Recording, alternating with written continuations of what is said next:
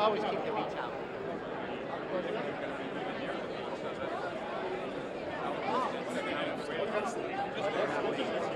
I'll be under. Oh, yeah. We got Florida.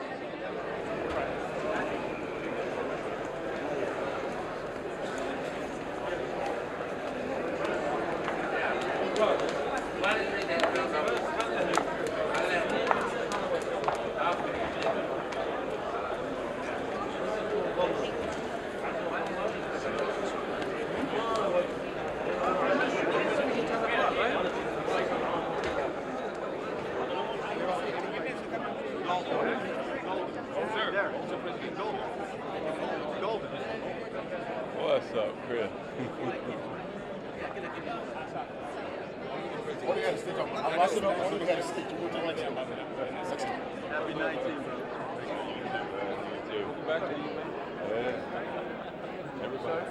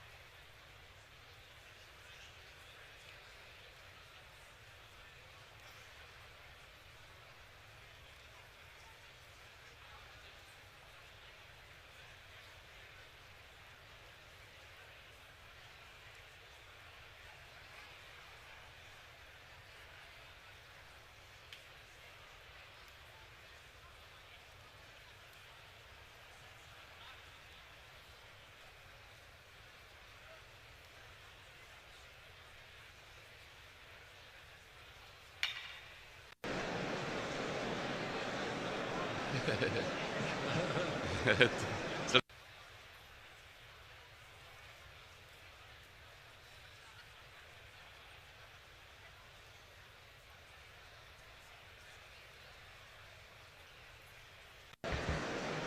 Just 1 minute because they are not ready yet. I think we may do it again. Huh? continue to.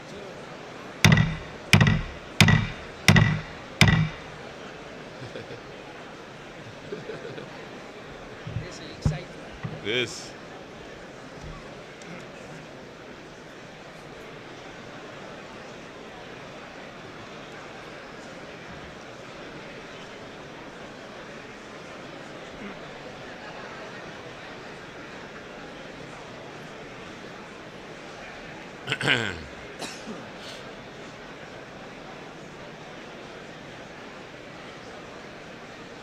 Goodness me.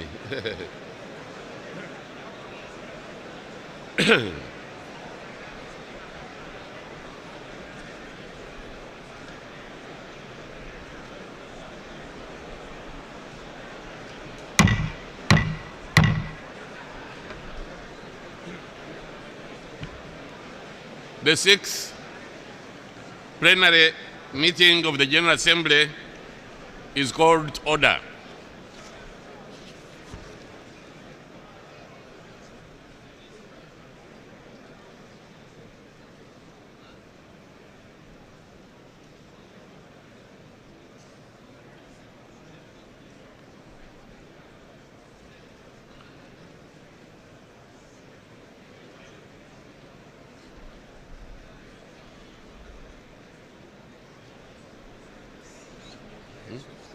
Oh, they're still coming.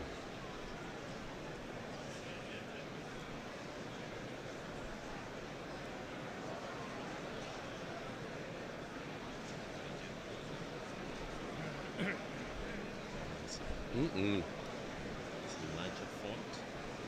I'm going to read the old one. The old one. It's okay.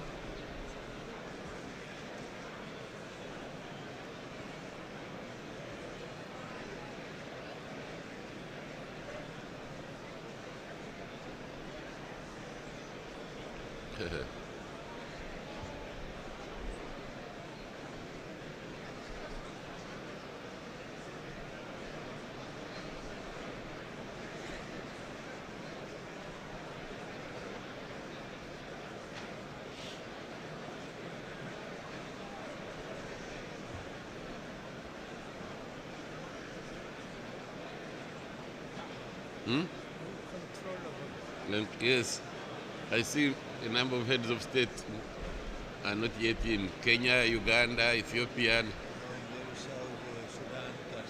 Huh? Yes.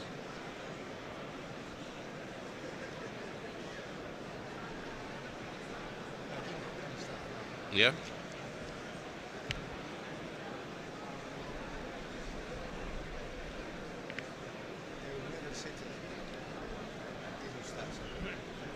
In accordance with the decision taken at its second plenary meeting on 19 September 2014,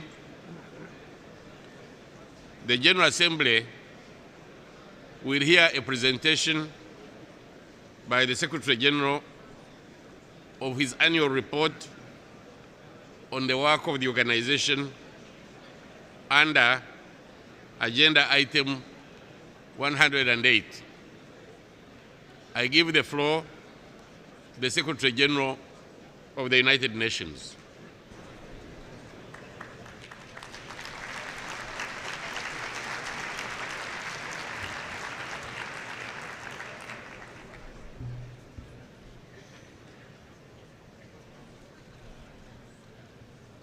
Your Excellency, Mr. Sam Kutesa, President of the General Assembly, distinguished heads of state and government, Excellencies, ladies and gentlemen.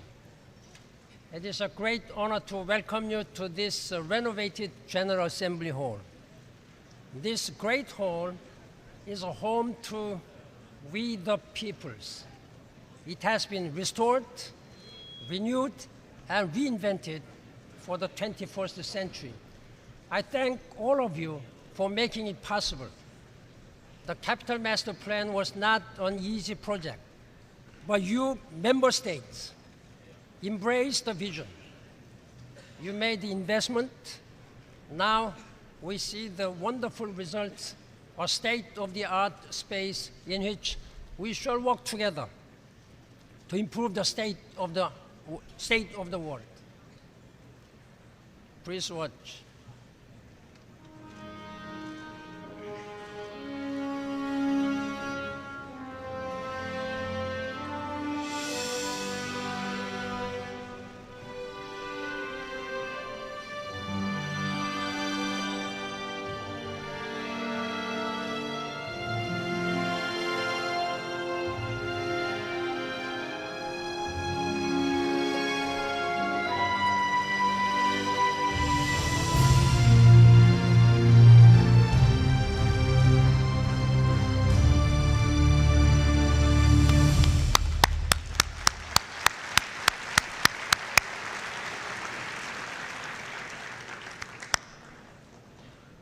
Excellencies, we wanted to have, in fact, grand opening ceremony, but because of all situation, frugality, and time, we just wanted to have this virtual grand opening ceremony.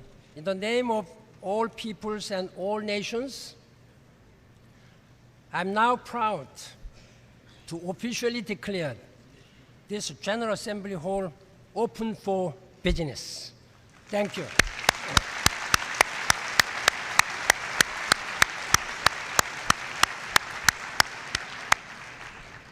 You saved a lot of money by having this virtual opening ceremony. Thank you very much for your understanding. Mr. President of the General Assembly, distinguished heads of state and government, excellencies, ladies and gentlemen. Every year at this time, hope fills this hall. The hope embodied in the Charter of the United Nations. The hopes of leaders who speak from this podium, the hopes of people across the world who hear those promises. This year, the horizon of hope is darkened. Our hearts are made very heavy by unspeakable acts and the death of innocents. Cold War ghosts have returned to haunt our times. We have seen so much of the Arab Spring go violently wrong. Not since the end of the Second World War have there been so many refugees, displaced people, and asylum seekers. Never before has the United Nations been asked to reach so many people with emergency food assistance and other life-saving supplies. Diplomacy is on the defensive, undermined by those who believe in violence. Diversity is under assault by extremists who insist that their way is the only way. Disarmament is viewed as a distant dream, sabotaged by profiteers of perpetual warfare. It may seem as if the world is falling apart as crises pile up and disease spread. But leadership is precisely about finding the seeds of hope and nurturing them into something bigger. That is our duty. That is my call to you today. Ladies and gentlemen, it has been a terrible year for the principles enshrined in the United Nations Charter, from barrel bombs to beheadings, from the deliberate starvation of civilians to the assault on hospitals, UN shelters, and aid convoys. Human rights and the rule of law are under attack. Mesdames et messieurs, ladies and gentlemen, after the latest tragedy in Gaza, Palestinians and Israelis seem more polarized than ever. If we do not save the two-state solution, we will be left in a state of permanent hostilities. The situation in and around Ukraine remains volatile. In South Sudan, a struggle for political power has killed thousands of people and exposed millions to the threat of famine.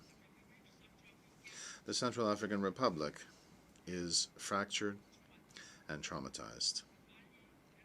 Mali and the Sahel continue to suffer from insurgency, terrorism, the illicit drug trade, and organized crime.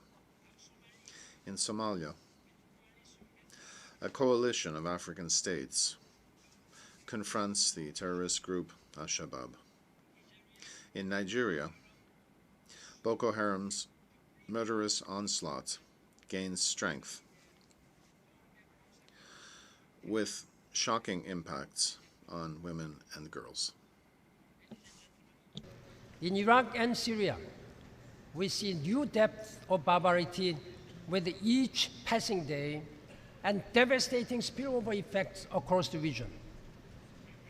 As Muslim leaders around the world have repeatedly said, there is nothing Islamic about the terrorist organizations wreaking havoc in the region. These extremist groups are a clear threat to international peace and security that requires a multifaceted international response. We need a decisive action to stop atrocity crimes and frank discussions on what created the threat in the first place. The people of the region have been forced to work on the broken shard of bad governance and bad decisions that fail to respect international law and basic human rights. Across the world, the fragility of states and institutions has never been more apparent. Some have been hollowed out by corruption. Others have pursued policies of exclusion that drive the victims towards anger, despair, and violence. States must uphold their responsibility to govern and govern for all their peoples. Even where there is no overt warfare, violence still mars lives. Men prey on women across the globe, from battlefields to streets, from public spaces to privacy of the home. Migrants face increasingly perilous journeys and close the doors upon arrival. In many countries, seen as models of integration, divisive politics are on the rise. People are very good at seeing prejudice in others, but less so in themselves. The trends that bring people together, instant communications, free trade, and ease of travel are also being exploited by forces that keep them apart. The world's fasten seatbelt light is illuminated. Turbulence is testing the multilateral system, national institutions, and people's lives. Human rights provide one touchstone for our response. The Human Rights Upfront initiative aims to place human rights at the center of our thinking and our efforts in the field. The protection of nearly 100,000 people at UN bases throughout South Sudan has been an early milestone of this new approach. The international community needs to be similarly sensitized to the value of human rights as an early warning mechanism. I urge member states to fulfill their responsibilities to their populations. States also need to be open to discussing their own vulnerabilities. Let us recall that the Universal Declaration of Human Rights not only proclaims a set of freedoms, it also warns that people will not stand idle if they are not protected.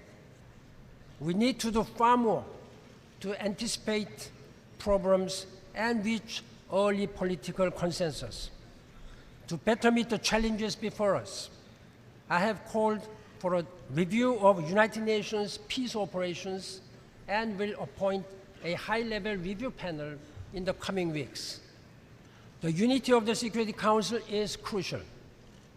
When the Security Council acts as one, we see results such as the elimination of Syria's chemical weapons program, agreement on a peacekeeping operations for the Central African Republic, timely support for the peace framework in the Great Lake region of Africa. By contrast, continued disunity over Syria has resulted in grave human suffering and loss of credibility for the Council and our institution. The General Assembly must also uphold its responsibilities and play its rightful role. Mesdames et Messieurs, Ladies and gentlemen, Excellencies, We must not let the smoke from today's fires blind us to longer-term challenges and opportunities. Hope may be hard to discern, but it is there. In clinics, classrooms, and other places. Far from the spotlight, the development agenda is making remarkable progress.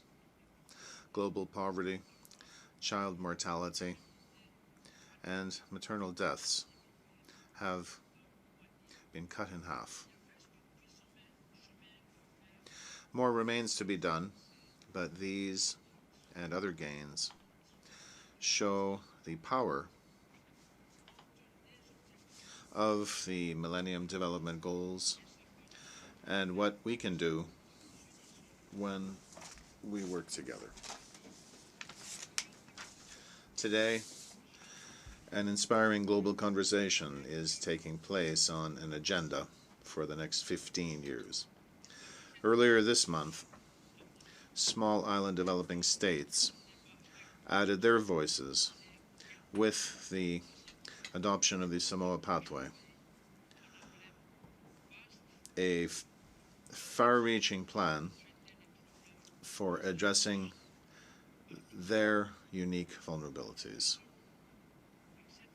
2 days ago in this hall, we heard the appeals of the world's indigenous peoples for an end to marginalization. That same day,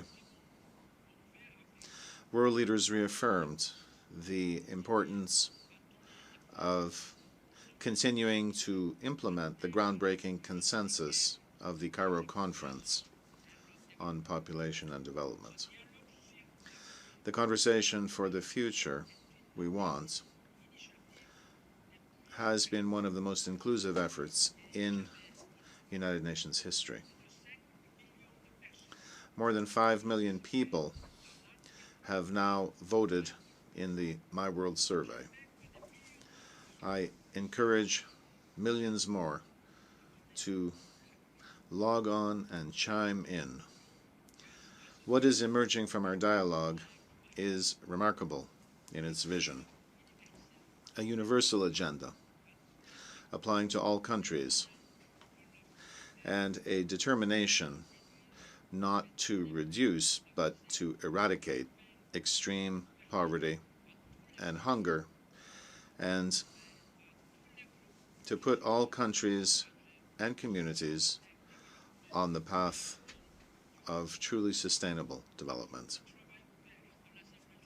The Open Working Group of the General Assembly has placed before us a proposed set of sustainable development goals that will help us to complete the unfinished business of the MDGs, overcome inequalities, protect the planet, and build the future we want. At the end of the year, at your request, I will provide a synthesis report that will set the stage as member states begin their negotiations. Ladies and gentlemen, transformation is our goal. I can think no better place to start than with opening doors and shattering ceilings for women and girls. Stereotypes continue to be deeply entrenched.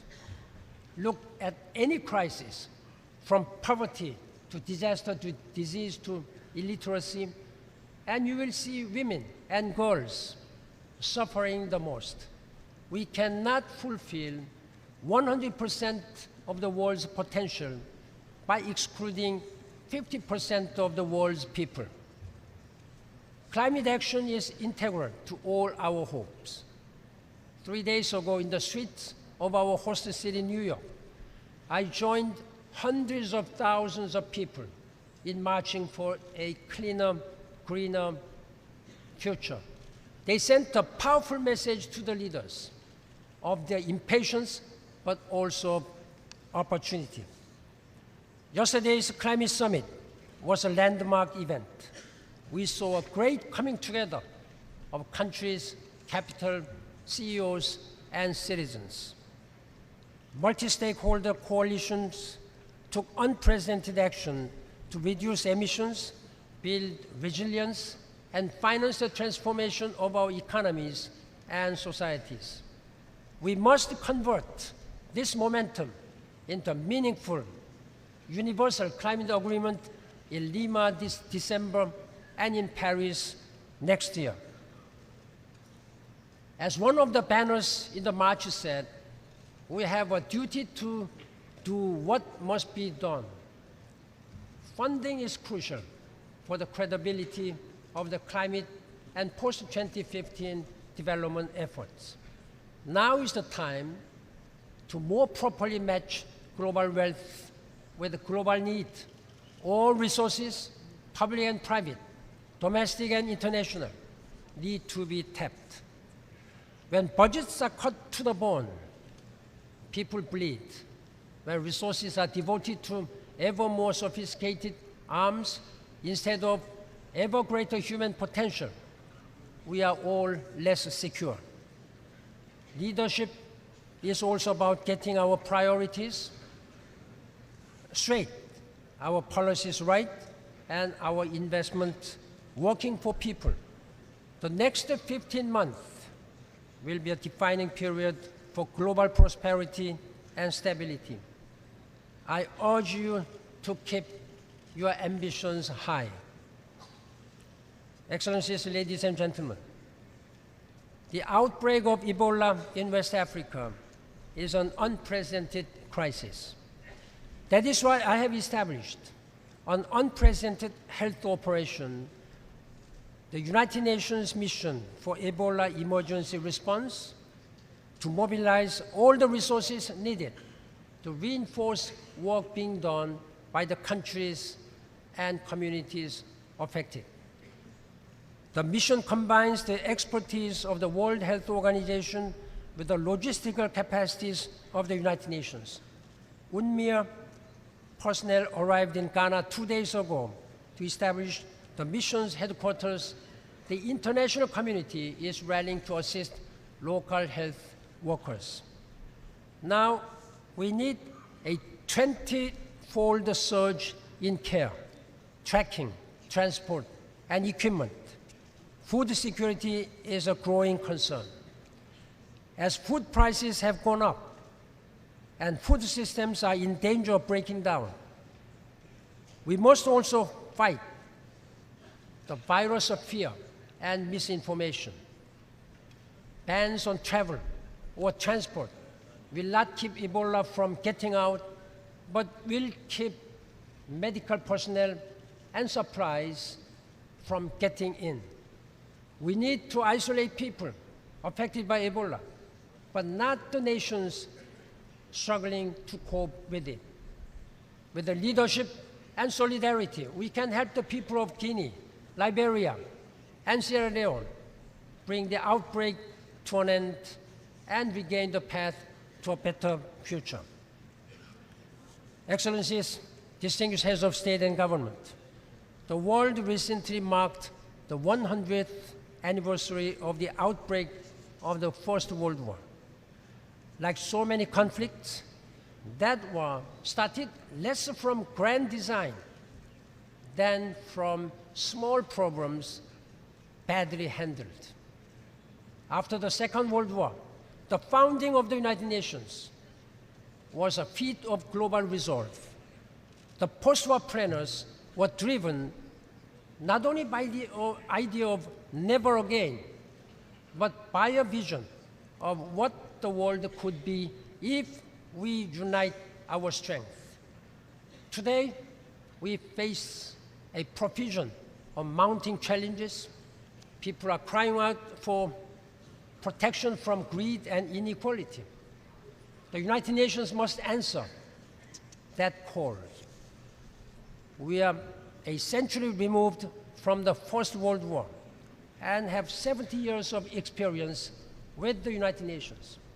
Yet the world is still not as peaceful as it could and as it should be. Today, we face far more man-made crises than natural calamities. We may not control Mother Nature, but who else but us is responsible for securing peace and justice in our world? War, poverty, ignorance, crises caused by people can be stopped by people. I do not think we can yet feel comfortable about the world our generations is leaving to our children. Still, I have hope. I drew it from our charter, our enduring guide in times of dramatic challenge and change. I'm continually inspired by the staff, peacekeepers, humanitarian workers, human rights defenders, and others who bring our document, this charter, to life. Just as we have renovated this great hall for a new age, I look to you, Excellencies, distinguished heads of state and government, to rebuild your leadership and restore unity of purpose. We can tackle any challenge, and we will as United Nations. I thank you for your leadership. Thank you very much.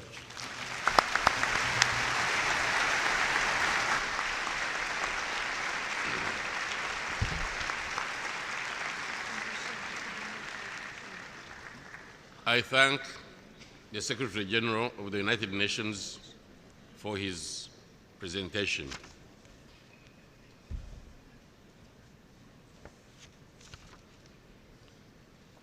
The General Assembly will now turn to agenda item number 8, general debate, and I will now deliver my statement in my capacity as President of the 69th session of the General Assembly.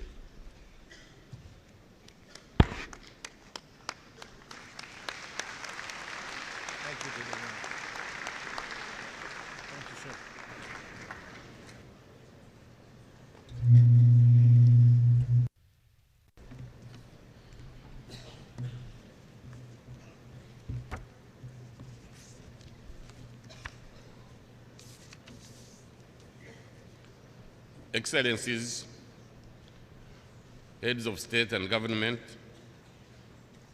Mr. Secretary General, honorable ministers, distinguished delegates, ladies and gentlemen,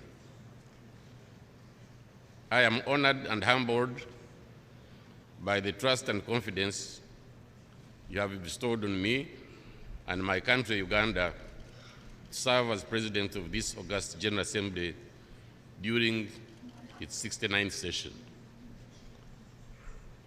My thanks go to my President who nominated me, my continent which endorsed me, and to you all, the General Assembly, that elected me by acclamation. Your Excellencies, this session and the coming year will be momentous. We will commemorate the 70th anniversary of the United Nations. We also commemorate 20 years since the groundbreaking Beijing Conference on Women. We will reach the target date for the achievement of Millennium Development Goals, and we will formulate and adopt the post-2015 development agenda. When the United Nations was founded nearly 69 years ago, it was an untested vision, preoccupied with efforts to heal the world that had been ravaged by the scourge of war. It comprised only 51 countries, a tiny fraction of the 193 member states that make up its membership today. It is therefore befitting that as the Charter stresses, the determination by peoples of the United Nations to reaffirm their faith in fundamental human rights, in the dignity and worth of a human person, in the equal rights of men and women, of nations large and small, and promote social progress and better standards of life in larger freedom. We have collectively achieved a lot as member states over the last 7 decades in maintaining peace and security, promoting human rights, and fostering development. But a lot more remains to be done. The world today is vastly different from what it was in 1945. But one thing remains constant: the need to work together to harness opportunities for prosperity and find solutions to the global challenges confronting humanity. We need to strengthen further this cooperation among member states and promote peace, tolerance, and compromise. We are gathered here today at a time of unprecedented historic opportunity to improve the livelihoods of all people and set the world on a path of achieving sustainable development. This development needs to be achieved both in the economic and social and environmental dimensions of our world. I'm reminded of the wise saying of Mahatma Gandhi, which exhorted all of us to be the change that we want to see in the world. It will take our collective efforts and action to attain this goal. Since the adoption of the Millennium Development Declaration nearly 15 years ago, the lives of millions of people worldwide have undoubtedly changed. A number of the MDGs targets have been met, others are on the course to be met, while a number are likely to be met by the target date. We must continue to build on the foundation laid by the MDGs, with nearly 1 billion people lifted out of extreme poverty, increased universal primary education, maternal and infant mortality reduction by nearly 50%, and increased access to clean drinking water, to mention some of the significant achievements. Yet, a lot remains to be done. The sanitation targets lag far behind. Too many women still die in labor, and inequities within and among countries remain very high. With less than 470 days to the MDG target date, we must intensify our efforts to accelerate progress and achieve as many MDG targets as possible in the remaining period. In the coming months, we will be preoccupied with formulating the new agenda, which should be ambitious, transformative, and produce tangible benefits and improve livelihoods for all. With the eradication of poverty and hunger at its core, the new agenda should promote sustained and inclusive economic growth, safeguard the future of our planet, and lead to achievement in sustainable development.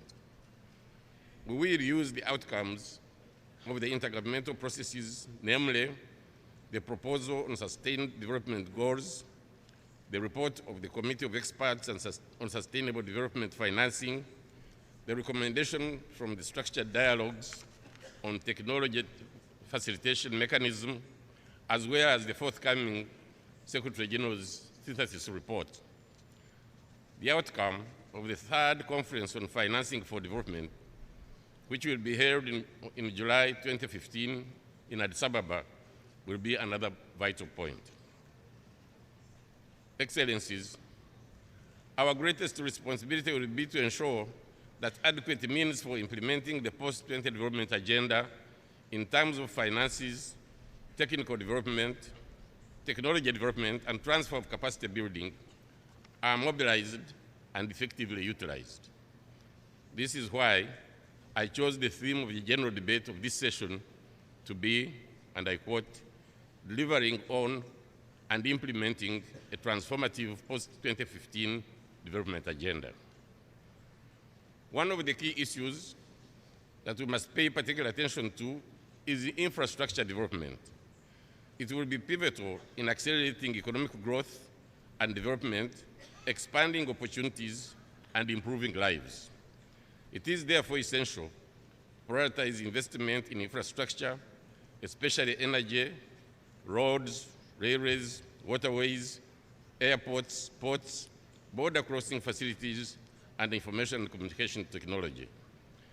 The significant infrastructure deficits in many developing countries, particularly countries in special situations, Africa, LDCs,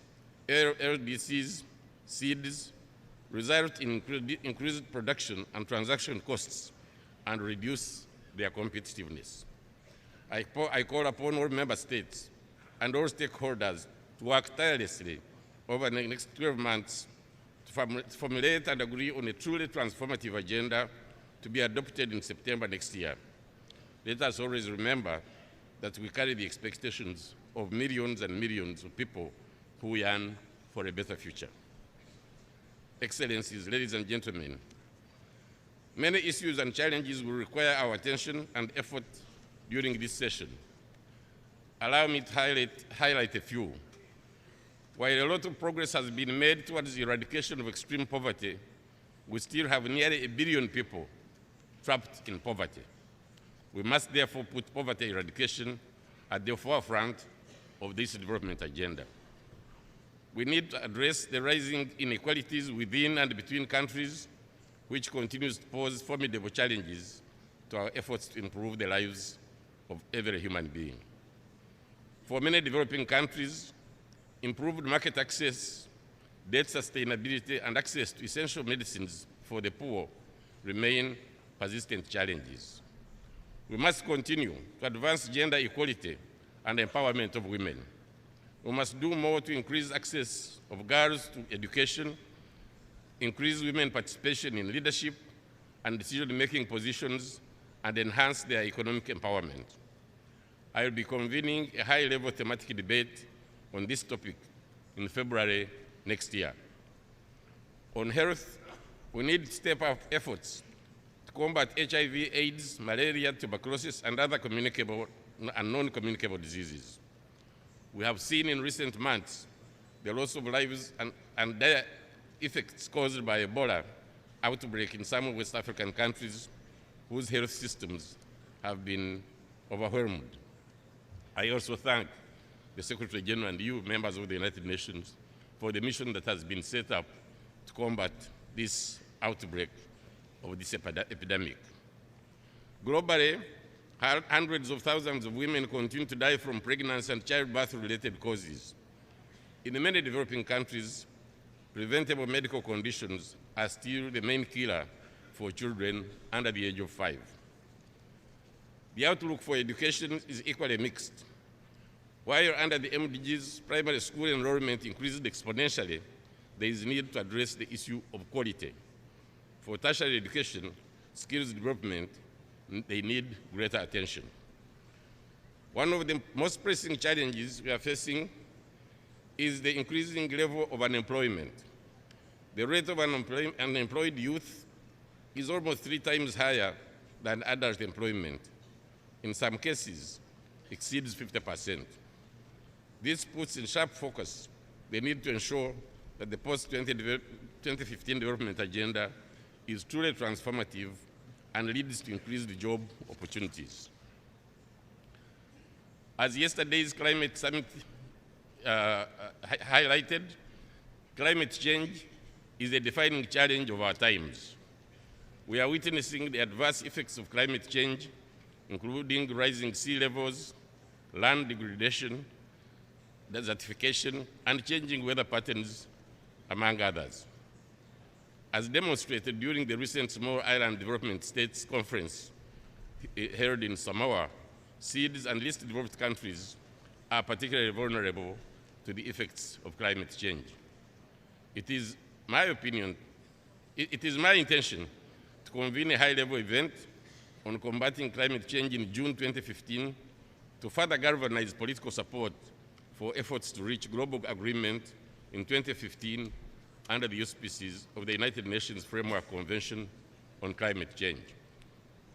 Excellencies, we have witnessed in recent times an alarming increase in the number of violent conflicts and new threats posed by terrorist activities, extremism, and intolerance. We need to intensify efforts towards peaceful settlement of conflicts. In this context, strengthening the cooperation between the UN and regional organizations is essential, and I will be convening a high-level thematic debate on this important issue. The international community must stand united and resolve to combat these challenges that threaten the stability of not only individual states, but entire regions. We must speak with one voice to reiterate that the killing of innocent civilians under any pretext is unacceptable. We should continue to focus on the revitalization of the General Assembly and the reform of the Security Council. While some progress towards making the General Assembly more effective and efficient has been made, we need to do more. The need to reform the Security Council is urgent, as reflected in the 25 World Outcome Summit. As I said, the organs of this United Nations were set up soon after the war by only 151 countries. We are now 193 countries. Clearly, the need to change things is very imminent. We need to find a way of making progress on this in the intergovernmental negotiation process, and I call upon member states to redouble their efforts. I want to thank you for your kind attention.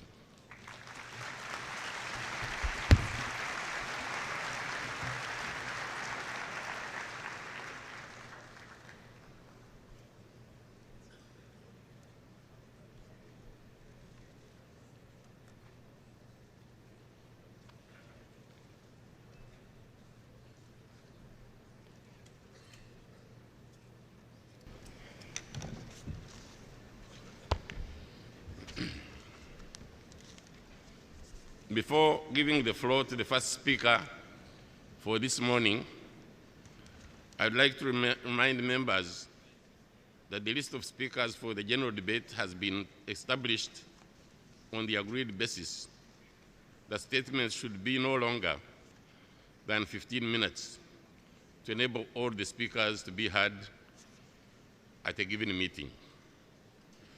Within this time frame, I'd like to appeal to speakers to deliver their statements at a normal speed so that interpretation in the 6 official languages may be provided properly. I would like also to draw your attention to the decision taken by the General Assembly at previous sessions, namely that the practice of expressing congratulations inside the General Assembly hall after a speech has been delivered is strongly discouraged. In this connection, after delivering their statements, speakers are invited to exit the General Assembly hall through room GA 200, located behind this podium, before returning to their seats. May I take it that the General Assembly agrees to proceed in the same manner during the general debate of the 69th session? It is so decided. Finally, I'd like to draw the attention of members that during the general debate, official photographs of all the speakers are taken by the Department of Public Information. Members interested in obtaining these photographs are requested to contact the Photo Library of the United Nations.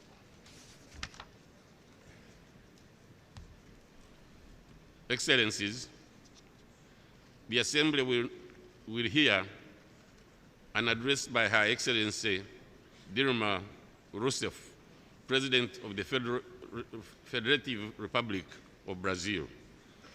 I request protocol to escort Her Excellency.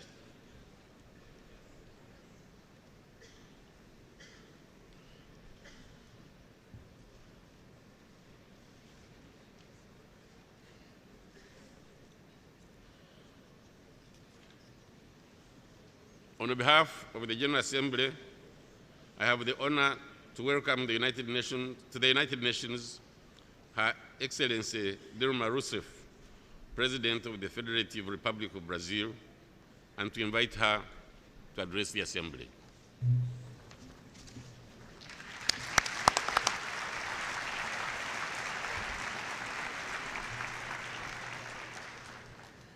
Embaixador Sanko.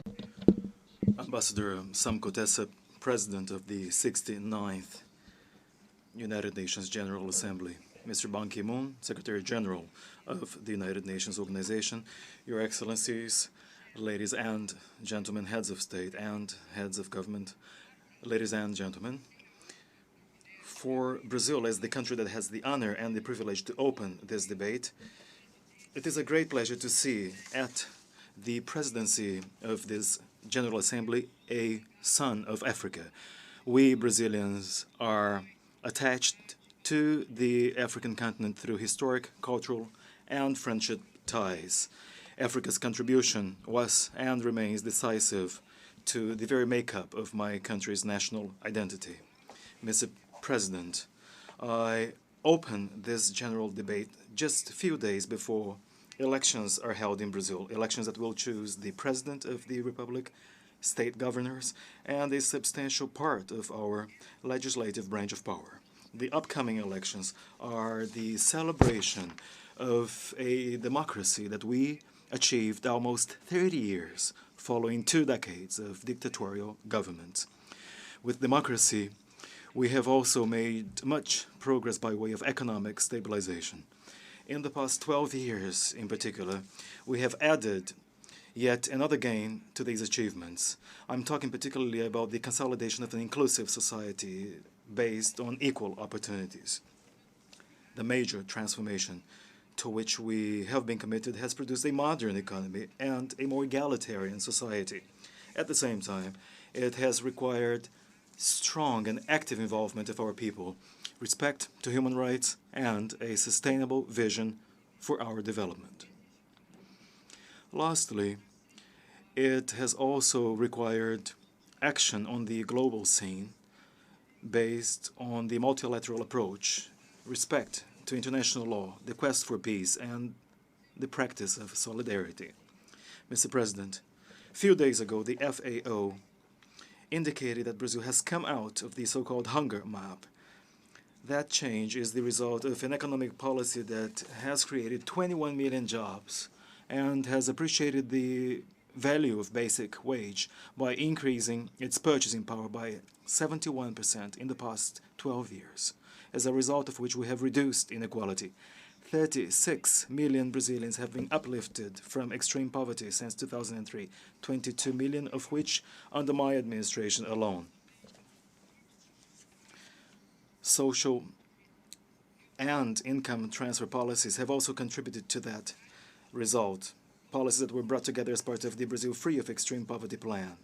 On the healthcare front, we have succeeded in achieving the goal of reducing child mortality before the deadline set by the MDGs. We have also made access to fundamental, primary, and middle education universally available. We have pursued the same objective in secondary education. We stand committed to improving the quality of education by enhancing curricular contents and appreciating the role and the value of the teaching profession. Vocational education has made headway as hundreds of new schools have been opened, together with the training and development of 8 million young people in the past 4 years.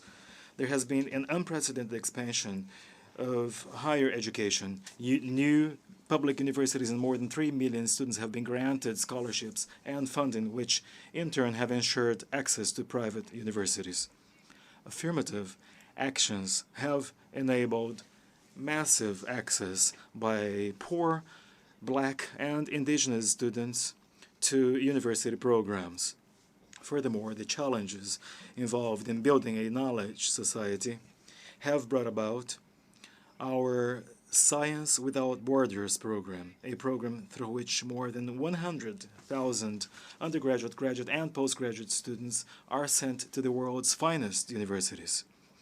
By means of a presidential initiative, Congress in Brazil passed a law that allocates to education 75% of royalties and 50% of the reserve fund of the pre-salt oil deposits, plus another 25% to healthcare.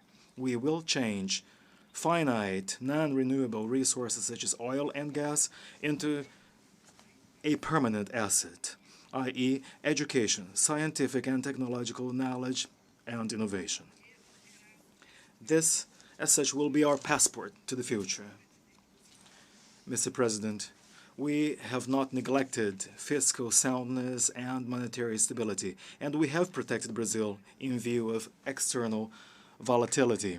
Accordingly, we have been able to provide responses to the wide-ranging world economic crisis triggered in 2008, a crisis involving the international financial system that started following the collapse of the Lehman Brothers Bank, which later became, in many countries, a sovereign debt crisis.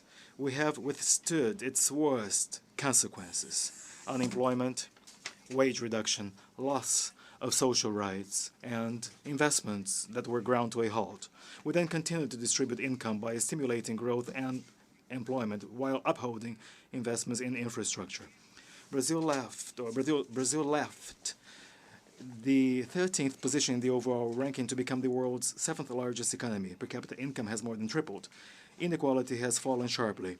If in 2002 more than half of Brazilians were either poor or very poor, today, by contrast, 3 out of every 4 Brazilians are part and parcel of the middle class and the upper classes in society.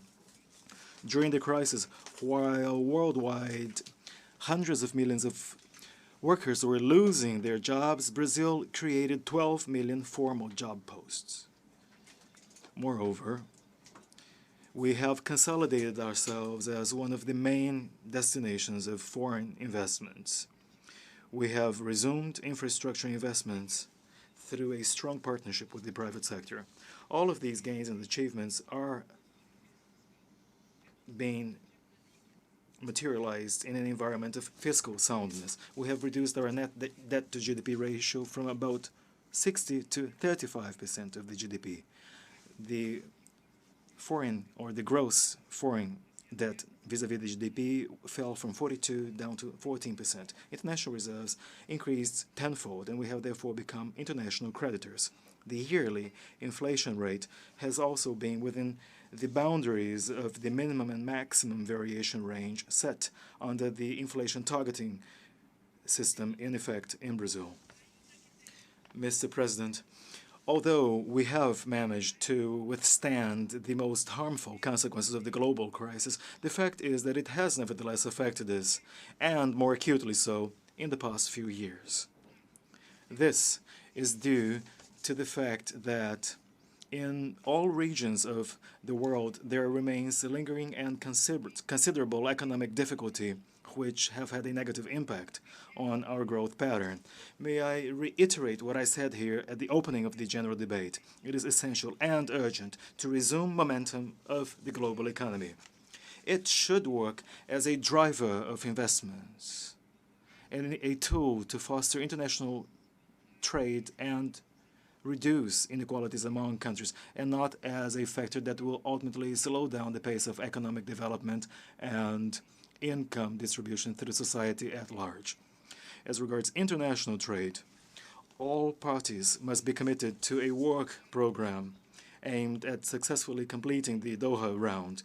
It is also imperative, Mr. President, to put an end to the current mismatch between the increasing importance of developing countries in the world's economy and their insufficient participation in the decision-making processes of international financial institutions such as the IMF and the World Bank.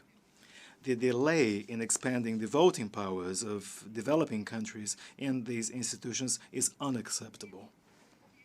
The risk facing these institutions is that they may ultimately lose their legitimacy and efficiency. Mr. President, Brazil was utterly pleased to host the 6th BRICS summit meeting.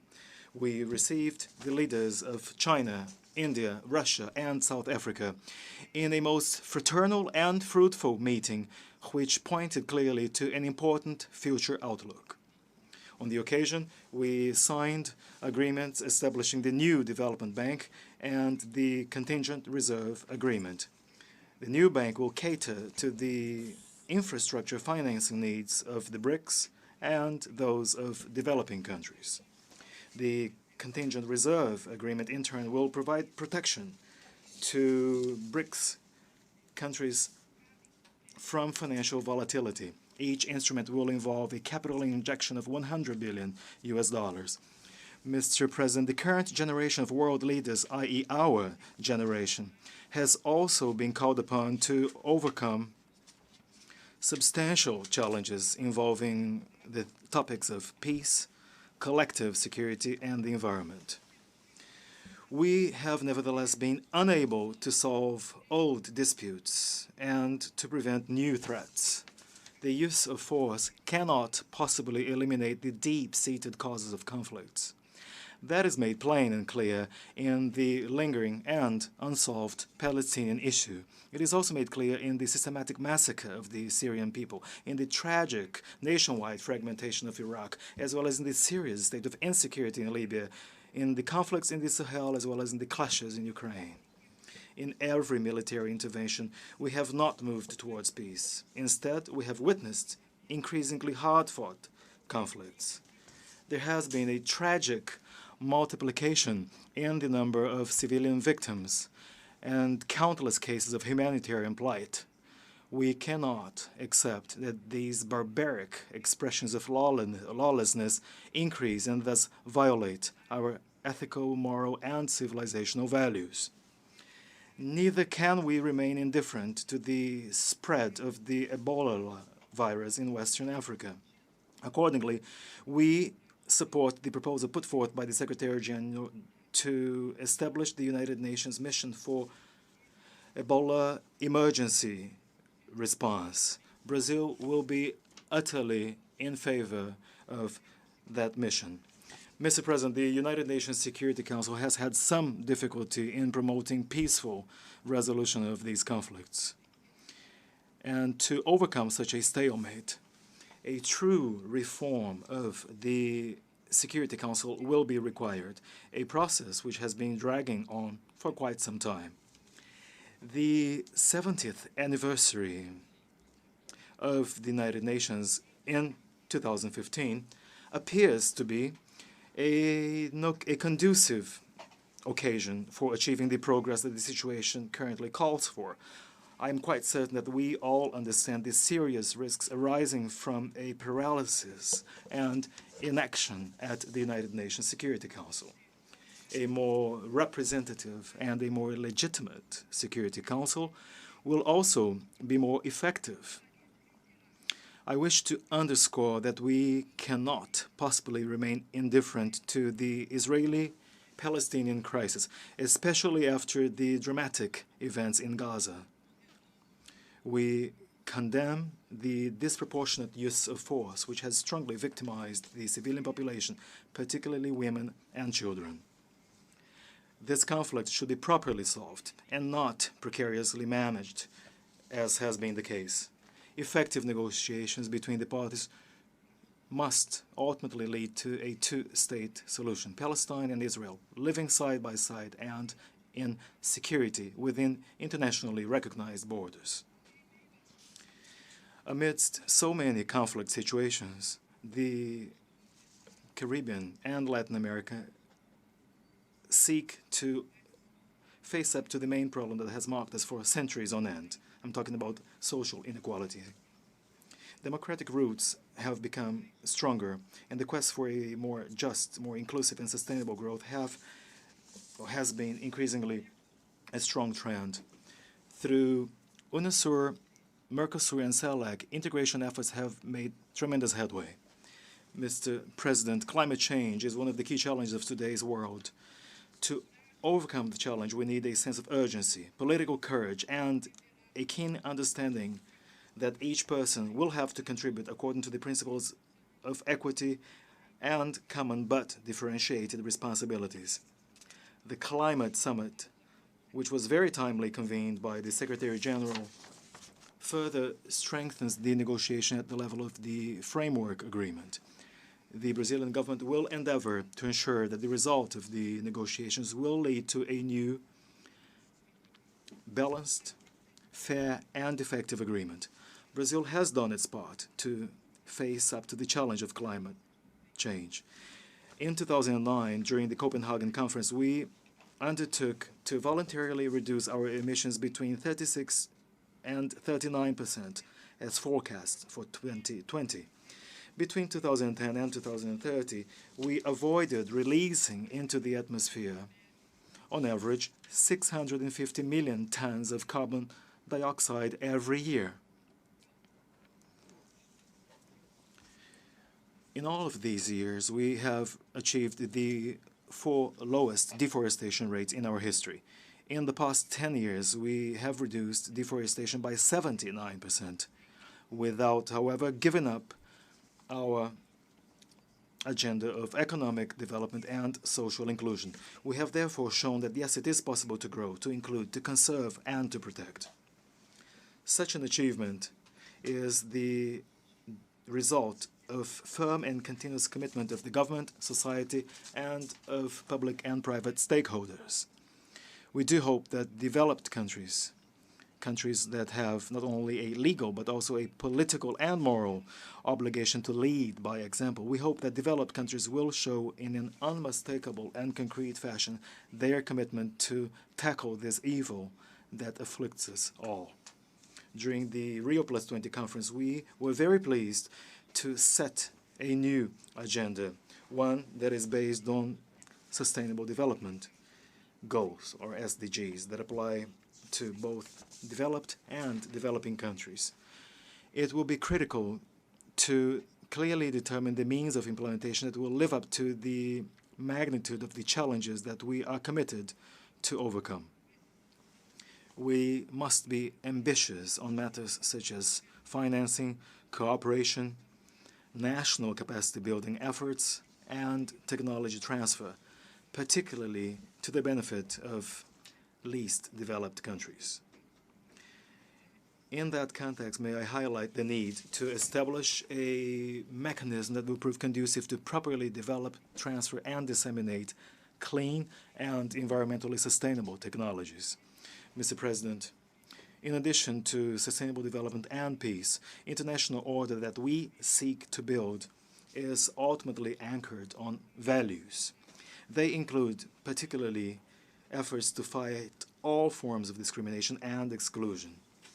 We have a clear-cut commitment to further raising the profile and role of women at the workplace or in the labor market, in the liberal professions, in entrepreneurship, in political activity, in access to education, among so many other fronts. My administration has tirelessly fought violence against women in all forms. We consider that the 21st century is the century of women. Likewise, in Brazil, promotion of racial equality is about restoring the centuries of slavery to which African Brazilians were subject. Today, they account for more than half of our population. We owe them an invaluable and permanent legacy of cultural, religious, and human wealth and values. For us, racial miscegenation is a matter of pride. Racism, more than a heinous and extremely serious crime, is a scourge that we have not hesitated to fight, punish, and eradicate. The same commitment that we have had in fighting violence against women and African Brazilians, we have also had against homophobia. My country's Supreme Court recognized same-sex civil union, thus ensuring them all of the civil rights arising thereof. We are strong believers in the dignity of every human being and in the universal nature of their fundamental rights as human beings. These rights must be protected from all selective approaches and from all form of politicization, both domestically and internationally. Yet another fundamental value is about respect to public good and will and the truceless fight against corruption. History has shown that there is only one correct and efficient way to fight corruption. That is putting an end to impunity, thereby strengthening the institutions that oversee, investigate, and punish acts of corruption, money laundering, and other financial crimes.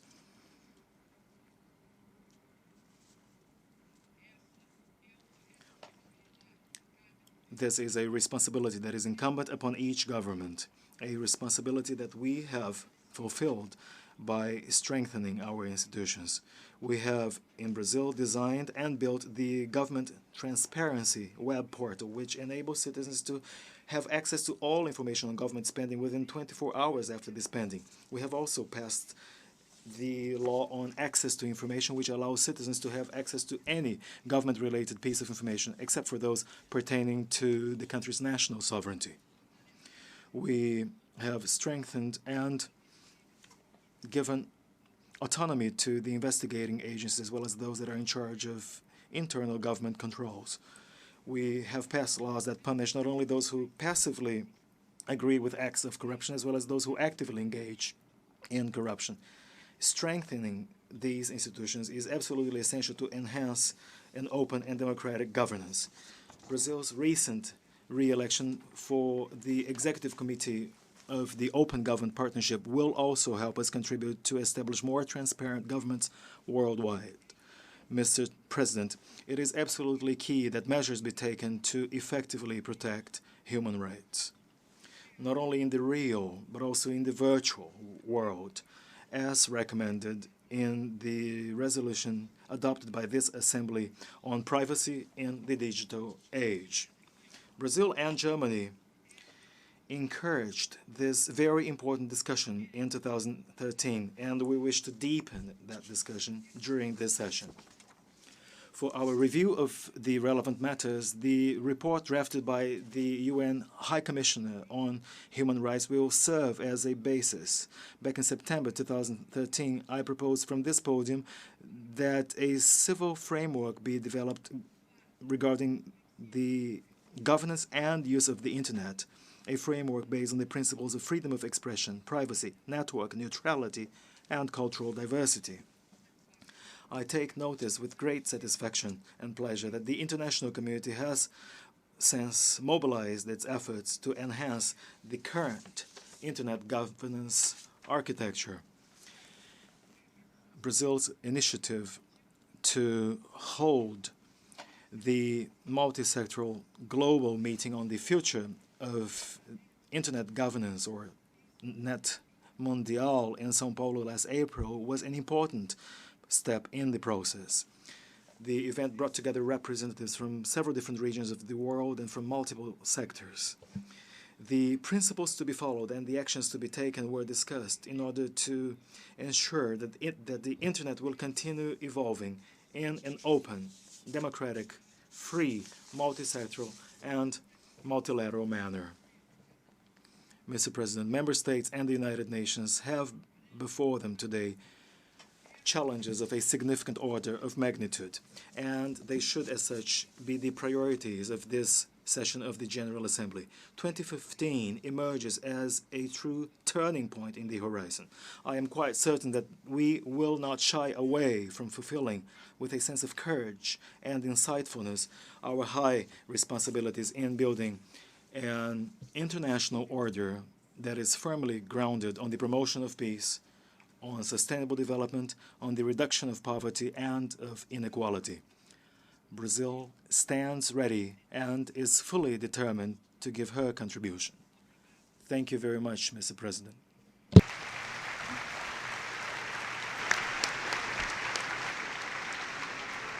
On behalf of the General Assembly, I wish to thank the President of the Federative Republic of Brazil for the statement just made. May I request representatives to remain seated while we greet the President.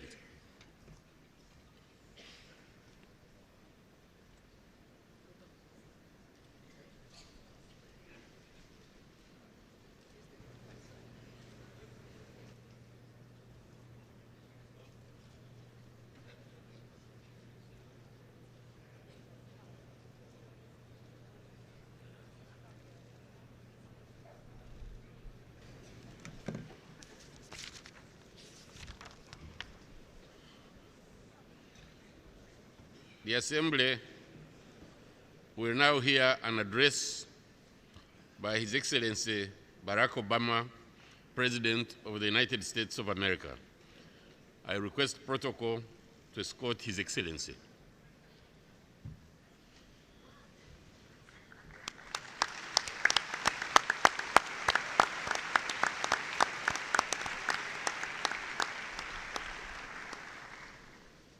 On behalf of the General Assembly, I have the honor to welcome to the United Nations His Excellency Barack Obama, President of the United States of America, and to invite him to address the Assembly.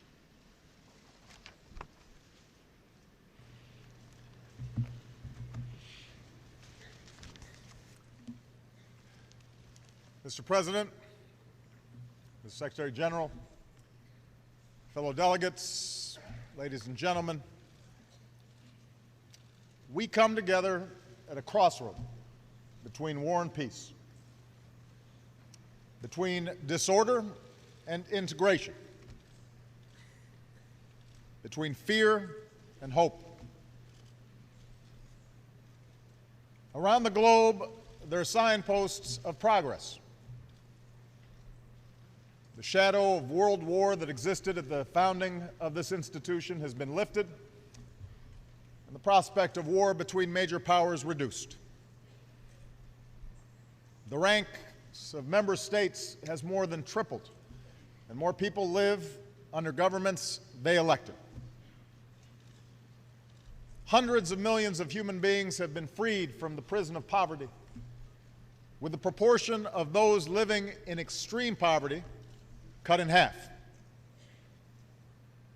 And the world economy continues to strengthen after the worst financial crisis of our lives.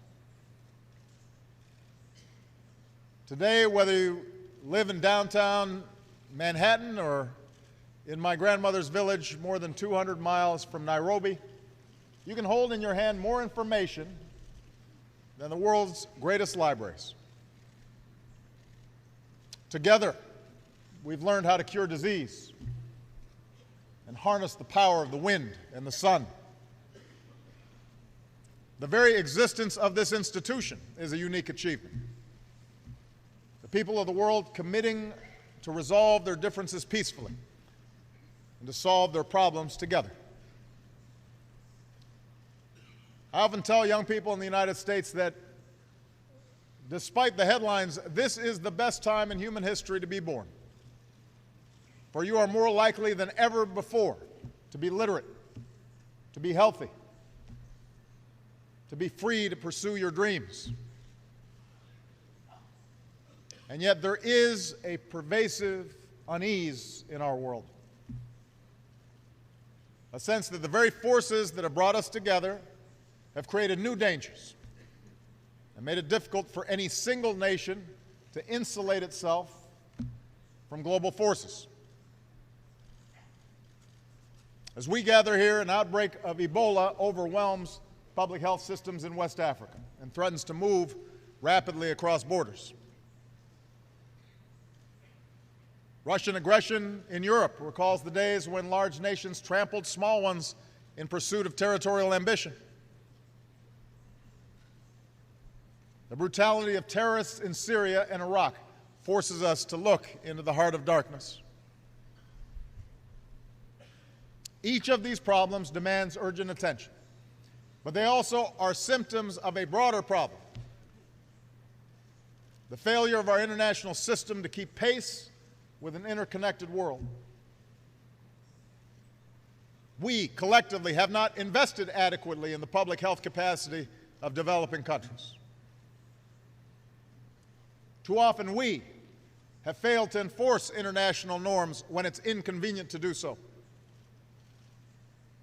And we have not confronted forcefully enough the intolerance, sectarianism, and hopelessness that feeds violent extremism in too many parts of the globe.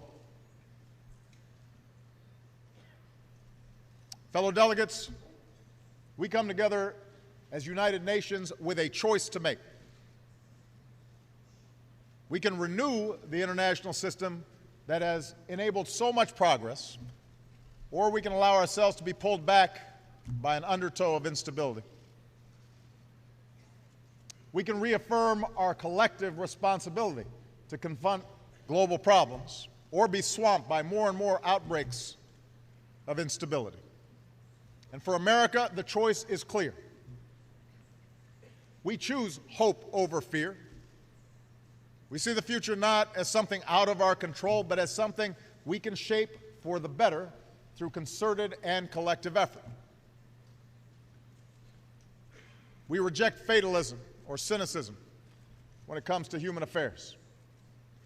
We choose to work for the world as it should be, as our children deserve it to be. There's much that must be done to meet the test of this moment. But today I'd like to focus on two defining questions at the root of so many of our challenges. Whether the nations here today will be able to renew the purpose of the UN's founding, and whether we will come together to reject the cancer of violent extremism. First, all of us, big nations and small, must meet our responsibility to observe and enforce international norms. We are here because others realize that we gain more from cooperation than conquest. 100 years ago, a world war claimed the lives of many millions, proving that with the terrible power of modern weaponry, the cause of empire ultimately leads to the graveyard. It would take another world war to roll back the forces of fascism, the notions of racial supremacy, and form this United Nations to ensure that no nation can subjugate its neighbors and claim their territory. Recently, Russia's actions in Ukraine challenge this post-war order. Here are the facts. After the people of Ukraine mobilized popular protests and calls for reform, their corrupt president fled. Against the will of the government in Kiev, Crimea was annexed. Russia poured arms into eastern Ukraine, fueling violent separatists, and a conflict that has killed thousands. When a civilian airliner was shot down from areas that these proxies controlled, they refused to allow access to the crash for days. When Ukraine started to reassert control over its territory, Russia gave up the pretense of merely supporting the separatists and moved troops across the border. This is a vision of the world in which might makes right. A world in which one nation's borders can be redrawn by another, and civilized people are not allowed to recover the remains of their loved ones because of the truth that might be revealed. America stands for something different. We believe that right makes might, that bigger nations should not be able to bully smaller ones, and that people should be able to choose their own future. And these are simple truths, but they must be defended. America and our allies will support the people of Ukraine as they develop their democracy and economy. We will reinforce our NATO allies and uphold our commitment to collective self-defense. We will impose a cost on Russia for aggression, and we will counter falsehoods with the truth. And we call upon others to join us on the right side of history. For while small gains can be won at the barrel of a gun, they will ultimately be turned back if enough voices support the freedom of nations and peoples to make their own decisions. Moreover, a different path is available. The path of diplomacy and peace and the ideals this institution is designed to uphold. The recent ceasefire agreement in Ukraine offers an opening to achieve those objectives. If Russia takes that path, a path that for stretches of the post-Cold War period resulted in prosperity for the Russian people, then we will lift our sanctions and welcome Russia's role in addressing common challenges. After all, that's what the United States and Russia have been able to do in past years, from reducing our nuclear stockpiles to meeting our obligations under the Nuclear Non-Proliferation Treaty, to cooperating to remove and destroy Syria's declared chemical weapons. And that's the kind of cooperation we are prepared to pursue again, if Russia changes course.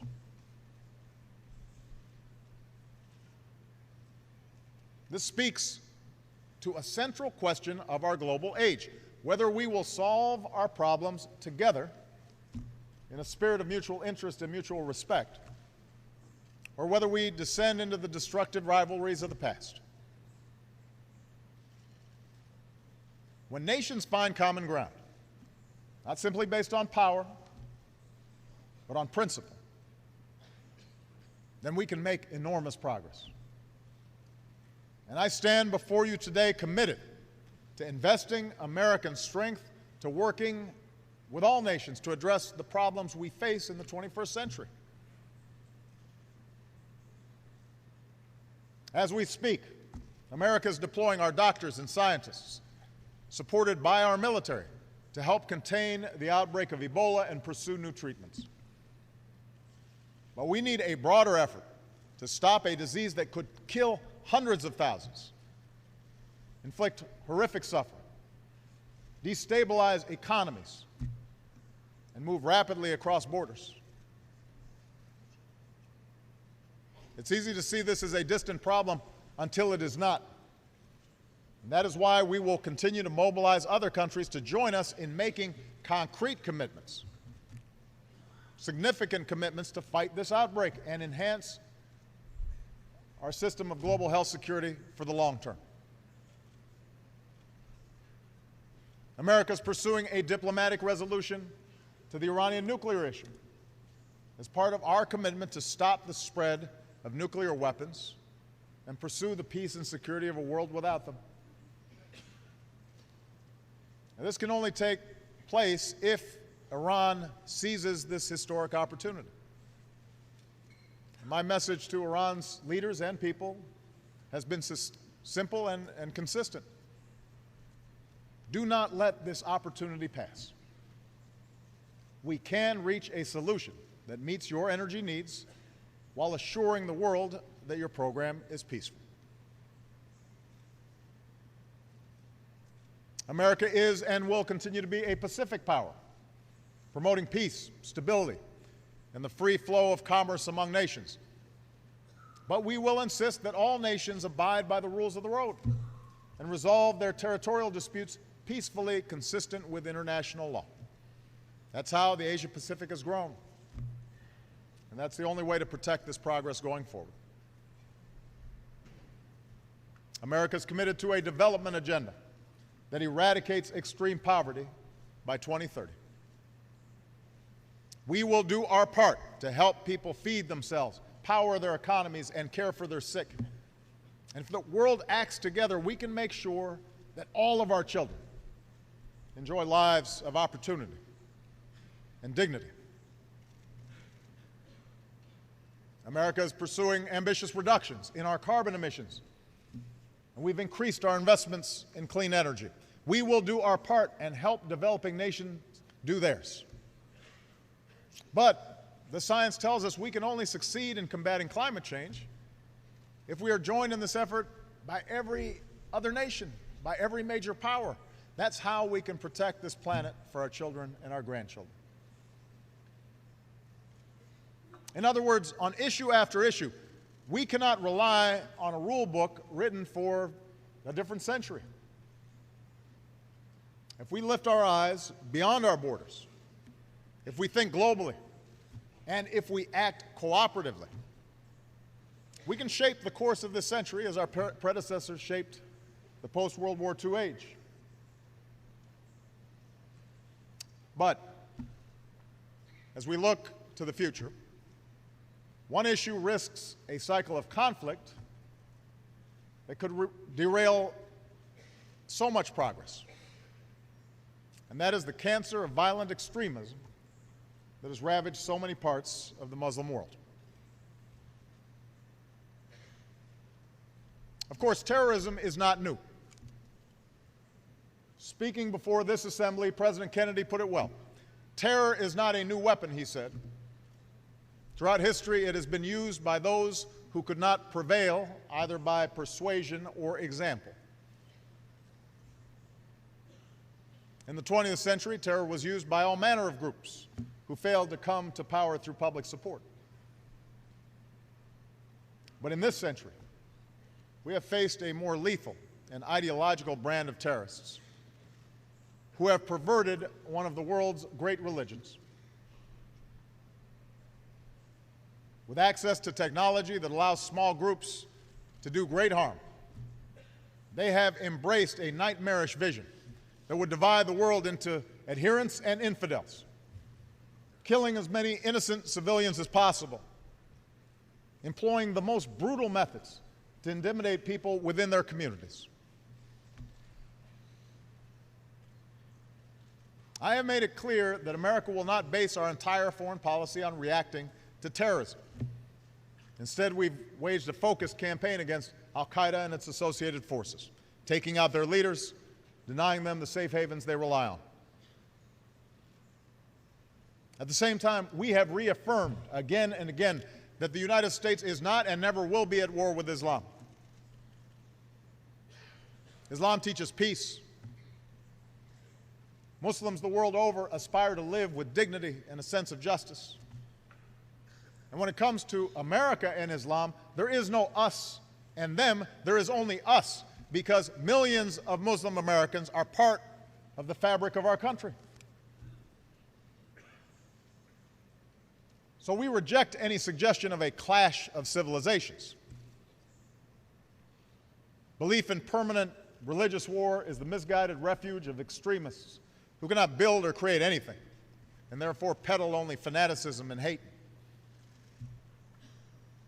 And it is no exaggeration to say that humanity's future depends on us uniting against those who would divide us along the fault lines of tribe or sect, race or religion. But this is not simply a matter of words. Collectively, we must take concrete steps to address the danger posed by religiously motivated fanatics and the trends that fuel their recruitment.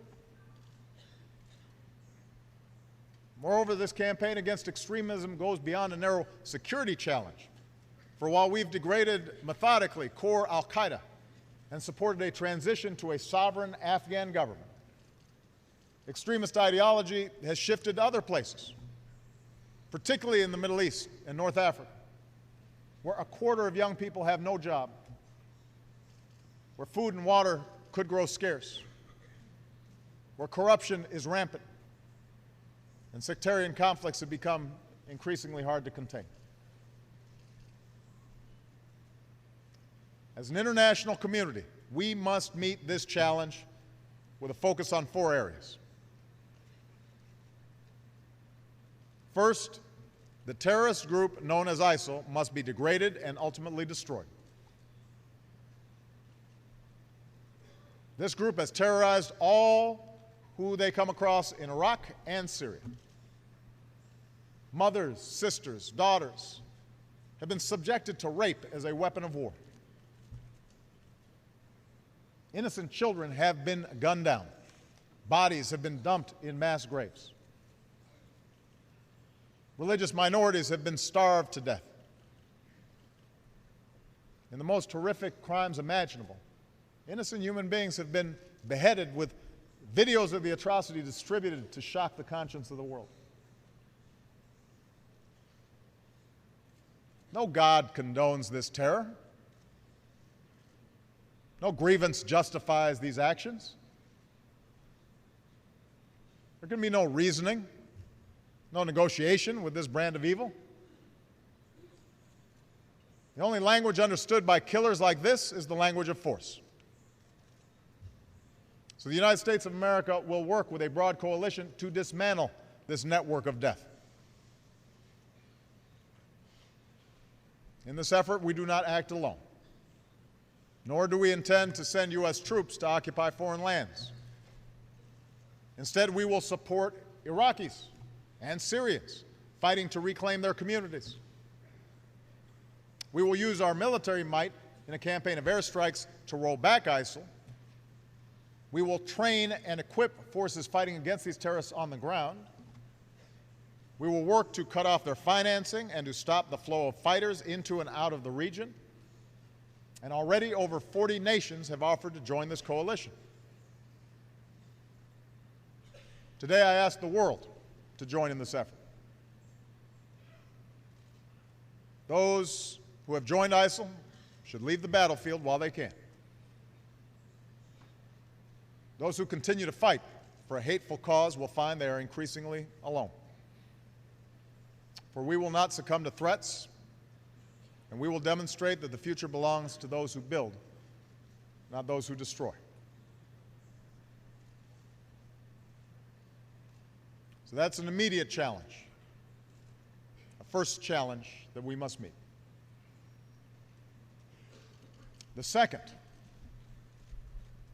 it is time for the world, especially Muslim communities, to explicitly, forcefully, and consistently reject the ideology of organizations like Al-Qaeda and ISIL. It is one of the tasks of all great religions to accommodate, devote faith with a modern, multicultural world. No children are born hating, and no children anywhere should be educated to hate other people. There should be no more tolerance of so-called clerics who call upon people to harm innocents because they're Jewish, or because they're Christian, or because they're Muslim. It is time for a new compact among civilized peoples of this world to eradicate war at its most fundamental source, and that is the corruption of young minds by violent ideology. That means cutting off the funding that fuels this hate. It's time to end the hypocrisy of those who accumulate wealth through the global economy and then siphon funds to those who teach children to tear it down. That means contesting the space that terrorists occupy, including the internet and social media. Their propaganda has coerced young people to travel abroad to fight their wars and turn students, young people full of potential, into suicide bombers. We must offer an alternative vision. It means bringing people of different faiths together. All religions have been attacked by extremists from within at some point, and all people of faith have a responsibility to lift up the value at the heart of all great religions. Do unto thy neighbor as you would have done unto yourself. The ideology of ISIL or Al-Qaeda or Boko Haram will wilt and die if it is consistently exposed and confronted and refuted in the light of day. Look at the new forum for promoting peace in Muslim societies. Sheikh bin Bayad described its purpose. We must declare war on war so the outcome will be peace upon peace. Look at the young British Muslims who responded to terrorist propaganda by starting the Not in My Name campaign, declaring ISIS is hiding behind a false Islam. Look at the Christian and Muslim leaders who came together in the Central African Republic to reject violence. Listen to the Imam who said, politics try to divide the religious in our country, but religion shouldn't be a cause of hate, war, or strife. Later today, the Security Council will adopt a resolution that underscores the responsibility of states to counter violent extremism. But resolutions must be followed by tangible commitments, so we're accountable when we fall short. Next year, we should all be prepared to announce the concrete steps that we have taken to counter extremist ideologies in our own countries. By getting intolerance out of schools, stopping radicalization before it spreads, and promoting institutions and programs that build new bridges of understanding.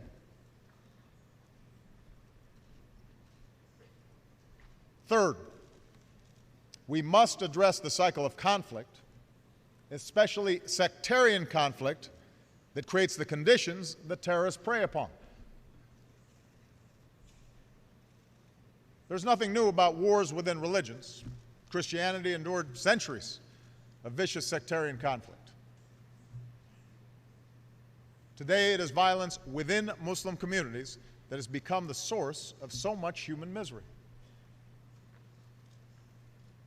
It is time to acknowledge the destruction wrought by proxy wars and terror campaigns between Sunni and Shia across the Middle East. And it is time that political, civic, and religious leaders reject sectarian strife. For let's be clear, this is a fight that no one is winning. A brutal civil war in Syria has already killed nearly 200,000 people, displaced millions. Iraq has come perilously close to plunging back into the abyss. The conflict has created a fertile recruiting ground for terrorists who inevitably export this violence.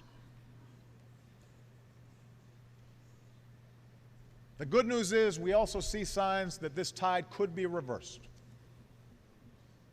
We have a new inclusive government in Baghdad, a new Iraqi prime minister welcomed by his neighbors, Lebanese factions rejecting those who try to provoke war. And these steps must be followed by a broader truce. Nowhere is this more necessary than Syria. Together with our partners, America is training and equipping the Syrian opposition to be a counterweight to the terrorists of ISIL and the brutality of the Assad regime. But the only lasting solution to Syria's civil war is political. An inclusive political transition that responds to the legitimate aspirations of all Syrian citizens, regardless of ethnicity, regardless of creed. Now, cynics may argue that such an outcome can never come to pass. But there is no other way for this madness to end, whether 1 year from now or 10. And it points to the fact that it's time for a broader negotiation in the region in which major powers address their differences directly, honestly, and peacefully across the table from one another, rather than through gun-wielding proxies. I can promise you, America will remain engaged in the region, and we are prepared to engage in that effort. And my fourth and final point is a simple one. The countries of the Arab and Muslim world must focus on the extraordinary potential of their people, especially the youth. And here I'd like to speak directly to young people across the Muslim world. You come from a great tradition that stands for education, not ignorance, innovation, not destruction, the dignity of life, not murder. Those who call you away from this path are betraying this tradition, not defending it. You have demonstrated that when young people have the tools to succeed, good schools, education in math and science, an economy that nurtures creativity and entrepreneurship, then societies will flourish. So America will partner with those that promote that vision. Where women are full participants in a country's politics or economy, societies are more likely to succeed. And that's why we support the participation of women in parliaments and peace processes, schools, and the economy. If young people live in places where the only option is between the dictates of a state or the lure of an extremist underground, then no counterterrorism strategy can succeed. But where a genuine civil society is allowed to flourish, where people can express their views and organize peacefully for a better life, then you dramatically expand the alternatives to terror. And such positive change need not come at the expense of tradition and faith. We see this in Iraq, where a young man started a library for his peers, We link Iraq's heritage to their hearts, he said, and give them a reason to stay. We see it in Tunisia, where secular and Islamist parties worked together through a political process to produce a new constitution. We see it in Senegal, where civil society thrives alongside a strong democratic government. We see it in Malaysia, where vibrant entrepreneurship is propelling a former colony into the ranks of advanced economies. And we see it in Indonesia, where what began as a violent transition has evolved into a genuine democracy. Now, ultimately, the task of rejecting sectarianism and rejecting extremism is a generational task, and a task for the people of the Middle East themselves. No external power can bring about a transformation of hearts and minds. But America will be a respectful and constructive partner. We will neither tolerate terrorist safe havens nor act as an occupying power.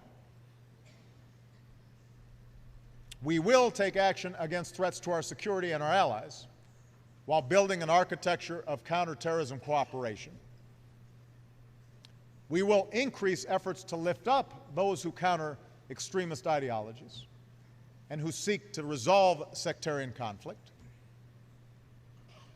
And we will expand our programs to support entrepreneurship and civil society, education, and youth, because ultimately these investments are the best antidote to violence.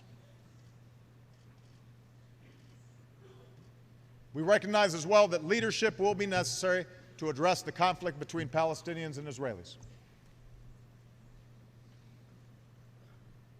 As bleak as the landscape appears, America will not give up on the pursuit of peace.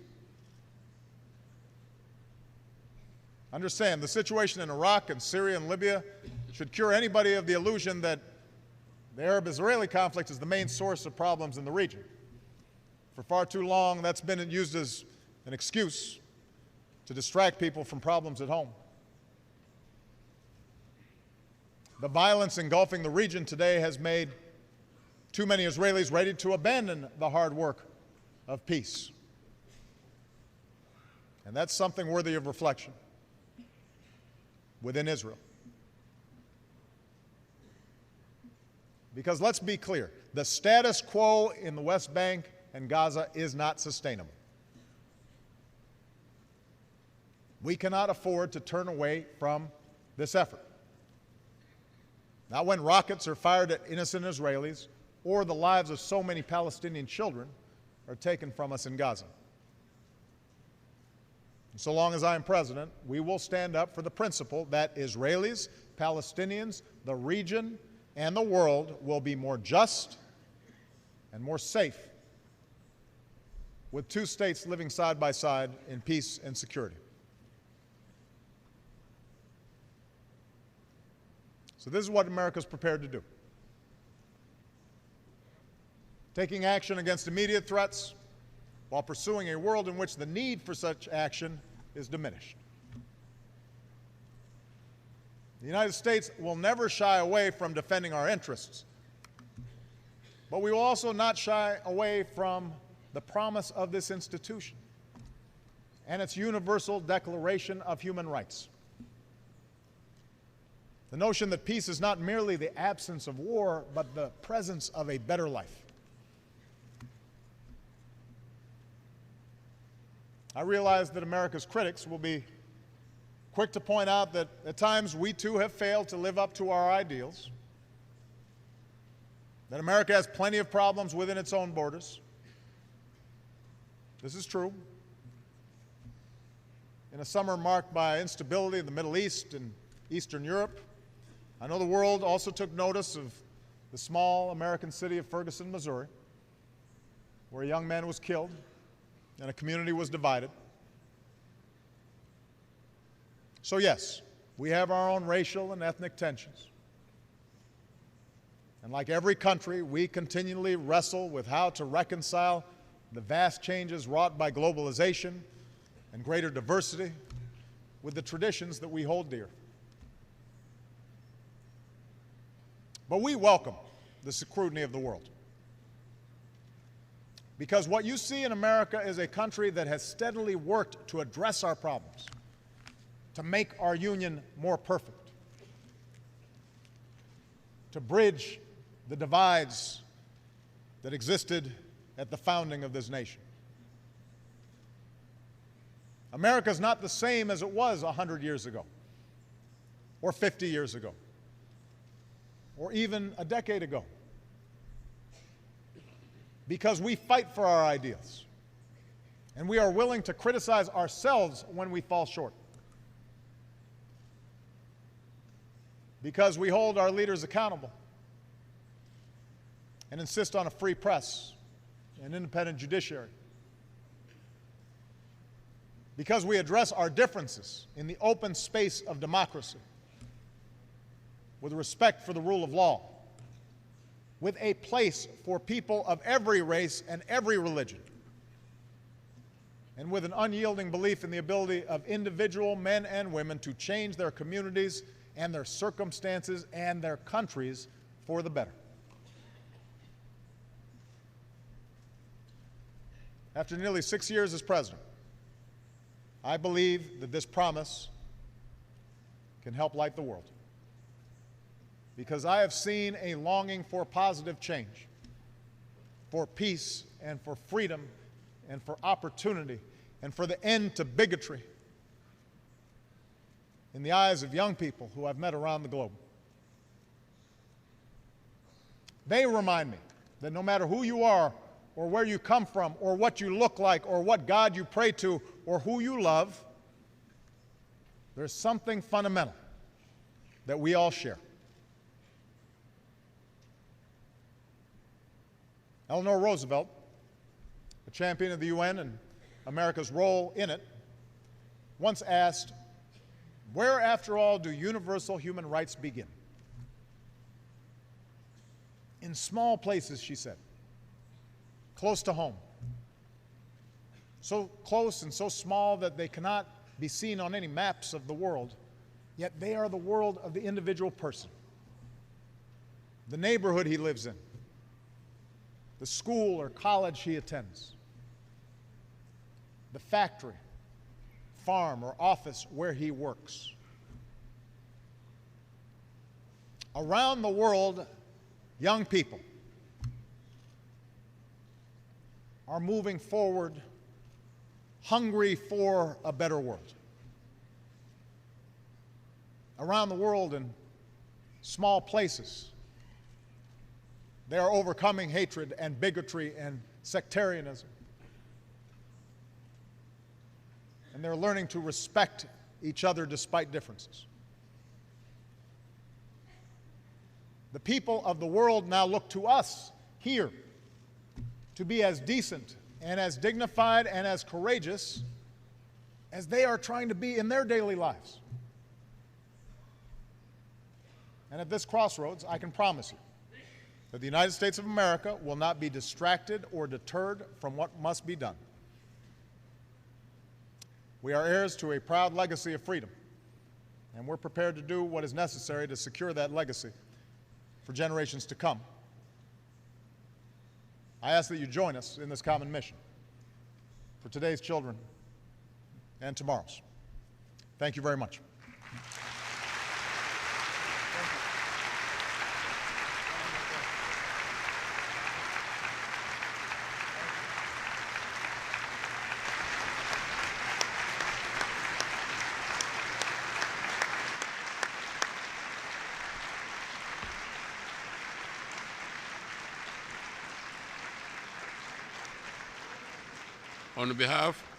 On behalf of the General Assembly, I wish to thank the President of the United States of America for the statement just done. May I request representatives to remain seated while we greet the President.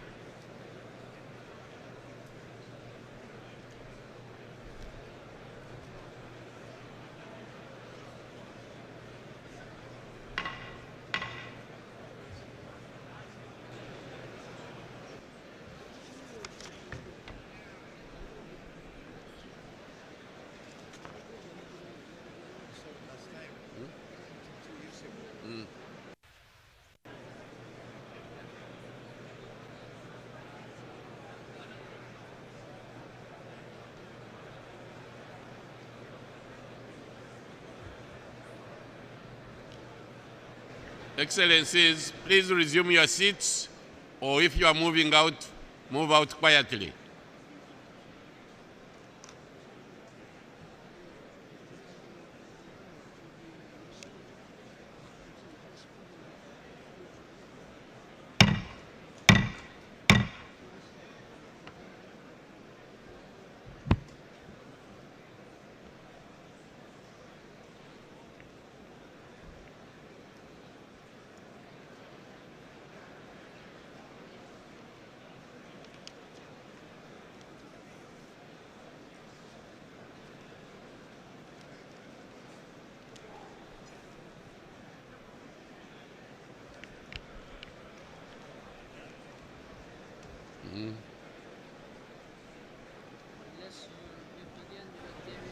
Huh?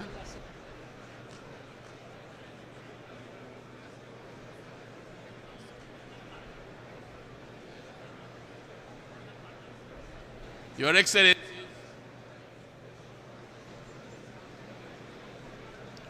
the General Assembly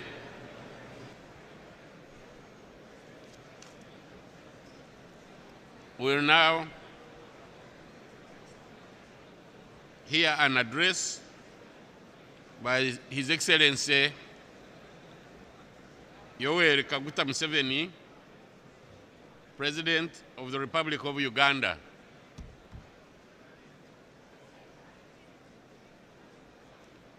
May I request protocol to request His Excellency to come in. This is the best way.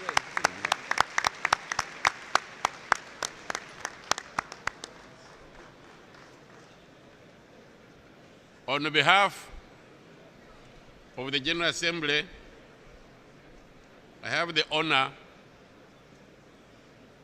to welcome to the United Nations His Excellency Yoweri Kaguta Museveni, President of the Republic of Uganda, and to invite him to address the General Assembly.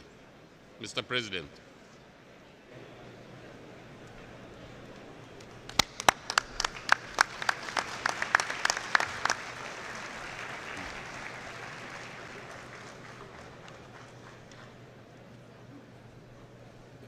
His Excellency Sam Kutesa,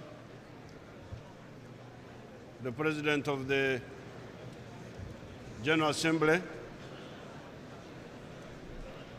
His Excellency the Secretary General of the United Nations, Your Excellencies, Heads of State and Government, distinguished delegates,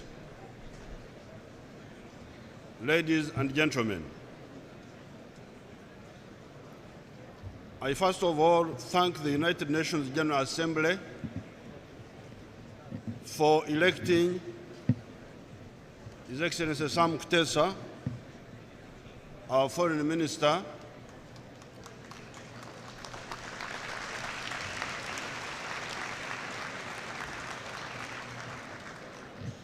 as the President of the UN General Assembly for the year 2014-2015. As you all know, the UN system needs reform to reflect the new needs and realities in the world today. Uganda will use this time of its presidency to make a small contribution toward the reform of the UN and its organs in terms of pushing for the African agenda on this issue. Those reforms, as will be agreed by all of us, will strengthen the United Nations, not otherwise. Africa, Uganda included, is at long last emerging from the long night of decline the African continent has been through in the last 500 years, ever since 1472, when the Portuguese started encroaching on the African coastline.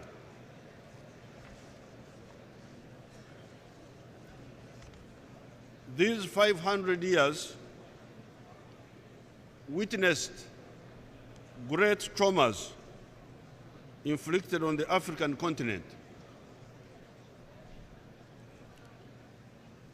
These included slave trade, colonialism, neocolonialism, plunder, human hemorrhage, and even genocide in some cases. These traumas resulted in the hemorrhage of the population and the depopulation of the African continent, to the extent that by 1900, the population of the whole of Africa was only 133 million people, while that of China, which is only 1/4 of the land area of Africa, was 489 million people. In other words, by 1900, the population of Africa, of the whole of Africa, was only 1/4 of the population of China, which occupies a landmass that is 1/4 of the landmass of Africa. In other words, the population of China was 4 times greater than that of Africa at that time. These traumas on Africa were possible on account of both internal weaknesses and also external factors. That foreign aggression caused serious distortions in African societies. There was, for instance, the very well-organized Kingdom of the Congo on the Atlantic coast by the time the first Portuguese, Diego Cao, got there in about 1483. This kingdom covered parts of northern Angola, Cabinda, parts of the Republic of Congo, and western parts of the Democratic Republic of Congo. As a consequence of the actions of colonialism, that polity, that kingdom declined and disintegrated. It is only now that the modern countries of that area are regenerating that portion of Africa. It is these distortions and the original endogenous weaknesses of Africa that the present generation of African leaders have been addressing. In many African countries, positive results are beginning to manifest themselves. The middle class in Africa is now of the magnitude of 313 million people, which has boosted the purchasing power of Africa to US dollars 2.5 trillion. This purchasing power is growing at the rate of 3.2% per annum. This growth and expansion of the African GDP and purchasing power is in spite of the inadequate roads, inadequate railways, inadequate electricity, etc. When these strategic bottlenecks are addressed, the sky would be the limit as far as Africa's potentialities are concerned.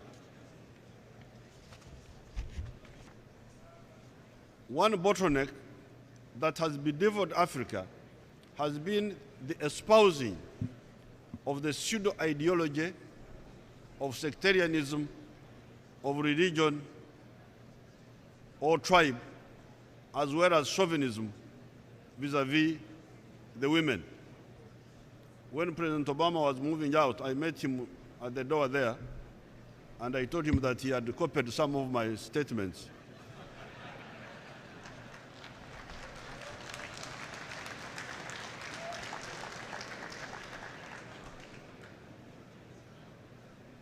It is this pseudo-ideology that has fueled most of the conflicts in Africa.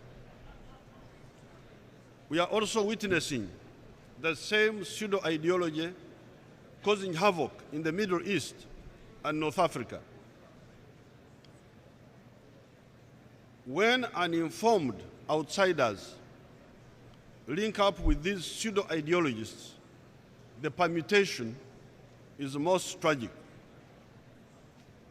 The sectarian ideology is pseudo and bankrupt because it is at variance with the people's real interests of symbiosis, exchange of goods and services, as well as integration for mutual benefit.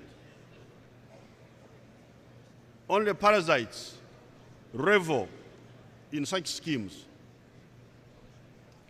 This pseudo-ideology should be banished and treated with the contempt it deserves.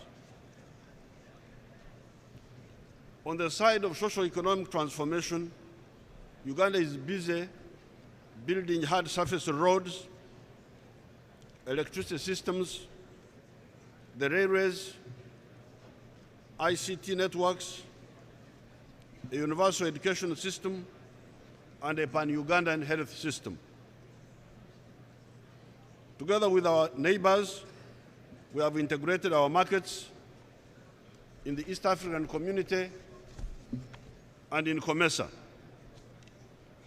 We also partner in common security solutions with our neighbors. Therefore, Africa, as well as the individual African countries, are becoming more credible partners with any serious actors beyond our shores. Uganda needs and welcomes investments, trade access, tourists, and in some cases, security partnerships that are approved by the African Union for our partners in the world, many of whom are members of the United Nations. I thank you very much.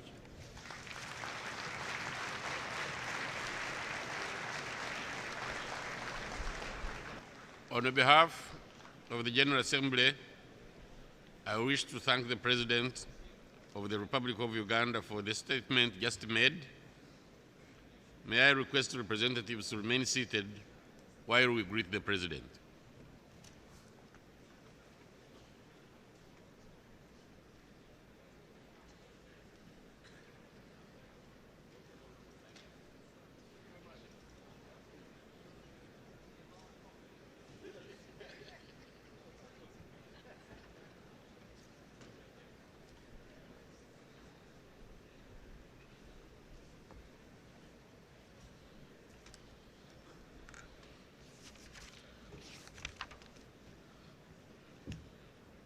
The Assembly will now hear an address by His Majesty King Don Felipe VI, King of the Kingdom of Spain.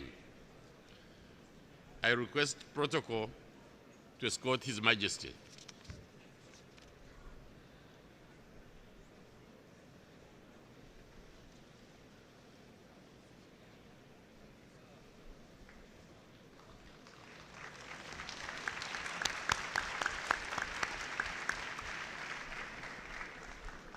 On behalf of the General Assembly, I have the honor to welcome to the United Nations His Majesty Don Philip VI, King of the Kingdom of Spain, and to invite him to address the Assembly. Your Majesty.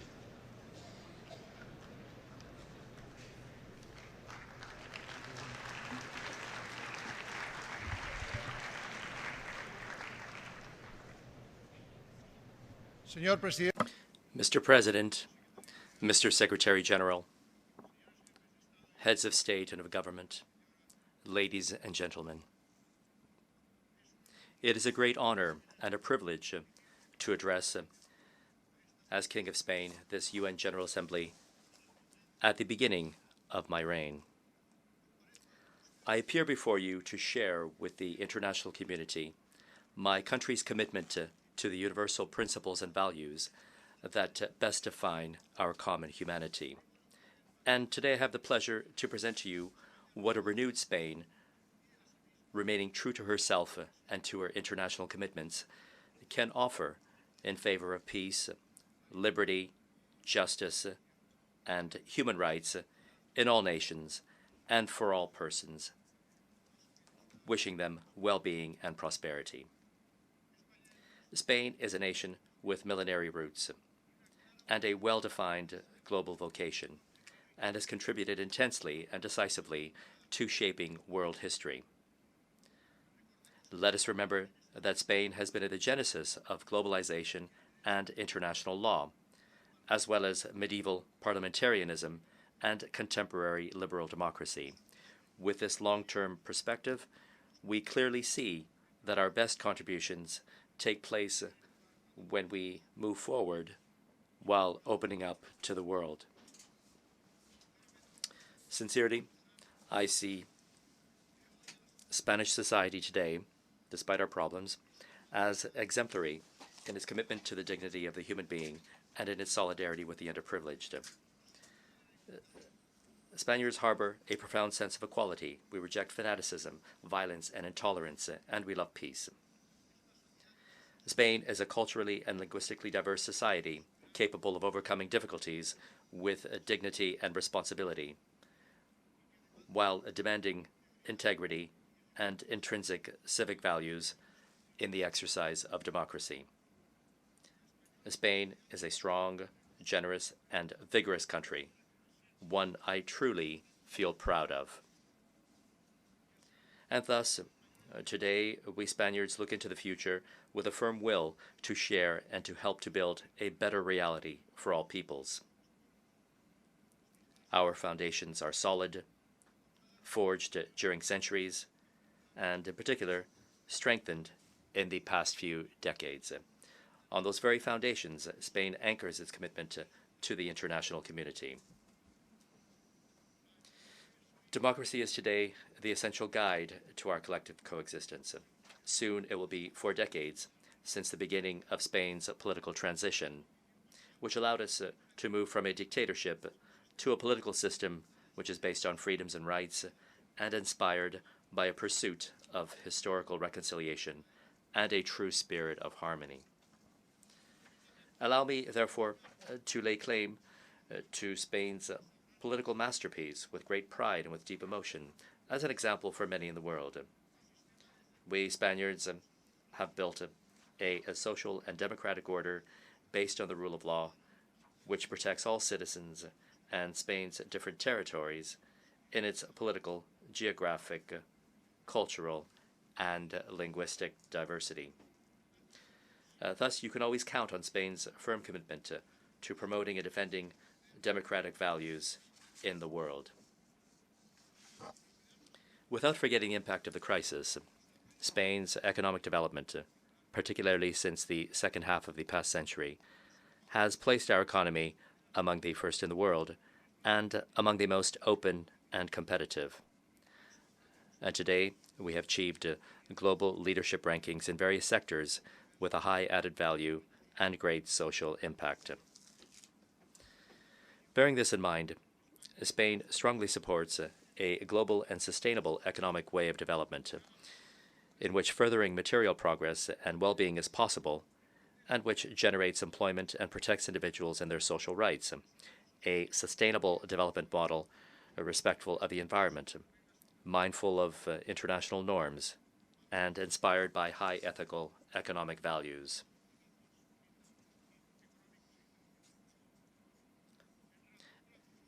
Spain has always been a major cultural power, and we understand that in all societies, culture shapes our identity and is a source of material and non-material wealth. The strength of Spanish as a universal language, which is shared by dozens of countries and hundreds of millions of people on all continents, indeed decisively contributes to guaranteeing a greater cultural and linguistic diversity in the international arena. This is without a doubt an objective for the human community, so diverse, which is here represented. Therefore, the Spanish language must fully assume its formal position as an official language of the United Nations and as a working language that is also fully used and represented. Therefore, given the extension and depth of our cultural base, we affirm Spain's commitment to the defense of cultural diversity in all of its manifestations and aspects. Spain's history and its privileged geographic position at a crossroads of continents, seas, and civilizations have led Spain to develop a solid universal projection with a special connection to some regions in the world. Among them, Europe represents an obvious dimension to our collective well-being. The process of continental integration around the European Union is today part of the national project of the Kingdom of Spain. We call for a Europe that is more united and cohesive, one that preserves and extends the democratic and civic values that inspired its creation, and which guarantees prosperity for all of its citizens. We also defend a Europe that is marked by strength and solidarity, while generously and effectively contributing to the progress of other world regions in a peaceful context. Due to its history and culture, the Ibero-American community of nations is a substantial part of our collective sense of identity and represents for us a true brotherhood in the international arena. This is a sentiment that extends to other areas thanks to the cultural, historic, and linguistic connections that we also maintain with other nations and peoples from the Americas, Africa, Asia, and Oceania. With its north and south banks, the Mediterranean, together with the Middle East and the Arab world in its entirety, are spaces that are very close to Spain, not only geographically, but also culturally and emotionally. That is why we affirm our will and our interest in contributing towards the stability of this region as a fundamental requisite for achieving peace in the world. This is a region in which some of its societies suffer the scourge of an intolerable barbarism, a criminal and atrocious violence that threatens all societies, as well as our human civilization.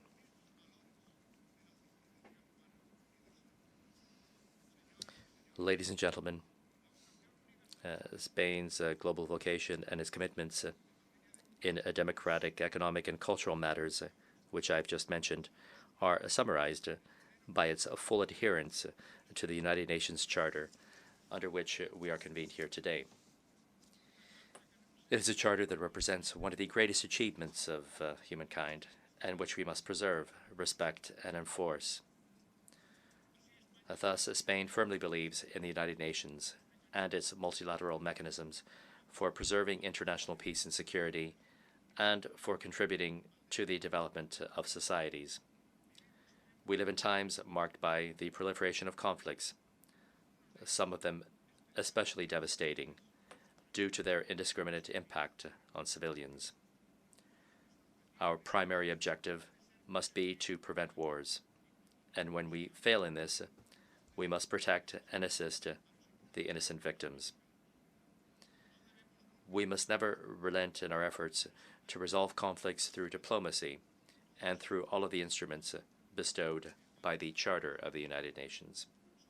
Above all, we must not lose hope, and we must remember that, in spite of everything, the longing for harmony can and must prevail over even the most entrenched hatreds. A tapestry version of the Guernica, a work by a universal Spaniard, Pablo Picasso, hangs outside the entrance to the Security Council chamber. The scene depicted in this art icon still moves our conscience and reminds us of the fatal consequences of our inability to prevent and to resolve the conflicts that beset us all. We are mistaken if we think that wars or man-made catastrophes affect only one community or one region without any impact on the others. When brutality triumphs in one part of the world, no one is beyond its reach. We are all its victims. However, armed conflicts are not the only threats facing the international community. Evil takes many forms, and its victims have many faces. Every child trapped in situations of crisis or violence, every woman who is harassed or limited in her rights simply for being a woman, every patient who dies from a lack of medicine, or every elderly person who is abandoned, every family without bread and without hope because of an unjust distribution of wealth, or every journalist murdered for fulfilling his or her duty to inform. All of these appeal to our conscience and to our sense of duty and call us to action. The members of this General Assembly can count on Spain to confront together and respecting international law those who aim to destroy with intolerance, violence, or sectarianism, to destroy the values and principles that underlie our United Nations. Ladies and gentlemen, Spain has always demonstrated its unconditional support to the United Nations system and to the principles that in this Assembly we all recognize. That is liberty, justice, equality, national sovereignty, independence, and the integrity of states. And Spain will continue to assume all of its responsibilities as a member of these United Nations.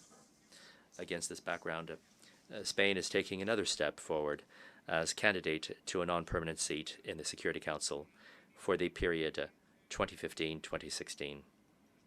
Our candidacy is an integral part of my country's solid commitment to serve the international community more and better.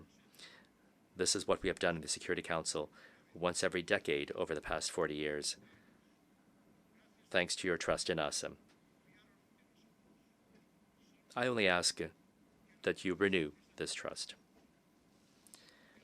In the past 25 years, 130,000 members of the Spanish Armed Forces have participated in peacekeeping operations and in humanitarian aid missions in all regions of the world. They have been, and they have felt, above all, part of a great collective effort to which many of the countries here present contribute. Likewise, over the past 2 decades, Spain has consolidated its status as one of the leading contributors to development cooperation. There can be no lasting peace or security without sustainable development. And there can be no sustainable development without greater solidarity, both among and within nations. Moreover, development must go hand in hand with inclusive policies that take into account full gender equality and the inclusion of women in every aspect of political, social, and economic life. As you can see, Spain is characterized by a spirit of solidarity. In the past 14 years, my fellow Spaniards have contributed $30 billion to global development. Of this contribution, nearly $1 billion has been earmarked for achieving the Millennium Development Goals through a fund created by Spain and co-led by the UN Development Program. This is the largest contribution made by a single country. Specifically, one of the most relevant tasks of this General Assembly will be to finalize the negotiations for the post-2015 development agenda and to define the Sustainable Development Goals. Here, too, Spain has taken a step forward by creating the first fund already running for these Sustainable Development Goals. Achieving sustainability involves, to a large extent, eliminating the harmful effects of climate change. Yesterday's summit and the recent Samoa Conference on Small Island Developing States, whose organization Spain contributed to, have raised our awareness even further with respect to this issue, and also enable us to improve our response and resilience in the face of extreme situations, especially in the most vulnerable states, whose very survival is in peril. Achieving the Sustainable Development Goals, which we have set for ourselves, is within our reach. Once again, there are reasons for hope. I'm thinking in particular of the progress made in Africa, a continent which is so close to Spain, and where new examples of innovation and creativity are found everywhere. Africa is a continent of the past and of the future, where over the past decade we have seen some of the fastest growing economies. But it's crucial to put an end to the conflicts that beset parts of this region and which hold back its development. From the Sahel to the Horn of Africa to the Great Lakes region, Spain contributes to ending these conflicts by meeting our commitments, which are born out of solidarity and proximity. We believe in Africa, and we are demonstrating this with deeds. As when acute crises rise, such as the Ebola epidemic, which is affecting parts of the continent,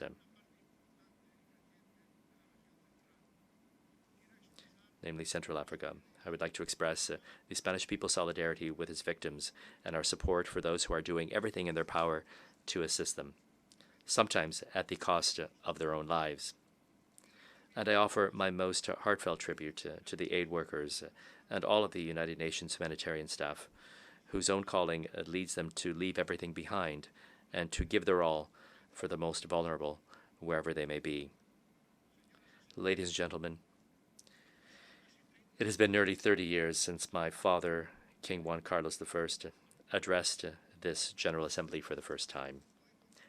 As then, Spain is today open to a new age.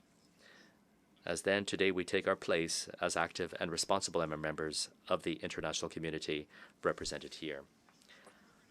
I can assure you that the international community represented today in this General Assembly can continue to count on Spain's support and its active participation in the unwavering protection of the values and interests of humankind in peace, ever more prosperous and just. Spain upholds a United Nations that is not only stronger, but above all, more united. More united against fanaticism, intolerance, and barbarism. More united in fighting against poverty, hunger, and marginalization. More united so that education and health can reach all. More united, Mr. President, in firmly defending the dignity of all human beings. Thank you very much.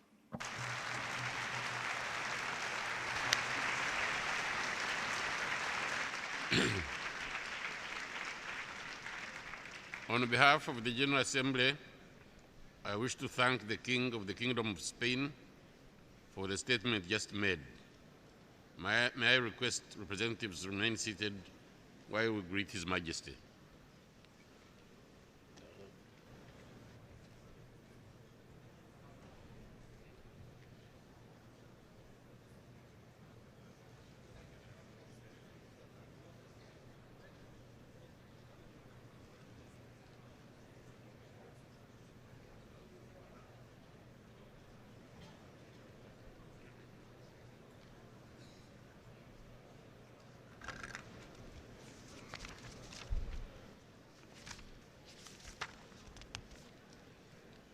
The Assembly will now hear an address by His Excellency Mohamed Ould Abdel Aziz, President of the Islamic Republic of Mauritania.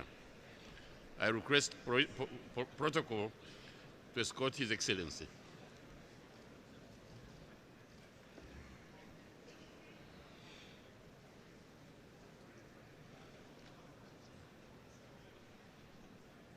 On behalf of the General Assembly, I have the honor to welcome to the United Nations His Excellency Mohammed Ould Abdelaziz, President of the Islamic Republic of Mauritania, and to invite him to address the Assembly.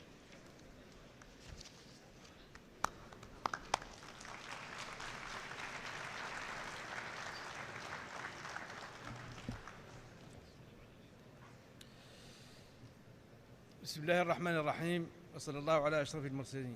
السيد الرئيس. Mr. President, Your Majesties, Excellencies, and Highnesses, Excellency, Secretary General of the United Nations, distinguished delegates, ladies and gentlemen.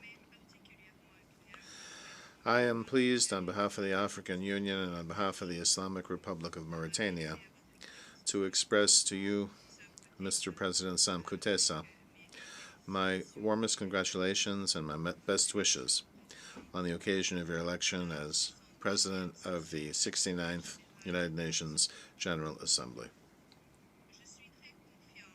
I trust that your good judgment and your competencies, as well as your long experience in diplomatic leadership for your brotherly country, Uganda, constitute the best guarantee of a good conduct and success of the works of our present session. I'm also pleased to point out the remarkable work of your predecessor, Mr. John Ash, during his leadership of the proceedings of the previous session. I would also like to express my warmest thanks to His Excellency, the Secretary General of the United Nations, Mr. Ban Ki-moon, for his tireless efforts towards international peace and security, and for his approach in favor of dialogue as the best means of addressing current international issues. Mr. President, Your Majesties, Excellencies, and Highnesses, ladies and gentlemen. The General Assembly of the United Nations has always been a forum for the exchange of opinions and the discussion of important international issues which affect the life of nations and people. This explains the privileged status it has gained within the different institutions of the United Nations system. This annual meeting, which brings together leaders, is a valuable opportunity to look for a common understanding for a global vision, ensuring proposals for efficient solutions to international problems at hand, and which are capable of responding to the expectations of people around the world.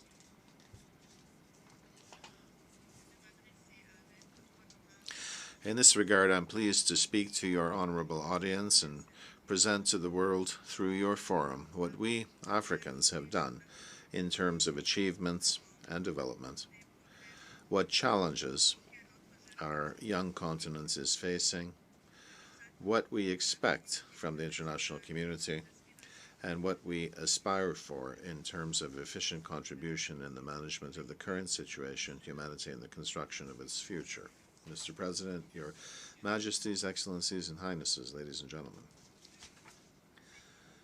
Several countries on the African continent have experienced high levels of growth in spite of the severe economic crisis which still prevails in the world. The average growth rate in the continent has reached 5% and is now close to 6%.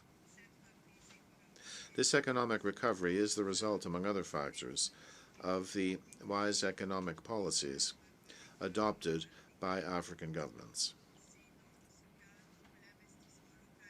The promotion of local and foreign investments, the creation of new infrastructures, and a greater attention to the most vulnerable members of the society have thus been encouraged.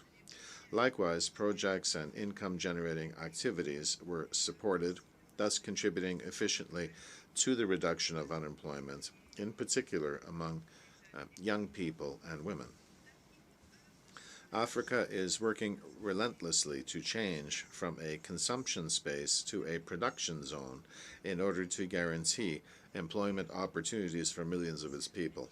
Mr. President, Your Majesties, Excellencies, and Highnesses, ladies and gentlemen, the achievement of food self-sufficiency, the development of agricultural industries, and poverty reduction in rural areas constitute core objectives of the African Union.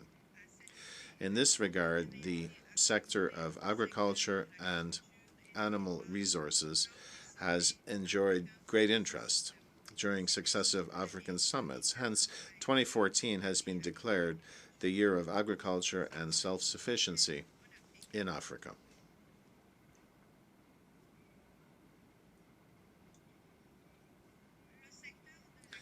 The sector of agriculture employs close to 60% of the workforce and represents 1/3 of the gross domestic product of the continent.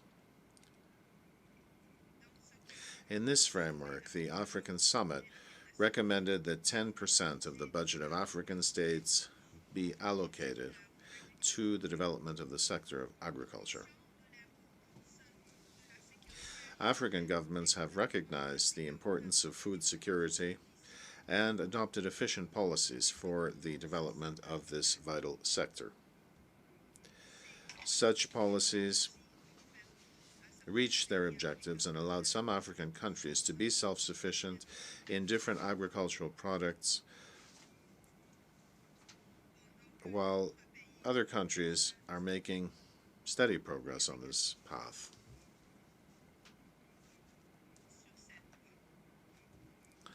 And so they are achieving self-sufficiency. In Africa, we aim for fruitful cooperation with our partners, thus opening international markets to our agricultural products, and thus allowing the development of our capacities in the sectors of agricultural research and providing access to developed technologies and techniques for the preservation of the environment. Mr. President, Your Majesties, Excellencies, and Highnesses, ladies and gentlemen, when the Millennium Objectives were adopted in 2000, Africa did not have a common vision about the great development issues, and so its voice was not reported as required. In spite of this, we have worked with seriousness and vitality to reach these objectives. Today, Africa speaks with one voice, seeks to create development to become a healthy area, free of scourges, wars, and conflicts, and where justice, good governance, and respect of human rights prevail. In this regard, African leaders have taken important decisions on core issues for the continent, among which the vision of the African Union at the horizon of 2063 and the post-2015 development agenda, which focuses on the development of human resources and the eradication of poverty, disease epidemics, and deadly diseases. It must be pointed out that the fight against AIDS, malaria, and tuberculosis has been reinforced through multiple programs which have helped to pursue actions aiming at reducing the effects of such scourges. In spite of these efforts, indicators in the sector of health lead us to exert every effort to consolidate our system of health, to improve access to its services, and to develop its human resources and its infrastructures. And so here, African heads of state recently launched a strong initiative to fight AIDS.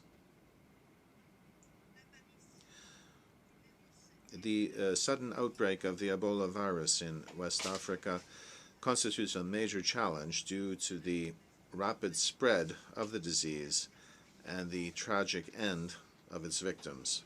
The measures taken to contain the spread of this scourge remain insufficient and of limited efficiency.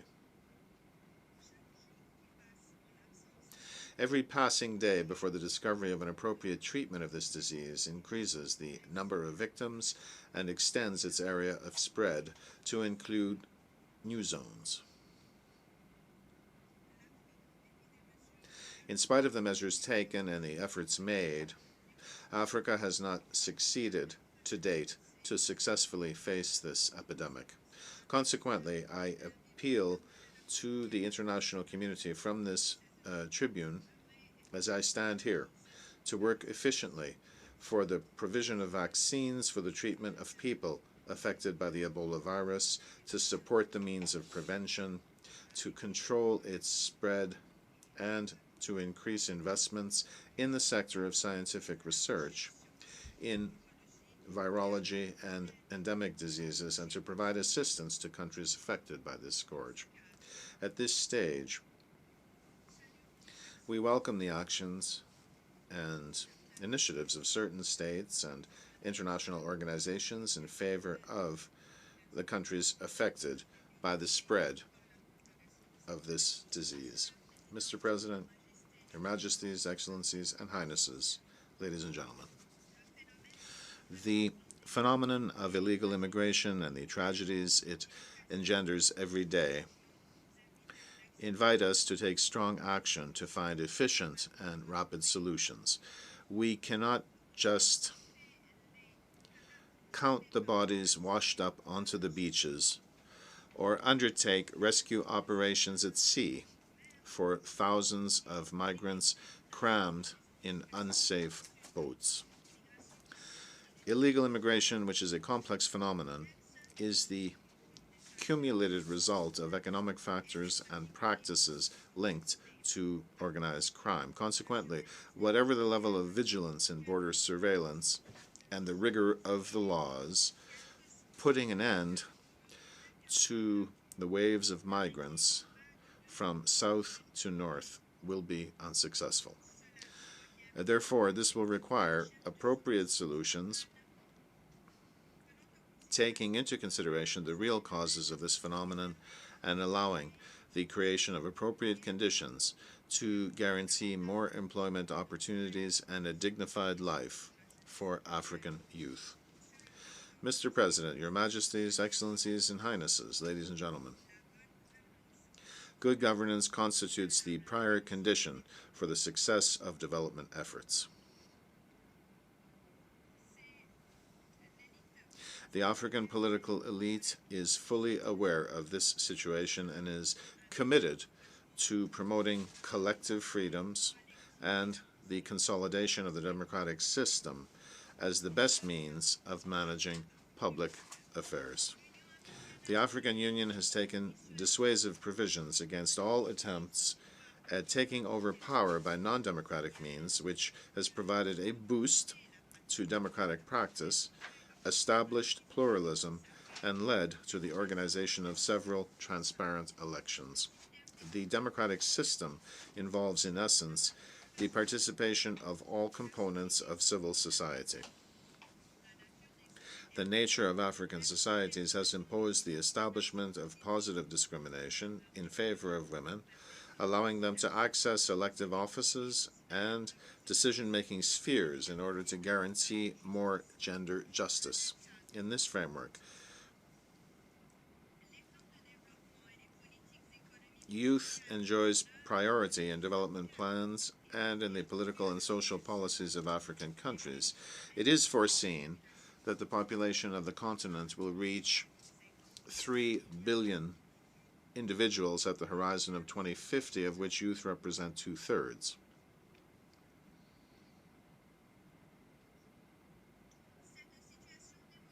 This demographic situation, which is specific to the continent, calls for the refocusing of investments on infrastructure and social services and giving priority to housing, employment, human resources development, diversification of energy sources, and health. Focus must also be placed on teaching and vocational training in line with needs of the market, which will contribute to controlling unemployment and allowing youth to showcase their talent. As a matter of fact, unemployment faced by our societies is not the result of the lack of employment opportunities, but in most cases it is the result of the inadequacy between the training outputs and the actual needs of the job market. Mr. President, Your Majesties, Excellencies, and Highnesses, ladies and gentlemen, in the area of security, we're facing today many dangers resulting from the multiplication of hotbeds of tension, terrorism, organized crime, and trafficking of drugs, arms, and people. Not only Africa, but all over the world. All these dangers have a cross-border nature, and some African regions have not been spared due to the weakness of democratic practice, the growing of encapsulated identities and cultures, as well as economic crises with the associated social tensions and the precarious situation of the educational system and their consequences in terms of unemployment and excesses among youth. In order to face such challenges, the AU established efficient mechanisms using the African Peace and Security Architecture, which includes the Peace and Security Council and the African Rapid Crisis Reaction Capability. In spite of the efforts and achievements, the fight against terrorism remains an international responsibility, which calls for a close collaboration between all the members of the international community, as it is understood that no country can alone eradicate this phenomenon. The fruitful cooperation between the United Nations Security Council and the African Council for Peace and Security has helped in an efficient manner to find solutions for many armed conflicts on our continents. However, and in spite of such efforts, the resolution of the situation in Somalia is still complex. Similarly, situations in Libya, North Nigeria, and Central Africa constitute real cause for concern. In Libya, the situation keeps deteriorating dangerously and regrettably, outlining the premises of a civil war which threatens the unity of the country, exposes its people to exile, and risks to expand its danger to neighboring countries if the international community does not intervene to help the Libyans to find a peaceful and consensual solution guaranteeing the unity and stability of Libya. In North Nigeria, the Boko Haram movement continues to carry out criminal assassinations of innocent people, kidnapping of women, and destruction of entire villages. In order to face this terrorist group, it is necessary that Africa and the rest of the international community join their efforts for decisive action to eliminate this danger which threatens the whole region. Concerning the Republic of Central Africa, the efforts of the African Peace Force, with the support of friendly forces, helped to end the massacres and prevent the conflict from evolving into a global civil war. But tension between the social components still prevails. This requires that we encourage the Central African stakeholders to make use of this stage of transition to overcome all that is likely to hinder the peace and stability process in the country. However, these situations should not make us overlook the achievements made in the consolidation of peace in many torn regions. In this framework, we welcome the progress made. In a number of places, we welcome progress made in the region of the Great Lakes in North Mali and in the Republic of South Sudan. Mr. President, Your Majesties, Excellencies, and Highnesses, ladies and gentlemen. The Sahel was one of the first regions to experience the phenomenon of terrorism. But thanks to the close security cooperation between the countries of the region and international solidarity, terrorists were pushed back and the activities of illegal trafficking networks were paralyzed. Africans have rigorously faced a difficult situation in North Mali. Thus, several countries of the continent, along with international friendly forces fought against terrorist groups. The risk of terrorism was removed from vital areas which served as a base for the launching of criminal terrorist operations. The French intervention was determinant and appropriate. Likewise, history will retain the great sacrifices made and which are still made by the brave soldiers from Chad. But the region is still exposed to security risks which are, for now, relatively contained. The eradication of terrorism in the Sahel constitutes a major challenge which adds to the requirements for development and poverty reduction. There is a close correlation between development and security, as it is not possible to imagine sustainable development without security or security without global development. In this context, the countries of the region are aware of the need to create a regional framework for the coordination of the efforts to develop the area on the one hand, and for struggling against the danger of terrorism and cross-border crime on the other hand. Hence, the group of 5 countries of the Sahel was created during the summit of member states held in Nouakchott last February. The international community is invited to join Africans in their hopes and legitimate aspirations for peace, security, and sustainable development. Mr. President, Your Majesties, Excellencies, and Highnesses, ladies and gentlemen, the conflict in the Middle East, which escalates from time to time without any hope of clear and definite solutions in spite of the many Arab and international initiatives, constitutes a permanent danger to peace in the world.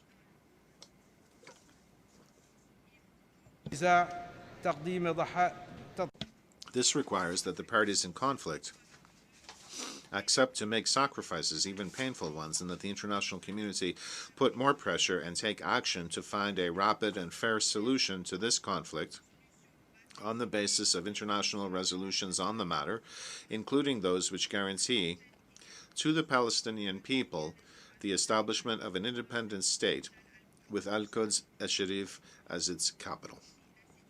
Additionally, the dangerous situations in Syria and Iraq, which are the results of the expansion of terrorism, constitute a great cause for concern for the international community.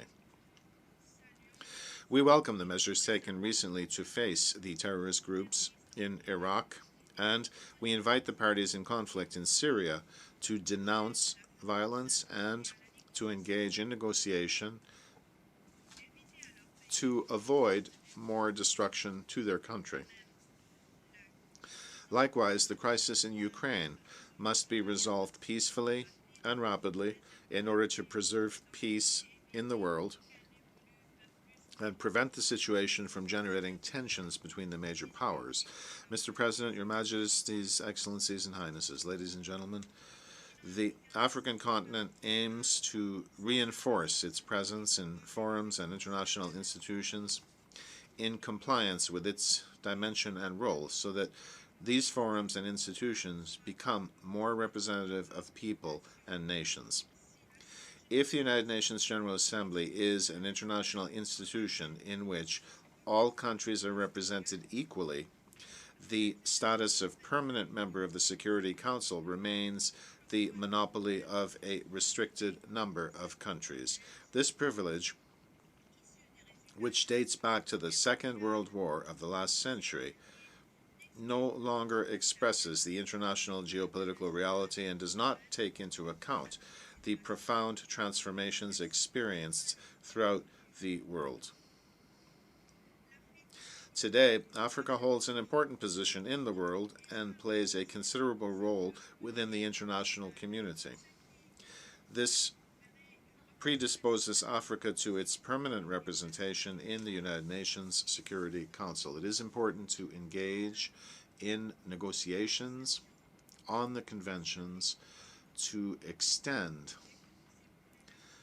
the permanent and non-permanent representativeness within the Security Council in order to obtain results as soon as possible. The establishment of justice at the international level also entails a reform of the world economic system to make it more equitable through a greater promotion of the role of the United Nations in the efforts to reinforce transparency, the regulation of the financial system, and the encouragement of the necessary investments for sustainable development. And finally, I should like to express to you, Mr. President, Majesties, Excellencies, and Highnesses, participants in the 69th UNGA, my sincere thanks for the considerable efforts made for the success of our current session. The achievement of noble objectives for which the United Nations were established remains dependent upon the freedom of the people of the world to exercise their right to development and to take advantage of wealth and progress so that all mankind will live in dignity, freedom, justice, and equality. I wish you every success in your work. May peace and health be upon our Assembly. Thank you. General Assembly, I wish to thank the President of the Islamic Republic of Mauritania for the statement just made. May I request representatives to remain seated while we greet the President.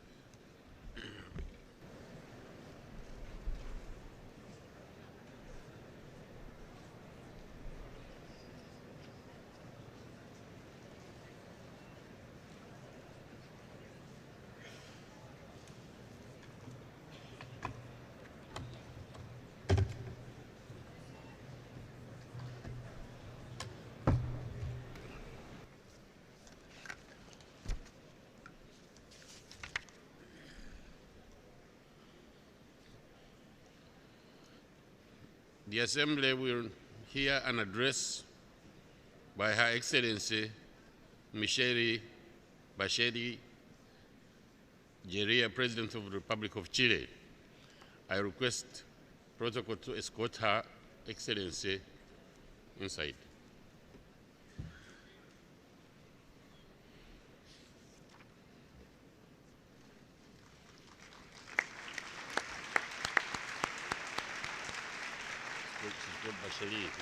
Michelle Bachelet. Okay. On behalf of the General Assembly, I have the honor to welcome to the United Nations Her Excellency Michelle Bachelet Jeria, President of the Republic of Chile, and to invite her to address the Assembly.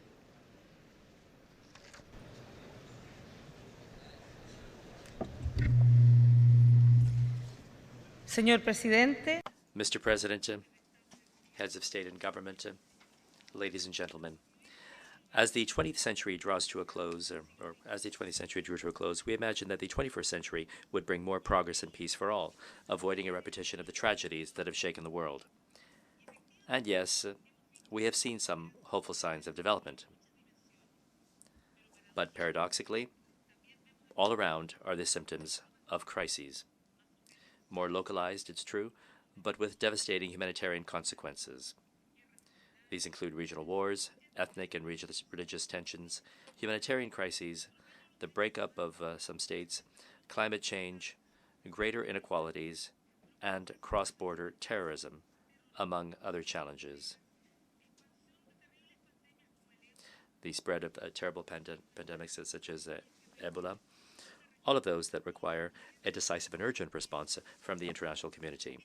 This instability and a lack of social cohesion poses a threat to peace, security, human rights, development, and democracy. In other words, it's not only threatens countries and states, but also men and women who inhabit these states. It threatens everything that we believe in, and that forms the basis of the agreement which gave rise to the United Nations, and the very reason why we are leaders of our societies. This organization, therefore, continues to be the irreplaceable forum for tackling global challenges and for agreeing on actions to solve them, even when some of these actions have not produced the desired results. The Security Council has helped to address and to prevent crises. One response has been the organization of robust peacekeeping operations, with strong emphasis on the protection of civilians. But on many occasions, regrettably, the Council has not been able to reach an agreement on action. This undoubtedly undermines the legitimacy and the credibility of the principal organ responsible for international peace and security. 2014 has seen a major increase in humanitarian crises all over the world, and in particular in complex emergencies, which already have a regional impact indirectly affecting other fragile countries. We are concerned about the 3 million refugees created by the crisis in Syria, about the action of terrorist groups such as ISIS, about the cruel violence that the world has witnessed in Gaza. We feel for the victims and categorically condemn the use of violence. And any action in this area must be framed within international law. We believe that the international community should seek political solutions and inclusive negotiations to facilitate action by the Security Council. For our part, we are prepared to increase our humanitarian commitments, and we shall consider accepting refugees from these conflict zones. We're also concerned about the situation in Ukraine. Here, the position of Chile is clear. We believe in the need to respect the principle of territorial integrity and, at the same time, to protect the rights of minorities. We believe that a solution can be found to prevent an escalation of violence, sanctions, and tensions that may well spread beyond the countries concerned. Generally speaking, we'd like to reaffirm our belief on the need to respect the integrity of state borders. International law is clear and unambiguous. Any action designed to affect boundary treaties in force creates room for legal uncertainty and could affect international peace and stability. We continue to believe that reform of the United Nations Security Council is a pending issue requiring political decision and action. We reiterate our support for the expansion of the Security Council and for the aspirations of Germany, Brazil, Japan, and India to become permanent members. Likewise, Chile is in favor of a serious debate on the French proposal to limit the veto to the case of crimes that involve the responsibility to protect.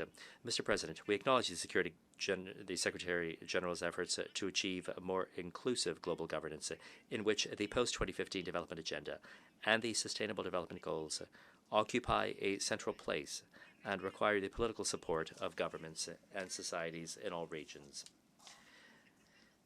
The post-2015 process provides a great opportunity to tackle the social and development issues which are common to all societies and regions, using an all-embracing approach through specific and measurable goals. Women, peace, and security are a priority for Chile on the Security Council agenda, which we're a part of. Since the adoption of Resolution 1325, the world has made progress in the protection of women and girls in armed conflicts. Our efforts to empower women and to promote initiatives to combat violence against women and girls have been tireless. And thanks to those efforts, today women are at the center of the new development and peace architecture. We believe that the full incorporation of women in society in all of its facets, in the economy, in politics, and in culture, is a prerequisite for full development and should therefore be a priority in the post-2015 development agenda, as well as the future of our societies, early childhood development. Mr. President, I come from Latin America, a region of middle-income countries that has its own dreams, challenges, and tasks. For us, sustainable development, security, the quality of governance, and above all, inequality and social cohesion are the most pressing problems. And we want these challenges also to figure on the post-2015 development agenda, which must be inclusive and which must reflect the situation in all regions of the world. We believe that inequality is one of the greatest threats to development and to international security, because it fosters social unrest and prevents us all from moving towards inclusive development, ending exclusion and poverty, which in turn can lead to resentment and violence. Overcoming inequality with its many faces must occupy a central place among the post-2015 development goals. We believe that the United Nations system should have the tools, or should acquire the tools for measuring specific progress in a universal agenda to combat inequality. And this is also a challenge for Chile, one that we are dealing with decisively and with long-term vision. Today in Chile, there is a general belief in the need for change, and change specifically designed to substantially improve equity as well as inclusion. And Chile has made great progress, and we would like to strengthen and advance upon this in the future. But it's also a society that has undergone profound and rapid changes that pose new challenges. Public opinion and political evolution tell us that the time has come to take meaningful steps through substantive reforms, providing the essential basis for movement towards a more dynamic, inclusive, and fairer development. This is a basic condition for moving toward a better society for all. We, therefore, have recently adopted a tax reform to ensure fiscal sustainability and the necessary resources for the implementation of an education reform which would ensure that quality education is provided without cost, as well as opportunities for all.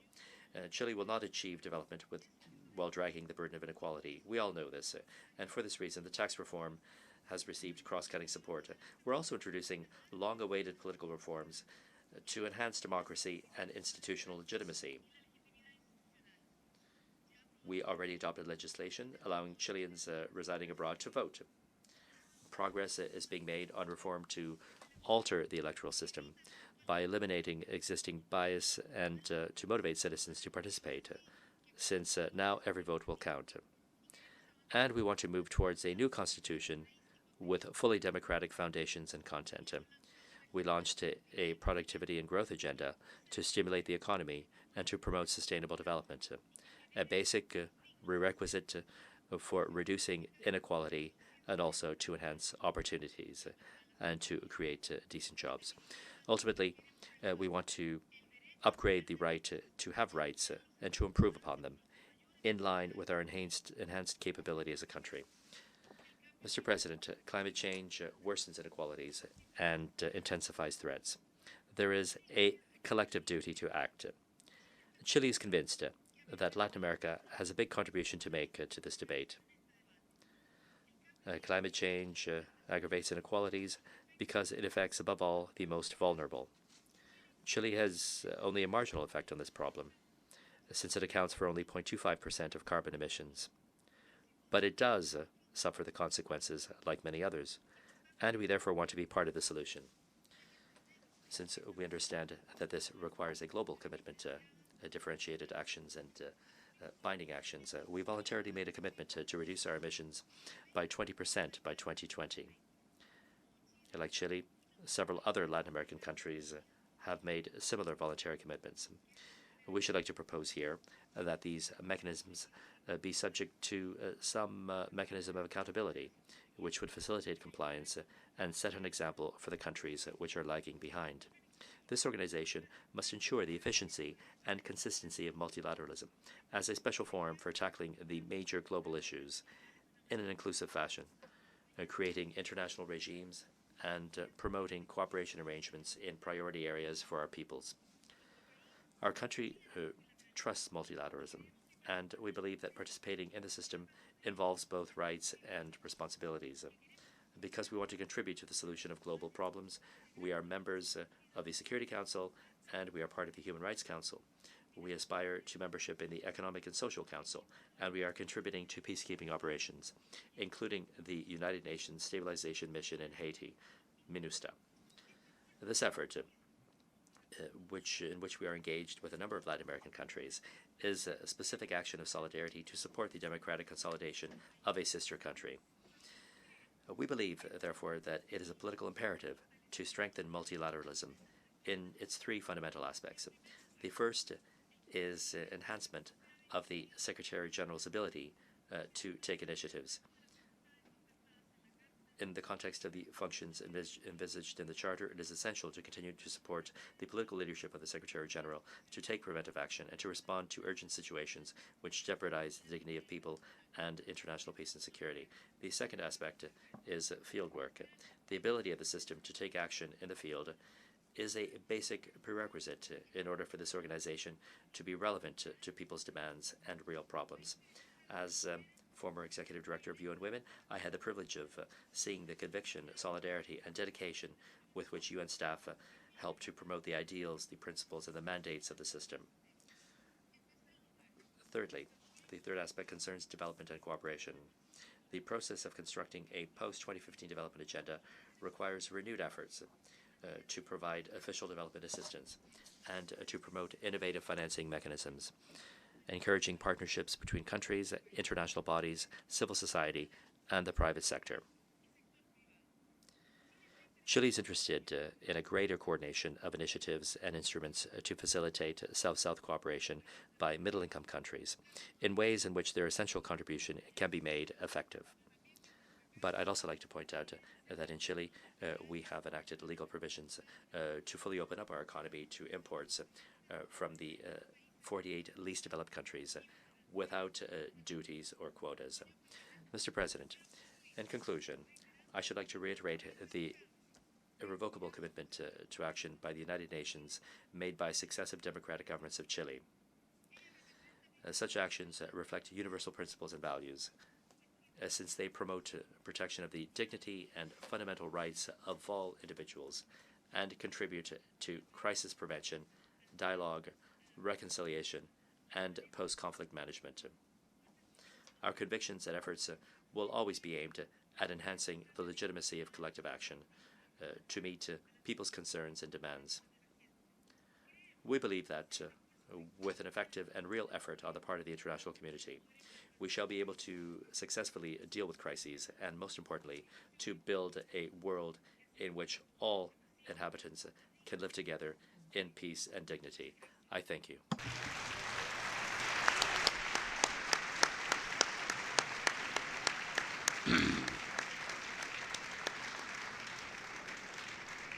On behalf of the General Assembly, I wish to thank the President of the Republic of Chile for the statement just made. May I request representatives to remain seated while we greet the President.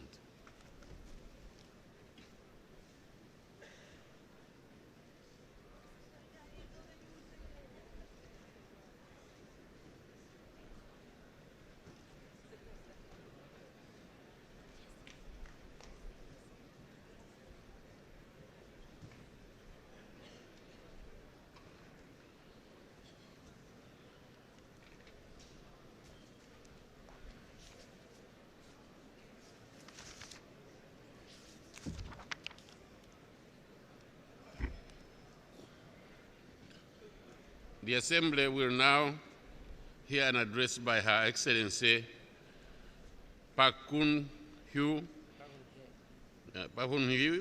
President of the Republic of Korea. I request the protocol to escort her.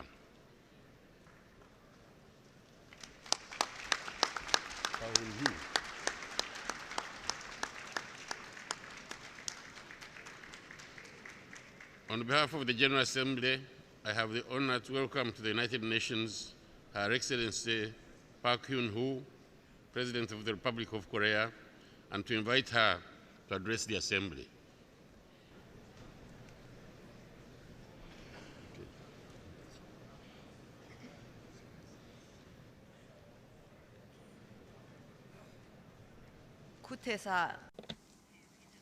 Mr. President, Mr. Secretary General, fellow delegates. Let me start by congratulating you, Mr. Kutesa, on your election as President of the 69th session of the UN General Assembly. I'm confident that this session will make meaningful progress under your able leadership. I would also like to express my appreciation to Secretary General Ban Ki-moon for his tireless efforts to tackle the numerous challenges breaking out across the globe. Next year marks the 70th anniversary of the founding of the United Nations. I am prompted by the state of our world today to reflect once again upon the noble dreams and ideals that inspired the founders of the United Nations 70 years ago. The founders aspired to build a new world that places people at the center, as the opening words of the UN Charter, "We the Peoples," remind us. Throughout the ensuing decades of the Cold War and post-Cold War era, the UN has been tackling countless crises, striving as it did so to fulfill its purpose of maintaining international peace, promoting development, and upholding human rights. Yet, our world continues to be beset with widespread disputes and conflicts, both large and small, despite the efforts of the UN. Civil conflicts raging on in Syria, Libya, and South Sudan are leading to the death of untold numbers of innocent women and children. In Iraq and surrounding areas, the activities of foreign terrorist fighters are posing new threats to peace internationally, not to mention in the Middle East. The fragile ceasefire in Gaza and Ukraine call for a more fundamental and lasting solution. The recent Ebola outbreak in Africa, widespread poverty, and natural disasters together underscore how humanity is under threat from multiple challenges.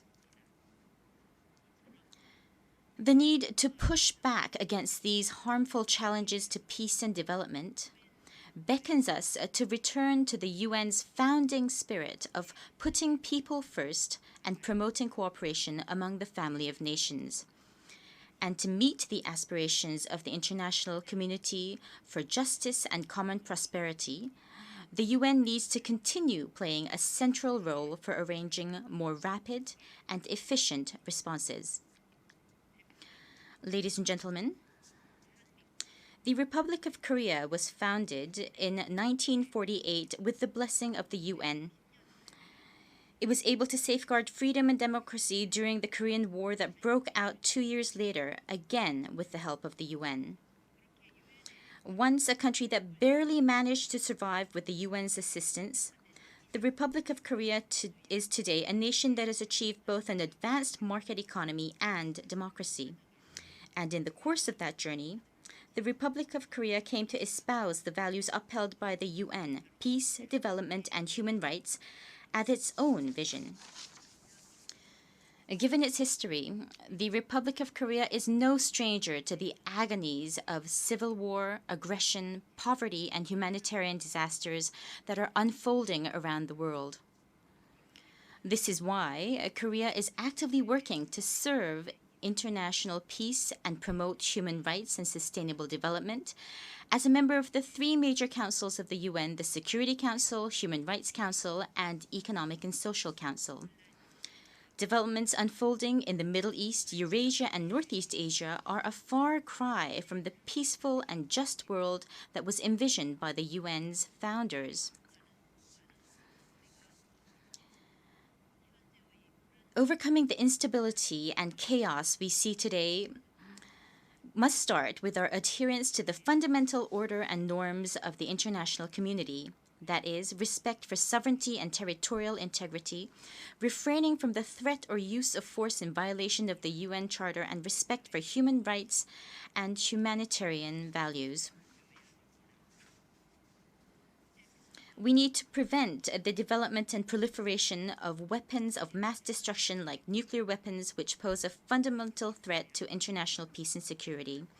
In this regard, we welcome the elimination of Syria's chemical weapons through the joint efforts of the UN and the Organization for the Prohibition of Chemical Weapons, as well as the progress being made in addressing the Iranian nuclear issue.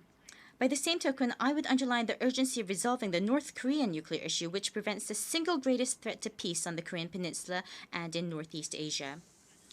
The DPRK is the only country to have conducted a nuclear test in this 21st century. Its nuclear program is not only a serious threat to international peace, but also amounts to a total rejection of the Non-Proliferation Treaty, the backbone of the global nuclear non-proliferation regime. The DPRK must make the decision to give up its nuclear weapons. The DPRK should follow in the footsteps of other countries that have abandoned their nuclear weapons in favor of reform and opening, and choose a different path that supports its economic development and improves the lives of its people. Should it choose to do so, the Republic of Korea, together with the international community, will provide our strong support for developing the DPRK economy. In addition to this serious challenge on the Korean Peninsula, Northeast Asia is undergoing a difficult transition. There are growing tensions in the region surrounding issues of history, territory, and maritime security.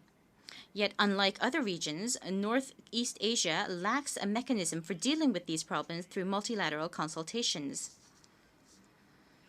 It is against this backdrop that I'm seeking to advance a Northeast Asia Peace and Cooperation Initiative that is aimed at building an order of trust and cooperation in the region.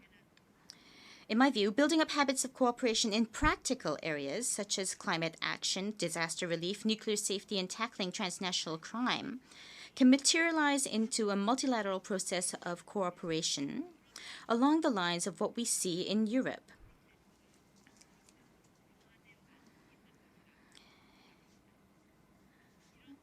In this context, I have also proposed creating a Northeast Asia Nuclear Safety Consultative Body to discuss nuclear safety issues, a topic of shared interest for the countries in the region. At the same time, we are reaching beyond Northeast Asia and seeking to build transportation and energy networks across an economically interdependent Eurasia, which would help strengthen political and security trust across the continent. Ladies and gentlemen, this year marks 20 years since the Rwanda genocide, the world's greatest humanitarian tragedy of the late 20th century. The international community had pledged never again in the aftermath of the genocides in the former Yugoslavia and Rwanda in the 1990s. Yet, we are witnessing today a different type of humanitarian disaster unfolding in Syria and Iraq. The Republic of Korea is actively participating in the efforts of the UN to prevent such humanitarian tragedies. The Republic of Korea strongly supports UN policies to protect human rights, such as, in particular, the Rights Up Front initiative and Open Gate policy that the Secretary General is leading. Even as we speak, Korean troops are taking part in UN peacekeeping missions in South Sudan and Lebanon, helping with peace building, reconstruction, and the protection of civilians and human rights.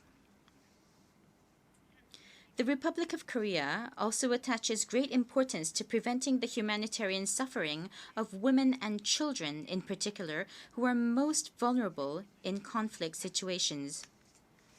In this context, during its presidency of the UN Security Council in February of 2013, Korea chaired an open session on civilian protection in conflict situations and helped raise global awareness.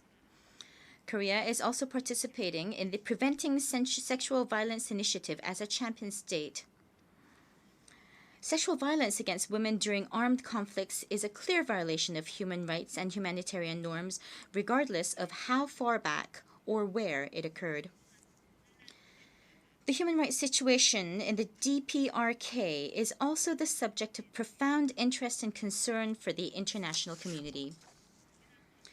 Last March, the UN Human Rights Council adopted the recommendations in the report of the Commission of Inquiry on Human Rights in the DPRK. The DPRK and the international community should take the necessary measures to implement these recommendations. In this regard, the UN office that will soon be set up in the Republic of Korea to investigate human rights abuses in the DPRK is expected to reinforce such efforts. The international community should also pay greater attention to the human rights situation of North Korean defectors. Relevant UN agencies and countries should provide the necessary support so that defectors can freely choose their resettlement destinations. Ladies and gentlemen, the challenges facing humanity today, such as absolute poverty and climate change, can only be addressed through concerted international response, given their complexity and intertwined character. Less than 500 days remain until the target date of the Millennium Development Goals, which was launched with the goal of eradicating absolute poverty and increasing social and economic opportunities. The Republic of Korea is ready to play a bridging role between developed and developing countries as the post-2015 development goals are being set by harnessing our unique historical experience. In this regard, the decision was made to develop the Busan Global Partnership into an international development cooperative mechanism at the ministerial meeting that was held last April in Mexico. The Republic of Korea will seek to enhance the quality of its overseas assistance. We will continue to share our development experience by globally promoting the Semaul movement model, which was conducive to eradicating rural poverty in Korea through the spirit of diligence, self-reliance, and cooperation. Having seen the power of education in propelling its own development, the Republic of Korea strongly supports, as a champion, the Secretary-General's Global Education First initiative. Korea will share its lessons learned and provide substantive support to the UN's initiatives on education, which is one of the main themes of the post-2015 development goals. To this end, Korea will host the World Education Forum in 2015 and make efforts to reach an agreement on the new education objectives for the next 15 years. Climate change is no less an existential threat to humanity than the question of war and peace. At yesterday's climate summit, leaders rallied to their collective resolve to reach a consensus on the post-2020 new climate regime. Going forward, an agreement must be reached on a new climate regime by the 2015 Conference of the Parties to the UNFCCC in Paris. As the host country of the Green Climate Fund and the Green Growth Global Institute, Korea is committed to supporting international efforts to strengthen developing countries' mitigation and adaptation capacities. Above all, we will continue to work for the full and early operationalization of the GCF and for the expansion of GGGI's assistance to developing countries. Korea views the climate challenge not as a burden, but an opportunity to unleash new value, markets, and jobs through technology innovation. We are nurturing new energy industries, and we hope to share the fruits of our efforts with other developing countries. Mr. President, fellow delegates, the Korean people gained independence 69 years ago, but the subsequent division of the Korean Peninsula precluded its membership in the UN as a single sovereign state. The two Koreas were separately admitted as member states to the UN in 1991. Having two separate seats despite a single language, culture, and history is clearly not normal. This year marks the 25th anniversary of the fall of the Berlin Wall, but the Korean Peninsula remains stifled by a wall of division. Countless separated families have been spending decades in agony, longing to see their loved ones. And every year, many leave to a place where they will never be able to meet their loved ones in person. I call on the international community to stand with us in tearing down the world's last remaining wall of division. Not long ago, I proposed to the DPRK that we build corridors that can connect our environment, our livelihoods, and our culture. In my view, a genuine community that can heal the wounds of division and move the both sides forward together will only come about when people from the South and the North are able to live in natural harmony within a single ecosystem, when separated families are able to come together and ease their agony, and when culture is shared. Today, the Korean Peninsula is divided by a 4-kilometer wide and a 250-kilometer long demilitarized zone.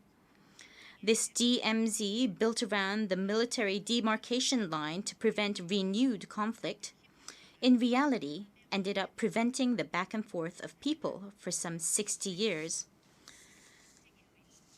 But from the stretches of the DMZ would emerge in those decades a treasure trove of nature's wildlife. The DMZ's ecosystem is a testament to the fact that South and North are part of a single whole, one which both sides should work together to restore. And so I hope to build inside the very symbol of our division a world eco-peace park that would start reconnecting the peninsula's divided nature and divided people. If we sweep away barbed wire fences from small tracts inside the DMZ, and thereby allow people from both sides to live in natural harmony, the World Eco-Peace Park will emerge as a corridor of life and peace.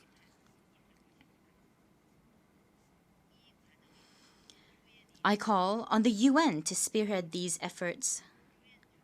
Building a park that embodies respect for international norms and values, and doing so under UN auspices with all the parties to the war on board, the two Koreas, the US and China, would serve the cause of easing tensions and peaceful reunification of the two Koreas. A unified Korea will be the starting point for a world without nuclear weapons, offer a fundamental solution to the North Korean human rights issue, and help unlock a stable and cooperative Northeast Asia. Just as the unification of Germany laid the grounds for a new Europe by integrating Europe, a unified Korea will set in motion a new Northeast Asia. I am confident that a peacefully reunified Korean peninsula will contribute to realizing the founding purposes and values espoused by the UN. Mr. President, Mr. Secretary General, ladies and gentlemen, the founders of the UN were not deterred by the heat of war from looking to the future and planning for a peaceful post-war world. The Republic of Korea is committed to a vision of diplomacy that seeks lasting peace and unification on the peninsula, peace and development in Northeast Asia, and contributes to building a happier world. The Republic of Korea will do its part in the noble journey to ensure that the UN continues to safeguard our common values and cements its place at the center of global governance. Thank you.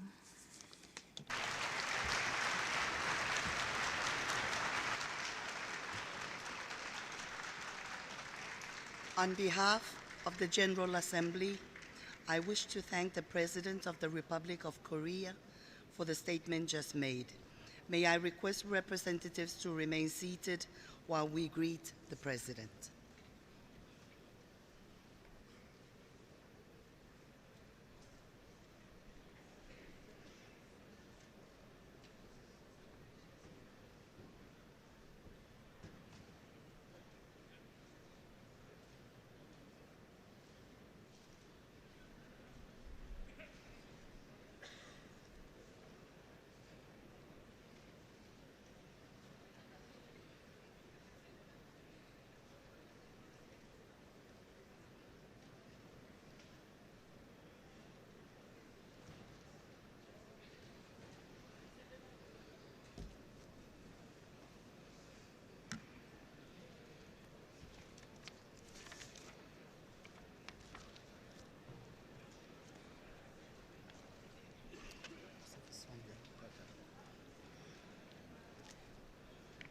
The Assembly will now hear an address by His Highness Sheikh Tamim bin Hamad Al Thani, Amir of the State of Qatar. I request protocol to escort His Highness.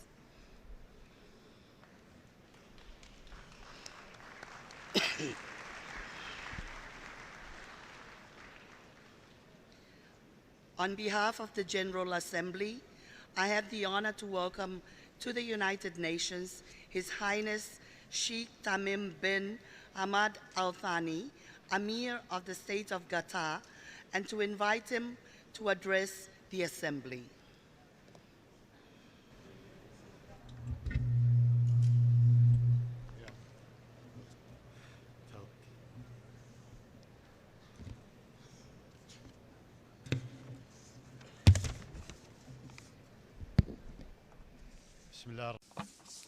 In the name of God, the compassionate and the merciful.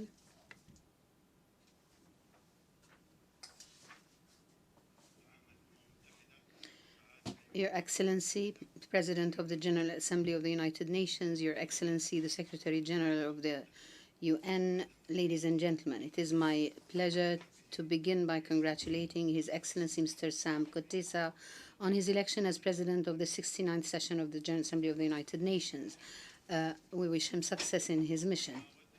I would also like to thank His Excellency Mr. John Ash for the efforts he made during his presidency, and I would like to thank His Excellency Mr. Ban Ki-moon, Secretary General of the United Nations, for his efforts to promote and operationalize the role of the United Nations. This session convenes at a time when latest developments on the international arena affect the security and safety of humanity at large, making it necessary for the United Nations to assume its role in the maintenance of international peace and security. It must activate mechanisms and means provided under the Charter of the United Nations and explore all the means to prevent conflicts, address their root causes, and work to settle them through peaceful means. International peace and security will not be achieved without a dialogue based on the principle of equality and compliance with the provisions of international law, the implementation of the resolutions of international legitimacy, and respect for the principles of human rights and the rights of peoples. Ladies and gentlemen, the Middle East region has gone through an extremely dangerous phase during the recent war launched against our Palestinian brothers. There are no guarantees that such a war will not recur. Israel continues to persist in its occupation policies and continues to define the will of the international community by confiscating land in the West Bank and continuing the building of settlements in a bid to perpetuate occupation. Mankind observed in awe the tragic scenes and unprecedented pictures of destruction during the latest round of aggression targeting civilians. Babies were killed while in the arms of their mothers. Almost 500,000 Palestinians were displaced, and the Gaza Strip was destroyed much before then. Well, we hardly had the time to complete the construction inflicted on Gaza by the previous war. Under international law and the international human law, these acts are defined as crimes against humanity. The arrogance of power will not prevail over the resistance of the Palestinian people. I salute the steadfast resistance of the Palestinian people in Gaza in the face of occupation and insisting on regaining their legitimate rights. May the souls of the Palestinian martyrs rest in peace. Israel must realize that the security of its people will only be achieved through peace, and that occupation is bound to end. The damage inflicted by the repeated Israeli acts of aggression on the Gaza Strip over the past years, the unjust siege imposed on it, and the destruction it wreaked on the infrastructure of the Strip makes it incumbent on the international community to compel Israel to implement the resolutions of international legitimacy, fulfill its obligations, and expedite the removal of any obstacle in order to lift the blockade achieved and to complete the reconstruction process. The State of Qatar shall spare no effort to provide assistance for the reconstruction of the Gaza Strip. We urge all countries of the world to follow suit. The international community's response to the aspirations of the Palestinian people to freedom and national independence is a prerequisite to confirm the justice of international legitimacy. particularly that the question of Palestine is the last remaining issue on the decolonization agenda. In this context, temporary solutions and piecemeal settlements have proven to be useless and unacceptable. Israel's intransigence compels us to refer to the United Nations as the framework that accommodates all parties. The Security Council needs to assume its moral and legal responsibility by upholding international legitimacy and human rights and avoiding selectivity that characterized the way it has addressed this issue during the past period. The Council must adopt a resolution under Chapter 7 of the Charter to force Israel to end its occupation of lands it seized in 1967 and implement the two-state solution agreed upon by the international community according to a clear and time-bound political plan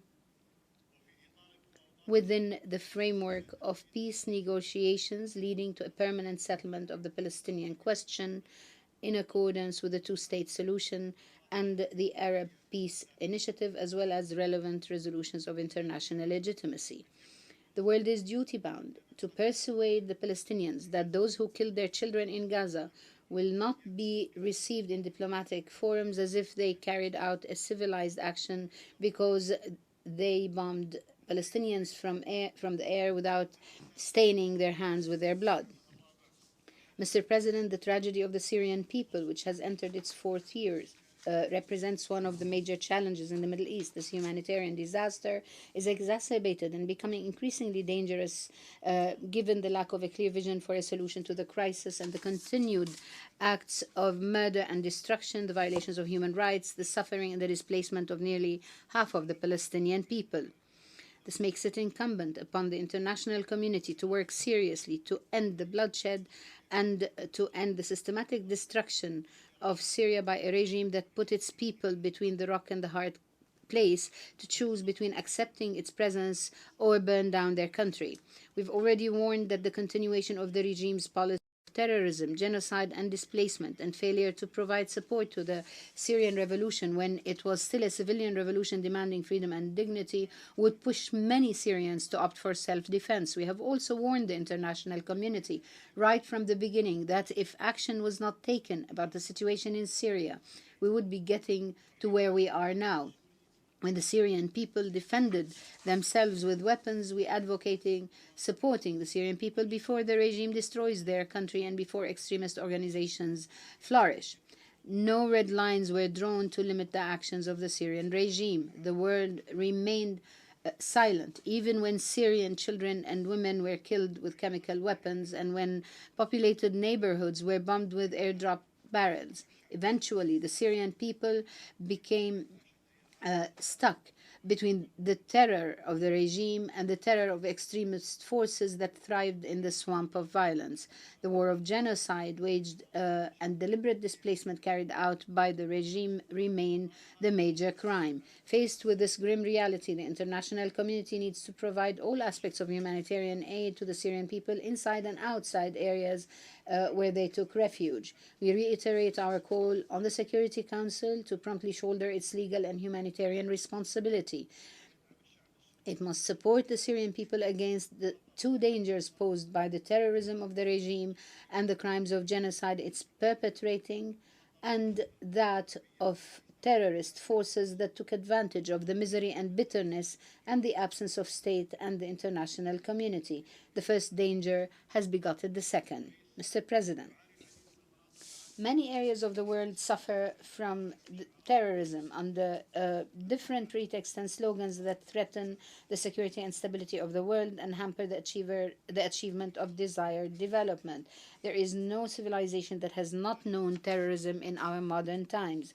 There is no doubt that the societies that are most affected are those in which the bad seed of such a phenomenon has grown. Such phenomenon is hostile to diversity and pluralism that enrich communities. In the case of affected Arab and Islamic societies, terrorism affects innocent people, impoverish their societies, because terrorism seeks to deprive them from their humanitarian and religious diversity, blurs the real demands of the people, and offends their religion by superficial and anthematizing interpretations.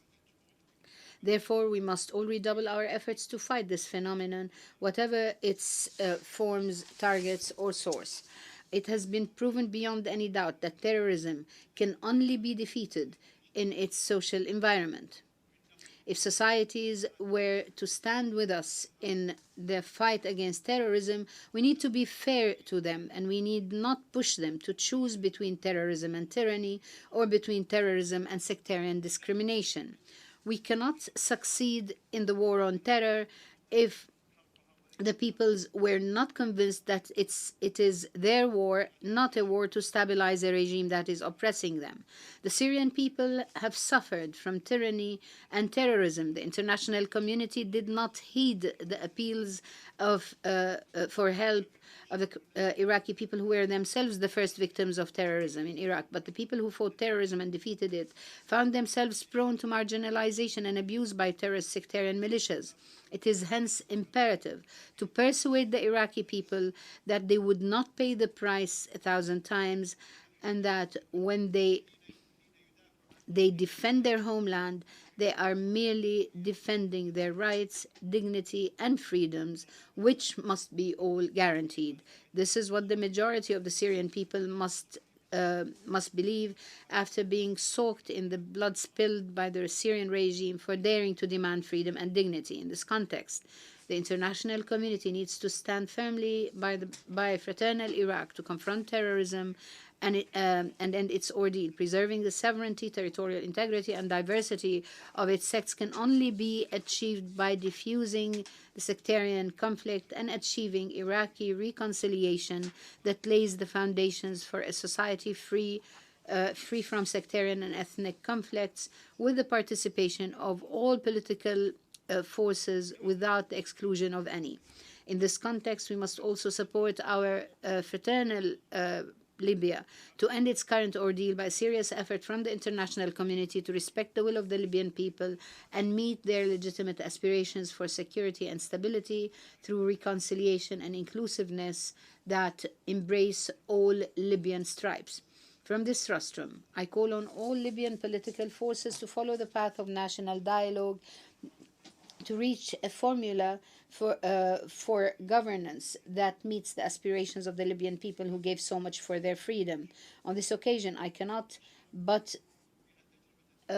hail the nascent Tunisian experience, which augurs well for our future, thanks to the awareness and unity of the Tunisians and their insistence on the success of their experience, despite continuous attempts by powers that do not want for the experiences of pluralism to succeed in our region. We have witnessed another successful experience of peaceful transfer of power in Yemen. We were encouraged by the outcome of the national dialogue under the auspices of the United Nations and the support of the Security Council, which passed a resolution emphasizing commitment to the process and condemning those undermining its implementation. But it seems that there are forces who are joining their ranks in an attempt to thwart that experience. Some of these oppose any change to begin with and would prefer the time that the hands of the clocks would go back. And some prefer sectarian conflict and sectarian factional interests over justice and good governance for Yemen. Experience has shown that the use of violence and political action from a factional or sectarian perspective does not lead to a change towards a better system of governance.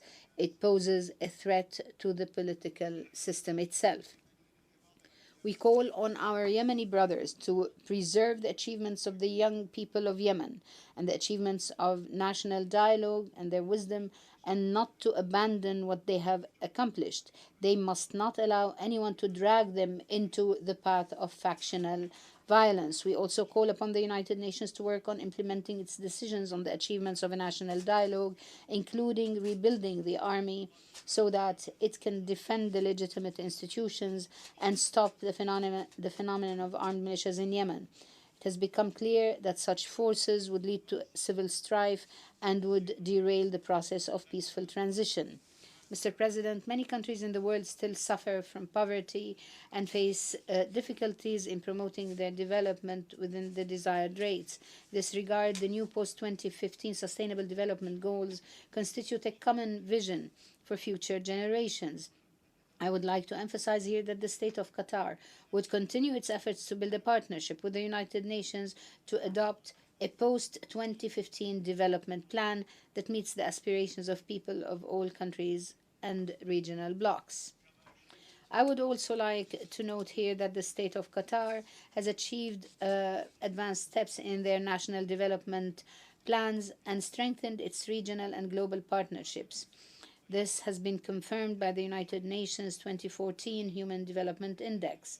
The state of Qatar was ranked 31st globally, and today we continue the implementation of the Comprehensive National Strategy for Human Development based on Qatar Vision 2013, aimed at achieving development in various fields.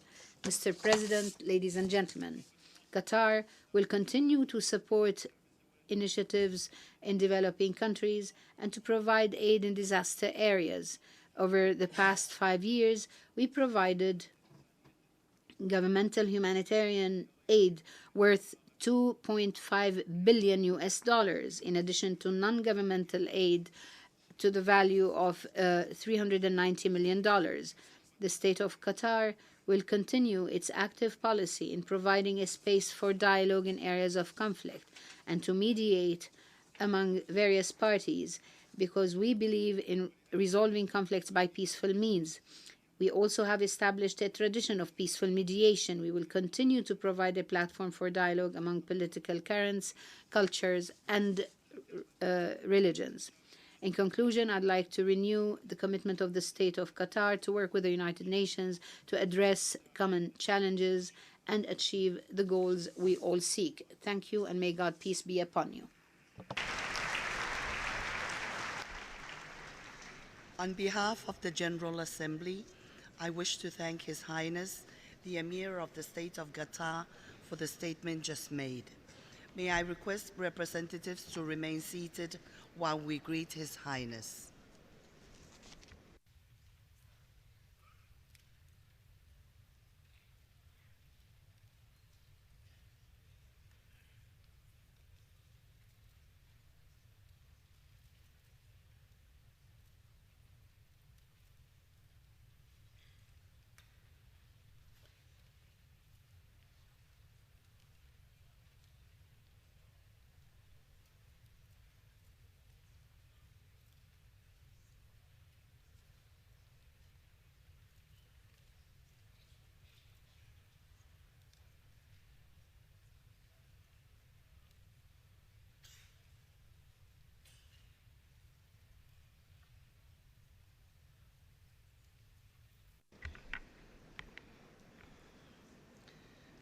The Assembly will now hear an address by His Excellency Serge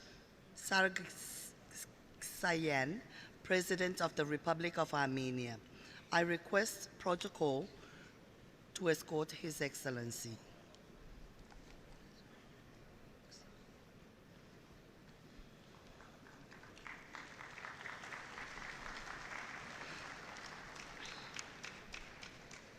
On behalf of the General Assembly, I have the honor to welcome to the United Nations His Excellency Serge Sargsyan, President of the Republic of Armenia, and to invite him to address the General Assembly.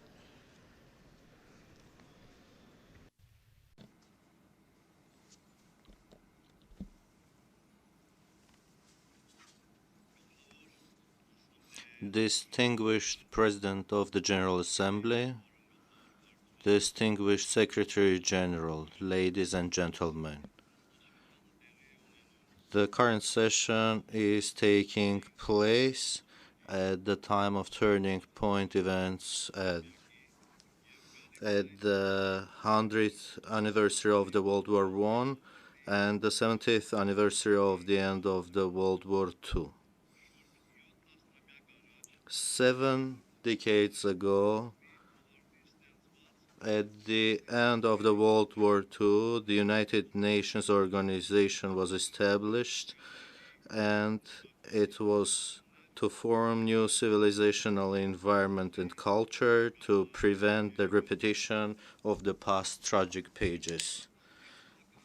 The year 2015 bears particular significance for all Armenians around the globe. On April 24, Armenians around the globe will commemorate the most tragic page of the nation's history, the centennial of the Armenian Genocide. It was an unprecedented crime, objective of which was to eliminate the nation and deprive it of its homeland, a crime that continues to be an unhealed scar for each Armenian. The 1915 genocide was a crime against civilization and humanity, and its inadequate condemnation paved the way for similar crimes of mass murder in the future. Addressing the Assembly ahead of the centennial year of the Armenian Genocide from this prominent podium, which I would call the podium of honor and responsibility, I declare vociferously, thank you, Uruguay, France, and Russia. Thank you, Italy, Belgium, the Netherlands, Switzerland, and Sweden. Thank you, Germany, Poland, Lithuania, Greece, Slovakia, and Cyprus. Thank you, Lebanon, Argentina, Venezuela, Chile, Canada, and Vatican. Thank you for the recognition and condemnation of the Armenian Genocide, regardless of the format and language adopted. I thank the USA, European Union, and all those personalities, state bodies, territorial units, and organizations in numerous countries who publicly called things by their proper names.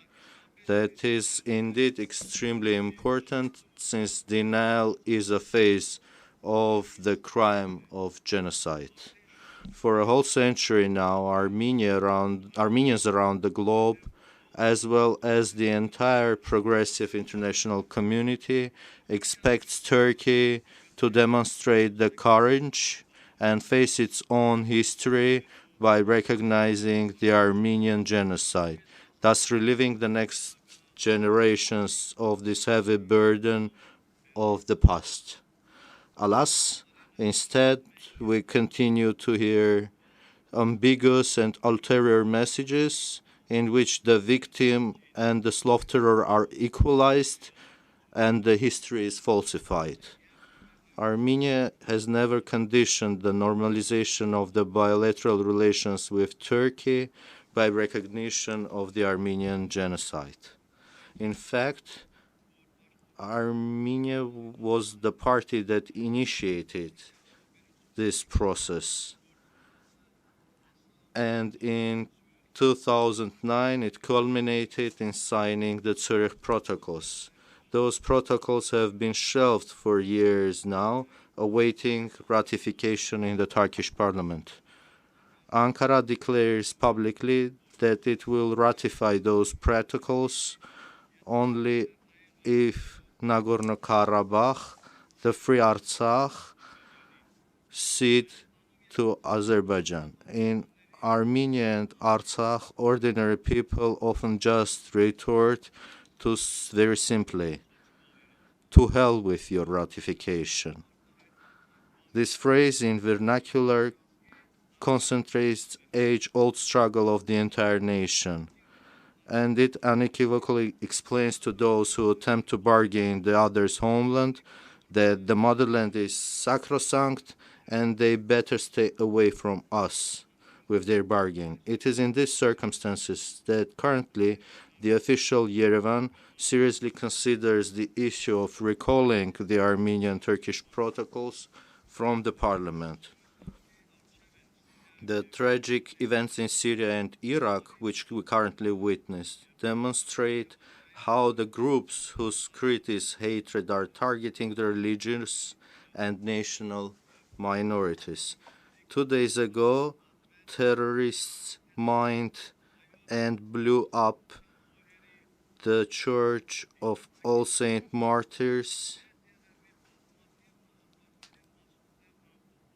in Deir Zor, dedicated to the memory of the victims of the Armenian genocide. Such a barbarity is a criminal godlessness, in no way or shape related to any faith. The catastrophic situation in Syria and north of Iraq continuously deteriorates, and today hundreds of thousands of people are directly imperiled. Among them are tens of thousands Armenians of Aleppo. It is an instance of a peril to consider in the context of our joint commitments to preventing the crimes against humanity. Armenia has voiced on numerous occasions the necessity to defend the Armenian population of Syria and Yazidi population of Iraqi Northwest, and we are encouraged by the unified stance of the international community in this regard. The very essence of our organization is the preservation of the global peace and security.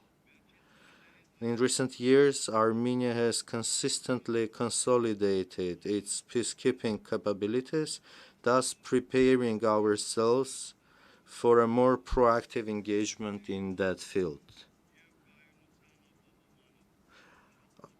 In the coming future, Armenian peacekeepers will be dispatched to the south of Lebanon in the framework of the UNIFIL mission under the auspices of the UN. It became possible due to close cooperation we enjoy with our Italian colleagues. I strongly believe that our servicemen will fulfill their mission with dignity and high professionalism, also utilizing the extensive experience they have garnered in the last decade in Kosovo, Iraq, and Afghanistan. Distinguished colleagues, it has been more than 20 years that our neighboring state aborts the efforts of the international community directed at the just and peaceful settlement of the Nagorno-Karabakh conflict by its unconstructive and maximalist stance. The bellicose statements that are aired and various threats that put forth at the highest level in Azerbaijan has resulted in all-out permissiveness because of the failure of the inadequate international assessment. The president of Azerbaijan designates the entire Armenian nation as the enemy number one, and what is considered in the rest of the world to be a crime, in Azerbaijan is considered to be a glorious deed. Despite the fact that each conflict is unique, the fundamental human rights and freedoms, including the people's right to free expression of will and self-determination, continue to evolve as a determinant for their resolution. The vote held a few days ago in Scotland once again proved that nowadays the institute of referendum is more and more widely perceived as a legal model for the peaceful settlement of ethnic conflicts. It was no coincidence that the right to govern one's own fate through referendum is in the core of the proposal put forward by the co-chairs of the OSCE Minsk Group for the settlement of the Nagorno-Karabakh conflict. Ladies and gentlemen, while discussing the Nagorno-Karabakh conflict settlement, I cannot but address the 4 UN Security Council resolutions which were adopted during the war, that every so often are being exploited by the Azerbaijani authorities in order to justify their obstructive policy. It is about those 4 resolutions that demanded unconditionally, as a matter of priority, cessation of all military hostilities. Azerbaijan failed to comply. Azerbaijan's own non-compliance with the fundamental demands of these resolutions made impossible their full implementation. The resolutions contained calls upon the parties to cease bombardments and airstrikes targeting the peaceful civilian population, to refrain from violating the principles of the international humanitarian law, but instead Azerbaijan continued its indiscriminate bombardments of the civilian population. Azerbaijan did not spare children, women, and old persons, thus gravely violating all legal and moral norms of the international humanitarian law. Now Azerbaijan cynically refers to these resolutions, refers selectively, pulling them out of context as a prerequisite for the settlement of the problem. The adequate interpretation of the UN Security Council resolutions is not possible without correct understanding of the hierarchy of the demands set therein. The resolutions inter alia request the restoration of economic, transport, and energy links in the region and removal of all obstacles to communications and transportations. It is no secret that Azerbaijan and Turkey imposed blockade on Nagorno-Karabakh and the Republic of Armenia from the outset of the conflict. The Azerbaijani president in his statements even takes pride in this fact, promising his own public that direction would remain the priority of Azerbaijan's foreign policy. The above-mentioned UN Security Council resolutions called upon Azerbaijan to establish direct contacts with Nagorno-Karabakh. Azerbaijan refused to establish any direct contacts with Nagorno-Karabakh, which was a legally equal party to the ceasefire agreement concluded in 1994, as well as a number of other international agreements.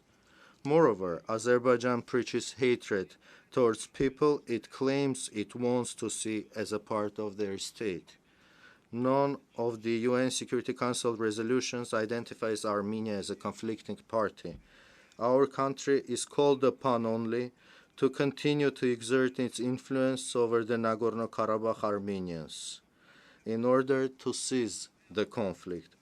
Armenia has fully complied, and due to its efforts, a ceasefire agreement was concluded in 1994. All UN Security Council resolutions recognize Nagorno-Karabakh, refer to it as a party to the conflict. Azerbaijani authorities have failed to implement the fundamental demands of the Security Council resolutions, including abiding and sticking by the humanitarian norms. Incidentally, Azerbaijan has been gravely violating this demand every now and then. Azerbaijan's cruel and inhuman treatment of the Armenian civilian prisoners of war regularly results in their deaths. Although I think one shall not be surprised about it, because it is the same state that suppresses and exercises in the most inhumane way its own people. A clear proof of it was the decision of the UN Subcommittee on Prevention of Torture to suspend its visit to Azerbaijan due to obstructions it encountered in the conduct of the official Baku.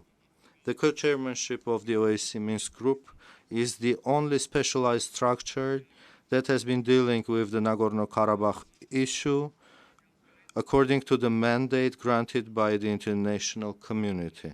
While Azerbaijan is very well aware that it could not possibly deceive or misinform the Minsk Group, which is very well immersed in the essence of the problem, attempts to transpose the conflict settlement to other platforms, trying to depict it as a territorial dispute or exploit the factor of religious solidarity. These are meaningless, and Armenia traditionally enjoys very warm relations with the Islamic nations, both in the Arabic world or, for instance, with our immediate neighbor, Iran. Ladies and gentlemen, we highly value the indispensable role of the United Nations in the adjustment and implementation of the development goals.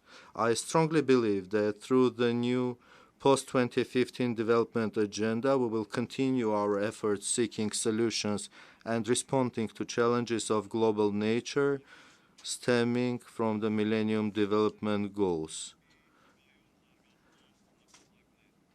In conclusion, I would like to underline that we have passed substantial part of the road leading to shaping the post-2015 development agenda.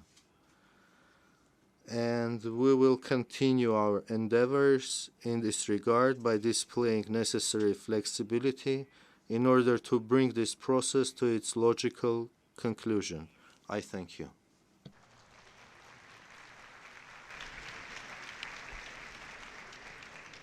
On behalf of the General Assembly, I wish to thank the President of the Republic of Armenia for the statement just made. May I request representatives to remain seated while we greet the President.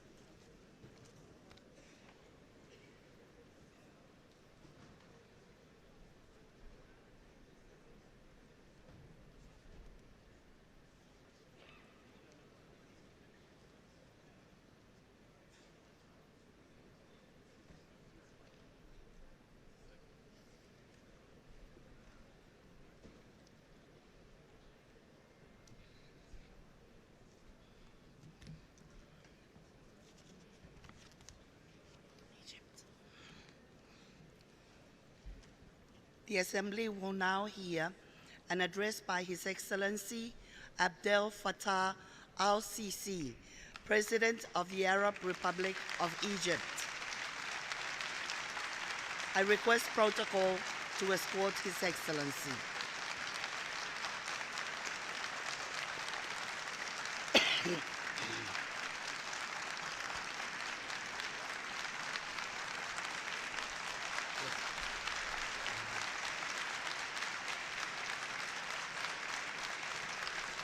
On behalf of the General Assembly, I have the honor to welcome to the United Nations His Excellency Abdel Fattah al-Sisi, President of the Arab Republic of Egypt, and to invite him to address the Assembly.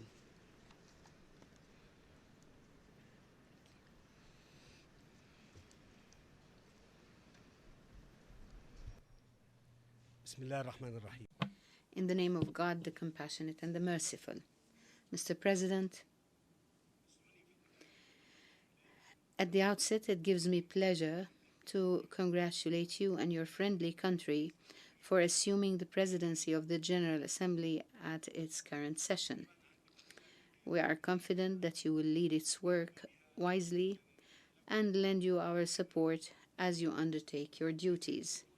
I take this opportunity to express my sincere appreciation to your predecessor for his untiring efforts as president of the previous session.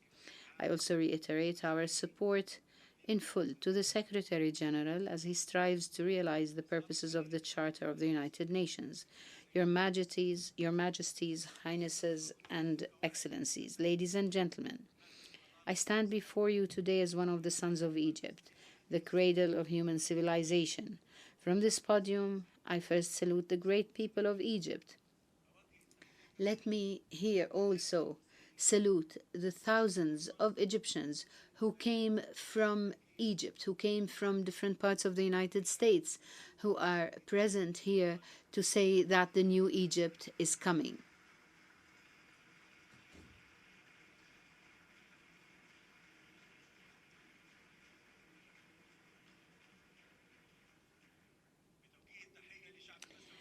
From this podium, I first salute the great people of Egypt that made history twice over the past few years.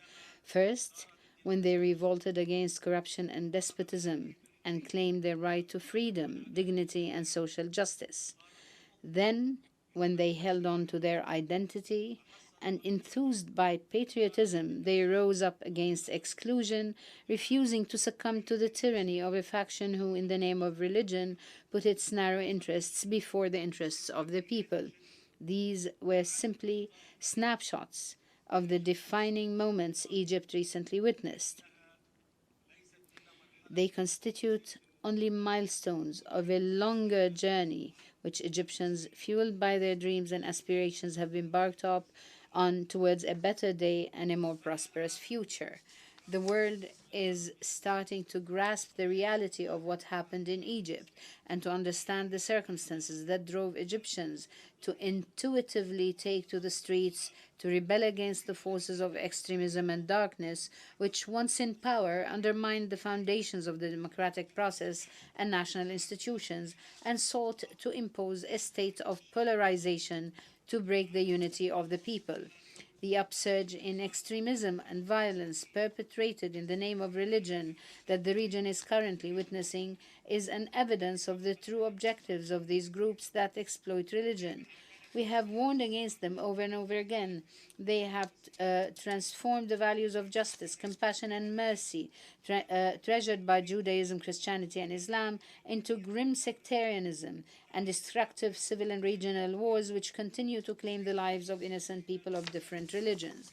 Mr. President, ladies and gentlemen, the Egyptian people realize, and I do too, given the responsibilities that I shoulder since my election as president, that achieving our goals began by building a civil democratic state in light of the principles we sought through adhering to the roadmap for the future agreed upon by Egyptian national powers, which will be completed with the holding of parliamentary elections following the presidential elections and the constitutional referendum during which Egyptians expressed their free will.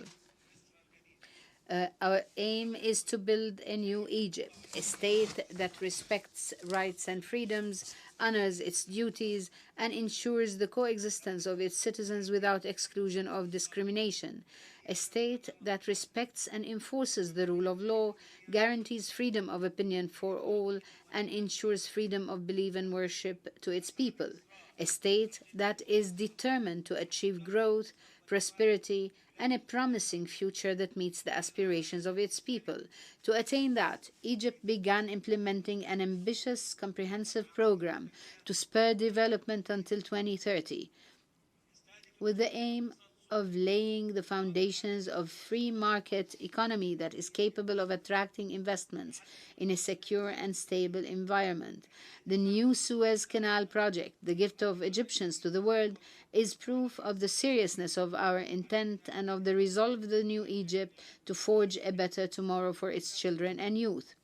This is why I invite you to participate in the economic conference that will be held in Egypt next February, to achieve development and build the future, not only for Egypt, but for the whole region.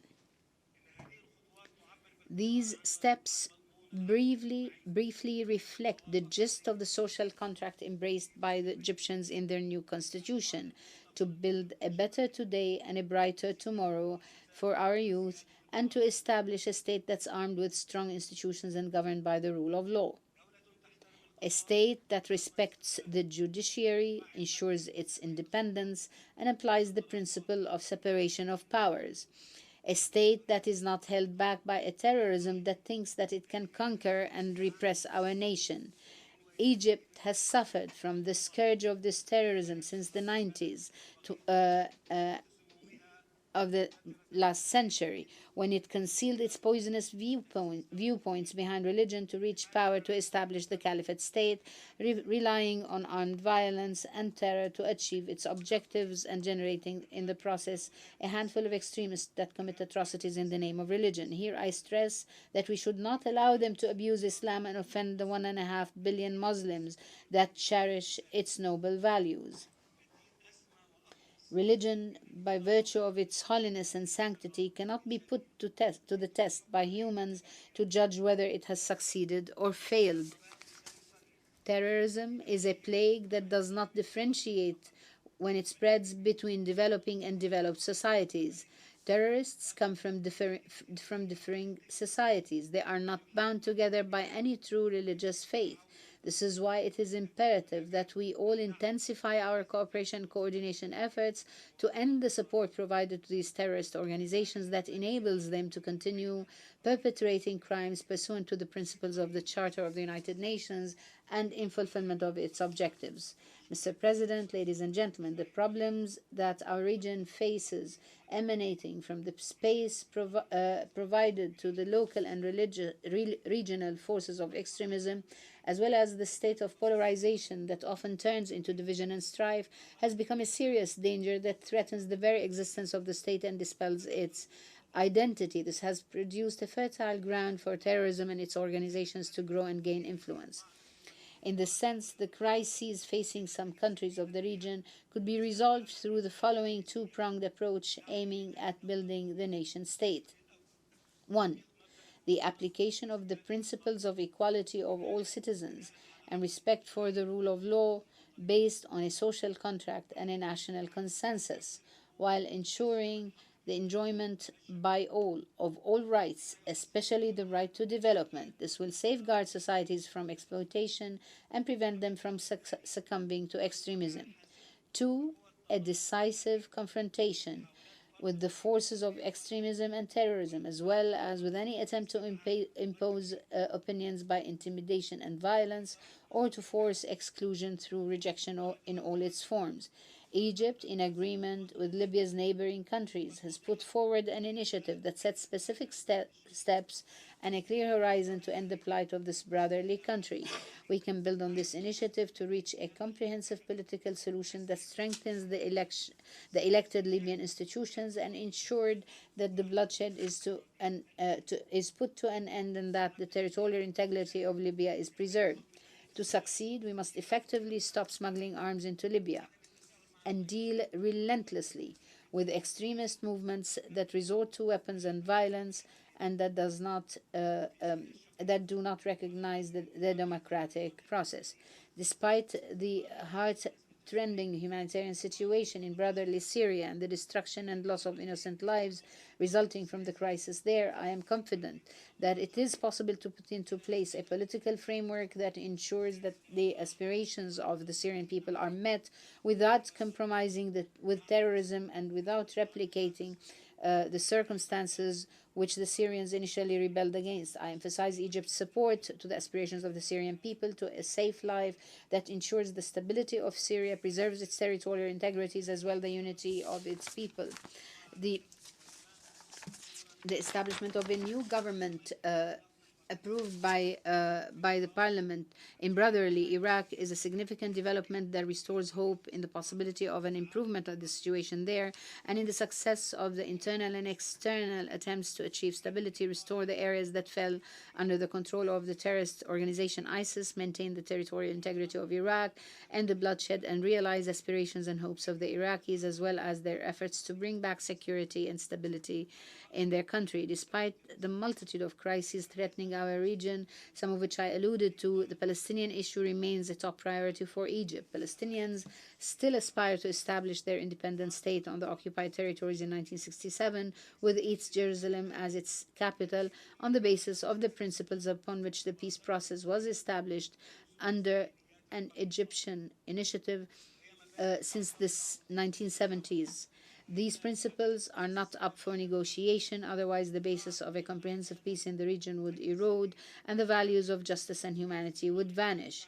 The continued deprivation of the Palestinian people of their rights is undoubtedly exploited by some to inflame other crises, achieve hidden goals, fragment Arab unity, and impose control on Palestinians under the guise of realizing their aspirations. All of the above puts a special responsibility on Egypt and on its strong state which it confronted with terrorism. I am confident that there are challenges that would make it incumbent upon us to work seriously and with a clear vision so that we can achieve the ambitions of our people in democracy, in human dignity, and in attaching importance to our youth and their aspirations in a brighter future. Our success is a guarantee to the future of our people. From this rostrum, I call on everybody to address the pandemic of Ebola in many countries of Africa. Fighting this disease is a collective responsibility. We must be able to assist those who cannot do it by themselves so that we can provide protection to our people. Distances have become shorter given the problems, given the advantages of our era. Ladies and gentlemen, this puts Egypt and its strong state a very special responsibility. Egypt confronted terrorism and extremism in the 1990s. I am confident that Egypt will succeed in uprooting terrorism by virtue of its national identity. Egypt will always be a beacon of civilization supporting cohesion of the region, and Egyptians will never hesitate in assuming their role to that effect. Egypt considers Arab national security an integral part of its own national security on the basis of our common heritage and destiny and our longing for the stability of a region crucial to the world. Egypt's vision of international relations is founded on the respect for the principles of international law, treaties, and conventions based on mutual respect and mutual interests and benefits. As you know, Egypt is a founding member of the United Nations and has ever since strongly contributed to the realization of its goals, especially in the areas of peacekeeping, peace building, and development. From this standpoint, Egypt's aspiration to the non-permanent citizen membership of the Security Council in the years 2016-2017 stems from its desire to make use of its membership to achieve the purposes of the organization and protect the interests of developing countries, particularly in Africa, as well as to accelerate the reform of the UN system as part of a broader vision based on the principle of equality of all nations. I therefore invite member states to support Egypt's candidature to the Security Council. Mr. President, ladies and gentlemen, I have conveyed to you in all humility the message of the Egyptian people, their women before their men, their youth before their elderly. This is a message of hope, of will, and of determination to work, a message of openness to cooperate with all to overcome all obstacles and difficulties.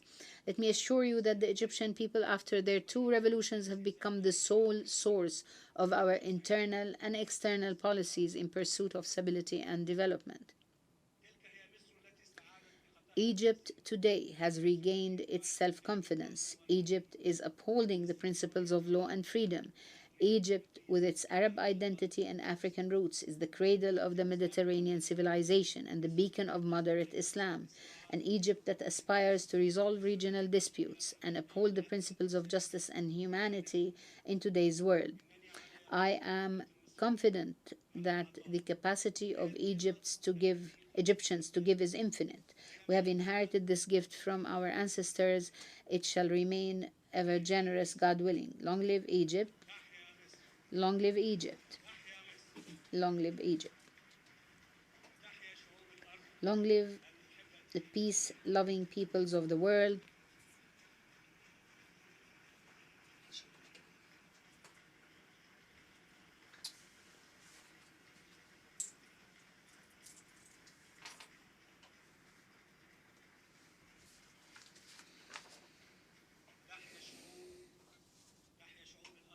Long live the people, the peace-loving peoples of the world. Long live the principles of humanity and the values of tolerance and coexistence.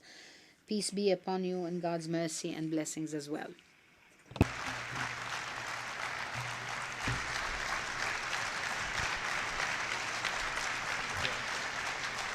On behalf of the General Assembly, I wish to thank the President of the Arab Republic of Egypt for the statement just made. May I now request representatives to remain seated while we greet the President.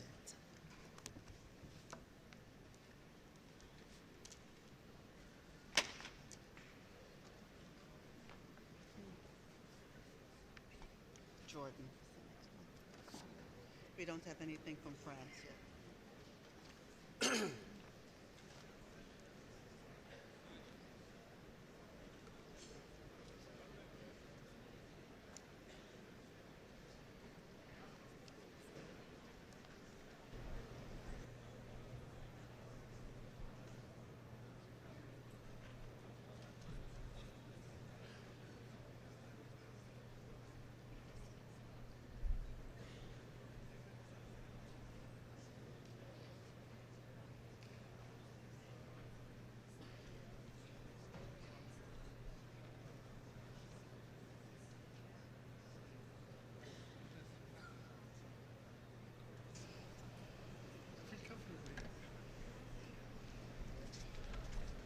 Bon appetit.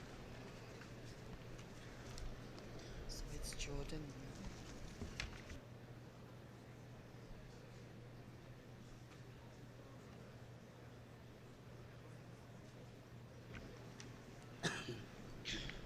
The Assembly will now hear an address by His Excellency King Abdullah ibn al-Hussein, King of the Hashemite Kingdom of Jordan. I request protocol to escort His Majesty.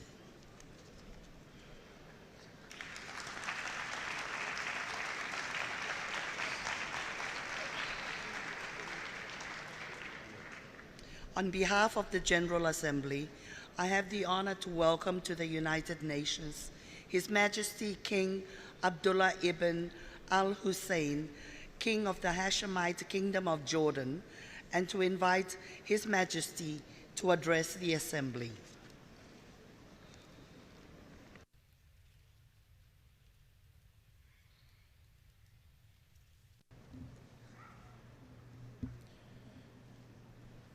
Bismillah ar-Rahman ar-Rahim. Mr. President, Mr. Secretary General, thank you. Distinguished heads of delegations, members of the General Assembly, what and where is global power?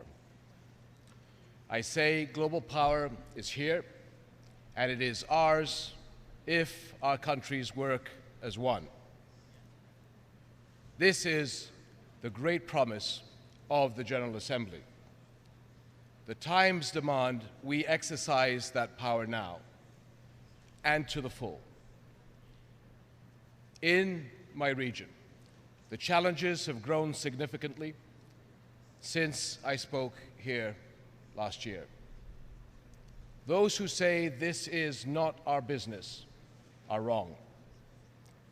The security of every nation will be shaped by the fate of the Middle East.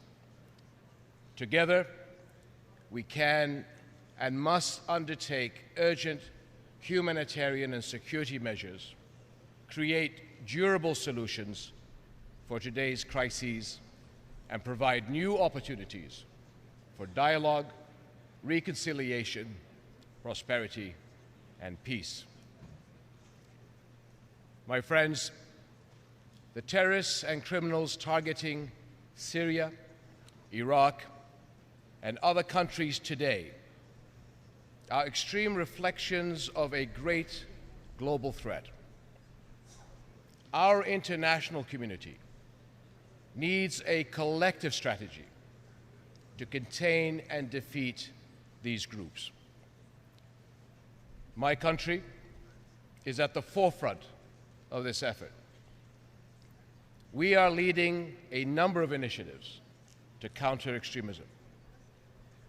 As representative of the Asia-Pacific bloc on the UN Security Council, we look for a strong outcome of the Council's summit on threats to international peace and security caused by terrorist acts, chaired by President Obama this afternoon. Another critical global focus must be a decisive affirmation of mutual respect within and among religions and peoples.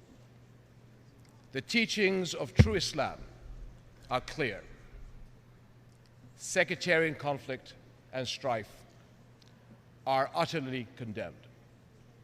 Islam prohibits violence against Christians and other communities that make up each country.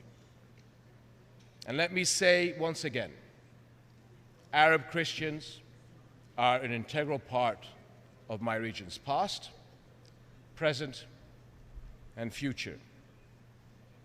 And I call on Muslim and other leaders to work together against falsehoods and divisive actions. And Jordan is honored to have spearheaded global interfaith and intra-religious initiatives. Building on this, Jordan will introduce a draft resolution covering the general proposition that a new international offense falling under the crimes of genocide and crimes against humanity be considered on the basis of the aberrant new crimes against religious communities seen recently in Syria and in Iraq. Together, let us also address the conditions that extremists exploit. Radicalization thrives on injustice, insecurity, and marginalization. This Assembly's transformative development agenda can give the world's people a better way forward through concrete programs and investments that will change lives. My friends, we must also work actively for consensus-driven political solutions to regional crises. The security situation in Syria, Iraq, and Lebanon must be addressed comprehensively. Jordan supports a united and stable Iraq with an inclusive national political process, and in Syria, there must be a political solution based on the reforms that give all communities a role in rebuilding their country. International influence is vital to get the moderate opposition and the regime back to the negotiating table immediately. The heavy flow of Syrian refugees continues, and my country is sheltering nearly 1.4 million Syrians. We are now the world's third largest host of refugees, and this is placing an overwhelming burden on Jordan's people, infrastructure, and already limited resources. The refugee crisis is a recognized global responsibility and demands a global solution. To date, the response has not kept pace with the real needs. There must be a concentrated effort to get humanitarian assistance flowing inside Syria and to support host countries and communities, including Jordan. My friends, we cannot address the future of my region without addressing its central conflict, the denial of Palestinian rights and statehood. This year, yet again, we have seen a dangerous halt in the progress towards peace and a Palestinian state. Instead, in Gaza, we have seen another violent detour into conflict. How shall we heal the families who have lost so much? How shall we offer hope to young people whose futures are at risk? A first imperative step is to mobilize international efforts to rebuild Gaza. As we do so, we must also marshal the united global response needed to achieve a once and for all lasting settlement. Such action can create the environment necessary to relaunch final status negotiations on the basis of the Arab Peace Initiative. This approach offers a clear path, the only path, to a comprehensive settlement based on the two-state solution and international legitimacy and terms of reference. For Israel, security and normal diplomatic and economic relations with Arab and Muslim states. For Palestinians, a viable, independent, sovereign state along the 1967 lines with East Jerusalem as its capital. Unilateral actions that seek to preempt negotiations must end. And Jordan strongly opposes threats to Jerusalem's Arab, Muslim, and Christian identity. And as Hashemite custodian of Jerusalem's Muslim and Christian holy sites, I will continue to oppose any violation of Al-Aqsa Mosque's sanctity.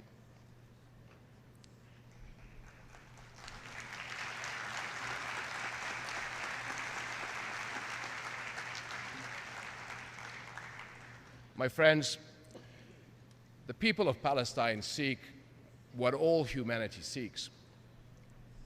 It is the common cause of this General Assembly: justice, dignity, opportunity, and hope. This is our global responsibility.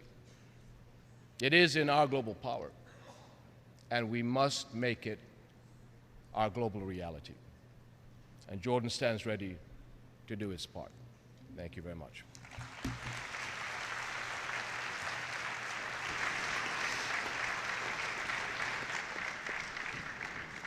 On behalf of the General Assembly, I wish to thank His Majesty, the King of the Hashemite Kingdom of Jordan, for the statement just made. May I request representatives to remain seated while we greet His Majesty.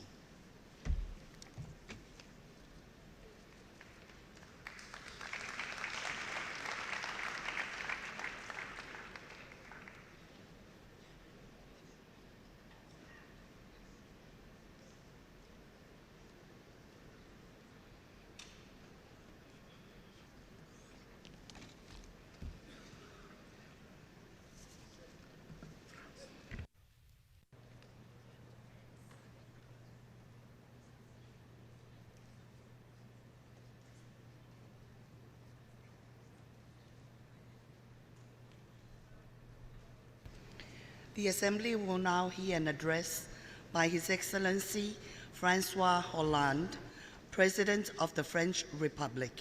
I request protocol to escort His Excellency.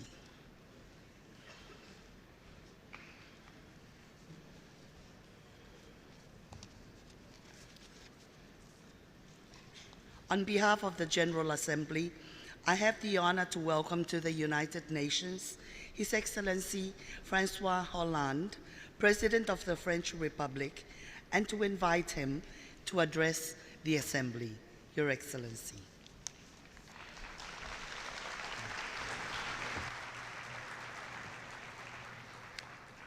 Madam President,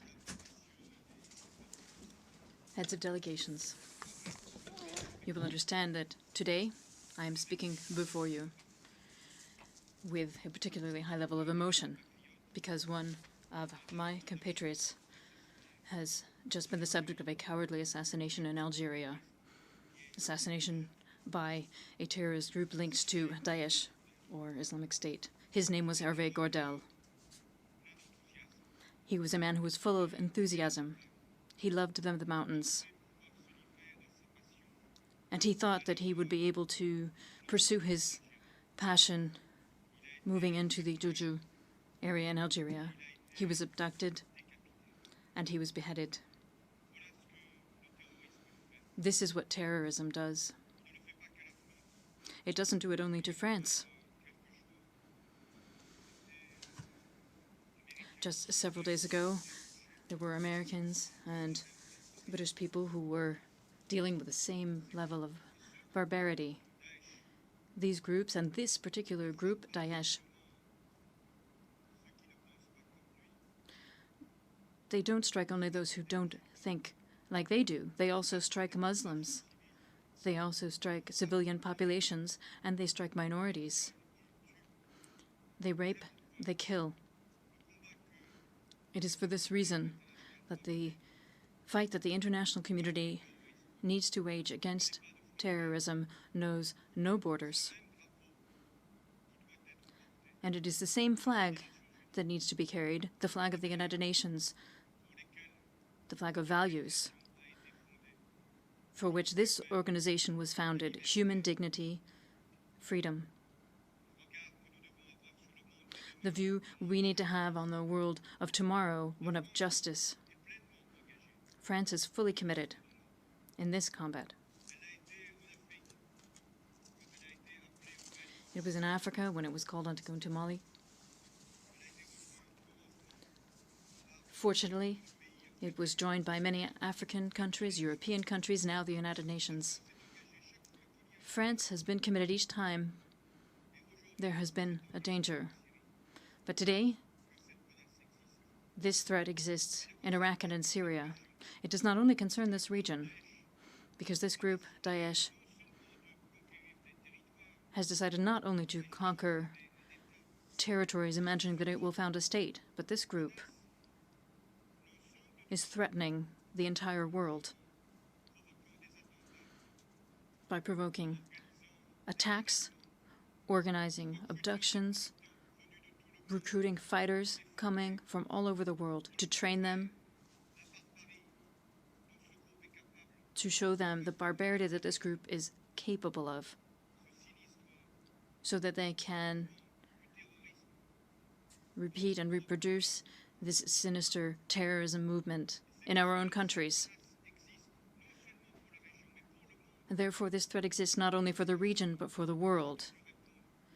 And it's for that reason that France has responded to the call of the Iraqi authorities so that we can bring them first military assistance by providing weapons. This was done in August. But also now bringing aerial support to avoid this group, Daesh, continuing to progress. We want to weaken it. We want to reduce it. But we also know that while there is no settlement of the Syrian crisis, all of our efforts could be reduced, and that could mean not simply that there is an action against Daesh, but that there could also be a political solution. We in France support the democratic Syrian opposition as the only legitimate representation of the Syrian people. We won't change there, and we won't make any compromise, because there is the threat of the Bashar al-Assad regime. They also need to be condemned because they are complicit in what has been happening for the last few years in Syria. 200,000 people dead and just as many displaced. Ladies and gentlemen, France is going through a tragedy following the assassination of one of our compatriots. But France will never give in to blackmail, to pressure, to barbaric acts. Quite to the contrary, France knows what is expected. It knows that it carries these values. It knows that it has a role to play, and France will never renounce this role. And the fight against terrorism will be pursued, and it will be accelerated as much as is necessary with the respect for law, with the respect for sovereignty of states. We will make no mistake when we act. We will always do so with respect for the principles of the United Nations. Ladies and gentlemen, I would have liked to talk to you about so many other things. But please understand that in my country, there is nevertheless a great question which is being asked and which is being asked to you, and that is, when faced with these barbaric acts, faced with this terrorism, will we remain spectators? Or will we be actors together in what should be a just international order. This question, if we don't respond to it, or if we respond too weakly, then the terrorists will continue with their undertakings of indoctrination. It is not weakness that will be the response to terrorism, it is force. The force of law, the force of the United Nations. At a certain point also, the force of military action when it becomes necessary.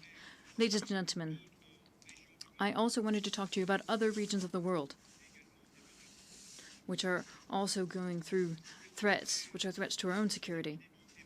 I wanted to talk to you about the Ebola epidemic because I know just how much it is affecting our African friends.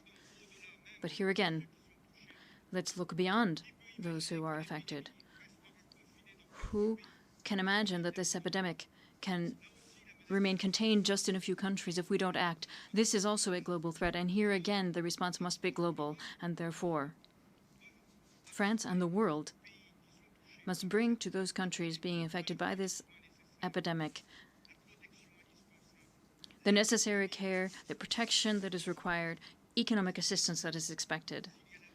Because there again, if there is the slightest weakness, the slightest lack of solidarity, all of our countries will be affected. Ladies and gentlemen, I have also come here before you to speak to you about what is occurring in Europe, next to Europe, to what happened in Ukraine, with lacks there also of the principles of human rights. But even in Europe, what we need to do is achieve peace, and we see the ceasefire and the truce that has been concluded there, and this needs to be pursued. No continent is spared from this threat. Everything is fragile, precarious, vulnerable. And we need to have the same awareness of the risks and the dangers that beyond the Second World War, we need not only to make it a work of memory, but a task of the future we want, the world we want. And that is the last thing I want to talk about here. The world that we want needs to be one addressing climate change. But here again, this is threatening not only our generation, but the one that will follow us. It's a threat to our own security, because there are more people displaced by climate change than by wars, which are so intense and deadly throughout our world. Therefore, France has also taken on its responsibilities, having decided to organize a climate conference in December 2015. I'm very pleased to say that right here, thanks to Secretary General Ban Ki-moon, there was a summit which enabled us to mobilize the will of states, financial institutions, countries, civil society. There were also many protests that took place because we want this conference to succeed, not only because it's in Paris, because it's the world that we want. There have been periods in history when we can decide not only for ourselves, but decide for humanity, and this time has come. Therefore, in Paris, we must do everything to make sure that a global agreement can be reached, an agreement that can be binding, that can be differentiated according to levels of development, which can have its green fund, to which France has contributed $1 billion for the coming years. And I hope that other countries will follow us, because we need this green fund to enable countries which don't have this level of development to be able to ensure their growth and at the same time their energy transition. Ladies and gentlemen, this is a sad moment that I'm experiencing today on behalf of France, that the French people are going through. But it is also a moment when we can move forward and take on our responsibility for the world, for the planet. We need to fight terrorism. We need to act for peace. We need to reduce inequalities. And we also need to do our job for future generations to make sure that Paris is a success for the climate and to make sure that the United Nations can always be faithful to the mandate that was given to it following a war, a horrific war. We are still facing challenges. We are certain to be able to deal with them if we are united, and together we can achieve this victory. Thank you.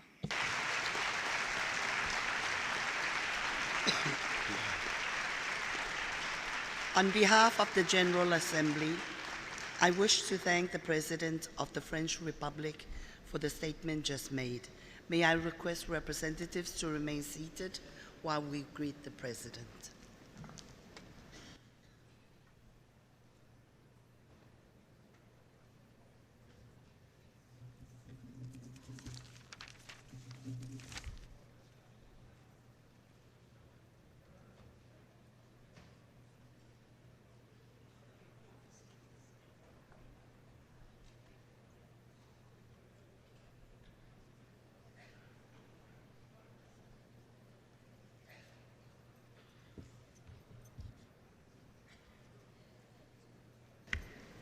The Assembly will now hear an address by His Excellency Enrique Peña Nieto, President of the United Mexican States. I request protocol to escort His Excellency.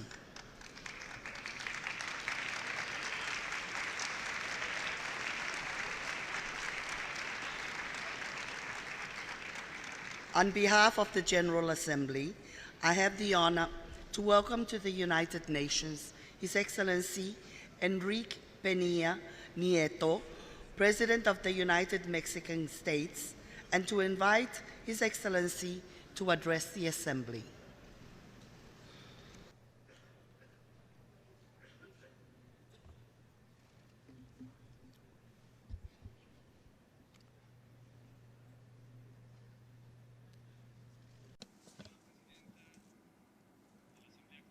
President of the General Assembly,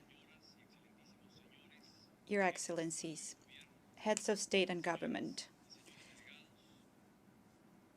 delegates, ladies and gentlemen, as President of Mexico, it is a high honor to participate for the first time in the General Assembly, the highest symbol of unity among nations. Mexico reiterates its historic commitment with this universal forum of dialogue, understanding, and cooperation. Today's world could not be conceived without the United Nations. Its positive influence is present in all areas of our lives. The United Nations leads international efforts to combat hunger, pandemics, and climate change. The organization protects our children, preserves world heritage, and promotes the empowerment and advancement of women around the world. This organization promotes trade and global communications, as well as the protection of human rights and peace.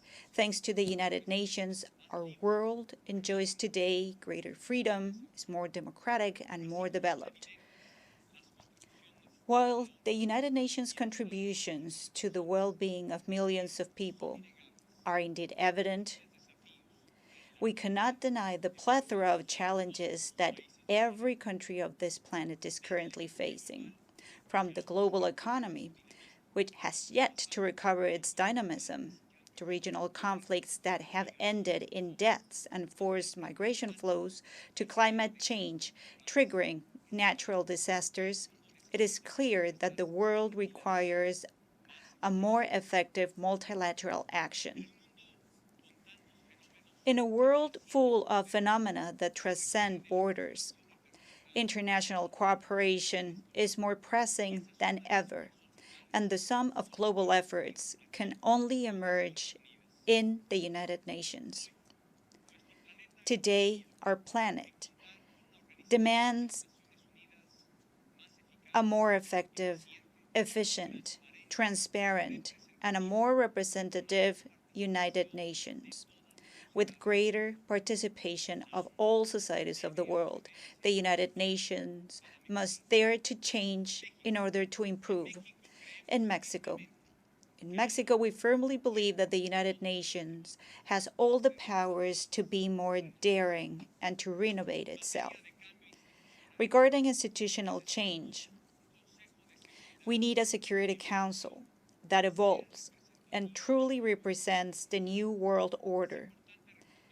It is of the utmost importance to reform the Security Council in order to strengthen its transparency, accountability, and response capacity. We believe that the Security Council should be enlarged by increasing the number of non-permanent members, creating long-term seats with the possibility of immediate re-election based on a more equitable geographic representation. The world needs a United Nations where the permanent members of the Security Council refrain themselves from using their veto power in cases of severe violations of international humanitarian law. Regarding international peace and security, the United Nations must prevent arms trafficking, as well as the serious damages this phenomenon inflicts on our societies.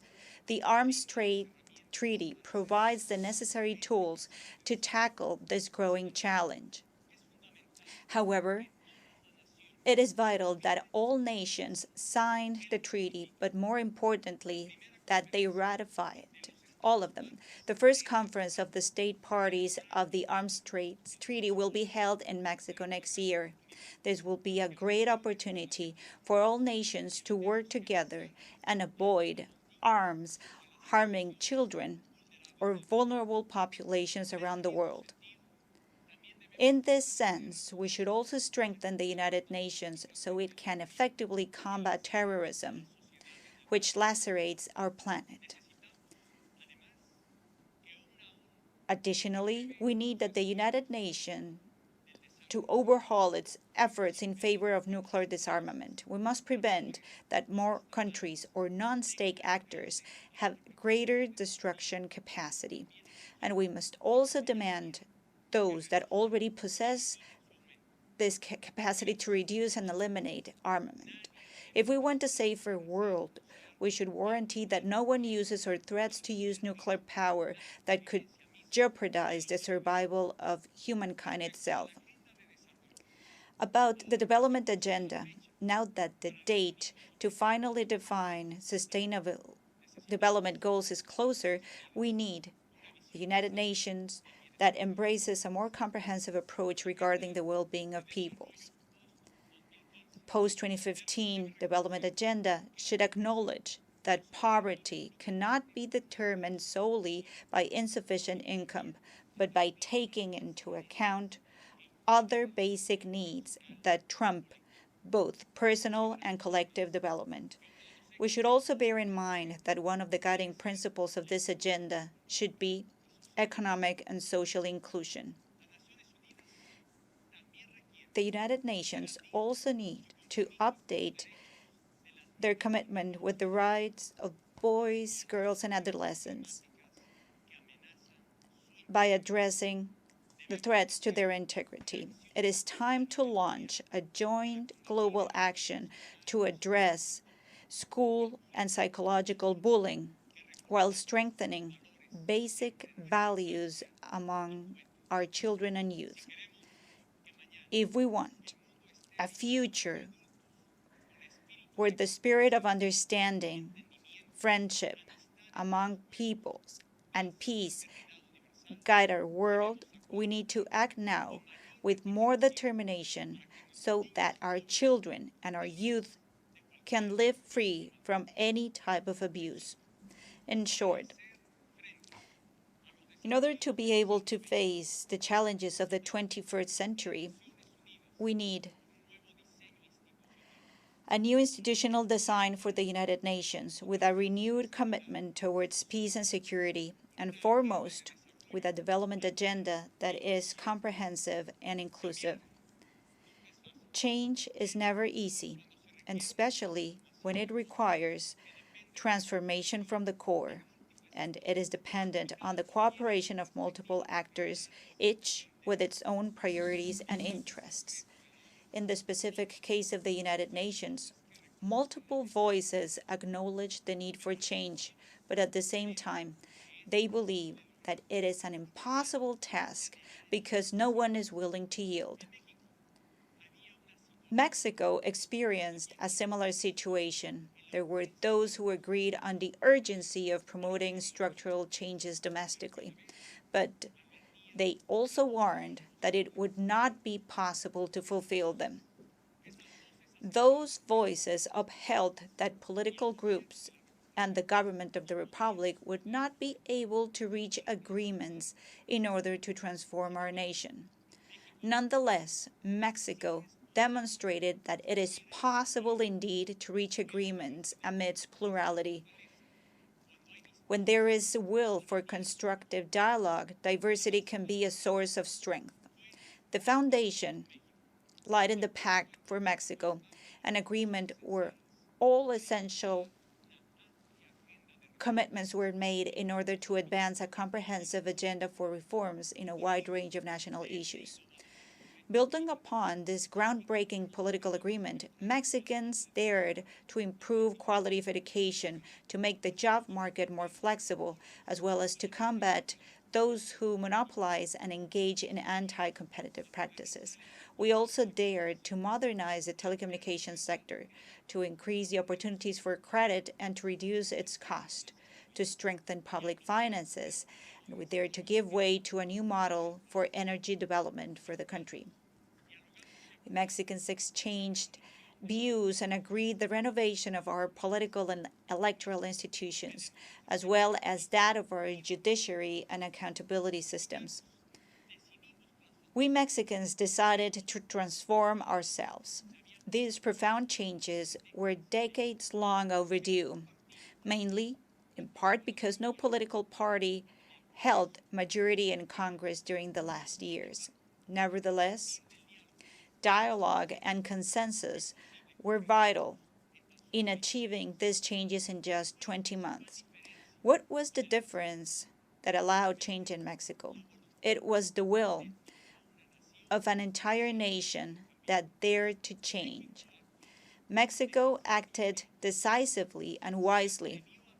Mexico dared to transform itself and set itself into motion. Based on this experience, I am convinced that the United Nations can also change. Ladies and gentlemen, almost 70 years after its creation, the United Nations must evolve as the international arena did. I know that it will not be easy to build consensus to transform the UN because the momentum must be broken and paradigms must be changed.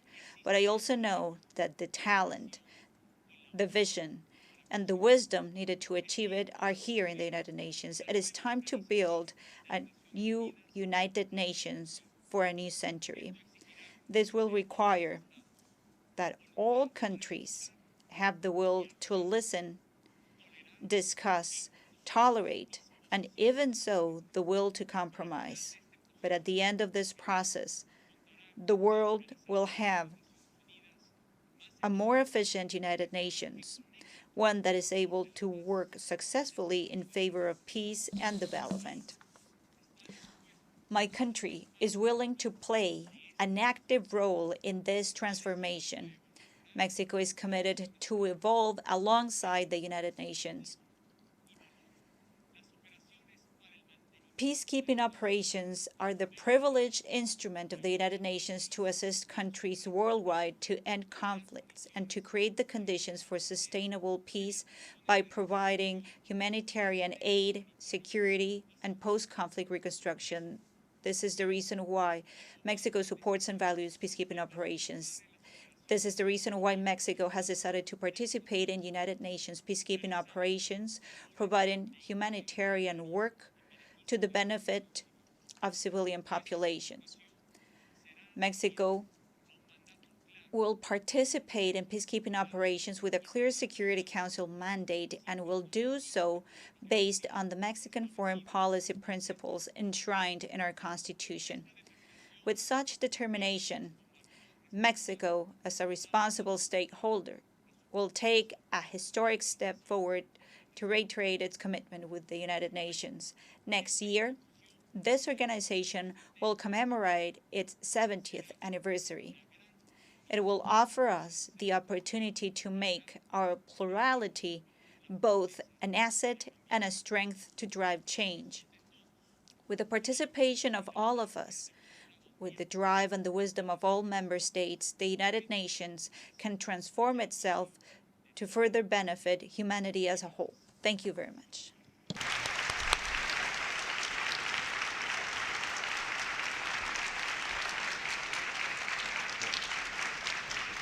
On behalf of the General Assembly, I wish to thank His Excellency the President of the United Mexican States for the statement just made.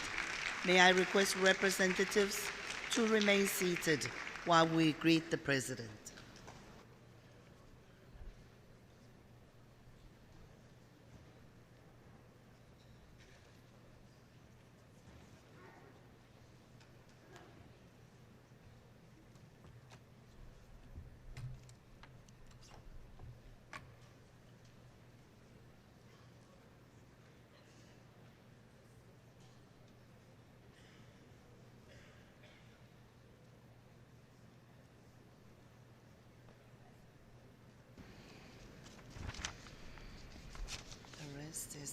Finland. The Assembly will now hear an address by His Excellency Sauli Niinisto, President of the Republic of Finland. I request protocol to escort His Excellency.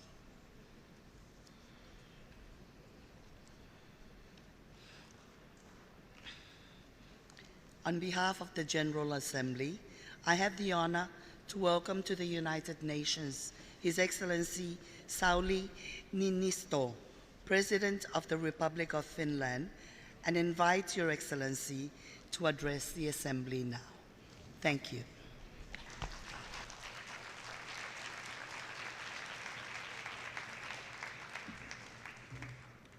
Madam President, Your Excellencies, ladies and gentlemen. Madam President, the events of the past months fill us with sadness. We have entered another grim era of conflicts. What has happened in Ukraine and in Syria and Iraq illustrates this. The core values and rules the United Nations is based on have been violated. The crisis in Ukraine has a deep impact on the security of Europe. We have not experienced such breakdown since the tragedy of the Balkan Wars. But I want to stress that Ukraine is not only a question limited to Europe. This should, and eventually will, concern all of us. A rule-based international system is a precondition for peace and security, for human rights and development. If we cease to protect this system, it will cease to protect us. It would be a dramatic and far-reaching mistake to let our rule-based order slip towards chaos and the law of the jungle. Unfortunately, the UN Security Council has not been able to uphold its responsibilities, neither in Ukraine nor in Syria. We need to reform the Security Council. Finland supports the efforts to restrict the use of veto. I'm pleased that the General Assembly adopted the resolution on territorial integrity of Ukraine on 24th March with a clear majority. Yet the voice of this important body should have been even stronger, condemning Russia's actions and charting a way towards ending violence and restoring peace. When the territorial integrity of a member state is violated and it loses control over a part of its own area through an illegal annexation, the member state should be able to turn to the United Nations for justice and remedy. De-escalation in Ukraine can't happen without Russia's active steps. Russia should control its border and prevent the flow of arms and fighters, and thereby contribute to stabilization of the situation in eastern Ukraine. There can be only a political solution to this crisis. We have currently seen some steps towards this, but a lot still remains to be done. Madam President, as the Secretary General has reminded us, the international community must not abandon the people of Syria. We can't forget those who have died or those driven from their homes, half of the population of Syria. 3 million Syrians have been received as refugees in the neighboring countries. The Syrian conflict can only be solved by political means. Finland continues to give its full support to the UN's Special Envoy to Syria. Women in Syria, as in other conflict-driven countries, must be included in the peace process. We welcome women's active efforts to strengthen their voices in Syria and elsewhere. The war in Syria has severely affected the security situation in the whole region. The geographic expansion of the ISIL organization with its horrendous terror is a byproduct of the conflict. This situation has serious consequences locally, regionally, and internationally. This challenge must be tackled together through a wide-ranging international cooperation. Finland will contribute to these common efforts. The international community showed determination last autumn after the chemical attacks in Syria. The OPCW UN joint mission focused on the verification and destruction of Syria's chemical weapons program. Finland has worked alongside the joint mission in this demanding operation. We must remain vigilant. In order to fulfill its UN commitments as well as to comply with the Chemical Weapons Convention, Syria must take further action. We must show that determination again. I strongly reiterate the appeal to the Security Council to refer the Syrian situation to the International Criminal Court. The ICC must be used when the national justice system is not able to deliver. Madam President, these conflicts unfold at a time when cooperation and common efforts are more needed than ever. We share the same global challenges like climate change. Ebola is another serious threat. To help, Finland will double its assistance. It is critically important to us and to our planet that we address them together. Here I want to express my gratitude to the Secretary General for his leadership in addressing these challenges. Intergovernmental negotiations on the post-2015 agenda will commence soon. We should aspire to a new kind of global commitment to fulfill both the needs of the mankind and the planet Earth. We owe this to our children and their children. To achieve sustainable development, we need clear objectives. We need to be able to monitor our commitments in all efficient way. All resources and means should be mobilized. We can't rely only on traditional resources anymore. Public funding for development still is important for the poorest and those affected by conflicts. But at the same time, domestic resource mobilization, innovation, trade, and technology and investments must play a stronger role in sustainable development. Many countries of the Global South enjoy a robust economic growth.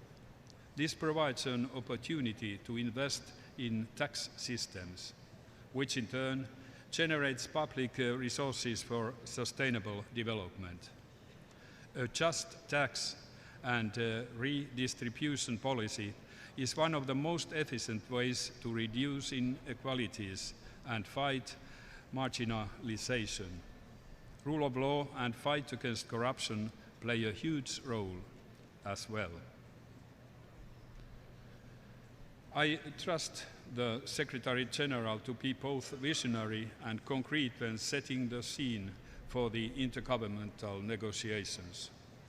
This process will culminate next year in this very hall. The best way to celebrate the 17th anniversary of the United Nations is to adopt transformative commitments that set us on a path towards sustainable development. Madam President, I started by describing the grim state of international relations. My analysis is not an excuse for inaction, but a call to redouble our diplomatic efforts. We must act with determination and we must act now. Finland will support efforts to restore peace and prevent further damage to our rule-based international system. We must also aim high in addressing together the broader global challenges of climate change and sustainable development. Thank you.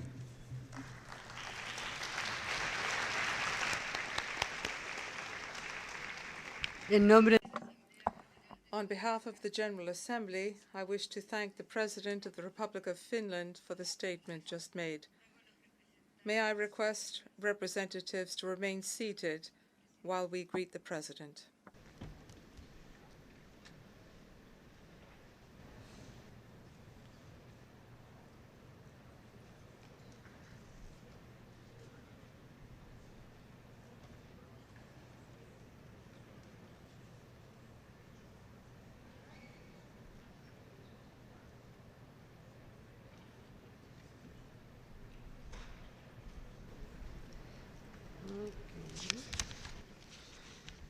L'Assemblée. The Assembly will now hear an address by His Excellency Susilo Bambang Yudhoyono, President of the Republic of Indonesia. I request protocol to escort His Excellency. En nombre. On behalf of the General Assembly, I have the honor to welcome to the United Nations His Excellency Susilo Bambang Yudhoyono, President of the Republic of Indonesia, and to invite him to address the Assembly.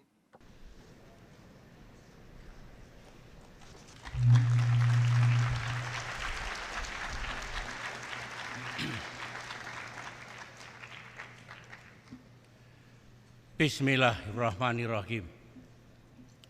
Madam President, Excellencies, ladies and gentlemen, it is a great honor for me to stand once again before this august body, the last time that I do so during my 2 terms as President of Indonesia. I could not agree more with the chosen theme of this session, delivering and implementing transformative post-2015 development agenda. The theme, which is very much in line with work of the high-level panel I was privileged to co-chair. In the past 15 years, the international community has embarked on an ambitious grand project for humanity, the Millennium Development Goals. Our hard work over the years have produced achievements which include breakthrough in combating poverty, increasing school enrollment, and improving public health. These achievements are encouraging and in some instances inspiring. But humanity as a whole have not achieved all the MDGs target. Successes are uneven. They differ between regions.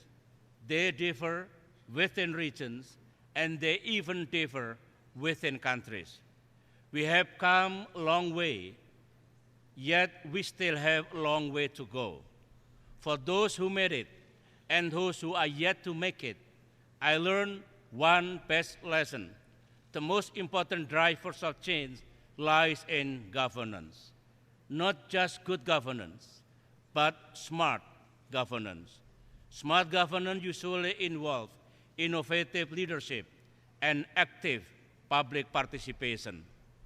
Without at least these two elements, all the hard work we put in will not produce desired result. And with smart governance, nations can go beyond their potential and leapfrog over others ahead of them. In Indonesia, beyond our wildest imagination, we have managed to increase our national income per capita by 400% within just a short decade. The quest for MDGs over the last 15 years have also reinforced the need for a more robust global partnership. There were certainly plenty of actions, but somehow our work in the World Trade Organization and the post-Kyoto climate, in reforming the global financial architecture, in reforming the United Nations, and many others have proved to be painstakingly slow. As we set forth a new global agenda for development, I believe we can draw on years of trial and error to become more acutely aware of the promise and pitfalls of development, of what we want and what we do not want. We do not want development that measures progress in terms of material provisions alone and end up dehumanizing and marginalizing our citizens. What we want is sustainable development with equity. Yet the importance of our work lies beyond the issue of development, as we are now also confronted with yet another major problems. We are witnessing a worrying deterioration in the relation between the major powers. None of us, certainly not the United Nations, can afford to bury our head in the sand about this grim development. This is worrying, as for over 2 decades since the fall of the Berlin Wall, the world has actually witnessed a series of promising turn of events. Most fundamental is the fact that improved relations among major powers had created ample space for new strategic and economic opportunities. Thus, global trade reached $23 trillion for a most six-fold growth in a year after the end of the Cold War in 1990. The fastest growth was during the period that coincides with the pursuit of the MDGs from 2000 to 2013, which was 1.5 times as fast as the preceding 2 decades. As to global investment, the value reached almost 1.5 trillion in 2013 for a near 7-fold growth since 1990. In Southeast Asia, this positive geopolitical development has allowed us to develop stronger cooperation and evolve the region's architecture. It led to the establishment of East Asia Summit, a vision for the ASEAN community, a progressive ASEAN Charter, a more active ASEAN Regional Forum, and others. Indonesia, too, was able to develop strategic partnership with all the major powers, as well as with many emerging powers. Madam President, I observe that today the international community is concerned about the danger of the old Cold War returning to our fold. Major power relations are worsening, fueled by mutual suspicions. Relations that were previously stable and cooperative are now marked with volatility and tension. And this benefits no one. Therefore, we should not let this become permanent. The major powers, and certainly all of us, have an obligation to work together to resolve the major issues of our time.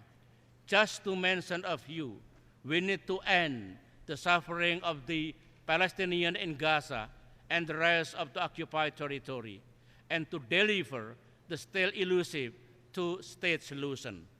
We need to resolve the conflict in Ukraine that is now shaking relations between Russia and the West. And we need to find an effective and durable solution to the ongoing conflicts in Syria and Iraq. To do all this, there must be mutual accommodation. There must be a forward-looking attitude that embraces a win-win predisposition over zero-sum attitude. Diplomacy must take precedence. Trust deficit must be turned into strategic opportunities and confidence building. And it is not enough just to call for peaceful coexistence. That is so 20th century. Here, in the 21st century, we need much more than a condition where world powers merely peacefully coexist. We need them to work passionately together to foster strategic cooperation to tackle global issues. They must begin to turn the trust deficit into a new strategic trust, not just between them, but also with the emerging powers and with all nations of the United Nations. It is possible. I would say yes, a resolute yes. For this is what has transpired in Southeast Asia. In the second half of the 1960s, Southeast Asian nations were poor, divided, insecure, threatened by a war raging in their neighborhood, and ignorant of one another after centuries of separation during the colonial past. The establishment of the Association of Southeast Asian Nations, ASEAN, has enabled countries in the region to form the habit of dialogue and consultation with one another and learn to trust one another. Today, we can proudly say that the once divided 10 Southeast Asian nations now belong to the ASEAN 10. Together, they are all drivers of regional affairs and masters of their own destiny. A number of sensitive interstate and intrastate conflicts were peacefully resolved. Those that remain are being addressed through dialogue and negotiation. And economic interdependence has become the norms of the day. Moreover, Southeast Asia is on the verge of becoming a true community. And we regard this as the apex of strategic trust, which we believe can be replicated everywhere. The cultures of peace and coexistence that we are trying to attain in Indonesia and in the ASEAN region is definitely the antidote to the poison of fundamentalist prejudice and deep intolerance, as practiced by a terrorist group in Iraq and Syria that falsely styles itself as the Islamic State. The ideology of ISIS not only betrays the true teaching of Islam as a religion of peace, it also harms and seriously upsets the Islamic Ummah throughout the world. Madam President, it has been a great privilege to forge closer bonds between Indonesia and all the nations represented in this great assembly, the United Nations. As I look back, I must admit that there remain many challenges that Indonesia has to resolve. And some of our efforts are already on the right track. In a world desperately grappling with climate change, we are progressively and boldly applying a moratorium on deforestation, our important contribution of reducing carbon emission. In a world of economic uncertainty, we have increased our national income per capita by 400% within just a short decade.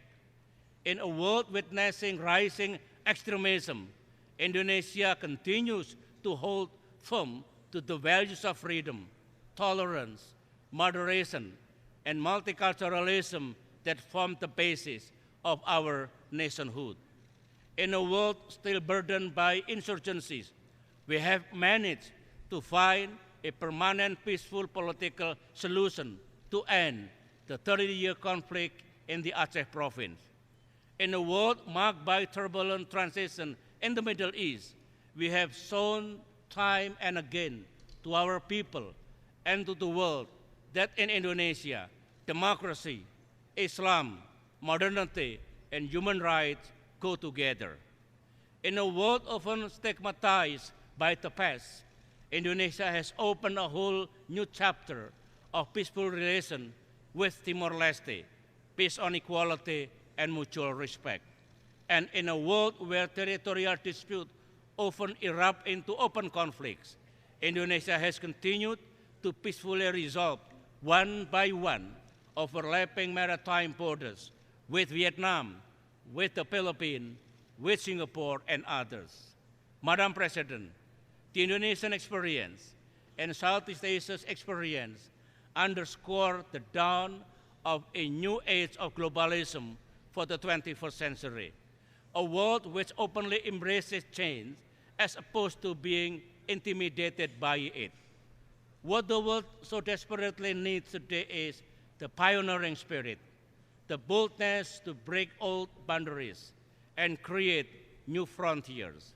Given this spirit, I believe humankind can overcome the challenge of climate change, conquer poverty, and eradicate social injustice, hasten the global economic recovery, and create a culture of peace among all faiths, including the Abrahamic faith. And with this spirit, we can hopefully end the cycle of violence, hatred, fear, and humiliation that has made so many conflicts around the world seem intractable for decades and centuries. In saying this, I am neither a utopian nor a blind idealist in understanding international relations. But I do believe that with strong commitment and political will, we can make the impossible possible. As we say in Indonesia, di mana ada kemauan, di situ ada jalan. Where there is a will, there is a way. We must push the frontiers. Thank you. Thank you. We must push the frontiers of nationalism into new globalism, where we can devise solutions to national, regional, and global issues all at the same time. A new globalism where no nation is left behind and no nation dominates, where rights are protected and responsibilities are met. In a world of new globalism, wars are unthinkable. In the first place, wars are fought because nations play the zero-sum game, where winners take all and losers weep. The game of us against them, where us must win and them must lose, and winners today are losers tomorrow. Let me conclude by saying that now is the time for all of us to get into the serious business of building a new world of peace, prosperity, and justice.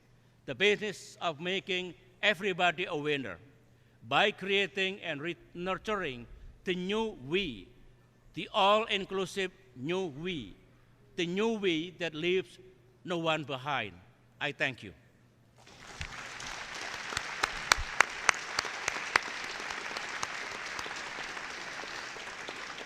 En nombre de la Asamblea. On behalf of the General Assembly, I wish to thank the President of the Republic of Indonesia for the statement just made.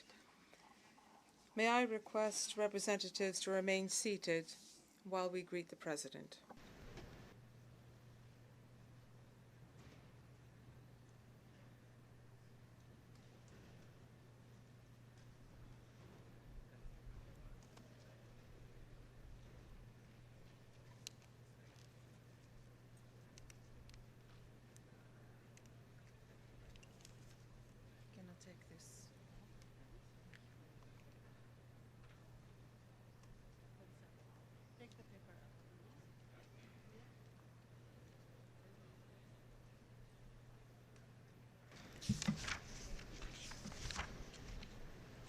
L'Assemblea. The Assembly will now hear an address by Her Excellency Cristina Fernández de Kirchner, President of the Republic of Argentina. I request protocol to escort Her Excellency.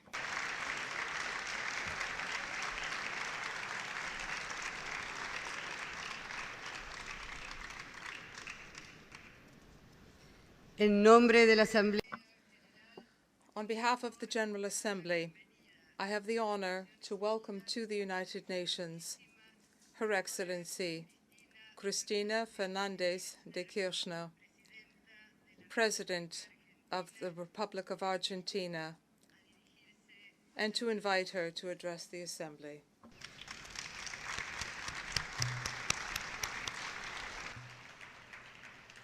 Señora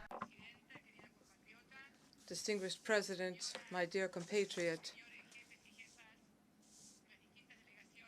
heads of delegations represented here at the United Nations, ladies and gentlemen, I'd like to begin at this very particular moment in time, not just for the world, but also for my country. I want to begin by giving thought to the words that were used at the beginning of the 69th General Assembly by Secretary General Ban Ki-moon. He touched upon most of the problems, the tragedies, the calamities shaking the world today. And I believe, if I recall correctly, that textually he reaffirmed that this turbulence, and that's what he called it, that this turbulence shaking the world today is endangering multilateralism. And I sincerely believe that the vast majority of the problems facing the world today, economic problems, financial problems, terrorism, insecurity, forced territorial integrity, war or peace, they are due to the lack of effective, clear-cut democratic multilateralism. And it is for that reason that today, in particular, I would like to begin by expressing thanks to this General Assembly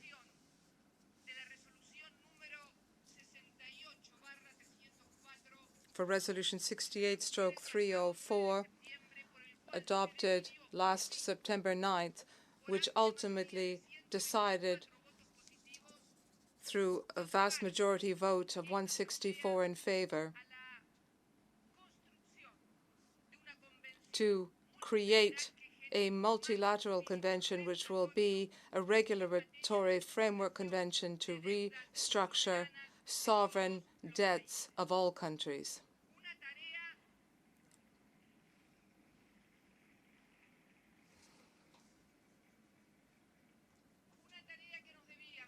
This is a task which we had before us, and since 2003, I have been coming to this General Assembly, firstly as a senator and as of 2007 as president. And we always came calling for a reformulation, a reform of the International Monetary Fund and of the Security Council, based on the experience that we had in the Republic of Argentina, in my country. And today, I dare to say in this international global context that my country, the Republic of Argentina, is a triple leading case in the economic and financial sphere in terms of terrorism and security and force, power, and territorial integrity. In the first instance, the economic and financial crisis, which spread throughout the world as of 2008 and which still persists and which is now threatening emerging economies, which we have sustained over the past decade through greater economic growth. This 2008 crisis was experienced by my country in 2001, when we had to default on our sovereign debt, the greatest amount in history. And at that time, the Republic of Argentina had achieved agreement with multilateral organizations, because when you are speaking about 160% of the GDP, it's not just the debtor's problem, it's the creditor's problem as well. And during our dictatorship and neoliberalism, during that period, Argentina was an elected member of the International Monetary Fund, and we had an unprecedented debt, which caused the country to implode, not just in economic terms, but also in political terms. We've had 5 presidents. We had 5 presidents in a single week. And nobody claimed responsibility for what had taken place in Argentina. Argentina had to resolve its problem as best it could. And in 2003, a president who had arrived at the government with only 22% of votes in favor, a few months before taking over, came and spoke to this assembly and maintained that it was necessary to generate a model of development and growth for the country so that the country could tackle its debt, because he maintained, in a rather interesting metaphor, that dead people can't pay their debts and that countries need to be able to live and to develop and grow in order to meet their obligations. But it was also said it is the level of debt, 165% of the GDP. That's not just the responsibility of the country. We shouldered that responsibility. As a country, we had adopted policies which had been imposed upon us. We were shouldering our responsibility, but we also requested and we called for the multilateral organizations like the IMF and creditors themselves, which had lent money at very high rates, even 14%, deposited in the Republic of Argentina. We asked for them to assume and shoulder part of the responsibility for that indebtedness. And this man, who came to power with 22% of votes in favor, 25%, 54% poverty and a greater level of extreme poverty, no education, no health, no security. We have a model of development and growth now, and we were able to generate not only millions of jobs, millions of people who were included in the system, including retirees. We generated participation of 6.2% of the GDP aimed at education. We invested in infrastructure in the country, building roads and schools, nuclear centers, hydroelectric centers, centers for water, gas, and electricity. They now cover the entire country. There's a grid throughout the country. We had an unprecedented social inclusion investment in order to overcome poverty and extreme poverty, and we brought it down to single digits. And today,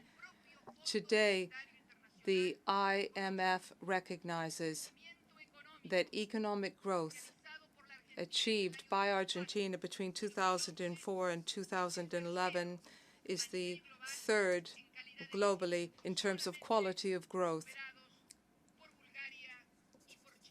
Only Bulgaria and China are ahead of us. In Latin America, we have the greatest quality of growth and the best purchasing power for our workers and greatest, the highest level of salaries. And we have done this because we took on that debt which had been imposed upon us. Our governments are not the ones that wanted to declare default. We are not the ones that indebted the country. We were the ones who had to shoulder that. And from 2003, $190 billion. Let me just repeat that figure, more than $190 billion, because we restructured our debt. We defaulted with 92.4% of creditors at two levels, carried out by President Kirchner in 2005, and I did the same in 2010. And what is true is that we have been successful. 92.4% of the creditors of Argentina regularized their situation, and we began to make regular payments, not just to them, but we have fully paid our debt to the International Monetary Fund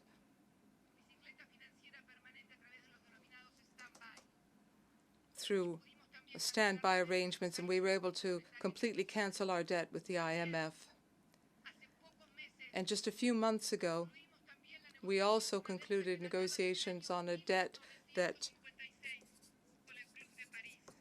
with the Paris Club that had existed since 1956. Just to give you an idea, this president had 3 years, was in the office 3 years, and the Minister of the Economy of my country, who discussed restructuring and renegotiation of the debt with the Paris Club, wasn't even born in 1956, and yet we arrived at an agreement with 19 ministers of the economy in the European Union so that ultimately we could restructure the debt, and now we are paying the first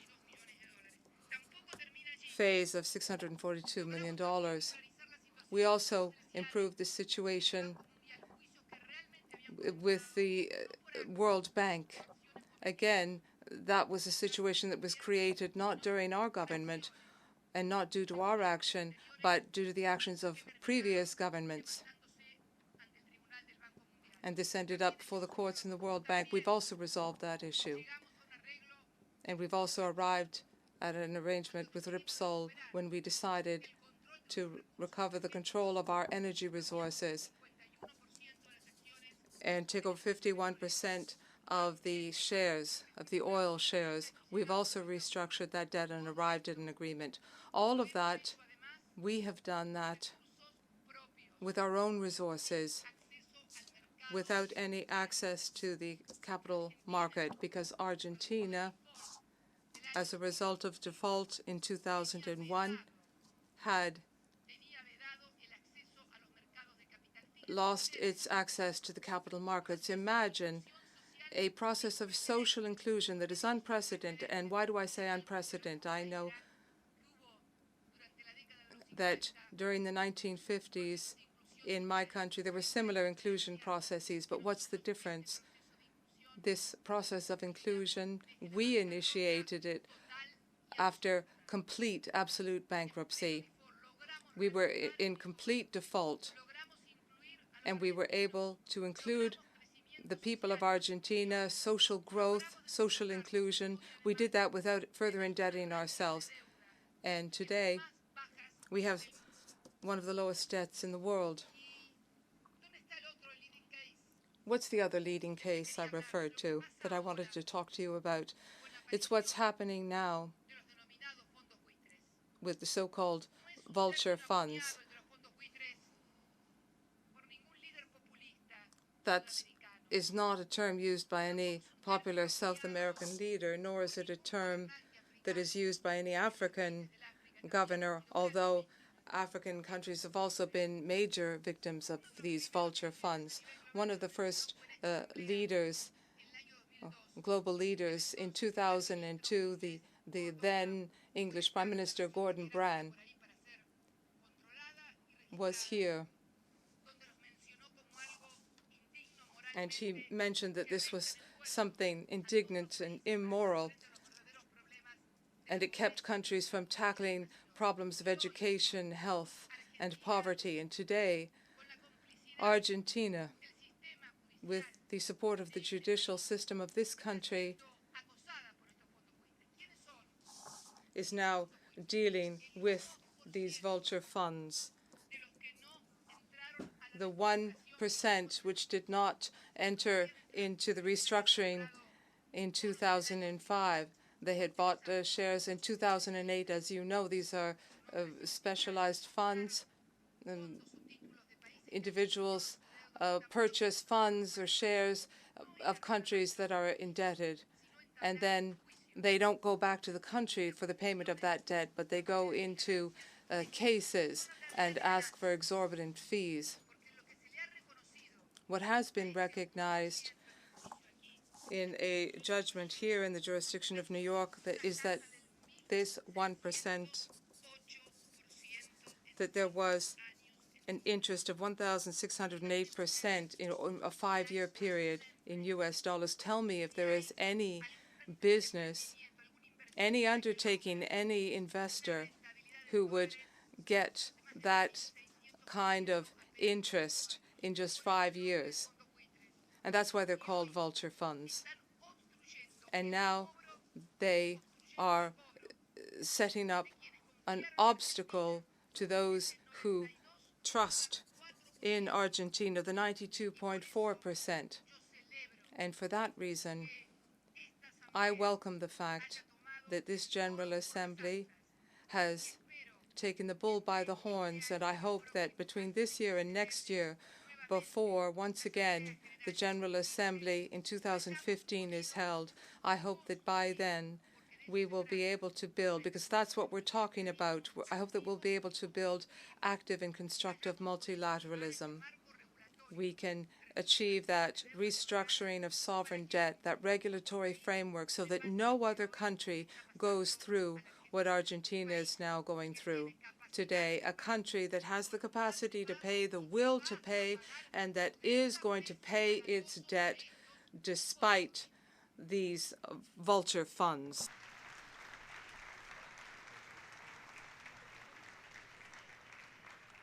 Fondos buitres que además amenazan. These vulture funds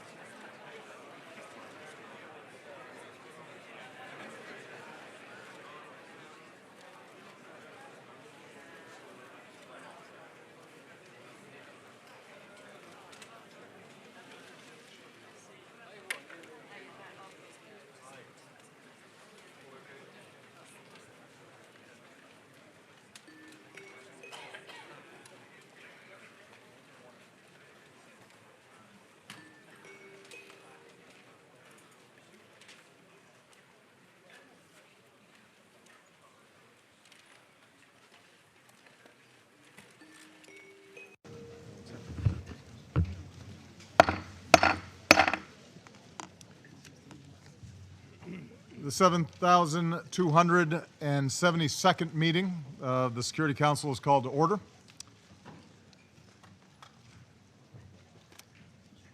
The provisional agenda for this meeting is threats to international peace and security caused by terrorist acts, foreign terrorist fighters. The agenda is adopted.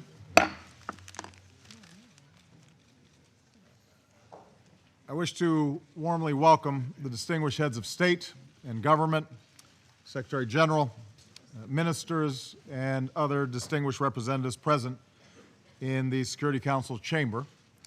Your presence today underscores the importance of the subject matter under discussion.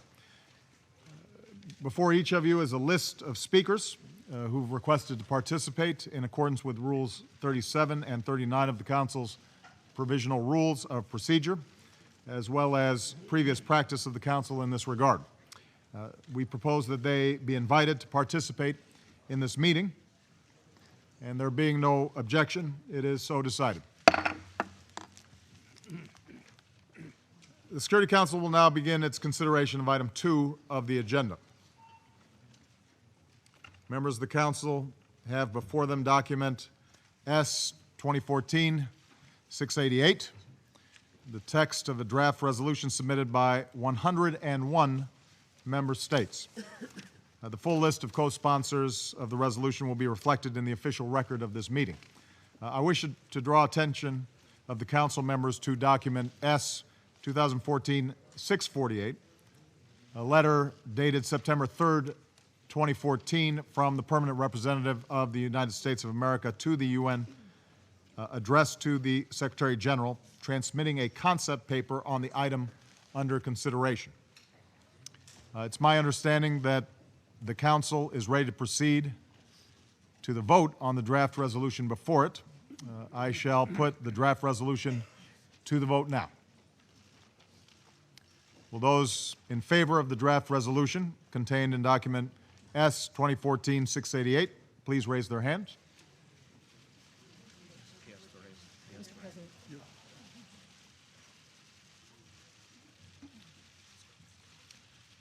The results of the voting is as follows. The draft resolution received 15 votes in favor. The draft resolution has been adopted unanimously as Resolution 2178, dated 2014. I now give the floor to the Secretary General, His Excellency, Mr. Ban Ki-moon. Thank you, Mr. President, and I congratulate on your presidency of the Security Council this month. Distinguished heads of state and government, honorable ministers, excellencies, ladies and gentlemen. President Obama, thank you for your leadership in convening this Security Council summit. This is the second time that you have presided over this council on a matter with grave implications for international peace and security. The world is witnessing a dramatic evolution in the nature of the terrorist threat. In the last year, terrorist attacks have killed, maimed, and displaced many thousands of civilians, the vast majority of them Muslims, from Afghanistan to Somalia to Nigeria, from Iraq to Libya to Mali. These attacks have been carried out by violent extremists who thrive in conditions of insecurity and injustice, fragility, and failed leadership. These groups ruthlessly hijack religion to control territory and vital economic resources. They brutalize women and girls. They target and slaughter minorities. They are the enemies of faith. As Muslim leaders around the world have said, groups like ISIL or Daesh have nothing to do with Islam, and they certainly do not represent a state. They should more fittingly be called the un-Islamic non-state. Yet these groups have become a magnet for foreign terrorist fighters who are easy prey to simplistic appeals and siren songs. The United Nations Al-Qaeda Taliban monitoring team estimates that more than 13,000 foreign terrorist fighters from over 80 member states have joined ISIL and the al-Nusra Front. This growing phenomenon of foreign terrorist fighters is a consequence, not a cause, of the conflict in Syria.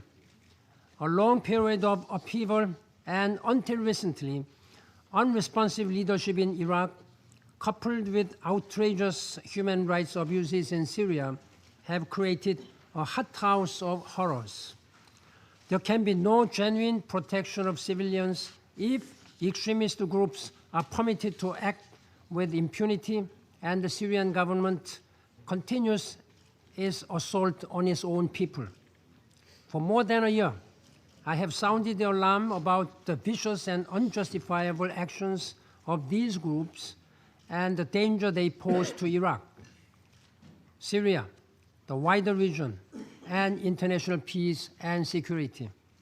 We need a creative and comprehensive political strategy in Syria and beyond to stem the flow of foreign terrorist fighters.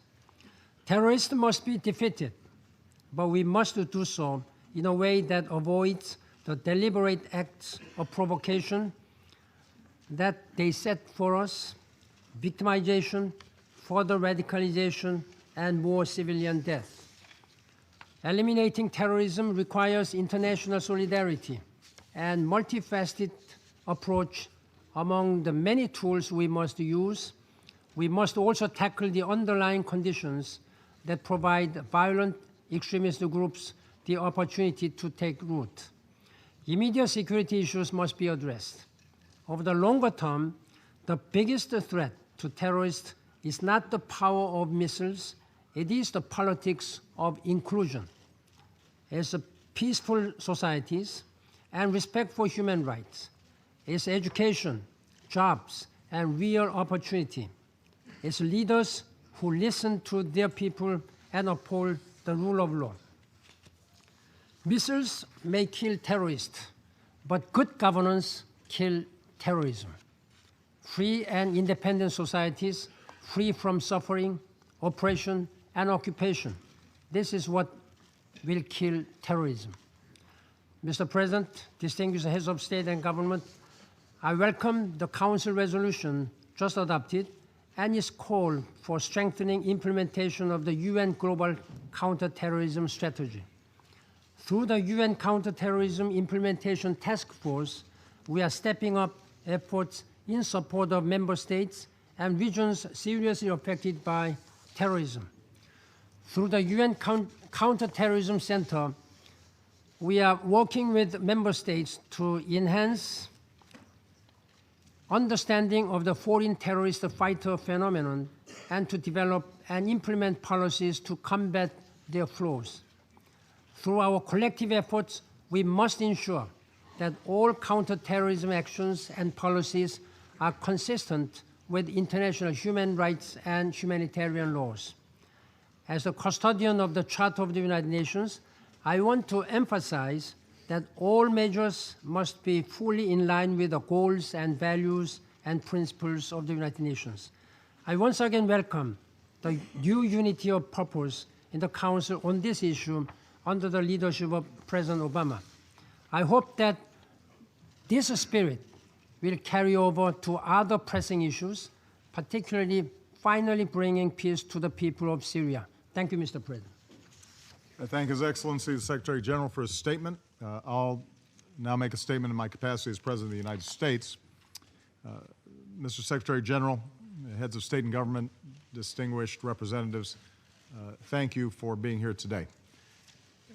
In the nearly 70 years of the United Nations, this is only the 6th time that the Security Council has met at a level like this. We convene such sessions to address the most urgent threats to peace and security.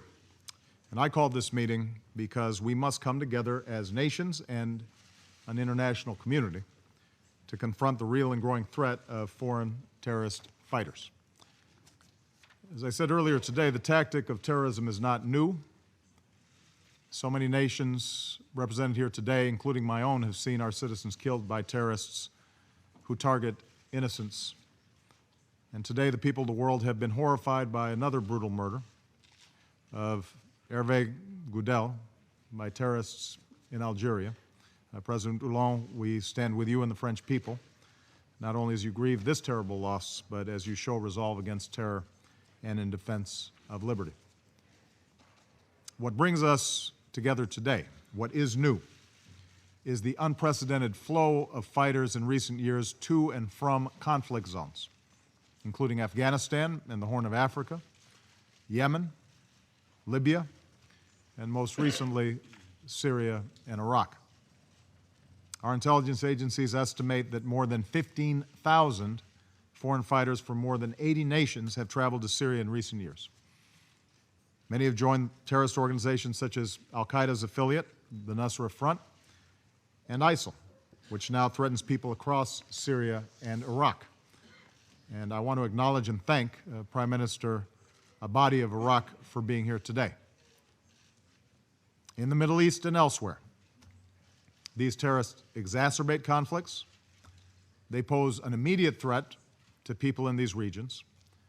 And as we've already seen in several cases, they may try to return to their home countries to carry out deadly attacks. In the face of this threat, many of our nations, working together and through the United Nations, have increased our cooperation. Around the world, foreign terrorist fighters have been arrested, plots have been disrupted, and lives have been saved. Earlier this year, at West Point, I called for a new partnership to help nations build their capacity to meet the evolving threat of terrorism, including foreign terrorist fighters. And preventing these individuals from reaching Syria and then slipping back across our borders is a critical element of our strategy to degrade and ultimately destroy ISIL. The historic resolution that we just adopted enshrines our commitment to meet this challenge. It is legally binding. It establishes new obligations that nations must meet. Specifically, nations are required to prevent and suppress the recruiting, organizing, transporting, or equipping of foreign terrorist fighters, as well as the financing of their travel or activities. Nations must prevent the movement of terrorists or terrorist groups through their territory and ensure that their domestic laws allow for the prosecution of those who attempt to do so. The resolution we passed today calls on nations to help build the capacity of states on the front lines of this fight, including with the best practices that many of our nations have approved yesterday and which the United States will work to advance through our Counterterrorism Partnerships Fund. This resolution will strengthen cooperation between nations, including sharing more information about the travel and activities of foreign terrorist fighters, and it makes clear that respecting human rights, fundamental freedoms, and the rule of law is not optional. It is an essential part of successful counterterrorism efforts. Indeed, history teaches us that the failure to uphold these rights and freedoms can actually fuel violent extremism. Finally, this resolution recognizes that there is no military solution to the problem of misguided individuals seeking to join terrorist organizations, and it therefore calls on nations to work together to counter the violent extremism that can radicalize, recruit, and mobilize individuals to engage in terrorism. Potential recruits must hear the words of former terrorist fighters who have seen the truth. The groups like ISIL betray Islam by killing innocent men, women, and children, the majority of whom are Muslim. Often it is local communities, families, friends, neighbors, and faith leaders that are best able to identify and help disillusioned individuals before they succumb to extremist ideologies and engage in violence. And that's why the United States government is committed to working with communities in America and around the world to build partnerships of trust, respect, and cooperation. Likewise, even as we are unrelenting against terrorists who threaten our people, we must redouble our work to address the conditions, the repression, the lack of opportunity, too often the hopelessness that can make some individuals more susceptible to appeals to extremism and violence. And this includes continuing to pursue a political solution in Syria that allows all Syrians to live in security, dignity, and peace. This is the work that we must do together as nations. These are the partnerships we must forge as an international community, and these are the standards that we now must meet. Yet even as we're guided by the commitments that we make here today, let me close by stating the obvious. Resolutions alone will not be enough. Promises on paper cannot keep us safe. Lofty rhetoric and good intentions will not stop a single terrorist attack. The words spoken here today must be matched and translated into action, into deeds, concrete action within nations and between them, not just in the days ahead, but for years to come. For if there was ever a challenge in our interconnected world that cannot be met by one nation alone, it is this: terrorists crossing borders and threatening to unleash unspeakable violence. These terrorists believe our countries will be unable to stop them. The safety of our citizens demand that we do. And I'm here today to say that all of you who are committed to this urgent work will find a strong and steady partner in the United States of America. I now would like to resume my function as President of the Council, and I will now give the floor to the other members of the Security Council. I begin by giving the floor to His Excellency, Mr. Goodluck Ebele Jonathan, President of the Federal Republic of Nigeria.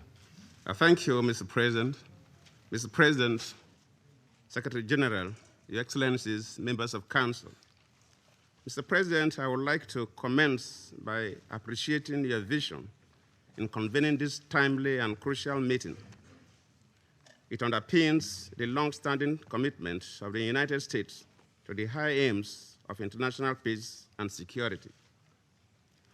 Our appreciation also goes to the Secretary General, Ban Ki-moon, for the clarity and depth of his briefing. Mr. President, the people of Nigeria, and indeed the entire peace-loving world, were horrified at the gruesome murder of 2 American journalists and a British aid worker by elements linked to the Islamic State. And of course, only today you mentioned about the incident where a French citizen was killed. These murders typify the new phase of global terrorism marked by executions, extreme brutality, and impunity. Unfortunately, IS is not alone in this despicable campaign against humanity.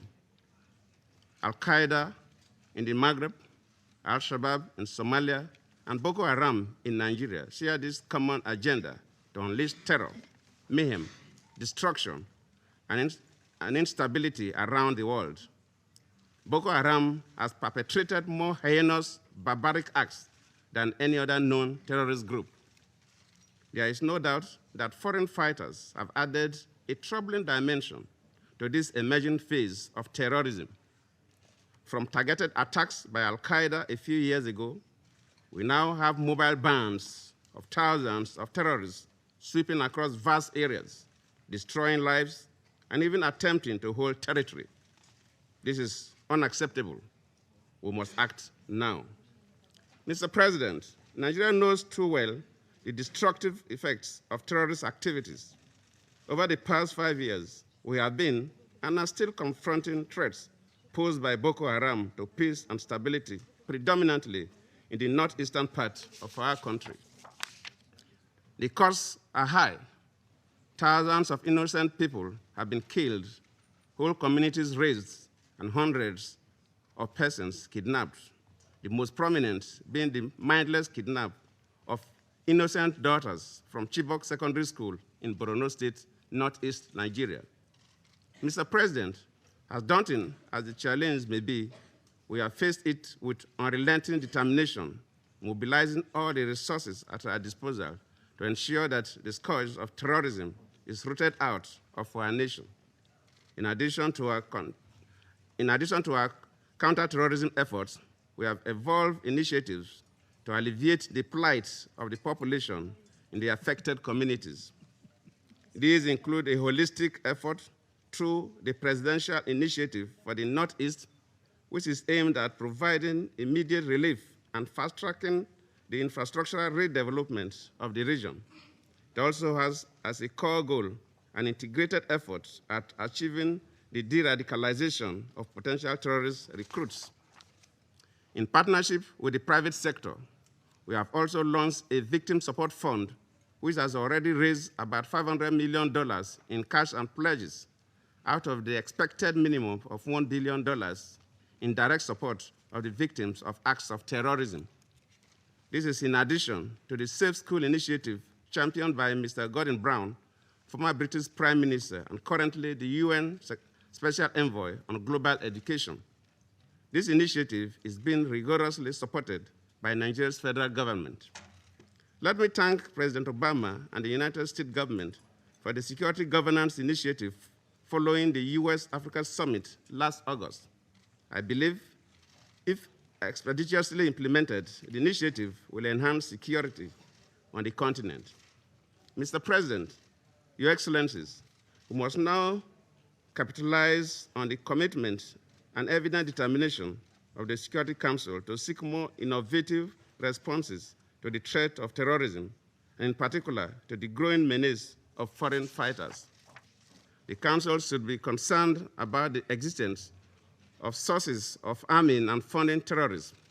Evidence has shown that Boko Haram, for instance, is sourced largely from outside our country.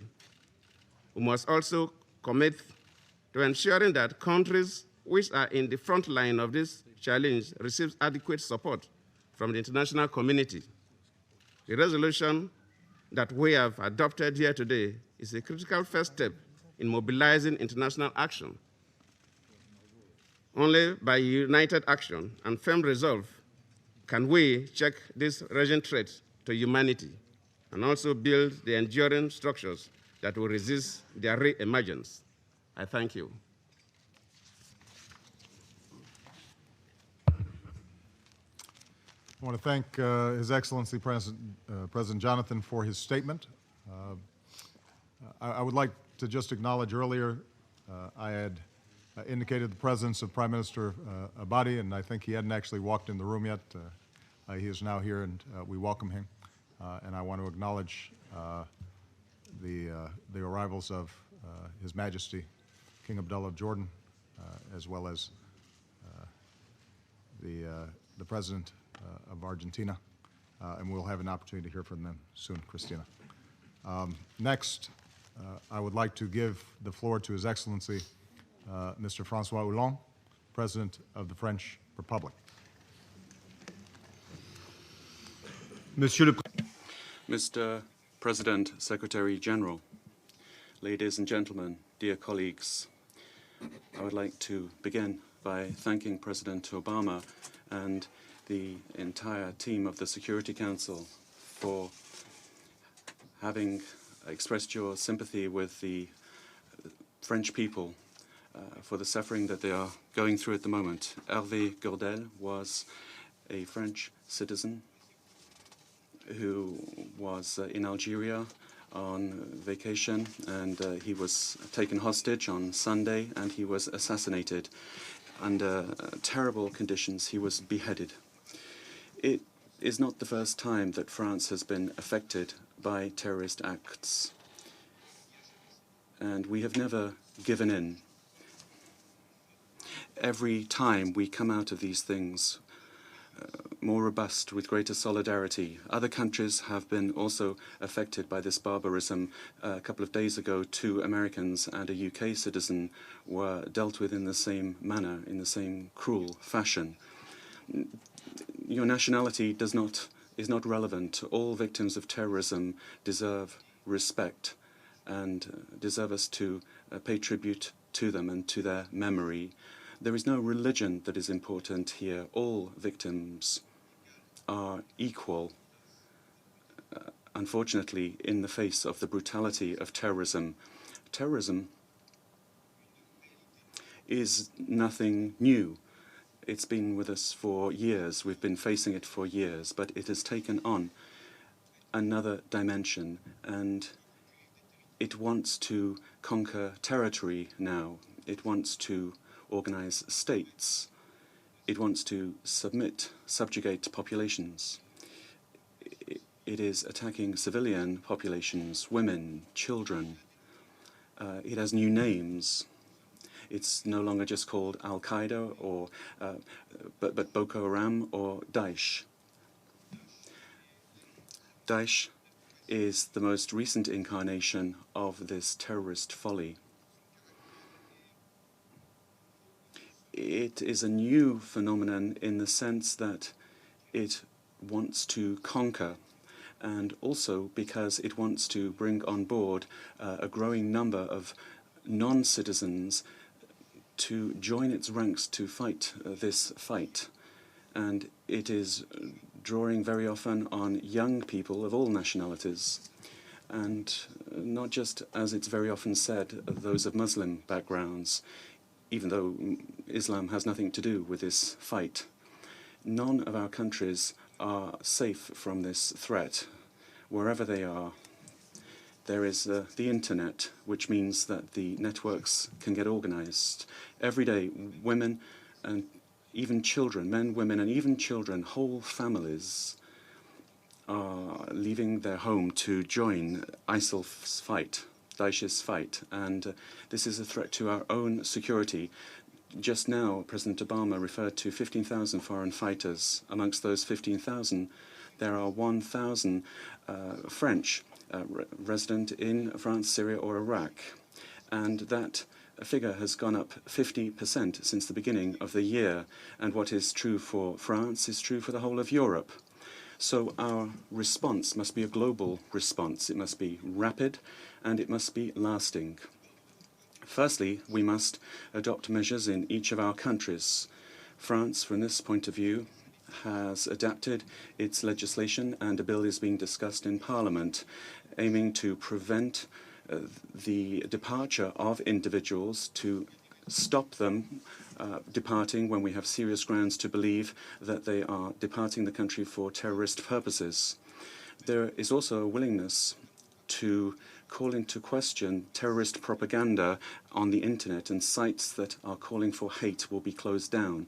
And finally, our legislation will be organizing a fight against the terrorist networks, because these foreign fighters do not leave alone. They go because they are part of some support network, and there are organizations that get them to the area of fighting.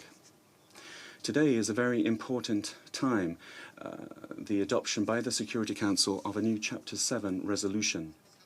This strategy that we have defined is a global strategy to combat terrorism by addressing not only the issue of foreign terrorist fighters, but all of the support networks that bring young people, and very often very young people, to places where they really have no place, no business being.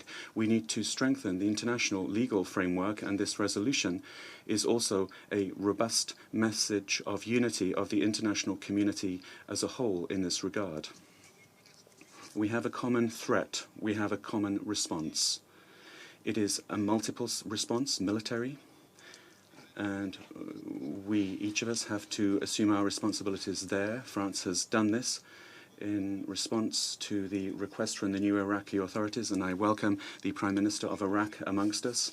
The response is also a political one, as well as an economic and humanitarian response. But our meeting is also showing our will to fight against all trafficking, because it is trafficking that finances terrorism. These groups would never have become so powerful and well supplied and well armed if this had not been the case. And so we must have a response which will not only fight against these influences, but also the sources of the funding of terrorism. And finally, we must conduct this strategy in respect for rights and freedoms. We must respect religions, particularly Islam.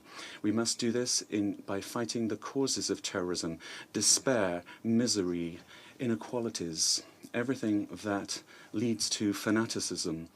We must do this without weakness of any kind, but following the intelligence given to us by democracy. In the face of barbarism, force is not only necessary, but it is legitimate.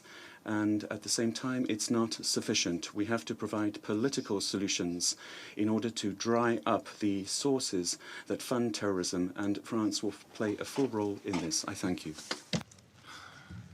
I thank His Excellency President Hollande for his statement, and I'd now like to give the floor to His Excellency Mr. Idriss Déby Itno, President of the Republic of Chad. Thank you, President. President, I would like to congratulate you for the initiative you have taken to bring us together on the margins of the UN General Assembly. This meeting is at a high level, of course, and we also commend the fact that we have had a thorough resolution. My country, of course, was a co-sponsor. This resolution means that we are taking a new step. This new step that's been taken will enable us to fight more effectively against the phenomenon that the entire planet is now facing today. Terrorism and violent extremism are some of the key scourges of our time. The phenomenon of foreign terrorist fighters, I would call the international threat of the 21st century is growing in magnitude and scope. The Security Council has therefore adopted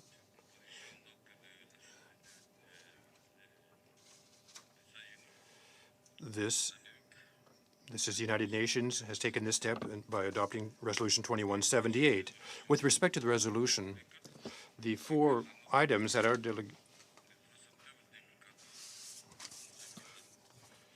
delegation would like to highlight are as follows. I would make 3 comments. The threat of the phenomenon of foreign terrorist fighters, the situation with respect to Chad, given this phenomenon, and lastly, the violent extremism and solutions aimed at eradicating them. President, with respect to the threat, it is global and is in constant change. The foreign fighters, specifically in these terrorist groups, such as ISIL, the Al-Nusra Front,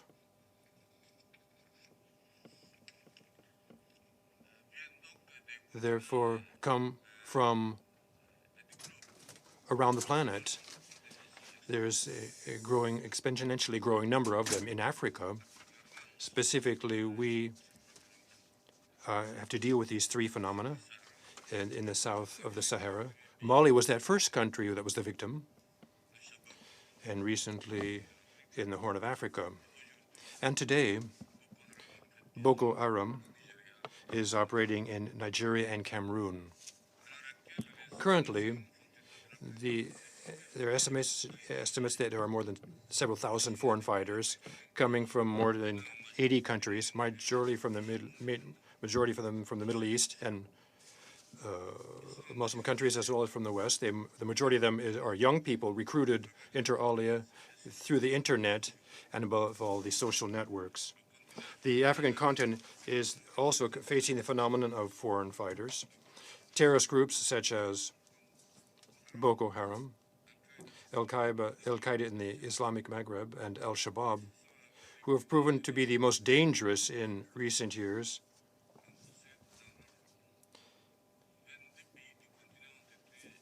have these fighters in their ranks.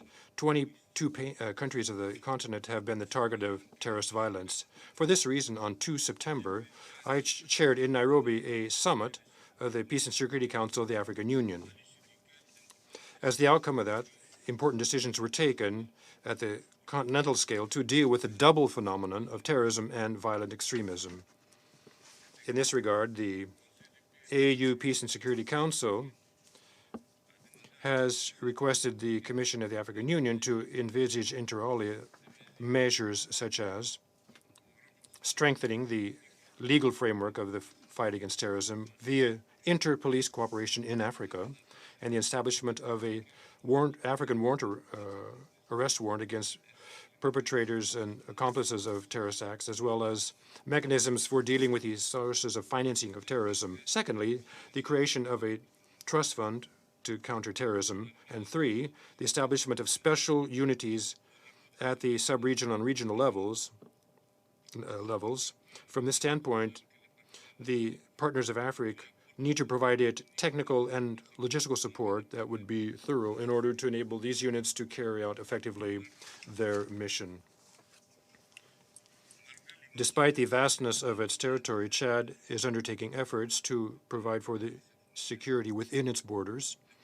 Together with our neighbors, we have established joint forces that are carrying out joint patrolling to deter criminals and bandits of all stripes. Despite the lack of violent extremism in Chad, the government, together with the religious authorities, is greatly involved in prevention, and this through outreach campaigns against terrorism. Beyond our borders, Chad is giving particular attention to regional security. As such, the Chadian army is involved in a number of fronts, particularly in Mali, where it is, in the last 2 weeks, has lost some of its peacekeepers who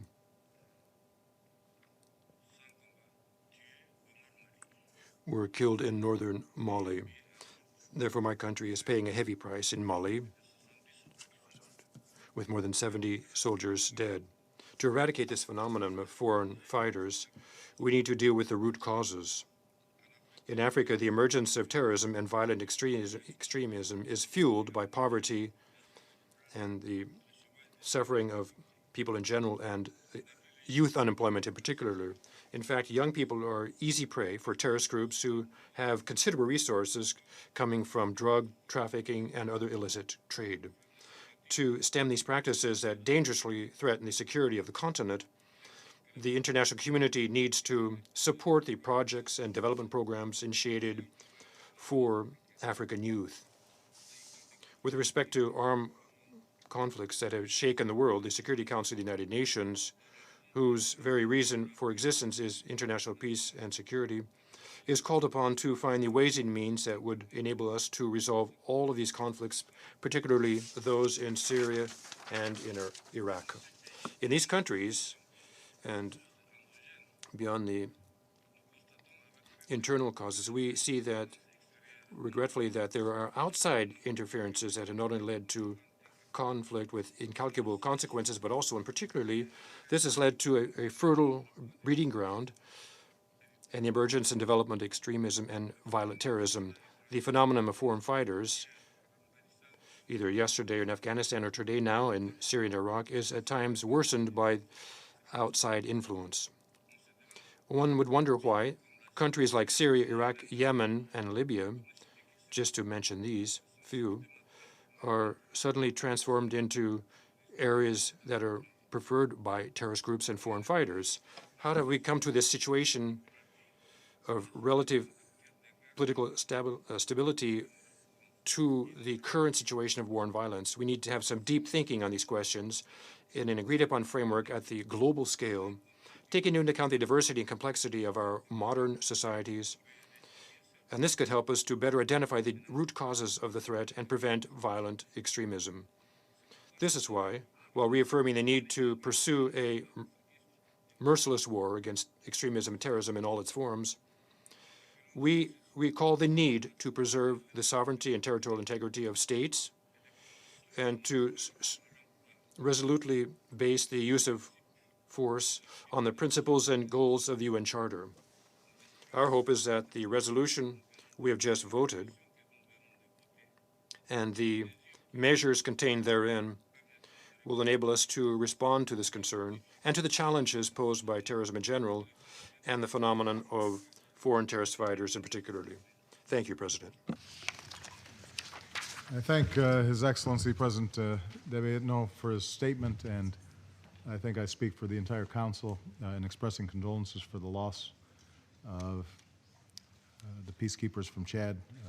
Chad has made enormous contributions to peacekeeping and at considerable sacrifice, and we very much appreciate that.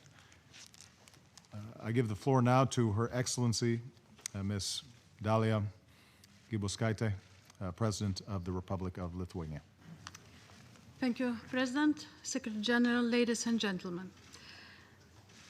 During last months, we saw shocking developments in the world and open war practically in different parts of our hemisphere. Sad, but we have to speak not only about simple military actions, but also about collision of ideologies and sometimes even civilizations. The ISIL is led by an ideology of hatred and murder that includes ethnic and religious cleansing, disrespect of any minority and different people. Today we deal with a phenomenon which crosses state boundaries and even destroys states. Moreover, fighters from other countries are getting even more involved. Unfortunately, foreign terrorist fighters are not typical of ISIL only. Recently, Europe has also faced violation of state borders, broad civilian casualties, and destruction of democratic institutions. If we want to stop this global trend, we must act surely together. Today, adopting the Security Council resolution, we have not only condemned foreign terrorist fighters, but also called upon all states to take urgent measures to stop them. In addition, we must understand that to halt the ISIL's ideology spreading even further, we need to ensure viable Iraqi state institutions, tackle humanitarian situation, and help regional states to fight terrorism themselves. Finally, Lithuania reaffirms its full commitment to support all efforts in fight against terrorism throughout the world. Thank you.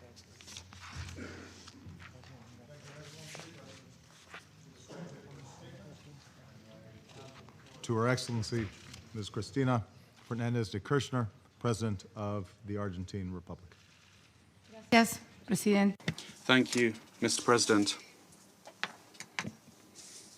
I would like to greet all members of the Security Council, heads of state and government. I have come with some certainties and also some questions as I participate in this meeting of the Security Council. Of course, to approve the resolution that we have approved, and of course, to condemn decisively, definitively terrorism. My country, the Republic of Argentina, together with the United States of America, were the two single countries of the American continent that were subject to savage terrorist acts. In 1992, the Israeli embassy was attacked, blown up in Buenos Aires, and 2 years later, AMIA, the Argentine-Israeli Mutual Association, was blown up. I've got some question marks, however, because with everything that is happening and phenomena such as ISIS, something that we didn't know about before, last year we didn't know about this, since 1994, when we had that event in Argentina, at that time, my country and the world said that Hezbollah had been responsible for blowing up AMIA. Now Hezbollah is a party in the country of Lebanon. And then in 2006, the justice system in my country, following the creation of a special investigation unit headed up by President Kirchner to investigate the attack in 1994. So it's 20 years, in fact, this year since that attack, but we still have not been able to bring to book those that were responsible. And on the basis of that investigation carried out by that public prosecutor, it was decided, the judge decided to indict 8 Iranian citizens living in Iran, and then President Kirchner in 2007, President between 2007 and 2012, we asked in each of the assemblies here at the United Nations that there be cooperation with the Islamic Republic of Iran so that we could interrogate those indictees. We offered alternatives, such as the Lockerbie scenario, third countries to do this. And finally, in 2012, the Iranian foreign minister proposed to us a bilateral meeting. And then in 2013, we produced a memorandum of understanding for judicial cooperation between both countries, the sole objective being that the Iranian citizens would be able to give their testimony to the judge, because under Argentinian law, we cannot indict judge people in their absence. People have to give their testimony in person. That is the guarantee of their rights. After that memorandum was signed, both my country as well as organizations of the community that have always been with us in this fight, they accused us of doing deals with the Iranians, and there seemed to be some doubt expressed as to whether, when we were asking the state of Iran to cooperate, it was our intention really to whether we wanted cooperation or whether we wanted to create a casus belli. And the vulture funds, the so-called vulture funds, lobbied the American Congress to an enormous extent. You can see this if you go to the internet. The vulture funds, they were putting photos of me on their site, saying that I was from a terrorist state, and condemning the Memorandum of Understanding, this legal cooperation memorandum. It was very surprising, indeed, but nothing that is dialogue is bad, I have to say. And over the course of the weekend, the U.S. Foreign Minister had discussions with his Iranian counterpart in order to address the problem of ISIS. You know that they are Sunnis, and those that govern Iran are Shiites, to see what degree of cooperation or progress could be made in the area of the nuclear program. And I see, therefore, a much more friendly discussion happening than was the case last year, when we were being accused of discussing things with them and being terrorists ourselves. I don't think a dialogue is a bad thing. Dialogue is always a good thing in the United Nations or between nations. But the question I have in my mind is, since that attack in 1994, including the Twin Tower attacks by Al-Qaeda, organized by Osama bin Laden, which, I mean, he didn't appear overnight anyway. He was trained together with the Taliban to fight Russia during the Cold War in Afghanistan. But the question I have really is now, and we had the famous Arab Spring, where apparently everyone was a fighter for freedom, freedom fighters, as they say in English. And then after the Arab Spring, we thought new democracies would see the light of day. And very many of the freedom fighters of the Arab Spring turned out to be fundamentalists that today have were at the time receiving military training, and now they've moved over to ISIS and they're recruiting others. And my country has also been threatened by ISIS, so we have judicial investigations underway with regard to a threat against my person. I don't really believe that ISIS is that concerned about the president of Argentina. I just tell you honestly, They've said that they are going to threaten me, and they have said that the reason they're doing this is because I'm friendly with the Pope and because I am in favor of the existence of the State of Israel and the State of Palestine living peaceably side by side. Those are the reasons that they have given. But also, in the midst of all of this, we had Saddam Hussein with chemical weapons in Iraq, and there was a fight against him, so we put an end to Saddam Hussein, and then the situation just got even more complicated. And the world is getting more and more complicated, and the scenario that we had last year, really the most important thing then we thought was Iran and its nuclear threat. Now that seems to not be so much of a threat, and now the big threat is ISIS and new terrorists. And what about what about the role of oil here? Who's selling them arms? Obviously, they have economic resources. They've got weapons. They have the means of dissemination, really, that are cinematographic, these means of dissemination. And so I do have some questions about what's happening and basically how we can fight, from a legal point of view, the concept of the issue of terrorism. On the military front, of course, if we're threatened, we have to fight militarily. Nobody would question that. But the way in which we have been fighting terrorism has not been up to the job, quite clearly, because the situation every day is getting more complicated. More and more groups every day, more and more violent, and they seem to have more and more power every day. So logic would tell you that if you were studying a given methodology to address a problem, and that problem, rather than disappearing or getting better, was increasing and getting worse, then at least you need to ask yourself, have I got the right methodology? Am I putting in place the right methods? Because something's not working. Now, I'm not saying that I have the revealed truth about what we need to do. I'm not saying that I have absolute certainty about what we need to do. What I do know, however, is that the only thing that, as we say in Argentina, the only thing you can't do with cannibals, the cannibals can't do is eat themselves.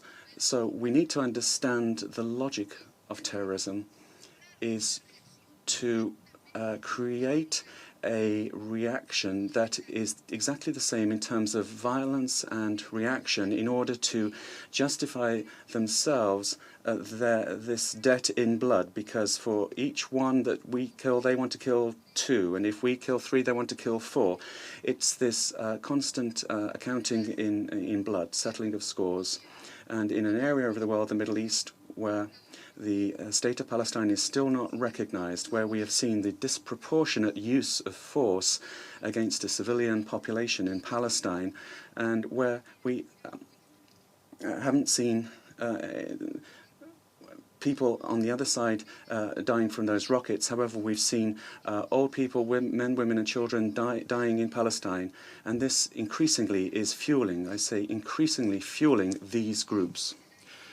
So in addition to this resolution, which we approve and we agree with, and we want to assist in its implementation, but I think it would be cynical if I were to tell you here that we've got the right methodology. I think that the situation in the Middle East is just getting more and more complicated. And as a member of the G20 last year in St. Petersburg, it was in November, I think. It was in November. The speaker asks her assistants. Well, just a year ago, we were thinking that the great enemy was the government of Syria, and that the ones fighting Syria were the freedom fighters. But now we found out that a lot of those freedom fighters are now part of ISIS. So who was feeding the opposition and giving them arms and resources and providing them with fighters, these freedom fighters? Who was providing all of these things? So I think we really have to ask ourselves a number of questions again. And I'm sure other people have a lot more information than I do, but as President of Argentina, I mean, we don't produce arms. We have to even buy oil because we lack energy. although we do have a large deposit that in the future will turn us into major producers. I don't know whether that's a good thing, though, because all those countries that do have oil seem to have big problems that go with the oil. But what is true is that we don't produce weapons. We have to buy our energy. We are not a country that has all of the intelligence that the great superpowers have, but very, very often, I think, in addition to having information, you have to understand what's happening in each society, amongst each people, and try to understand what the most adequate instruments are to seriously combat terrorism, because I wouldn't be surprised at all if next year in 2015, ISIS has disappeared and some other group with another strange name has appeared that's even more violent. And finally, in conclusion, Mr. President, don't worry, I'm about to conclude.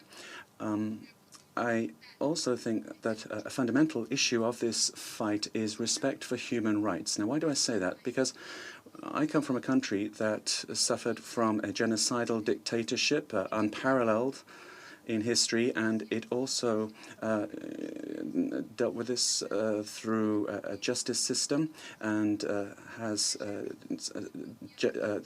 some of these people went to the we did not send them to The Hague. We didn't have Nuremberg trials. We had our own trials to bring justice to not only our own citizens, but also French citizens and Swedish citizens that were disappeared. Our courts dealt with that. And so I think we do have some precedents that enable us to say that this fight needs to be carried out within a legal framework in respect for human rights that will guarantee that we don't keep feeding this monster. Thank you very much, Mr. President. I thank Her Excellency President Fernandez de Kirchner for her statement. I would just observe that this session will need to end at 5 o'clock, and we have a long list of speakers, including the members of the Council. And so if we could just make sure that we're respectful of some time constraints here. I give the floor now to His Excellency Mr. Paul Kagame, President of the Republic of Rwanda.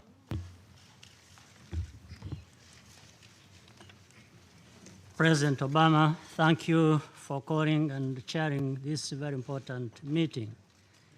Excellencies, heads of state and government, Secretary General of the United Nations, distinguished ladies and gentlemen. Terrorism has been a reality in Africa and across the world for decades, and it continues to be. In some regions, that has even been getting worse. Another reality is that we can and must defeat these violent extremists and terrorists through concrete actions and cooperation. 1 year ago this week, as we know, we remember the attack on the Westgate Mall in Nairobi that claimed dozens of lives. The resolution which we have just adopted is therefore an unfortunate necessity. Additional measures to disrupt travel and terrorist financing are important, and we will continue to do our part. Above and beyond that, wherever atrocities are being committed, the first priority is to halt them. Only then can efforts to address the root causes be effective. Terrorism is not caused by religion or ethnicity or even poverty, but misguided politics and false beliefs. In order to build resilience to extremist narratives, people, especially the young ones, must feel they have a stake in their country. Thus, we fully endorse the call for a broad-based approach to combating violent extremism. In Rwanda, we still face acts of terrorism driven by the ideology of genocide. We have responded with force where necessary. But more importantly, we have remained committed to building inclusive and accountable institutions and systems. In particular, it is essential that those who renounce violence can be accommodated. The Rwanda Demobilization and Reintegration Program, a partnership with the United Nations and the World Bank, has provided tens of thousands with a pathway out of extremism. This resolution reflects a consensus that terrorism is an urgent problem for the entire world. We stand ready to work together to make sure that with others we address this challenge. I thank you, Mr. President. I thank His Excellency President Kagame. I give the floor to His Majesty King Abdullah bin al-Hussein, King of the Hashemite Kingdom of Jordan. Thank you, Mr. President. Bismillah ar-Rahman ar-Rahim. First, let me thank President Obama for his leadership on this issue, and Jordan can be counted on to play our part. We need to shut down the sources of extremist support and push back and defeat these groups. This demands a coalition of the determined, one that can combat the threat with consistency and resolve. Allow me to salute the partnership that is gearing up. 3 principles are important as we proceed. The first is global reach and commitment. The threat is not only in Syria and Iraq, but also in Sinai, Nigeria, Libya, Yemen, Mali, the Horn of Africa, and more. It is not an Arab or Muslim fight anymore. It affects every delegate here and beyond. It is the fight of our times. Success requires a united struggle backed up by strong resources. Success also requires a holistic approach. Transnational terror grows on the back of crises, grievances, and sectarian conflict. Winning hearts and minds requires a strong stand against marginalization, poverty, and exclusion. In parallel with security measures, there must be diplomacy, development, job creation, education, and more. A second key principle is immediate action. The new breed of extremism is recruiting worldwide through social media and covert partnerships. The more resource-rich territory they hold, the more self-perpetuating they become. Time is of the essence. We have started taking action, and the coalition must see this through. The third requirement is transparency. These groups rely for their survival on international transactions and support. Mr. President, there has to be a zero-tolerance policy to any country, organization, or individual that facilitates, supports, or finances terror groups, or provides weapons or promotes propaganda, whether through media outlets or misusing religious clerics that incites and helps recruit fighters to these terrorist groups. Compliance must also be absolute. Countries cannot comply in one theater while making mischief in another.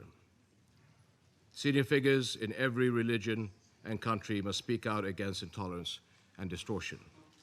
I and others have made clear that ISIS and related ideologies are in no way related to Islam, nor should we permit any form of Islamophobia. Jordan has taken a lead in interfaith initiatives, and we are working now on introducing a Security Council resolution that will address the systematic targeting of religious communities. The world must also act as one to help solve global injustices. We cannot underestimate the recruitment power of a sense of exclusion from basic human rights. First and foremost is a just resolution to the Palestinian-Israeli conflict. A united global voice is equally vital in supporting an inclusive political solution in Syria. And in Iraq, we are encouraged to see a solid start for an inclusive new government that will fight terrorist efforts to exploit sectarianism. Finally, I hope that there will be a global call to action to support countries like my own at the forefront of the of the fight. Jordan is a critical linchpin of stability. Our borders stand secure with terror threats on two fronts. And just this week, we foiled yet another terrorist operation against our country. And of course, we remain a major shock absorber for massive refugee flights from Syria. But we are holding up these critical responsibilities under enormous economic pressures. Global support will play a key role in keeping our country resilient and moving forward. Jordan also seeks a renewed push to get promised refugee assistance flowing for all host countries and communities and inside Syria itself. Thank you, Mr. President. I thank His Majesty King Al Hussein for his statement. I next give the floor to Her Excellency Ms. Michelle Bachelet, President of the Republic of Chile.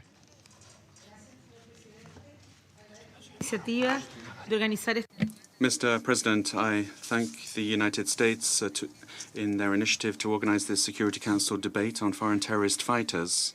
This growing and alarming phenomenon is linked to one of the most serious threats to international peace and security, terrorism, a phenomenon which cannot be associated with any religion, nationality, ethnicity, or civilization.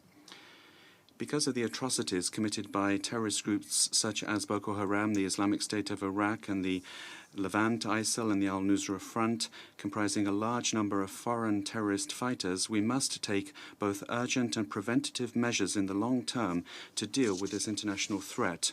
The participation of such fighters on an unprecedented scale is aggravating the conflicts, the humanitarian, social, and economic crises, and human rights violations.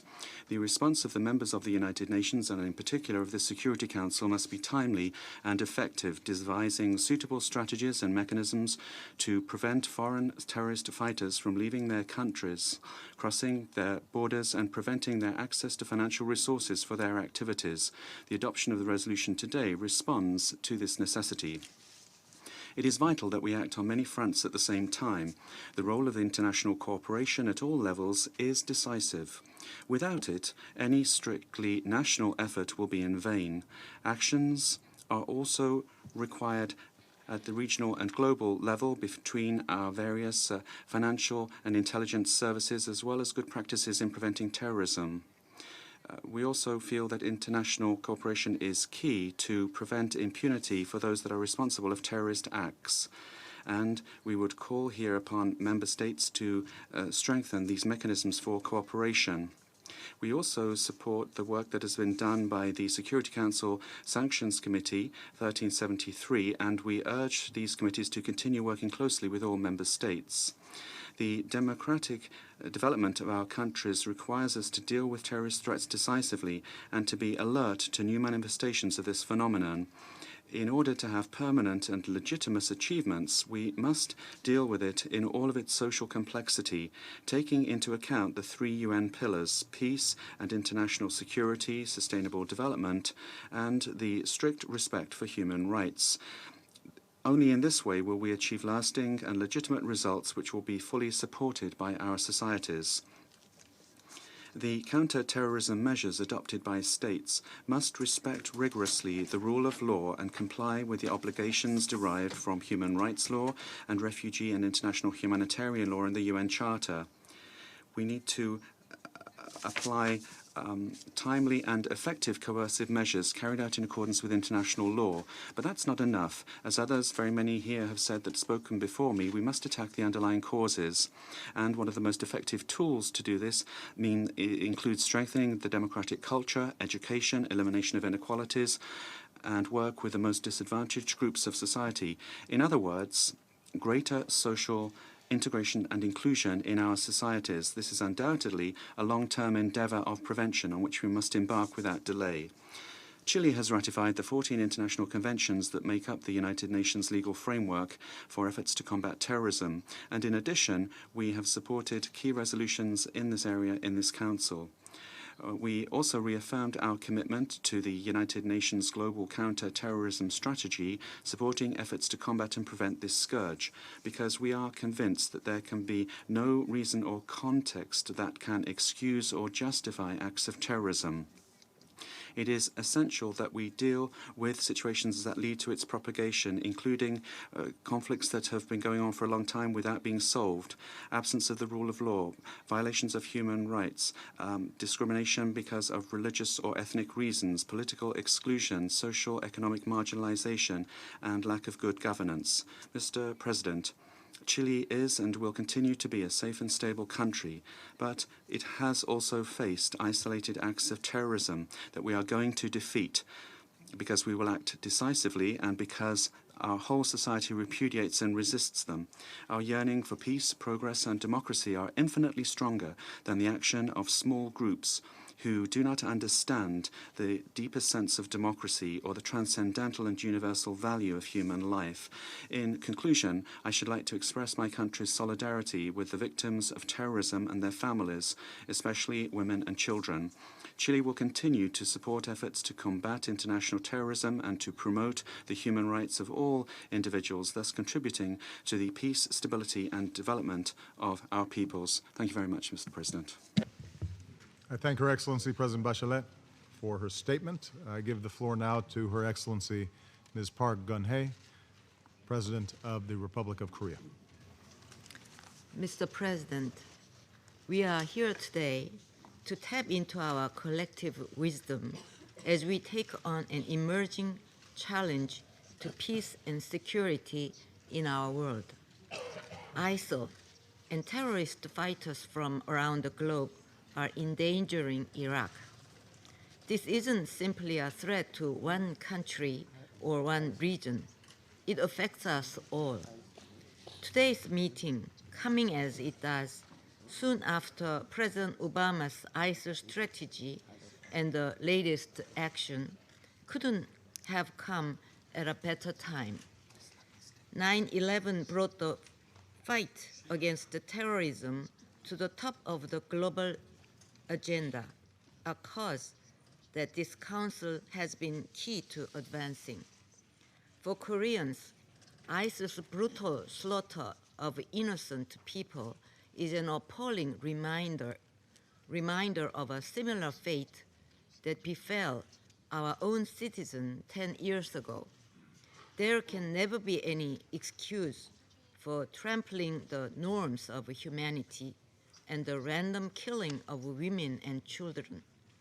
They go against what Islam stands for, what civilization stands for, and what humanity stands for. Foreign terrorist fighters serve as their minions. They slip across borders to spread terror. They are a scourge to mankind. Ladies and gentlemen, today's milestone resolution highlights the need for greater cooperation to better roll back this threat. These include information sharing, border control, tackling violent extremism, and law enforcement.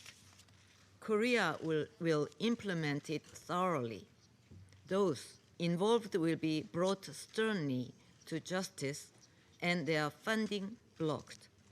Nor can we neglect the more fundamental approach of dealing with the conditions that conduce to terrorism, getting rid of poverty, and making development sustainable. These are essential if we are to address the root cause of terrorism.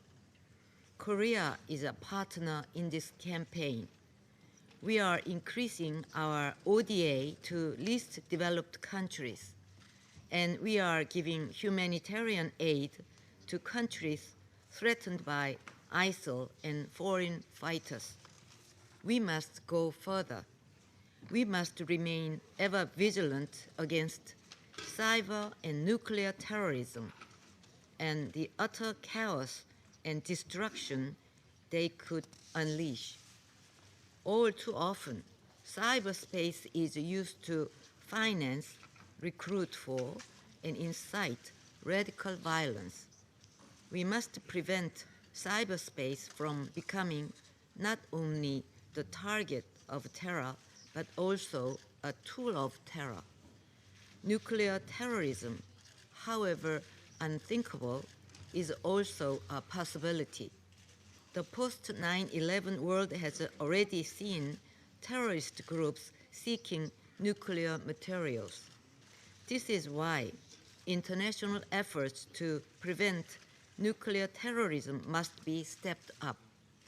I wish to acknowledge in this regard President Obama's leadership in proposing a summit on nuclear security 5 years ago in this very chamber. Today, the global regime for nuclear security is getting stronger, thanks to summit meetings in Washington, in Seoul, and in The Hague. In the same vein, may this meeting today help rally our collective resolve, and may it kickstart concrete international actions against the new scourge of foreign fighters.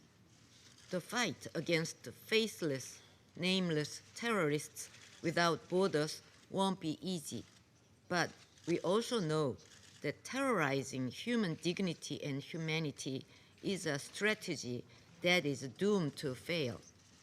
7 decades ago, the founder of the UN defeated the totalitarian threat and envisioned a world of peace, a world that puts humanity first.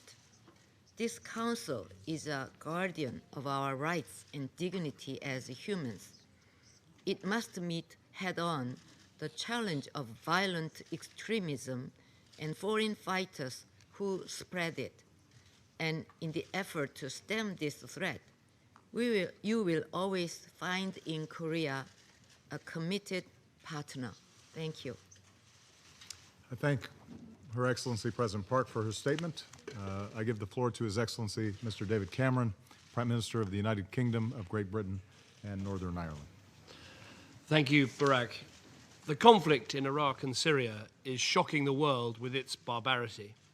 The cruelty that is being meted out, beheadings, eyes being gouged out, rape, is horrific. It is literally medieval in its character. The appalling murder of the French citizen Hervé Gordel is the latest horror, and the French president and the French people have all our sympathies.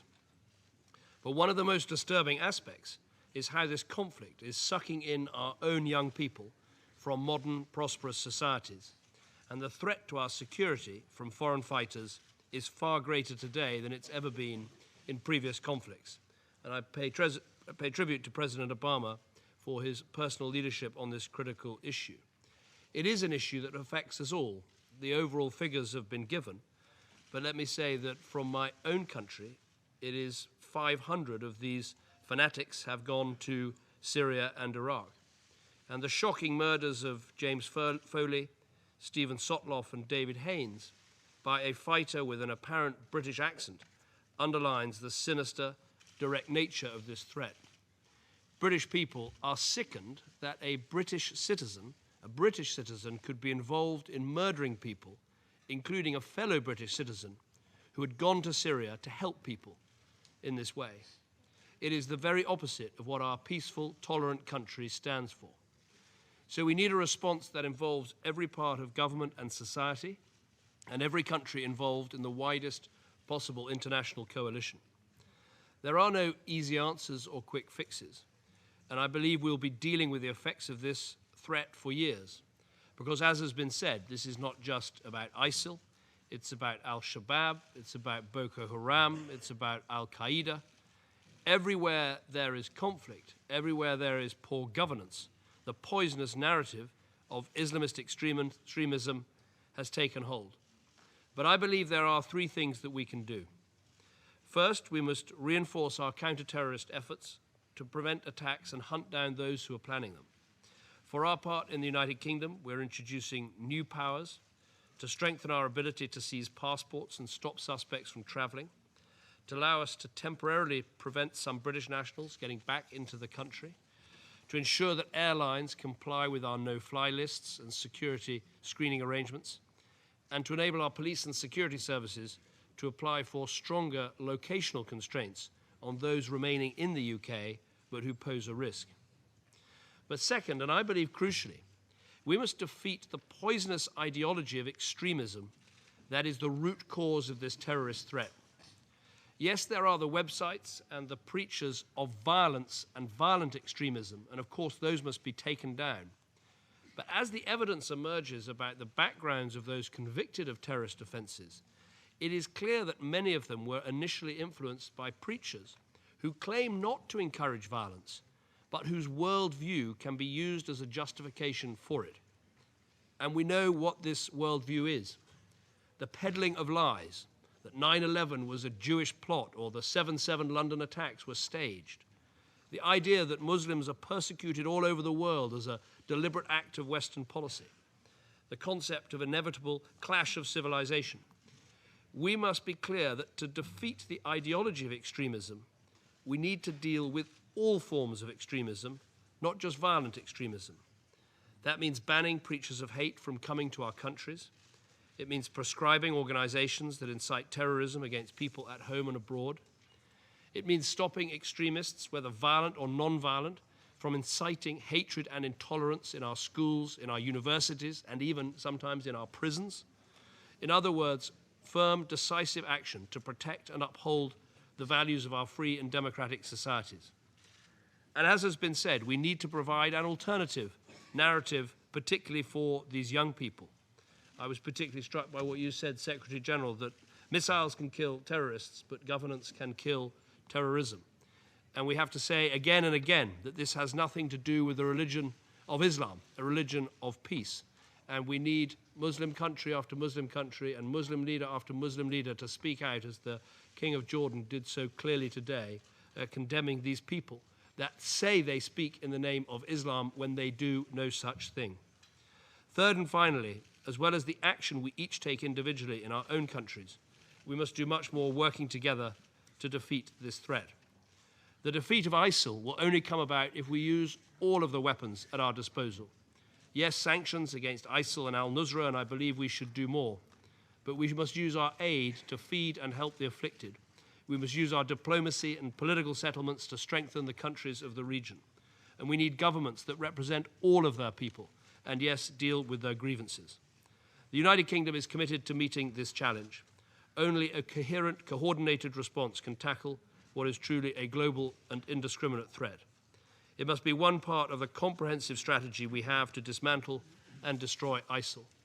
Our strategy must work in tandem with Arab states, always in support of local people, in line with our legal obligations, and as part of a plan that involves our aid, our diplomacy, and yes, our military.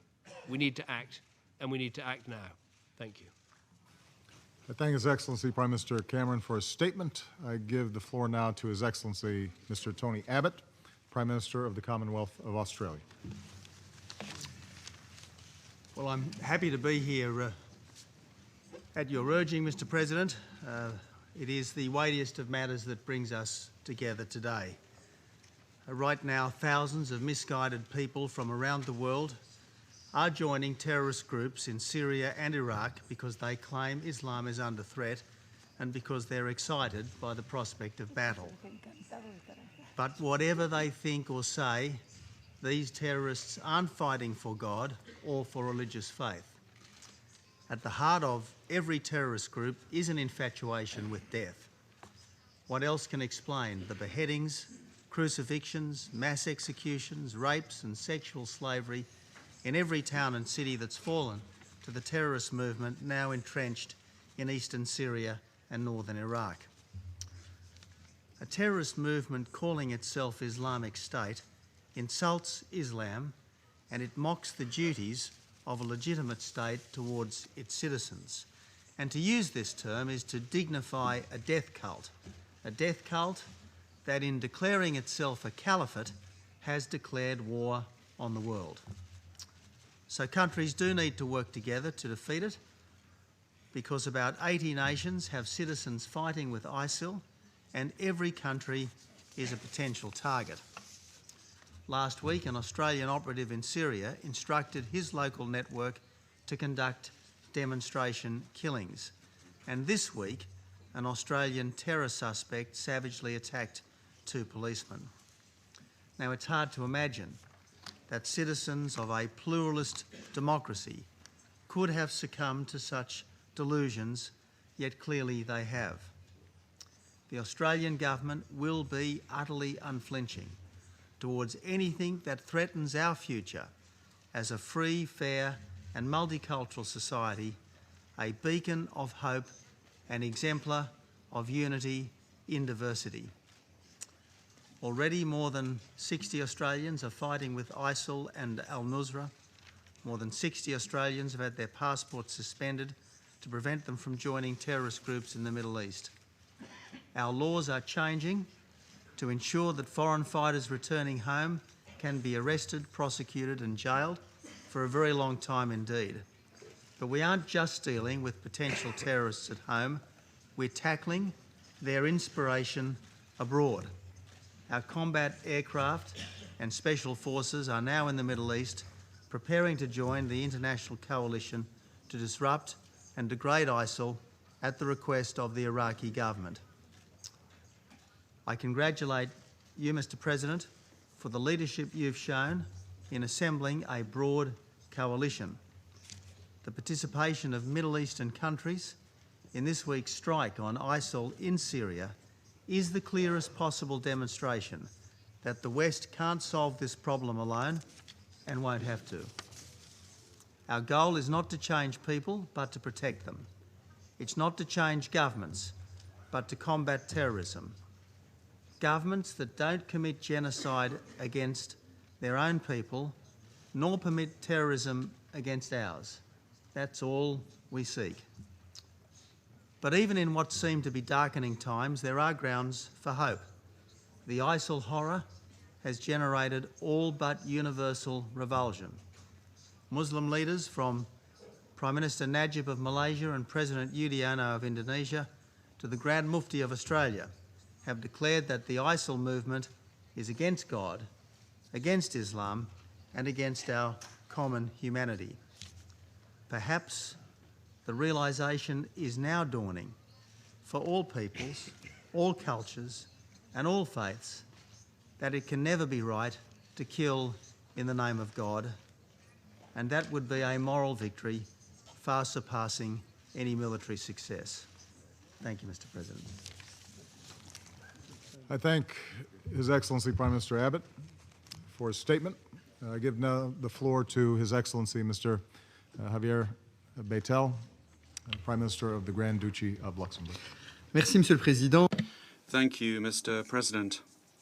As has already been said by our friend, the French President, let me express our deep condolences today to France and to all the families and to all the victims whose nationalities perhaps we don't know, who are attacked by terrorists who use religion to commit barbaric acts. And I would second what the UK and Australian Prime Ministers have said just now, and also the King of Jordan, saying that to use religion to commit such barbarous acts is really the worst thing that one can do.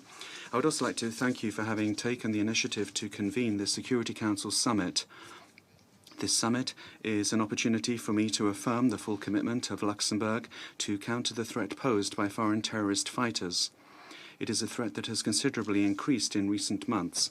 It concerns us all, as was just explained to us by the Secretary-General. I think that previous speakers have very well described the problem for Europe and for my own country. The threat emanating from foreign terrorist fighters is a matter of growing concern. At present, it is estimated that thousands of foreign fighters have joined terrorist groups, such as the Islamic State in Iraq and the Levant, the al-Nusra Front, or al-Qaeda and its affiliates, particularly in Syria and in Iraq. When they return to their countries of origin, these terrorist fighters continue to present a danger. The arrests of numerous fighters in the Middle East and in Europe, the recent atrocities committed in Arsal in Lebanon, and the terrorist attack perpetrated against the Jewish Museum in Brussels last May are examples that attest to the fact that the threat is real. To counter this threat, there is no magic formula. Since we are all affected by it, it is obvious that we must all act together. The response of the international community and the Security Council needs to be up to the challenge.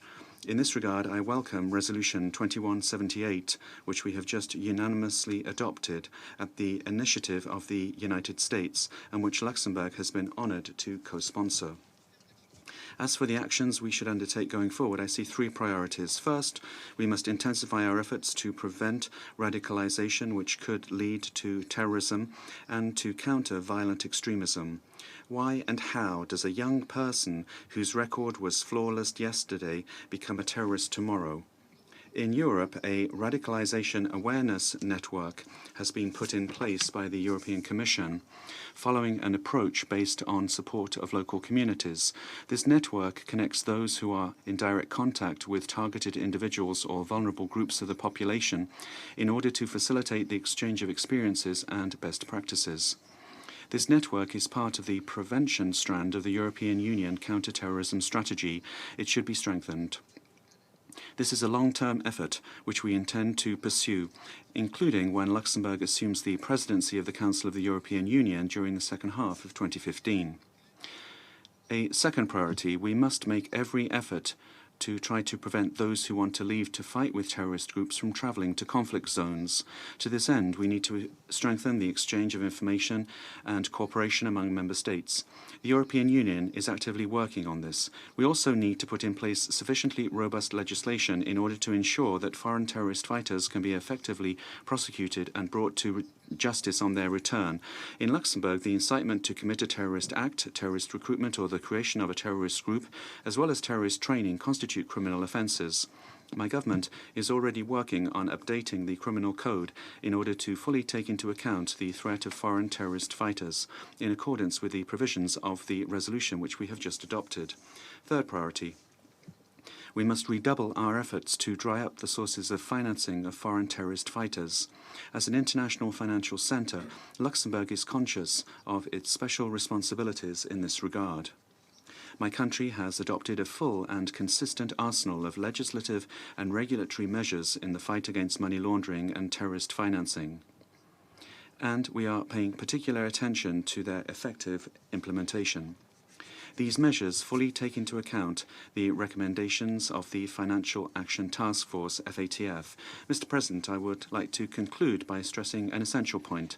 Respect for human rights and fundamental freedoms and the rule of law need to be an integral part of our counter-terrorism strategy if we want it to achieve its aim. All of the measures that we take to counter the threat of foreign terrorist fighters must respect international human rights law, international refugee law, and international humanitarian law. Otherwise, we would only heighten the sense of injustice and impunity which fuels radicalization and the spread of terrorism. Assembly. Dear President Obama, you asked the world to join in the fight against the Islamic State in Iraq and the Levant. Faced with these killers who have no regard for our human values and do not hesitate to recruit children for their dark cause, we must stand fast and in upholding the values upon which the United Nations have been founded. Thank you for your attention. Thank you, His Excellency Prime Minister Beitel, for your excellent statement. I now give the floor to His Excellency Mr. Sergei Lavrov, Minister of Foreign Affairs of the Russian Federation. Thank you, President. Dear colleagues, ladies and gentlemen, terrorism is strengthened being strengthened ideologically and logistically, is flexing its muscles due to linking up with transboundary organized crime. It's fueled by drug trafficking and seized oil fields and extremist ideas, including on a faith and ethnic basis. Terrorism penetrates the fiber of regional conflicts. ISIL and the Al-Nusra Front and other terrorist groups have long come of age in the Middle East. They have acquired additional capacities for their criminal activities in the conditions where, not without assistance from outside, there is a weakening of state institutions, and due to the support of varying outside sponsors, having gained in strength, extremist groups jeopardize the future of entire states, as is clearly seen from Iraq, Syria, Libya, and Lebanon, Yemen, Mali, and the Central African Republic are being hit. Russia has consistently advocated building up international cooperation to curb terrorism in any form and abandoning double standards and dividing terrorists into good and bad terrorists.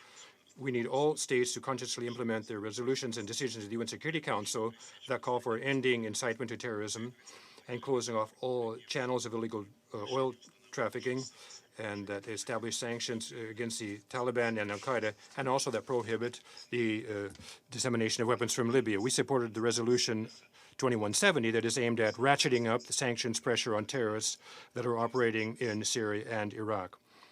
These examples reaffirm the ability of the Security Council to agree on fundamentally important issues and to take agreed decisions relying on the UN Charter. After the intervention in Iraq, the bombing of Libya, and support from outside of anti-Assad extremists in Syria, the problem of foreign terrorist fighters has seriously worsened. Those that are fighting the ranks of terrorist organizations in many countries in the Middle East, Africa, and in the Afghan-Pakistan boundary area. Here, we need a comprehensive approach that would encompass the financial, administrative, social, ideological components of this issue, and also that would ensure respect for the sovereignty of all states. We support the initiative of the U.S. presidency and the Security Council to adopt a resolution that is aimed at choking off any activities of foreign terrorist fighters. At the same time, we would like to caution against the temptation to narrow down the problem, because the Islamic State, with its inhuman ideology and revolting executions of journalists, is not at all the only sole threat to the region. There is a need to comprehensively consider the problems of terrorism in all its dimensions in the area of the Middle East and, say, North Africa.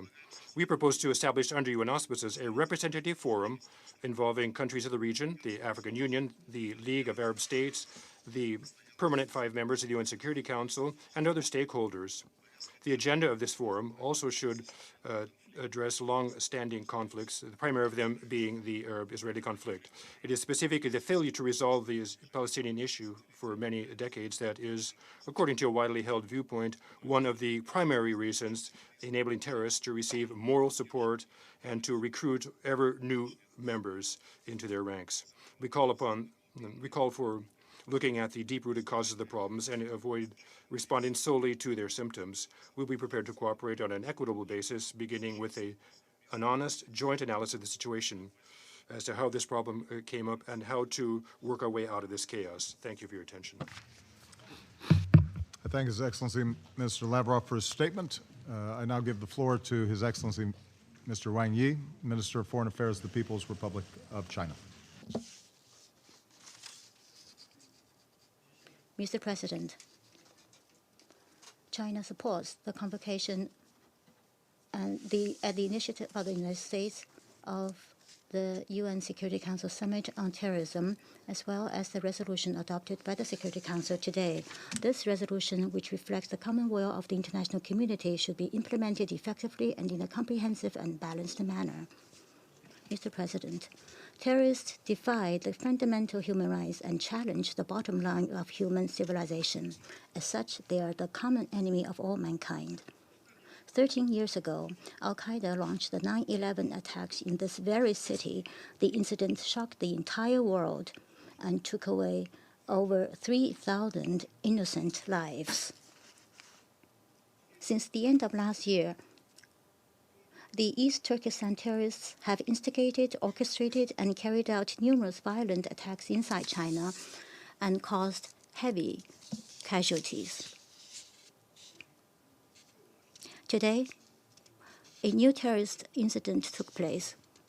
We wish to express our condolences to France for the French victim and express our solidarity with France. At the moment, we are witnessing a resurgence of terrorism which deserves serious international attention and vigilance. Wars breed anger. Killings yield hatred. Conflicts in the Middle East draw terrorists and extremists into the region from all over the world like a magnet. Once the flow is reversed, they will pose a serious threat to the security and stability of many countries, regions, and indeed the world as a whole. In this era of rising interconnectivity, terrorist financing has become more covert and easier. International corridors have taken shape for terrorists and extremists to move around across the world. In the meantime, social media has become a battlefield for terrorist and extremist groups to spread their ideology, a tool to plot terrorist attacks, and a platform to recruit terrorists. With progress of information technologies, some young people are susceptible to extreme ideas and demagoguery by terrorist forces. We must stay alert For terrorist organizations and extremist ideologies are competing with us for our future generations. This is indeed a battle bearing on the future of our world. Mr. President, with terrorism raising its ugly head once again, we must adhere to the practices that have been proven effective and abide by international law and norms governing international relations. First, we must ensure sound coordination. The United Nations and the Security Council have to play the leading role in the global war on terrorism. This is the only way to maintain unity, achieve effective coordination, and take concerted actions.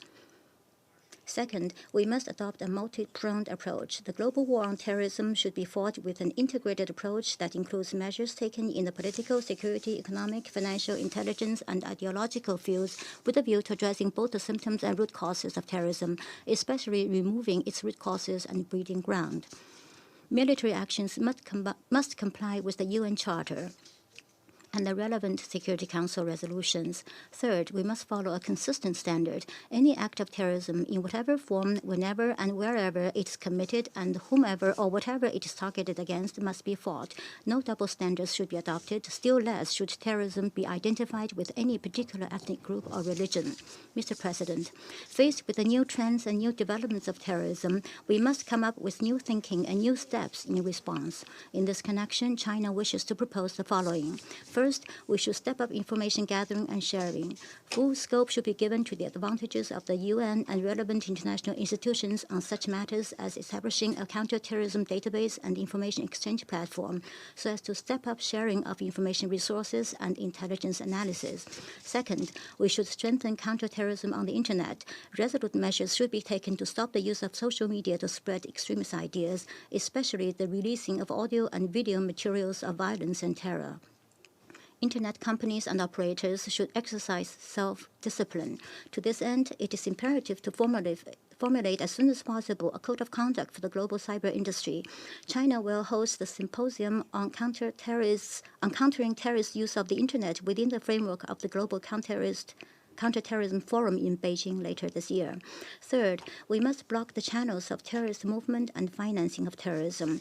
All countries, particularly those adjacent to ongoing conflicts, ought to fulfill international obligations for effective border control. We must enhance cooperation in financial regulation, crack down on illegal underground banking activities, and block terrorist financing. Fourth, we should promote de-radicalization while taking actions in accordance with law to crack down on and outlaw venues and personnel that are engaged in advocating and spreading extremism. We should protect normal religious activities, promote public awareness, and give greater play to the role of local communities, thus injecting more positive energy in society. The UN should sum up the useful experience without delay and promote the best practices around the world. Mr. President, the Middle Eastern countries are on the front line of the war on terrorism. It is extremely important for these countries to work in unity and coordination and to put aside their differences. China firmly supports the regional countries in their counterterrorism activities. We support Iraq in enhancing its counterterrorism capacity building, and we stand ready to strengthen our cooperation with diverse parties in intelligence sharing and personnel training. We will provide 60 million RMB yuan of emergency humanitarian assistance to Iraq, including its Kurdish region. Mr. President, confronted with terrorism, all countries have found their destinies bound together. We have no choice but to work together to address this common threat. China has resolutely opposed all forms of terrorism and will continue to stand firm and participate in international cooperation against terrorism. In the face of justice and unity, terrorism has no place to hide and will be thoroughly defeated. Thank you. I thank His Excellency, Minister Wang, for his statement.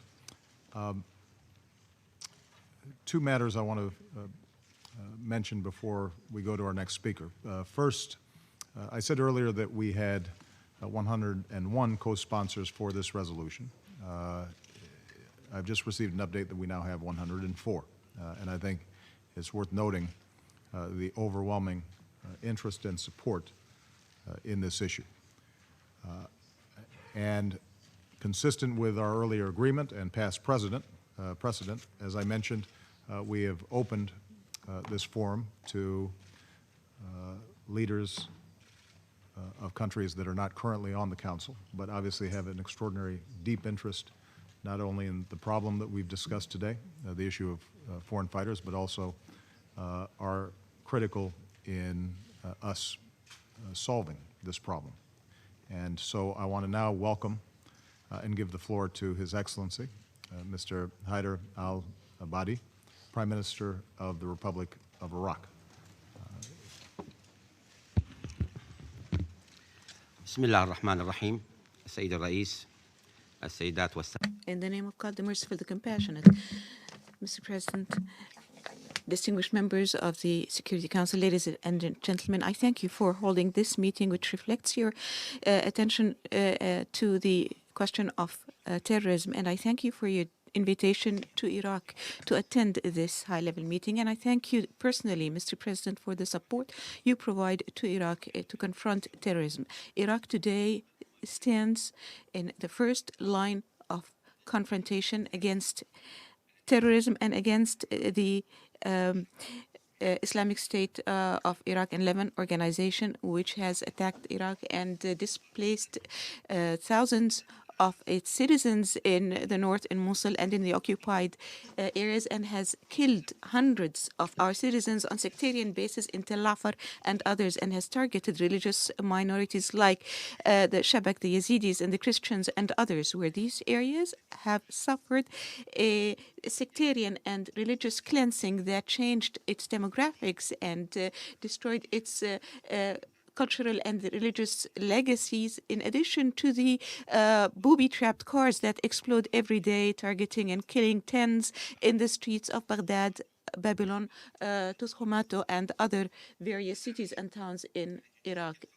ISIL, which is a combination and mixture of extremists and the remainders of the fascist Al-Ba'ath party, which claim allegiance to Islam falsely, while they are actually causing more damage to Islam, and which have adopted a specific sectarian rhetoric, but in fact also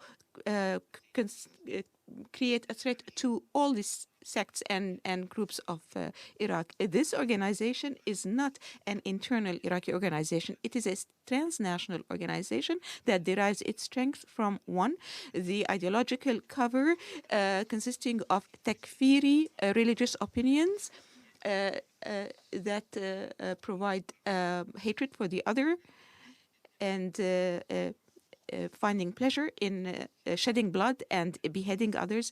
Second, the financing networks present in several states, which provide great financial liquidity to this organization, in addition to oil smuggling networks in Iraq and the Syrian territories under the control of ISIL. Third, the support that this group enjoys from recruitment networks throughout the world that recruit members and facilitate their entries into Iraq. Fifth, media and propaganda networks that spread news about the so-called success of this organization and help recruit members. And sixth, the remainders of the Al-Ba'ath fascist party and supporters of the previous President Saddam. Therefore, the threat of this organization is not limited to Iraq and thus requires international support to confront it. We will not allow regional disagreements or international disagreements to affect the priority and primacy of this threat or to disperse this international alliance against terrorism. And I reaffirm that in Iraq, our only allegiance is to Iraq and its people. Mr. President, distinguished members of the Council, while we express our gratitude to all the states that have stood beside us in the field, militarily, humanitarian field, and politically, locally and internationally, we also affirm that the defeat of terrorism in Iraq is the cornerstone for its defeat throughout the world. Therefore, we call upon the Security Council and all peace-loving countries to the following. First, providing all forms of support and assistance, military and security assistance to the government of Iraq in order to enable it to defeat terrorism and protect the unity, independence, and sovereignty of Iraq in its land, air, and water. And second, the blocking of all sources of financing and financing network, including the purchase of oil from areas under the control of ISIL. Three, blocking the entrance of extremists to Iraq and stopping all forms of logistical support, including the pursuit of and dismantling and criminalization of recruitment networks that bring in terrorists throughout the world. Fourth, preventing ISIL from the use of the technology for its ideology, including the use of the internet and the spread of their horrifying news throughout the media. Fifth, support from the entire world for refugees and the reconstruction of cities destroyed by ISIL, whether through occupying these states or the use of booby-trapped cars that explode in these areas, in the cities and neighborhoods. Ladies and gentlemen, Iraq has been successful in halting the progress of ISIL with the use of our heroic security forces and our courageous people who has responded to the call of the religious spiritual leaders in Najaf and the political leadership. Iraq has also succeeded in achieving a peaceful transition of power and creating a national alliance according to a specific timetable, and this is a necessity, a priority for the confrontation of terrorism. And our government, while we look forward towards an urgent effort to end the terrorist threat, we also look forward to constructive relations with all countries in the world, especially in the region of Iraq, the neighborhood states who stand together with us in this confrontation. And this relationship would be based on political and military cooperation and common interests. Thank you, Mr. President. Well, I thank His Excellency Prime Minister al-Abadi for his statement. We recognize that Iraq is on the front lines of the fight against extremism and terrorism, and we are heartened by the numerous countries that have pledged assistance and aid to Iraq in support of this fight. Next, I would like to give the floor to His Excellency Mr. Recep Tayyip Erdogan, President of the Republic of Turkey. Turkey obviously has been deeply affected by both the flow of foreign fighters and the displacement that has resulted from the conflict in neighboring states. And so we thank the President for being here today. Thank you. President Obama, Secretary General, distinguished guests, I would like to start by thanking my friend Barak for enabling such an important discussion at the highest level. The foreign terrorist fighters is no doubt a very important issue, and it is an issue that has presented itself as a reflection of and a symptom of a bigger problem, and the collapse of the state structures in our southern neighborhood and the resulting atmosphere of chaos and instability created today a field of operation for terrorist organizations. And unfortunately, the region has become a magnet of attraction for terrorist fighters. Turkey, especially with the emergence of instability in Syria, has repeatedly made all the necessary warnings to the international community about this threat. And the inertia of the international community, despite the policies of violence towards the Syrian population by the regime, has prepared the ground for al-Qaeda to re-emerge in Syria and grow stronger under the name of ISIL with the support of the regime.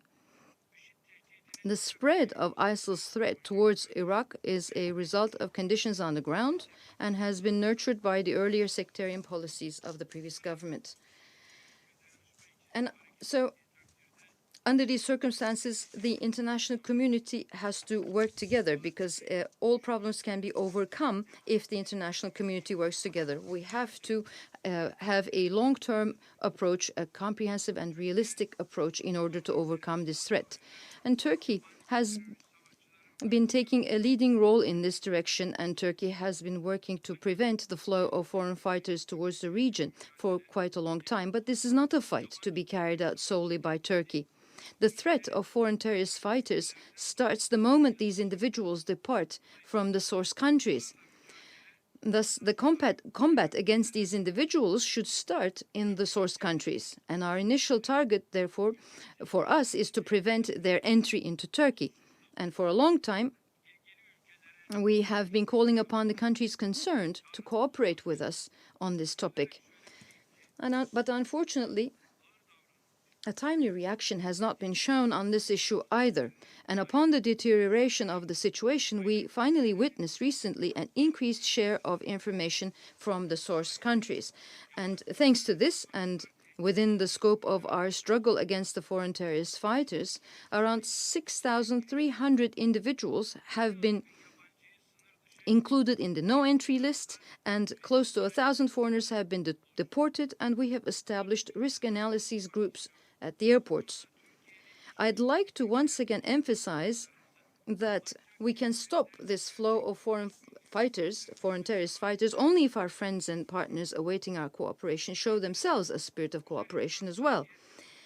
And another important issue we must dwell upon is the fact that the exploitation of these measures by Islamophobic circles and the damage to our common civilized values should not be allowed. Distinguished participants, Turkey has suffered for years from the malaise of terrorism that has claimed the lives of thousands of its children. So we are among the best to know the pain that terror entails. And therefore we would be among the first to try to ensure that we can prevent youngsters from all around the world to fall in the hands of terrorists. And with this understanding, Turkey in 2011, together with the United States, launched the Global Counterterrorism Forum. Turkey takes all national, regional, and international steps to counter this threat and is committed to take enhanced measures in this regard. ISIL is a terrorist organization with blood on its hands. And since the very beginning, our government has taken all necessary legal measures in this respect. In our fight against terrorism, all measures that our national interest necessitates will be taken with due regard to regional stability and humanitarian needs. There is on our Turkey's borders a huge pressure, and since the beginning of the conflict in Syria, we have received 1,300,000 Syrian refugees from every ethnic and sectarian group, and only last week, more than 140,000 Syrian Kurdish refugees who have been fleeing ISIL have found shelter in our country, and we are also temporarily housing 70,000 Yazidis from Iraq. Despite our sacrifices and our expectation of solidarity, we have not received the kind of support we've been looking for from the international community, and being target of unjust criticism in this context is really very sad for us. Turkey's determination in this regard cannot be questioned, and the international community is indeed going through a historical test of sincerity. If we go deep to the roots of the conflict and ensure the desired solidarity and cooperation, we can get results. And our goal should be to create an atmosphere of peace, democracy, and stability in which millions of our Syrian brothers can safely return home, and our Iraqi brothers can feel themselves part of Iraq. This should continue to be our goal, and Turkey will continue to carry out its efforts in this regard. Thank you. I thank His Excellency President Erdogan for his statement. I now give the floor to His Highness Sheikh Tamim bin Hamad Al Thani, Emir of the State of Qatar. Thank you. Bismillah ar-Rahman ar-Rahim, Fakhamat al-Rais. In the name of God, the merciful, members of the Council, President, let me thank the President Obama for convening this important meeting, and I hope that the meaning of this will strengthen our collective efforts to deal with the phenomenon of foreign terrorist fighters, specifically all manifestations of international terrorism, which is why we're taking part in today's meeting. Sir, the international community agrees with respect to the diagnosis on terrorism. This is an imminent danger. Hence, we need to deal with it as a priority. The peoples of the region, unfortunately, have paid a heavy price with respect to this phenomenon. And in fact, innocent civilians have been aimed, civilian institutions as well. Terror reigns for political reasons. I said this morning to the General Assembly that in the modern era, there is no civilization that has not had to do with civilization, be it right, left, religious.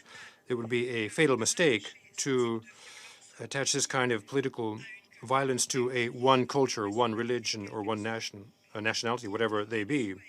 It goes without saying also that the transnational nature of terrorism and the use of modern technologies for communications contribute to spread this scourge.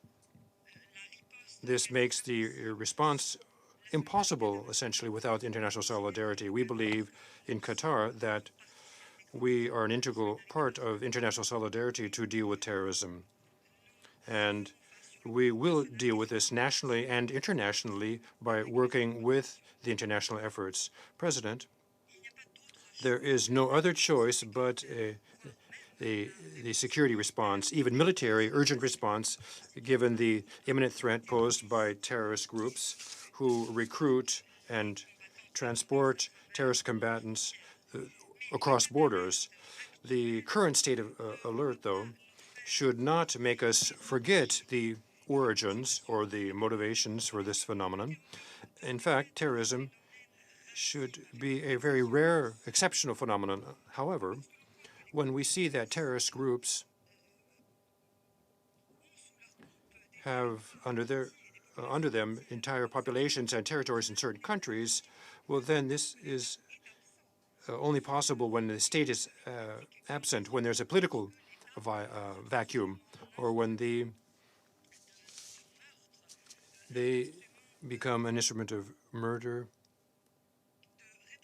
and repression that leaves no space for dialogue or political forces, and they leave no space for reforms, gradual reforms, or for civil evolutions.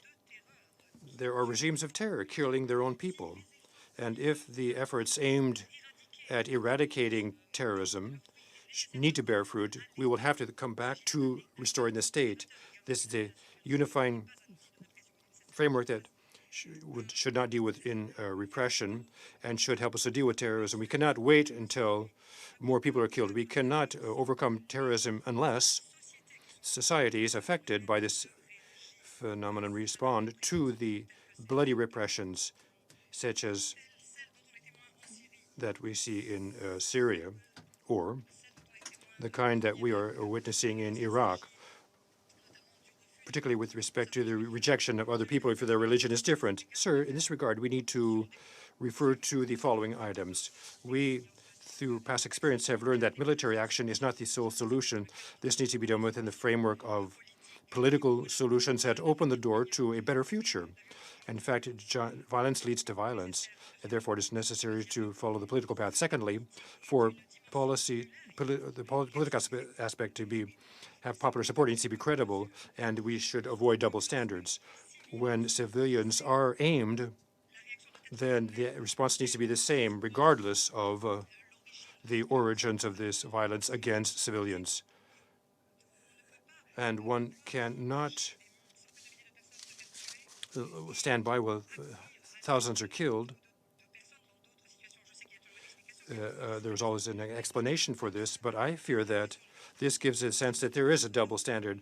Thirdly, we should not give a carte blanche to dealing with terrorism. We need to ensure the rule of law, and civilians should not be the victims once again. In conclusion, reaffirm our support to all efforts that are based on international consensus to put an end to this scourge, regardless of its motivations or the excuses given for it. Well, I want to thank His Highness for his statement.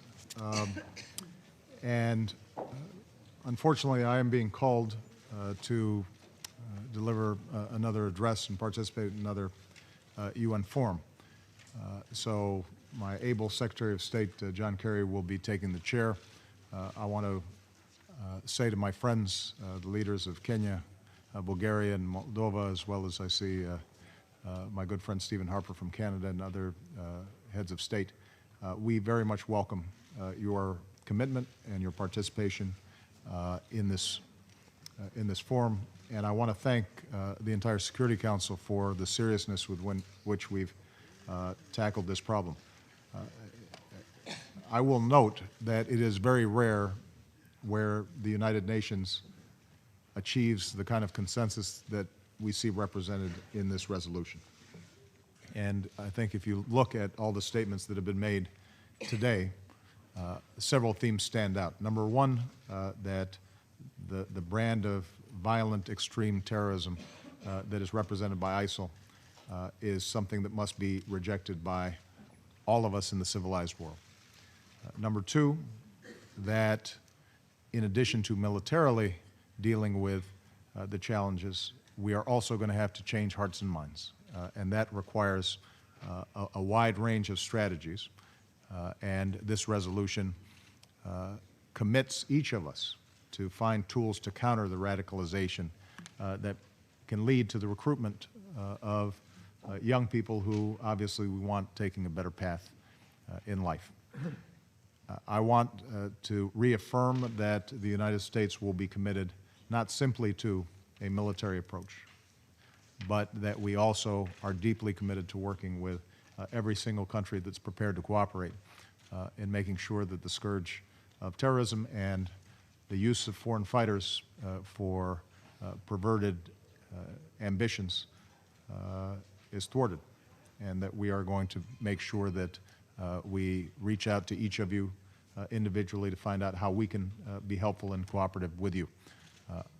I will just repeat what I said at the outset of this Security Council meeting, though. Resolutions alone will not be enough. Lofty rhetoric, good intentions are not enough. We are going to have to translate words into deeds. But given the seriousness with which all of us have made our presentations here today, I'm confident that in fact we can succeed, that we can drain the sources of the kind of extreme radicalization that we've been seeing, that as a consequence and with the help of political resolutions of conflicts in the Middle East and North Africa, we can arrive at a situation in which all of our young people, rather than resorting to violence and suicide bombings, can be confident about getting a good education and seeking opportunity and raising families and living in peace. So I just want to say thank you to all of you for your outstanding contributions to this very, very important and historic effort. John.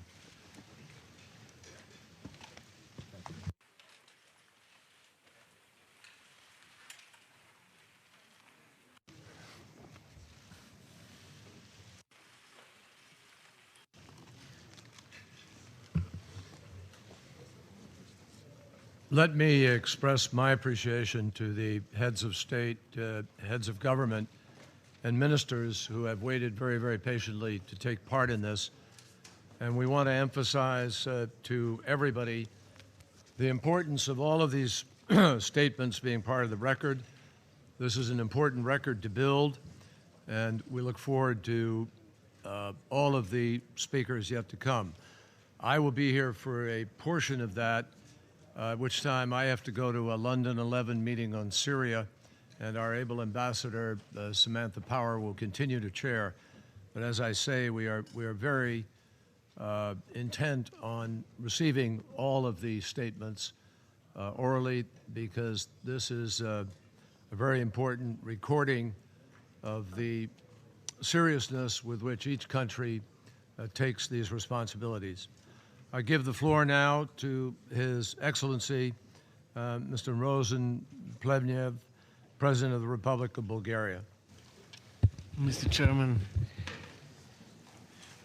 Excellencies, ladies and gentlemen, Secretary Kerry, first of all, please extend our warm regards and special thanks to President Obama for his extraordinary leadership by achieving, organizing and chairing this historic event today.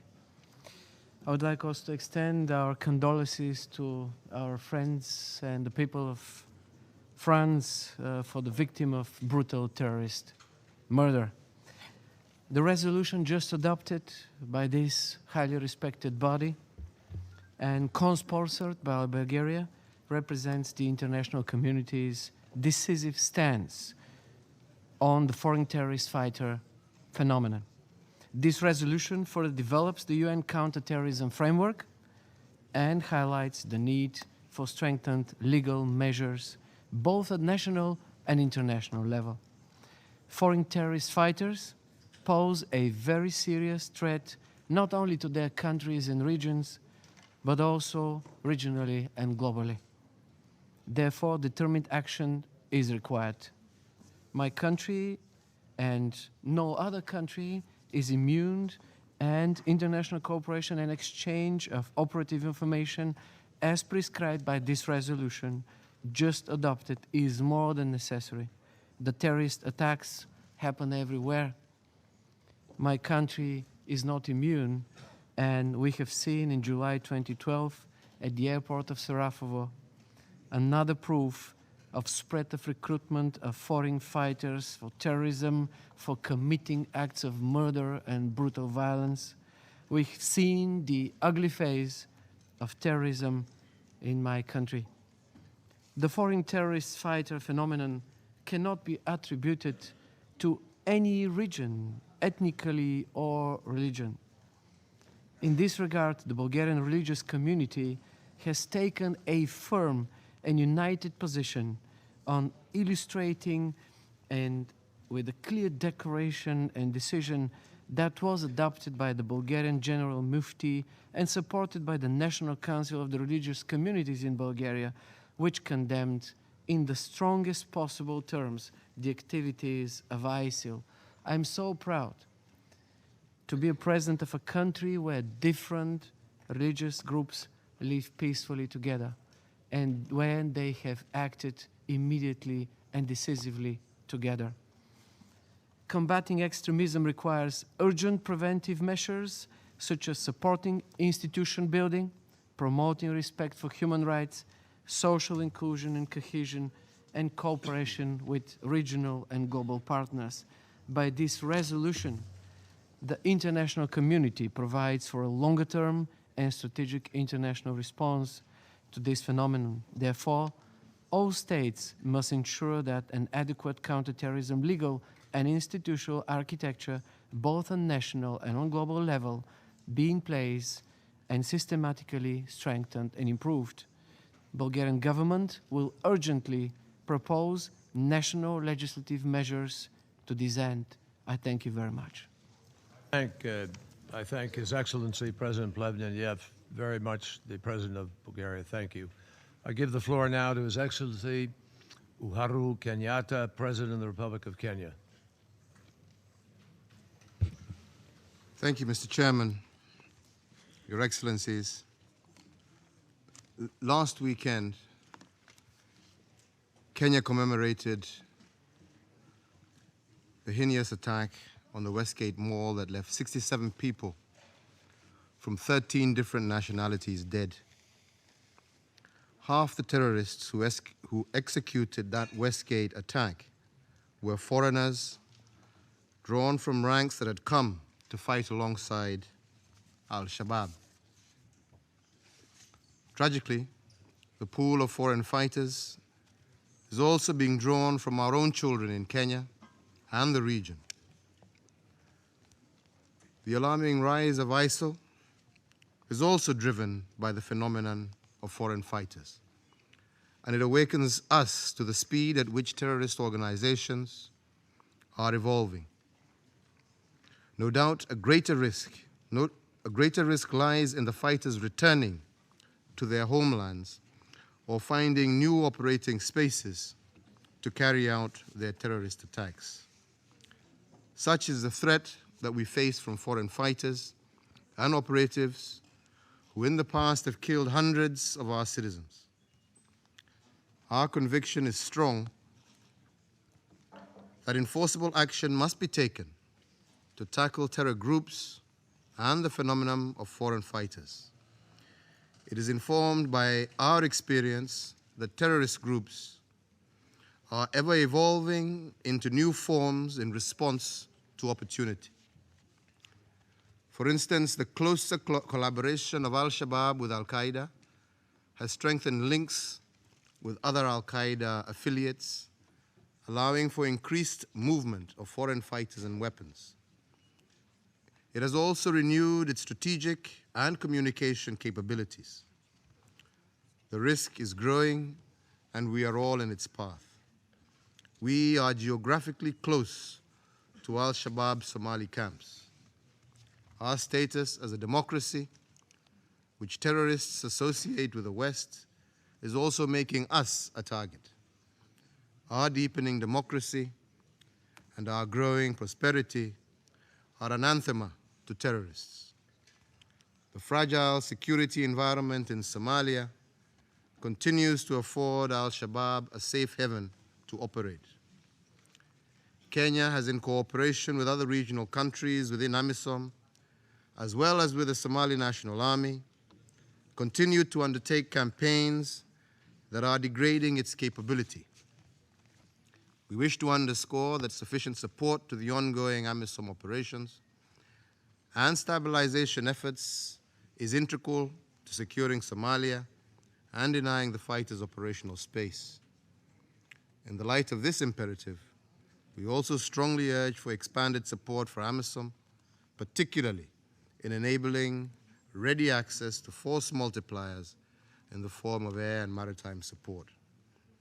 Even as we take the battle to the existing terrorists, we need to expand our focus on the radicalization of the youth. It is the pipeline for global terrorism. We must call attention to enablers of this process, especially the financing at the grassroots level, where radicalization is taking place. These efforts must take place within a wider strategy that brings in all states. The East African countries are also deepening security cooperation in concrete ways alongside our economic integration agenda. We in Kenya and East Africa have taken up our responsibilities in this global war against terrorists and stand ready to partner with anyone and all parties willing to eradicate this menace from us. I thank you. I thank His Excellency President Kenyatta. Thank you very much. I give the floor now to His Excellency George Ivanov, President.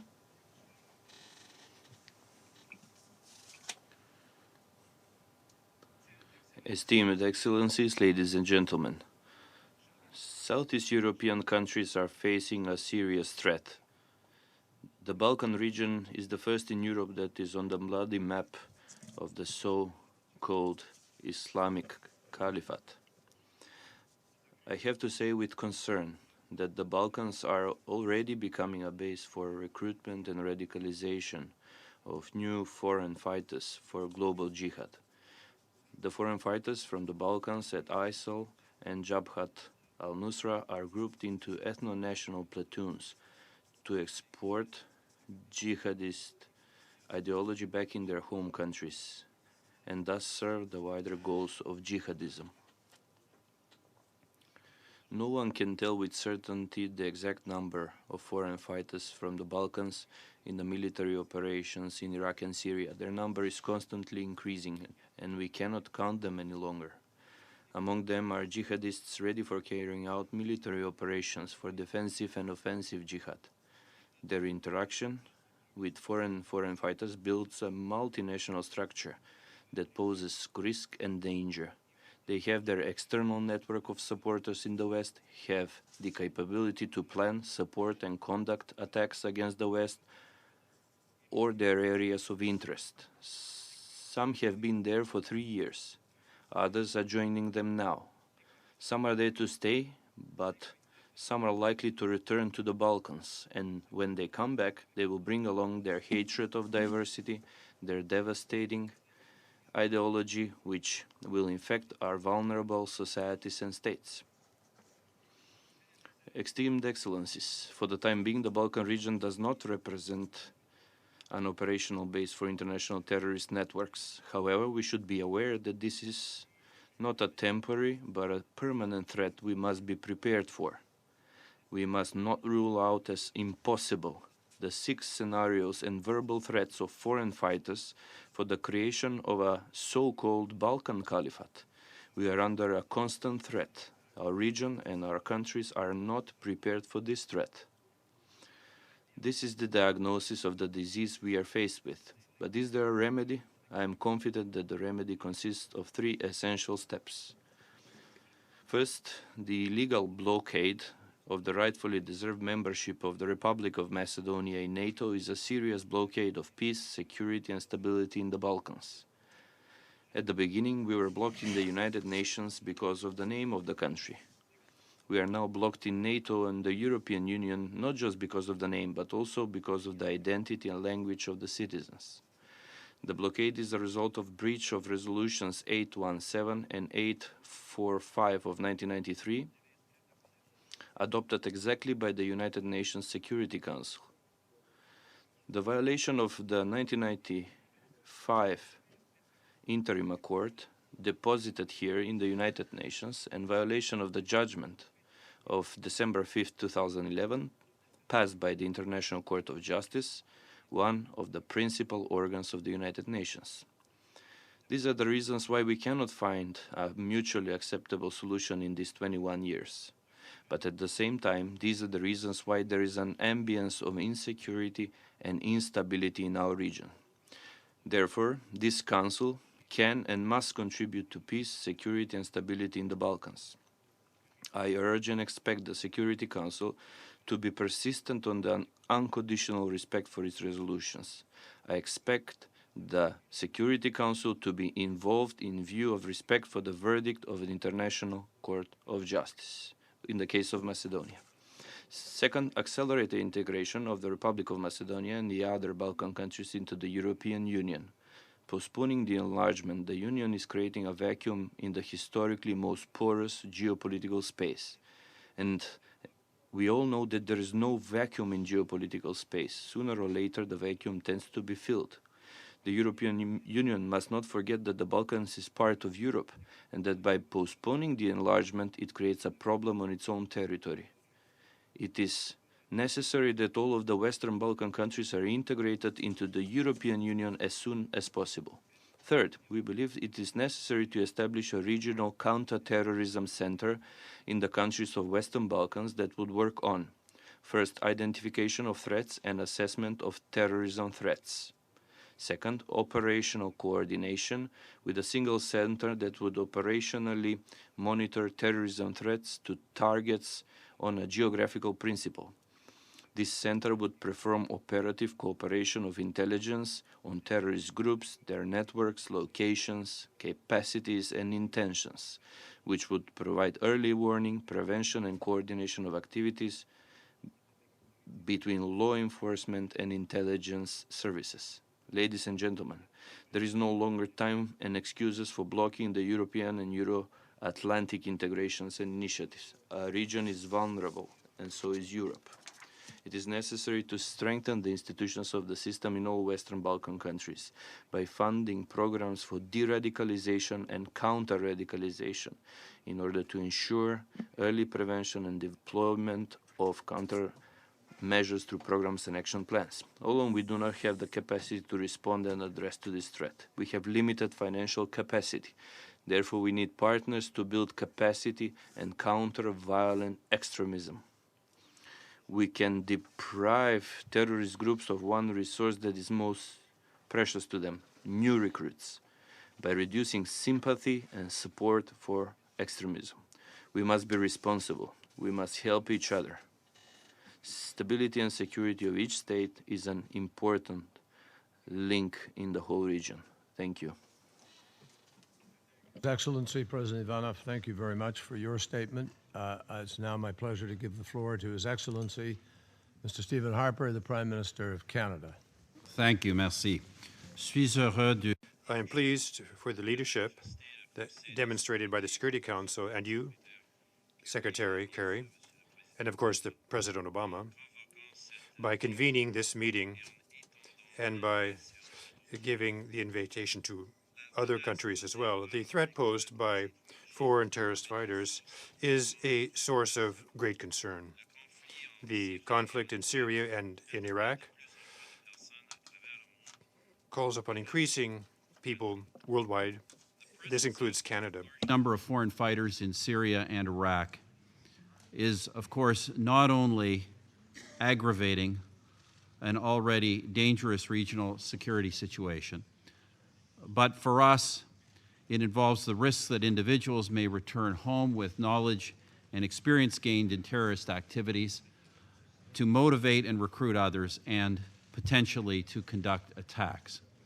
Canada is taking action on this. In 2013, we brought forward the Combating Terrorism Act, which created new criminal offenses of leaving or attempting to leave Canada for terrorist purposes.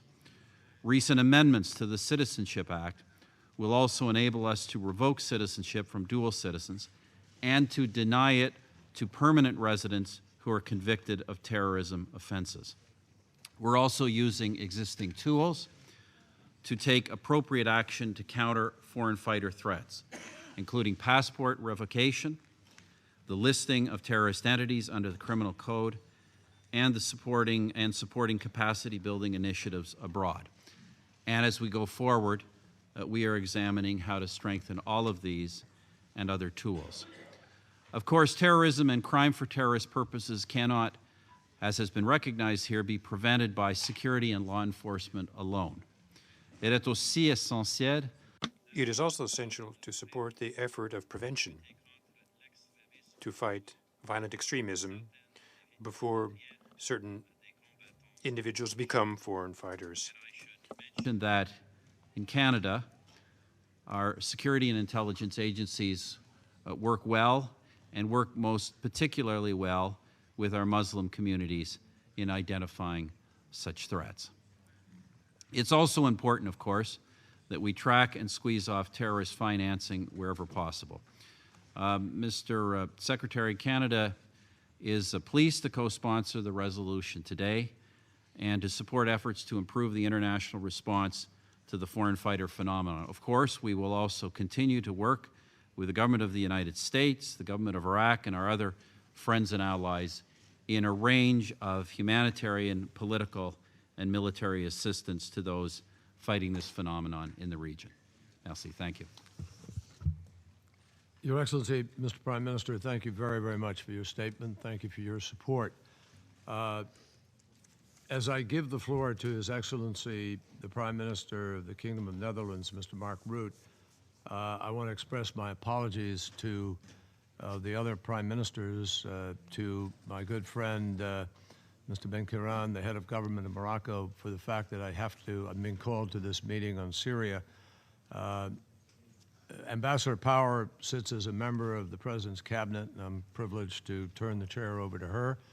But we are extremely grateful for everybody's participation, for your strong statements, and with pleasure, I give the floor to the Prime Minister of the Kingdom of Netherlands, Mr. Mark Rutte.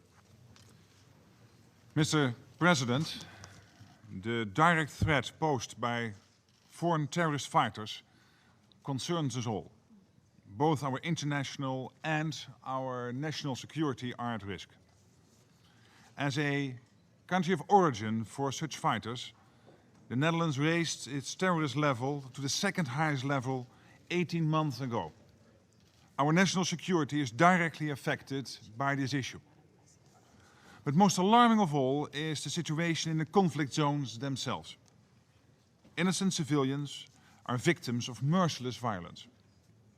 The threat is serious, and it calls for a serious response. This is a duty that rests on us, the international community. And that is also the reason why today the Dutch government decided to increase its support to the international effort to stop ISIL by providing military means. We will provide F-16s to join the fight against ISIL, and furthermore, we will provide military training and advice. In total, we will deploy 380 men and women. Madam President, Last year, in the framework of the Global Counterterrorism Forum, the Netherlands and Morocco launched a joint initiative to formulate good practices in tackling the problem of foreign terrorist fighters. Yesterday, at the GTTF ministerial meeting, we presented the outcome, a comprehensive set of guidelines focused on every aspect of the foreign fighter threat. These recommendations cover not only counterterrorism responses, but also preventive efforts. As co-leader of the Forum's working group on foreign terrorist fighters, the Netherlands will promote the adoption of these good practices. And we are open to working actively with all UN member states and UN partners on this important issue. The UN sanctions regime is essential to addressing the problem of foreign terrorist fighters. Sanctions are an important instrument for depriving terrorist organizations and fighters of their sources of finance. And sanctions could be tightened further. The sanctions, however, must be implemented and monitored properly, or they won't be effective in practice. We should, I believe, examine at the UN level whether the monitoring and technical assistance provided to member states can be enhanced. Madam President, it is vital that the international community act jointly on this issue.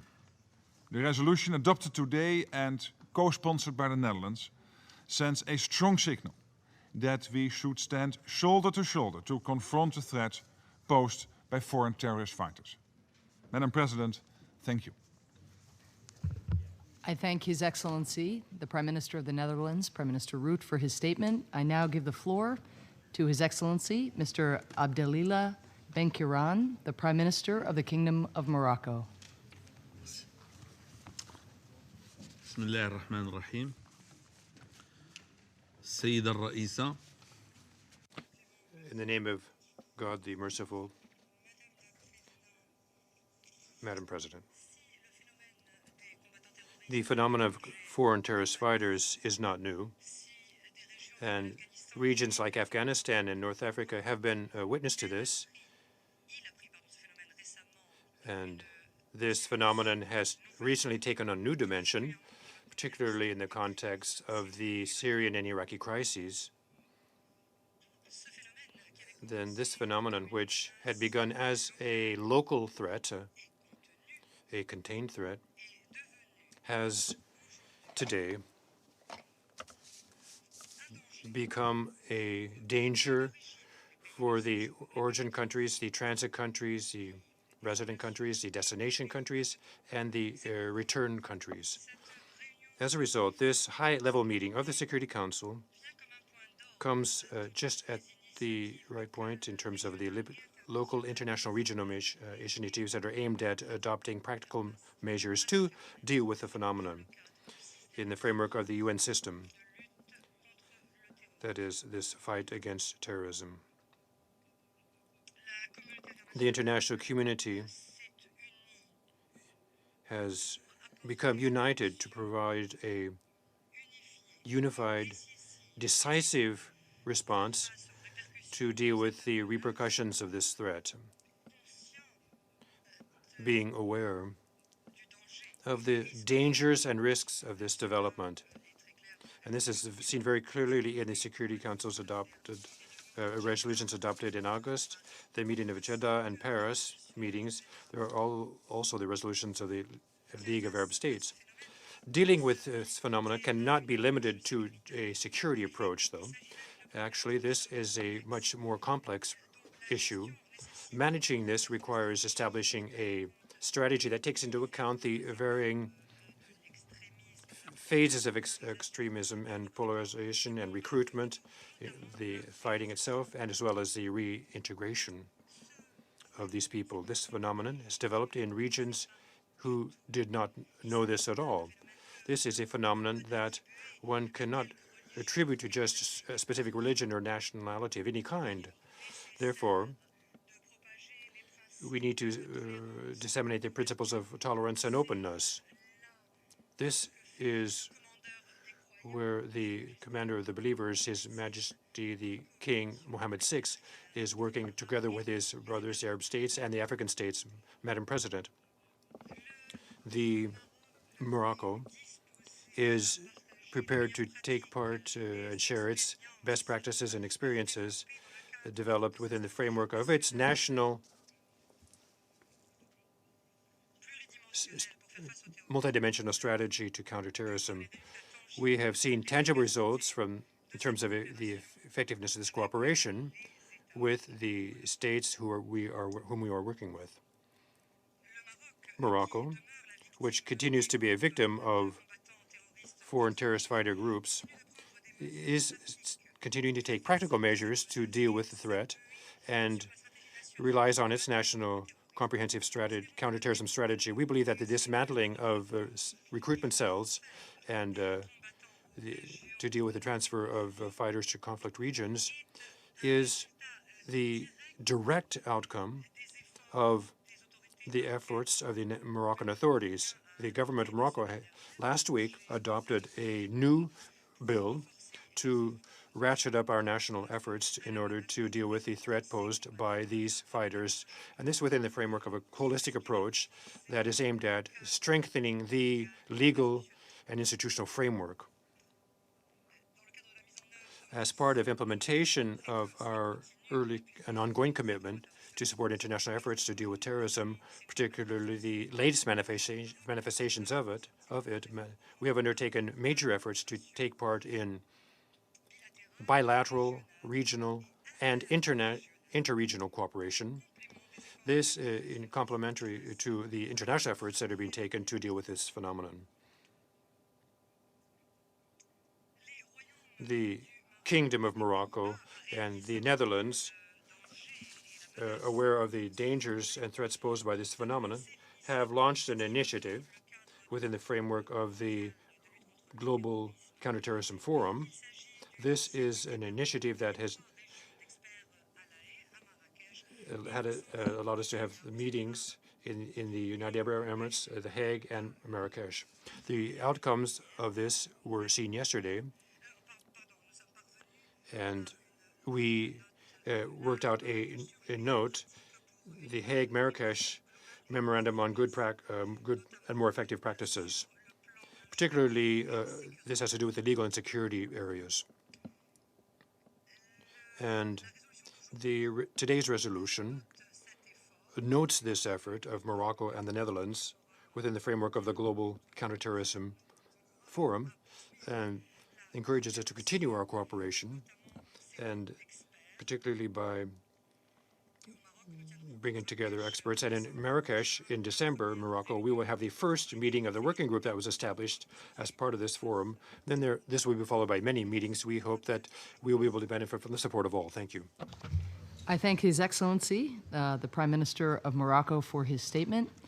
I now give the floor to Her Excellency, Ms. Erna Solberg, Prime Minister of Norway. Thank you, Madam President. The unprecedented brutality of ISIL and its terrible territorial ambitions pose a threat to all around this table. We must work together to eradicate the roots that allow such extremist groups to exist. It's crucial to mobilize local communities, civil society, and governments in the fight against terrorism. I see three main tasks ahead.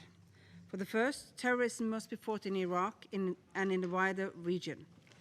Secondly, we need even closer international cooperation in the fight against terror. And thirdly, radicalization must be fought at home in our own countries. I thank President Obama for his leadership and for his initiative. The dramatic events unfolded in the Middle East and North Africa show the dangers of not giving people a stake in the governing of their country. When conflicts are left unchecked, civil wars may spill across borders. The influx of foreign fighters is worsening an already fragile situation in the countries concerned. We strongly condemn the criminal terrorist acts committed by citizens of European and other countries. We will take strong measures to prevent them from traveling to conflict zones. The Norwegian government has drawn up a strategy for de-radicalization, rehabilitation, and reintegration for foreign fighters returning home. We have an all-governmental approach, a national action plan involving all levels of society. Terrorism and related acts are already criminalized under Norwegian laws.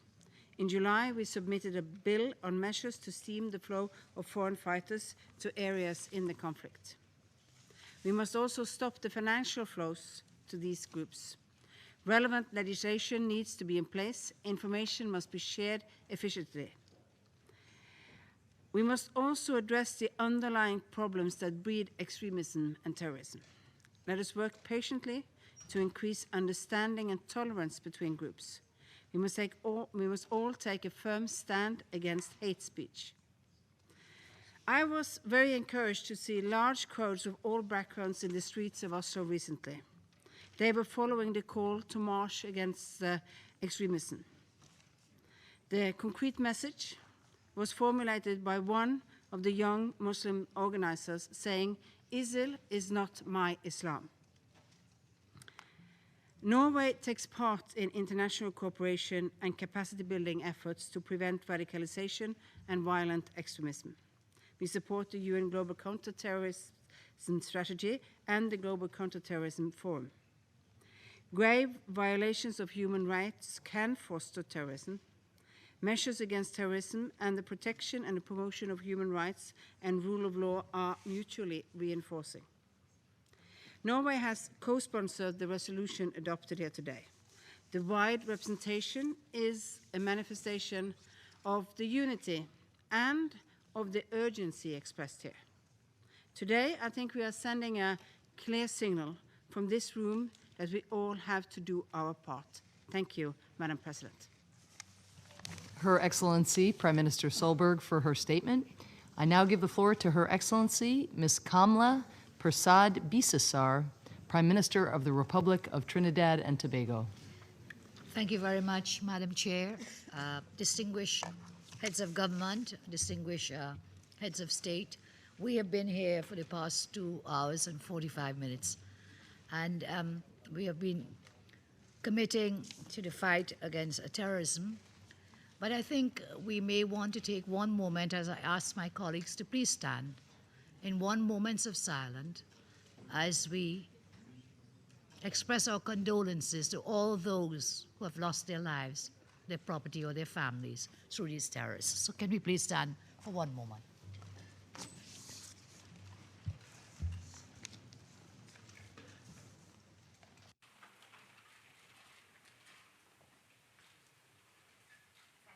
I know time is of the essence. I thank you very much. Trinidad and Tobago took the decision to co-sponsor Draft Resolution 5201468 based on our commitment to assist the international community in bringing relief to all those people in diverse parts of the world who have seen the destruction of their communities, murder of their families, rape of their women, and the creation of orphans of thousands of children at the hands of terrorists. We recognize that no state, whether large or small, developed or developing, is immune from the scourge of terrorism. Many will recall that over 2 decades ago, Trinidad and Tobago was able to successfully combat the attempts of a terrorist group to overthrow the democratically elected government of the day. This global scourge has witnessed an unprecedented rise in recent times and has resulted in new levels of barbarism, which have shocked the conscience of members of the international community. Terrorism threatens the foundation of the rule of law and undermines the inviolability of the right to life and other fundamental rights and freedoms enshrined in the Universal Declaration of Human Rights, as well as our various human rights instruments, nationally and internationally. As a firm believer in the ability of the United Nations to contribute to the resolution of international problems such as terrorism, Trinidad and Tobago has studied the text of the resolution, and we find that despite some imperfections, this resolution provides a useful platform for the launch of greater international cooperation in the battle against terrorism, which is universally accepted as a crime against humanity.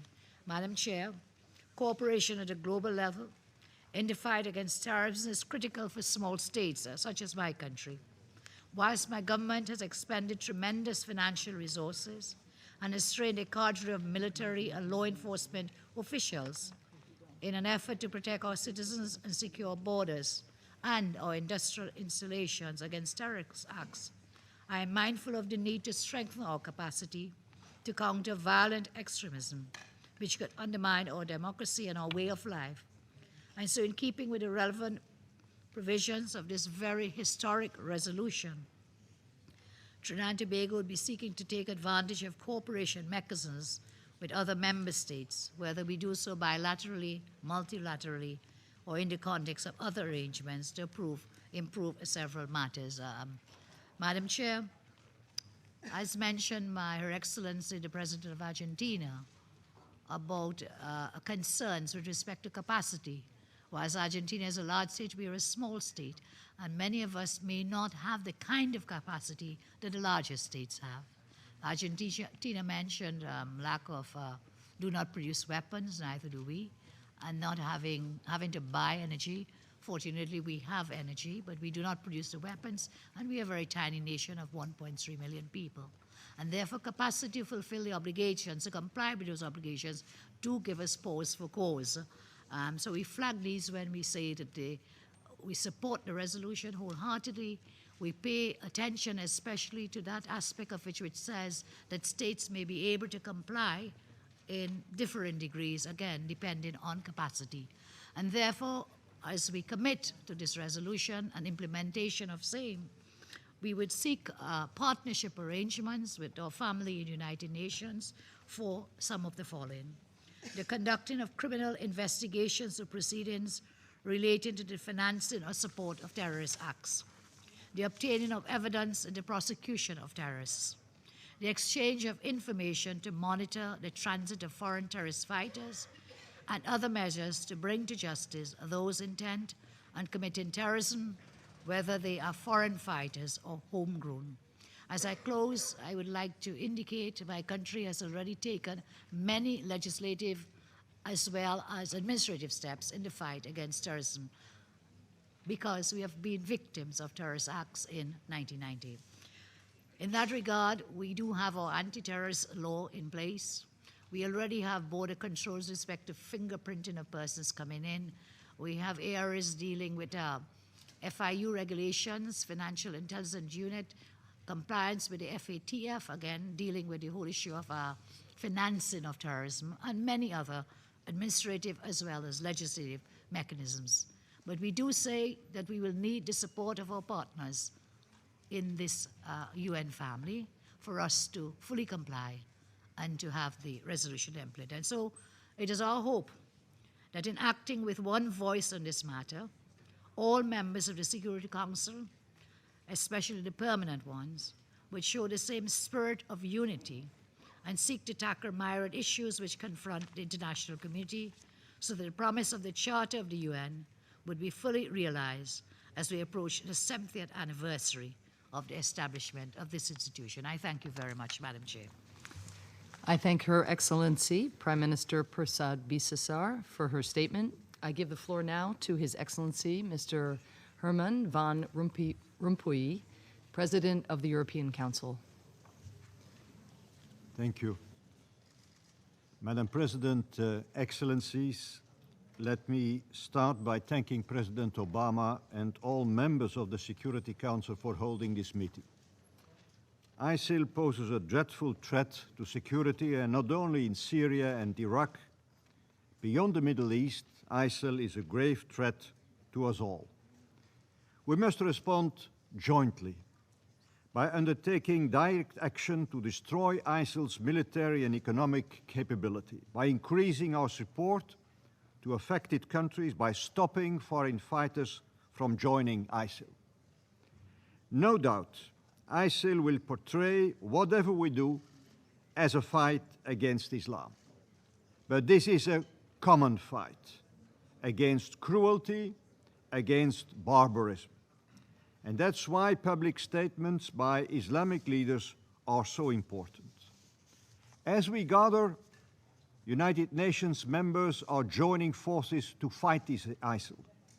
Its positions are under international attack. The Arab League has spoken clearly, and many of its members are taking part in these actions with the United States and European countries. Last month, the European Council, our assembly of 28 presidents and prime ministers, backed a decision by individual member states to provide military material to Iraq. Along the line of measures now endorsed by the Security Council, we then also agreed to use existing sanctions regimes more effectively. We will work to block ISIL's financial flows and weapon flows and cut off illegal oil revenue. Dear colleagues, we also must strive to strengthen the resilience of affected countries and the immediate region. Violent dynamics are spreading instability in all directions into Northern Africa and the Sahel. And the new Iraqi government needs to rally the support of all Iraqis. Efforts to find a political solution for the conflict in Syria must continue. European Union governments are ready to assist countries in the region with border and aviation security as well as counter-terrorism capacity. And we will continue providing humanitarian assistance to affected populations and helping countries providing shelter to refugees. But the crackdown must also take place in our own countries. We cannot allow that citizens from Europe, Africa, or Asia feed ISIL's ranks. And foreign fighters also represent a dangerous threat home.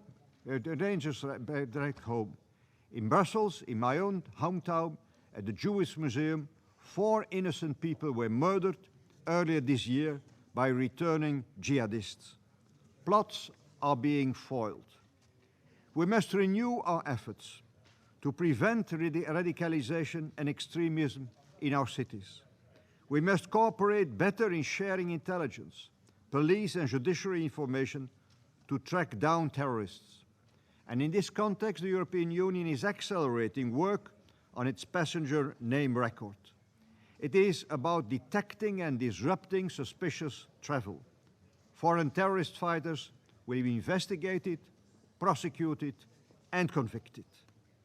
The European Union welcomes today's resolution calling on UN members to make it a criminal offense to travel abroad for terrorist purposes. Madam President, this will be a major endeavor, and we know it. The strategic defeat of ISIL requires determination, long-term engagement, and the unity of all of us.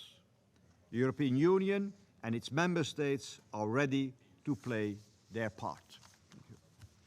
I thank His Excellency, Mr. Van Rompuy, for his statement. I now give the floor to His Excellency, Mr. Elio Di Rupo, Prime Minister of the Kingdom of Belgium.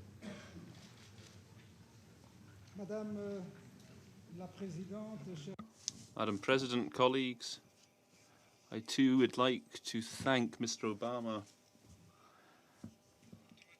I was told that this was done automatically. Clearly I was badly informed. Madam President, colleagues, I would like first to thank President Obama and all the members of the Security Council. Belgium, my country, very early on saw the scale of the menace created by the phenomenon of foreign terrorist fighters and the necessity of bringing a collective response to this. That's why my government initiated strengthened exchanges between the countries most concerned in the European Union and also made contact with the countries outside of Europe, especially in the Middle East, on this issue. In Belgium, even,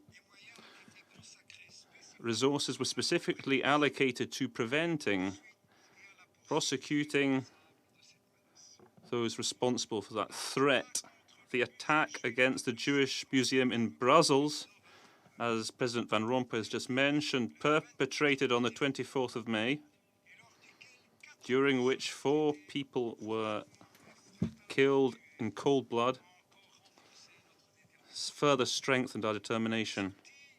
The tools to combat the scourge of radicalism exist.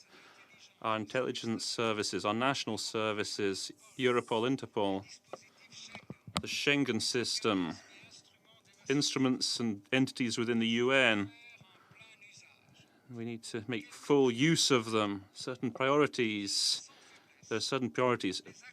Punish all acts of terrorism, those who facilitate in any manner the act of terrorism, and punish the propagators of hatred. We must protect our populations, but also those who could be tempted or seduced by these deadly ideologies, and which we should also put out of harm's way those who do not wish to be part of this. We want to strengthen our values, also our values of democracy, our values of the rule of law, of tolerance and non-discrimination. At the same time, there needs to be a determined repression of all terrorist acts. Madam President, we also need to tackle the root causes of extremism. Situations of oppression, injustice, double standards, growing inequality. We must learn lessons from our previous interventions in various corners of the world.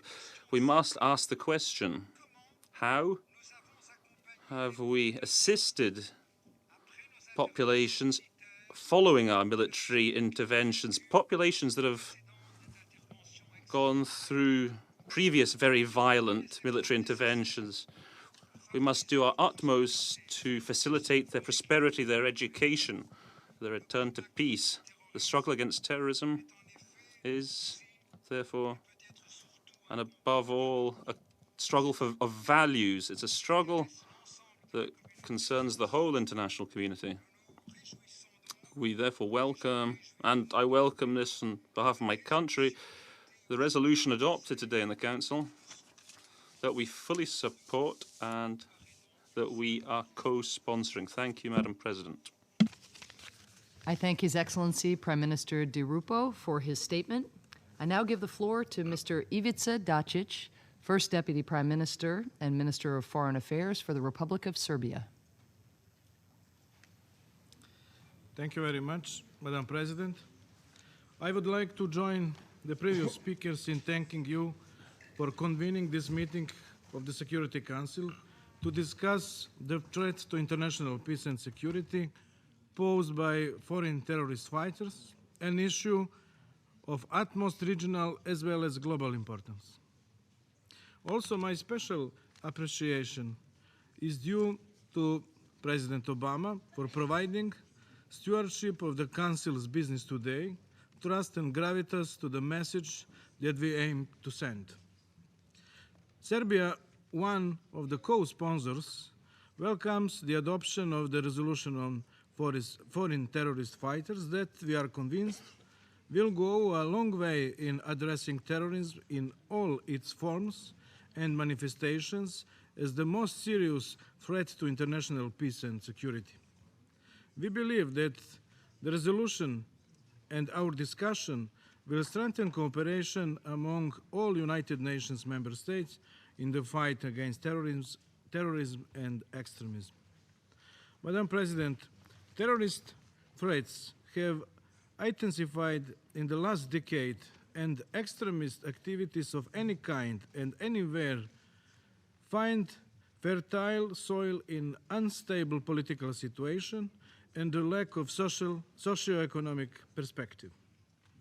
The problem of terrorism is complex and calls for coordination of activities and allocation of equal attention to all its aspects, both at national and international levels.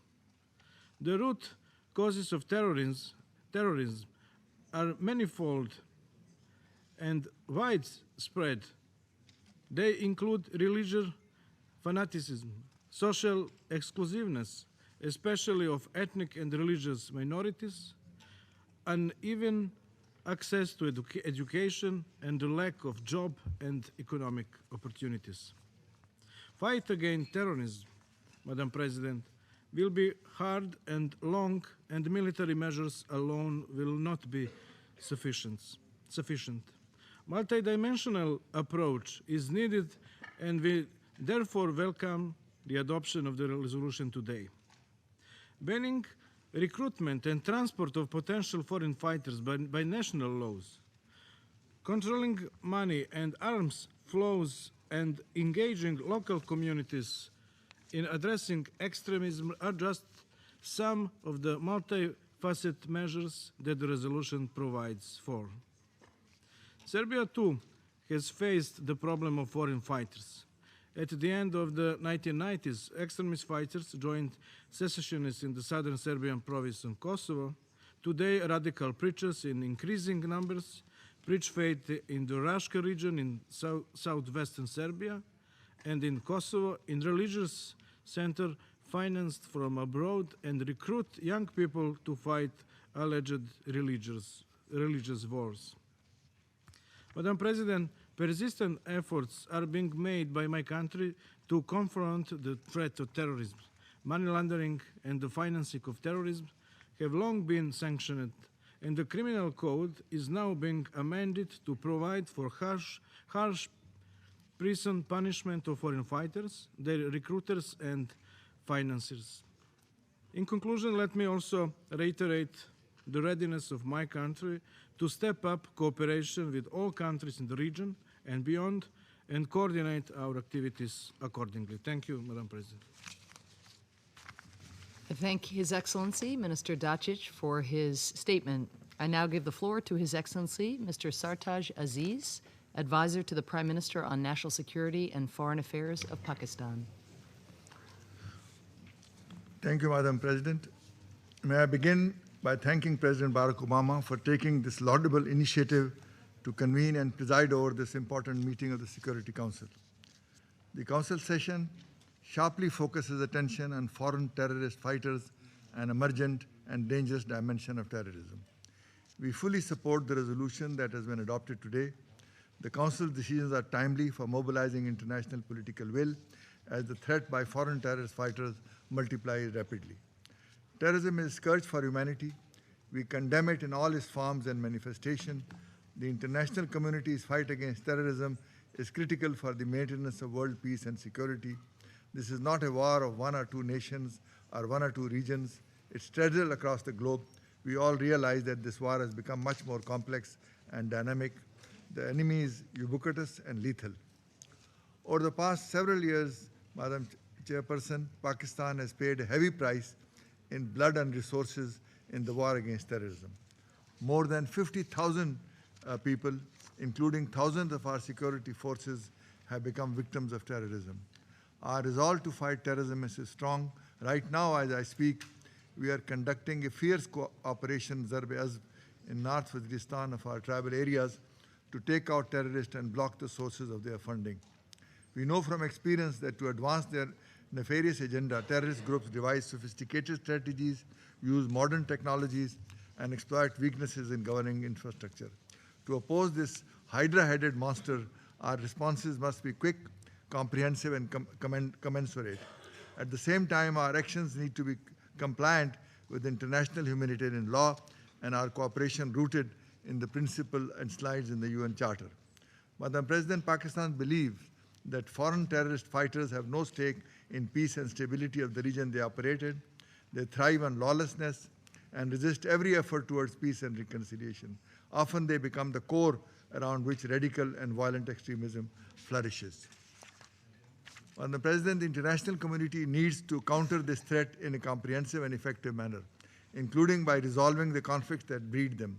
The creation and existing of foreign terrorist fighter is as much a function of the environment as it is of security. As we fight them, we should also focus on a preventive approach to stem their growth.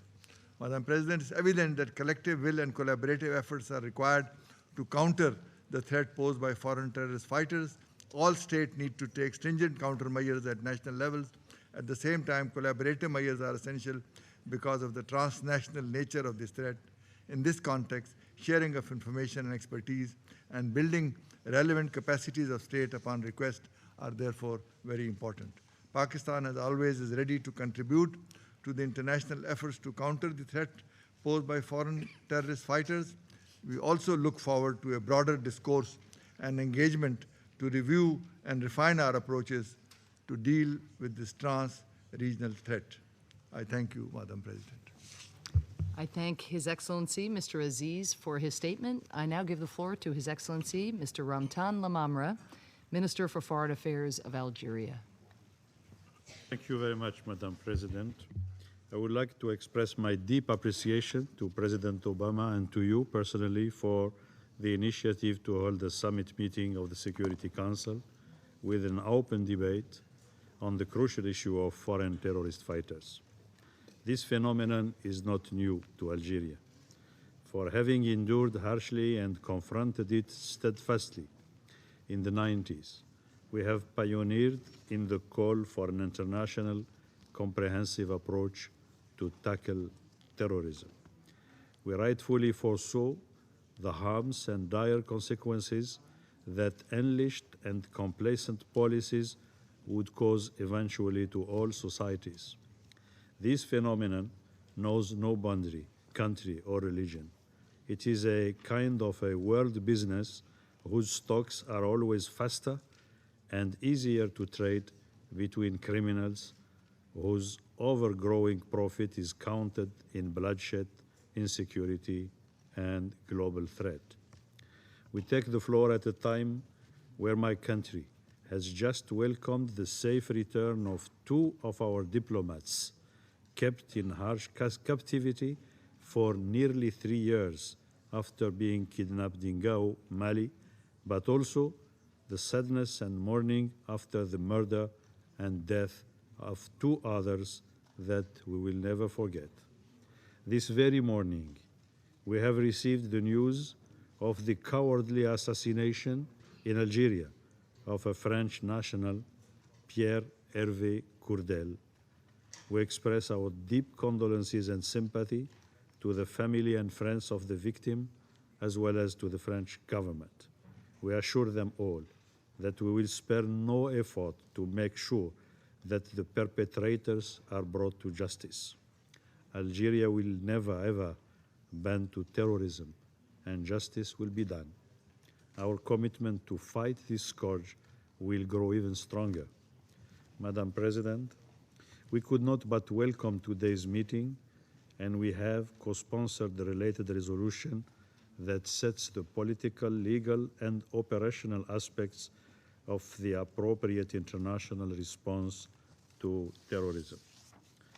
Algeria believes, nevertheless, that it would be a dreadful mistake to consider that the job is done with the adoption of today's important resolution and the new obligation that come with it.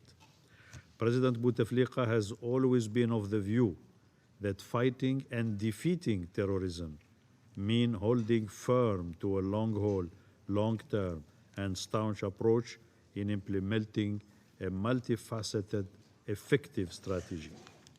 We should not be caught unaware. Foreign terrorist fighters is a serious issue to be specifically addressed, but it remains merely one aspect of terrorism, or, if I might say, one of the tentacles of terrorism. Addressing terrorism means bearing in mind all other tentacles of this behemoth phenomenon by setting up comprehensive strategies that encompass local, regional, and multilateral levels. It means certainly looking genuinely towards all underlying drivers and factors that can be conducive to terrorism, stemming recruitment, disrupting financial support, including kidnapping for ransoms, countering violent extremism, preventing radicalization, and never losing sight of the necessity of conflict prevention and conflict resolution. In this regard, the Middle East conflict will definitely remain a persistent disruption of world's quietness if the international community does not address genuinely the question of illegal occupation, continuous and violent injustice, denial of the right to self-determination and freedom that constantly feed stiff resentment. Let's be very clear. Algeria condemns terrorism in all its forms and manifestations, and we are actively engaged in the United Nations Global Counterterrorism Strategy, as well as a committed participant in the Global Forum Against Terrorism. We strongly believe, likewise, that our multifaceted response must always be respectful of human rights and international humanitarian law, as well as the UN Charter. Today's resolution weighs certainly more than its face value, because it is consensual, unanimous, and because it comes at a very challenging moment. It gives the right signal, and it draws us towards a more action-oriented effort involving all member states and all regional organizations. Thank you for your kind attention. I thank His Excellency Minister Lamamra for his statement. I give the floor now to His Excellency Mr. Mankeur Ndiaye, Minister for Foreign Affairs of Senegal.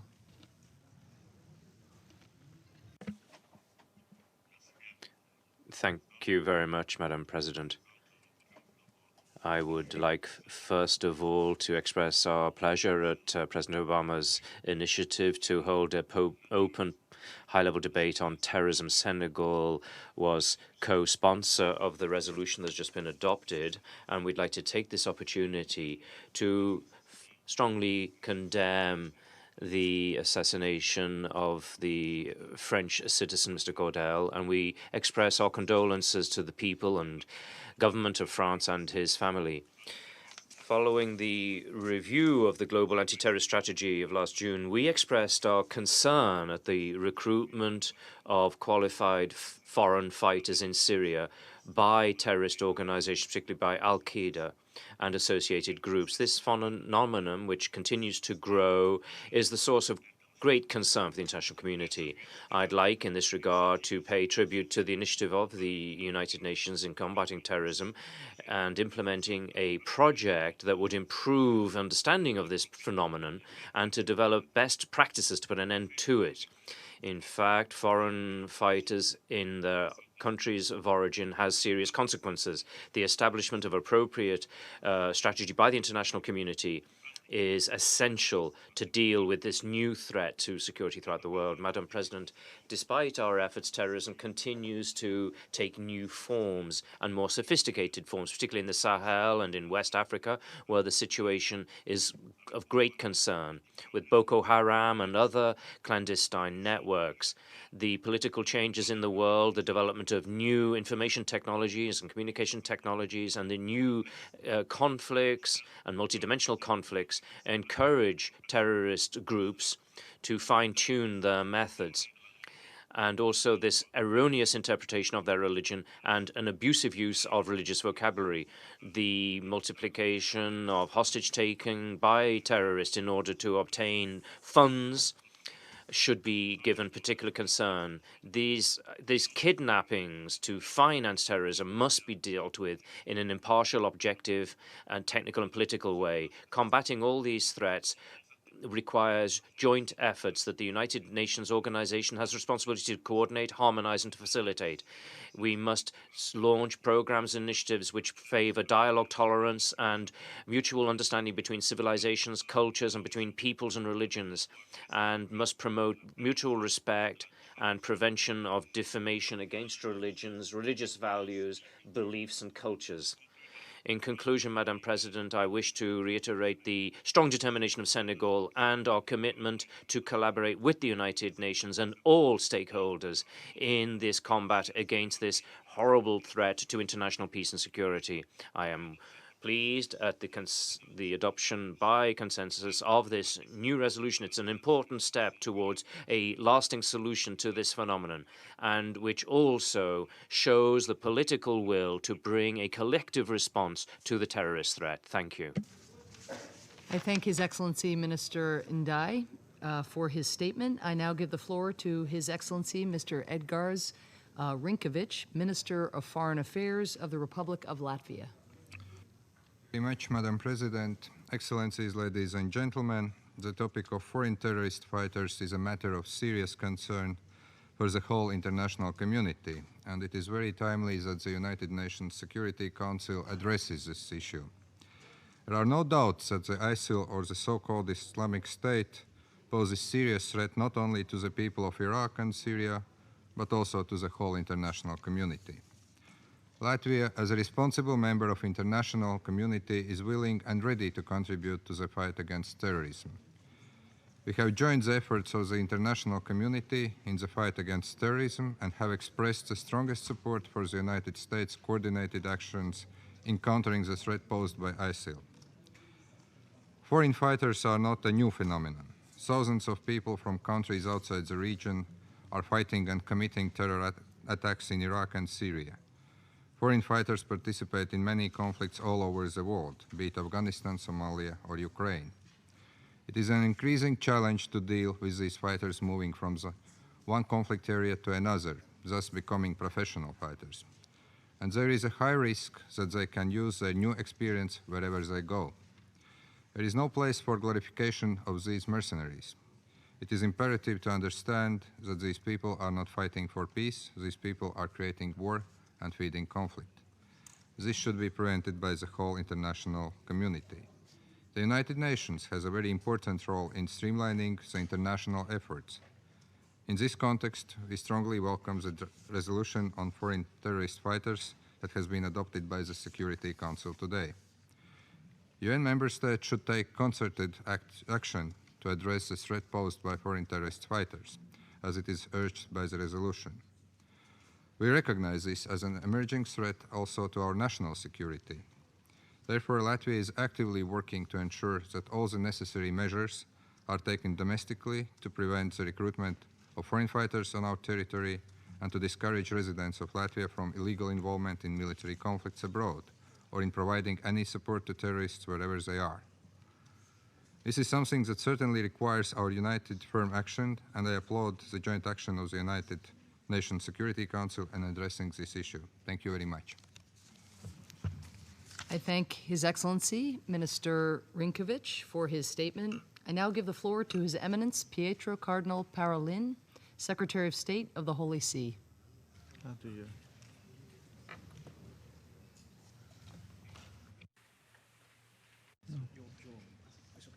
It's okay. Madam President, Excellencies, ladies and gentlemen, my delegation commends the United States of America for convening this timely Security Council open debate on threats to international peace and security caused by terrorist acts. Madam President, today's debate comes at a time when we face the dehumanizing impact of terrorism fueled by violent extremism.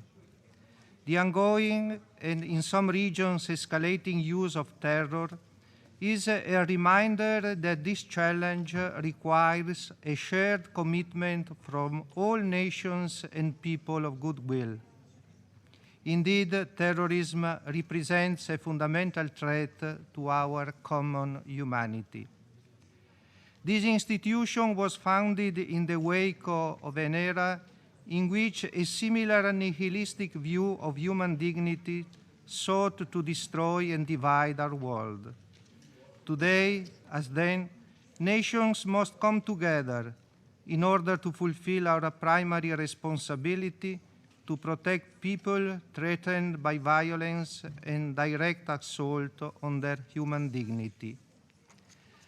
Pope John Paul II reminded us in the wake of the tragic events of 9/11 that the right to defend countries and peoples from acts of terrorism does not provide license to meet violence with violence, but rather must be exercised with respect for moral and legal limits in the choice of ends and means. The guilty must be correctly identified, since criminal culpability is always personal and cannot be extended to the nation, ethnic group, or religion to which the terrorist may belong. International cooperation must also address the root causes upon which international terrorism feeds. In fact, the present terroristic challenge has a strong social cultural component. Young people traveling abroad to join the ranks of terrorist organizations often come from poor immigrant families, disillusioned by what they feel as a situation of exclusion and by the lack of integration and values in certain societies. Together with the legal tools and resources to prevent citizens from becoming foreign terrorist fighters, government should engage with civil society to address the problems of communities most at risk of radicalization and recruitment, and to achieve their satisfactory social integration. Madam President, the Holy See, which is a sovereign international subject that also represents a world faith community, affirms that people of faith have a grave responsibility to condemn those who seek to detach faith from reason and instrumentalize faith as a justification for violence. As Pope Francis reiterated during his visit to Albania last Sunday, let no one consider themselves to be the armor of God while planning and carrying out acts of violence and oppression. May no one use religion as a pretext for action against human dignity and against the fundamental rights of every man and woman, above all, the right to life and the right of everyone to religious freedom. Thank you, Madam President. For his statement. I now give the floor to His Excellency Mr. Mogens Jensen, Minister of Trade and Development of Denmark. Madam President, the many discussions in New York and around the world this week about ISIL and other terrorist organizations have served to remind us once again that the threat from terrorism and violent extremism is acute and real. But violent extremism and terrorism is not only a threat to the innocent civilians of Abuja, Mosul, or Aleppo. Relative to our country's size, a very large number of foreign fighters from my country have left to join forces with extremist groups in the Syrian theater. To Denmark, like many other European countries, foreign fighters is not an abstract phenomenon. It constitutes a serious security concern. The challenges we are facing include providing assistance to concerned parents in an effort to prevent their youth from traveling to a war zone, but also to counter the threat from those who went and are coming back. Some of these young men and women will come back battle-hearted, strongly indoctrinated, and with newly forged ties with extremist groups with the clearly defined goal of harming our societies and our citizens as much as they can. If the international community aims to counter this threat effectively, we need to be guided by our respect for the rule of law, and we need to apply a firm and truly holistic and integrated approach building on 3 pillars. Firstly, we all have a responsibility to protect the suffering civilian population in the region against the ongoing atrocities committed by ISIL. In order to do this effectively, we must be ready to apply immediate measures, including military operations. Secondly, a broader preventive strategy is needed to reduce vulnerabilities to radicalization and to stem the flow of recruits and financial means to extremist groups. Finally, this threat is, as we well know, transnational in character. Hence, our response also needs to build on strengthened international cooperation, coordination, and sharing of lessons learned. Madam President, Denmark wholeheartedly supports the resolution, which we have also co-sponsored. We warmly thank President Obama and Secretary Kerry for their leadership on this resolution and on spearheading an international coalition against ISIL and for an inclusive Iraqi government. So far, Denmark has provided immediate support to the international response with a military 130 transport aircraft, significant humanitarian assistance to mitigate the extraordinary humanitarian crisis that flows from the brutal acts of ISIL, as well as firm diplomatic support to the formation of the international coalition against ISIL. My government only last Friday launched a new Danish national action plan to prevent violent extremism. It contains a wide range of initiatives to be implemented over the coming years. This built on 4 interlinked responses to the threat: strengthening the capacities of local authorities to deal with radicalization, mitigating online radicalization and recruitment, intensifying international cooperation, including capacity building assistance, and lastly, working to mobilize civil society. However, as none of us can solve this problem on our own, it is imperative to link national initiatives and expertise with internal efforts. We consider the Global Counterterrorism Forum, established by the United States and Turkey 3 years ago, an obvious platform for building alliances across regions and continents to further the implementation of the resolution. Madam President, violent extremism impacts on the security of us all, in Copenhagen, in Baghdad, and in New York. But it also hampers development and economic growth globally. It is therefore very important for us that the global framework for countering the threat is firmly anchored in the UN and that all members of the UN family engage actively in the effort to build resilience and counter violent extremism wherever we meet it. Thank you. I thank His Excellency Minister Jensen for his statement. I now give the floor to His Excellency Mr. Ditmir Bushati, Minister of Foreign Affairs from the state of Albania.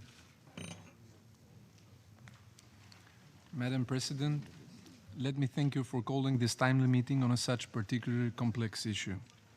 We highly appreciate the leadership the United States has been showing, including in particular during its Security Council presidency, on the issue of countering terrorism and the rise of foreign terrorist fighters. Madam President, last Sunday, Pope Francis chose Albania in his first visit in a European country, a secular country where Muslims and Christians are living and prospering together. As Pope Francis exhorted during his visit, may no one use religion as a pretext for actions against human dignity and against the fundamental rights of every man and woman. Contrary to these fundamental values, ISIL has abundantly shown what it is capable of. ISIL must be defeated and its extremist ideology that promotes and justifies terrorism. Its ruthless methods must be countered. In this context, we highly appraise President Obama's remarks and the determination of the United States to degrade and ultimately defeat ISIL.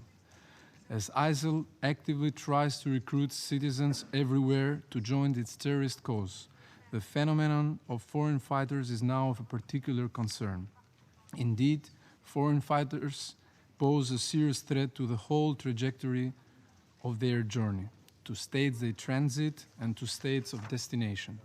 But the threat is also great for the states of origin, as the return of foreign fighters to their countries of origin carries potential risks, particularly where security structures are insufficient, where political stability is fragile, where social cohesion is yet unformed, or where there is a complex fabric of religious and ethnic composure, as it is the case in the Balkans.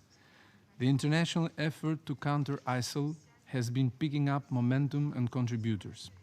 Albania is proud to have been among the first countries to respond to this challenge. But it has become clear now that it is a challenge that will require our long-term engagement in different ways, be it through military support to Iraq or through stopping the flow of foreign fighters. And all this without forgetting the social, economic, and humanitarian dimensions of the crisis in Iraq and Syria. Madam President, we condemn unequivocally and in strongest terms all terrorist acts committed by terrorist groups and organizations everywhere.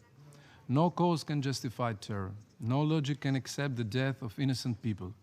In this respect, in the Western Balkans, Albania has been at the forefront of the international efforts to stop the flow of fighters.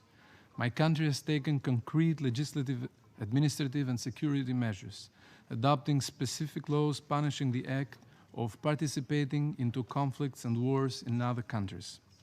But let's not forget that the use of force is hardly the only way to defeat and put an end to terrorism or discourage the dark appeal of foreign fighters. If we are serious about the eradication of this phenomenon, we must think also in social and economic terms, in terms of what we can offer to the marginalized groups within these societies. We'll have more chances to be successful in countering incitement to commit terrorist acts, not only through the force of the rule of law, but also by caring more for the social inclusions of the marginalized through education, solidarity, and support. Madam President, the resolution which my country is proud to have co-sponsored underlined the importance of cooperation between all member states to address the threat posed by foreign terrorist fighters. My country stands ready to further contribute to international efforts in strengthening peace, stability, and cooperation among nations. I thank you. I thank His Excellency Minister Bushati for his statement. I now give the floor to His Excellency Mr. Urmas Pait, Minister for Foreign Affairs of the Republic of Estonia. Thank you very much, Madam President. Dear Excellencies, dear ladies and gentlemen, I thank the US Presidency and President Obama for the initiative to convene this meeting to address the threat to peace and international security by terrorism, with particular focus on the foreign terrorist fighters. Like many nations, Estonia is gravely concerned about the recent wave of aggressive terrorism and violent extremism, which crosses state boundaries and poses a threat to countries far from conflict zones. Therefore, today's discussion at the highest political level here at the Security Council is most timely. We should agree on further means and ways of cooperation to fight the phenomenon of foreign terrorist fighters. The appalling wave of violence by the ISIL and al-Nusra Front is supported by the influx of radicalized foreign fighters. They pose a real threat not only there, but also in their countries of origin after returning home. The repercussions of the same phenomenon are visible also in the Sahel region. Terrorism in all forms and manifestations is unjustifiable, regardless of the motivation. Terrorism needs a global response. Only intensive, close, and well-coordinated cooperation between nations and international organizations can bring results. There are many different ways to fight terrorism. Direct action has to be taken against terrorists' safe havens. This can include military strikes, as demonstrated by the recent actions against ISIL. Traveling of the fighters to and from such havens must be prevented. Globally, we have to block the financing of terrorism and close all their channels of support.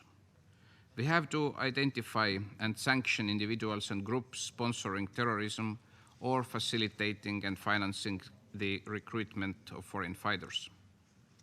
Another important track to minimizing the threat of terrorism is to address the conditions conducive to the spread of terrorism. These range from strengthening legal systems to reducing poverty and tackling the development security nexus. we can more effectively counter terrorism by addressing it as a horizontal cross-cutting issue. We are satisfied by the manner in which UN and EU counter-terrorism strategies are taking this approach forward. The outcome of our discussion today enables member states to address this growing threat within the context of respect for international law and human rights. Therefore, Estonia, as a co-sponsor, fully supports the swift implementation of the new Security Council resolution on foreign terrorist fighters. It is crucial for all nations and relevant international organizations to provide necessary resources and mechanisms to implement these measures. Estonia is fully committed to this. We have to tackle terrorism and violent extremism as quickly as we can and wherever it emerges to avoid its further spreading. Thank you. I thank His Excellency Minister Pait for his statement. I now give the floor to the representative of Kazakhstan. Thank you, Madam President, Excellencies, ladies and gentlemen. Let me start by reiterating Kazakhstan's strong condemnation of terrorism in all its forms and manifestations. We share the view that this heinous and inhuman evil must be rooted out and eliminated through our decisive and collective action. Kazakhstan has proudly co-sponsored the Security Council resolution on foreign terrorist fighters because we believe that the fight against international terrorism demands a long-term and comprehensive approach. It's an approach which must be built on greater regional and global cooperation with the active participation of all UN member states in accordance with the United Nations Charter and international law. Terrorism has no national or ethnic identity, citizenship, or religion. It poses a threat to all nations, rich and poor. And this threat, which ignores borders, is rising rapidly. And it can only be tackled successfully by combining our efforts and broadening multifaceted cooperation to counteract terrorism. The UN's member states must unite and work together to implement the global counter-terrorism strategy and adjust the national legislations accordingly. Mr. President, we believe the main focus and priorities of counter-terror efforts should be as follows. First, we must develop further universal anti-terror legal instruments and other mechanisms. Second, we need to build national and international anti-terrorism capacity and expand networks and mechanisms for the exchange of best practice. Thirdly, we need to develop an international database of terrorist organizations and individuals. Fourth, we require stronger commitment and better tools to fight money laundering and the financing of terrorism. Fifth, we have to increase our efforts to prevent terrorist access to weapons of mass destruction, arms, nuclear, and other hazardous materials, and travel documents. Sixth, we need all member states and other stakeholders to encourage the integration of migrants into new societies, reduction of their social and economic marginalization, and to increase dialogue between ethnic groups, religious denominations, and cultures to reduce the risk of radicalization. Kazakhstan, where peacefully live more than 130 ethnic groups and representatives of 17 religious denominations, is committed to promote ideals and values of inter-ethnic and interfaith dialogue for attaining peace and security. We regularly convene the Congress of Leaders of World and Traditional Religions to use authority and wisdom of spiritual leaders to guide the congregations towards common peace and creation. This final point is vital if we are to reduce the opportunities and conditions and tackle the recruitment of foreign terrorist fighters and mercenaries by using social injustice and religious extremism rhetoric. Mr. President, in closing, I would like to reiterate Kazakhstan's strong will and commitment to working with all partners in our region and in the international community to address the challenge of international terrorism. Thank you. I thank the representative of Kazakhstan for his statement, and I now give the floor to the representative of Singapore. Madam President, foreign terrorist fighters are a clear threat to international peace and security. An estimated 12,000 foreigners from over 70 countries have participated in the conflicts in Iraq and Syria. This is the largest mobilization of foreign militants since the Soviet-Afghan War in the 1980s. It is not just the numbers of foreign fighters that has been commanding attention, but the horrific tactics used by terrorist organizations like ISIL and the al-Nusra Front. Their violent campaigns against minority groups in northern Iraq and Syria, the brutal murders of Muslims and non-Muslims, the abduction of innocent civilians, and the widespread abuses of human rights constitute crimes against humanity. Singapore condemns in the strongest possible terms the terrorist actions of ISIL and other terrorist groups. We send our deepest condolences to all who have suffered or lost loved ones. Singapore is not immune to the threat of terrorism and radical ideologies. There are foreign fighters in Syria who have traveled from Southeast Asia. The Singapore government knows of a handful of Singaporeans who have gone to Syria to take part in the conflict. There are other Singaporeans who had expressed interest to join the fighting in Syria, but were stopped before they were able to travel. Like many countries, Singapore is gravely concerned about the potential threat caused by returning foreign fighters. The Soviet-Afghan War drew in thousands of foreign fighters and led to the creation of Al-Qaeda and inspired the creation of other terrorist groups. Al-Qaeda's key regional affiliate in Southeast Asia, the Jemaah Islami or JI, was responsible for several large-scale terrorist attacks, such as the Bali bombings in 2002. In December 2001, the Singapore government foiled a plot by JI members to attack targets in Singapore, including a number of diplomatic missions. Fortunately, they were stopped before they could do harm. Terrorist groups such as ISIL and the al-Nusra Front are a threat to the entire world. The international community must counter this growing global threat with a comprehensive strategy that addresses not just the military, but also the ideological aspects of the conflict. We must counter the radical ideology used to recruit foreign terrorist fighters and which fuels their violent extremist agenda. The Singapore government has supported and worked with our Muslim religious leaders, community groups, and individuals to rehabilitate terrorist detainees and to delegitimize radical ideologies. Singapore welcomes the strong leadership of the United States on this issue, in particular the formation of the International Coalition to combat the ISIL threat. Singapore welcomes the Jeddah Declaration by Arab countries in the region to stand united against ISIL. These will be critical in cutting off financial and material support for ISIL, preventing the movement of foreign terrorist fighters, and in the ideological battle. Singapore firmly supports all international and regional cooperation to combat terrorism, including the implementation of United Nations Global Counterterrorism Strategy and all Security Council resolutions related to counterterrorism. We welcome the adoption of Security Council Resolution 2170 on 15 August, which condemned the terrorist acts and violent extremist ideology of ISIL and the al-Nusra Front, and urge all UN members to take appropriate measures to combat terrorism. The resolution which we just adopted today is an important step in the global effort to combat terrorism, and Singapore is pleased to co-sponsor it. We stand ready to play our part to combat the threat of global terrorism. Thank you, Madam President. I thank the representative of Singapore for his statement and now give the floor to the representative of New Zealand. Thank you, It's okay. Nope. New Zealand commends the United States for organising this meeting today and thanks the many leaders around the world who've come to this place to give their support to this important initiative. We also extend our deep condolences to the government of France for the horrific execution that happened this morning in Algeria. New Zealand strongly condemns the activities of ISIL and other violent extremist groups in Iraq, Syria and elsewhere. We recognise that the international community must make a determined and cohesive response to these horrific acts. That is why we co-sponsored the resolution adopted earlier today. Foreign terrorist fighters have been directly involved in some of the worst atrocities committed by these groups.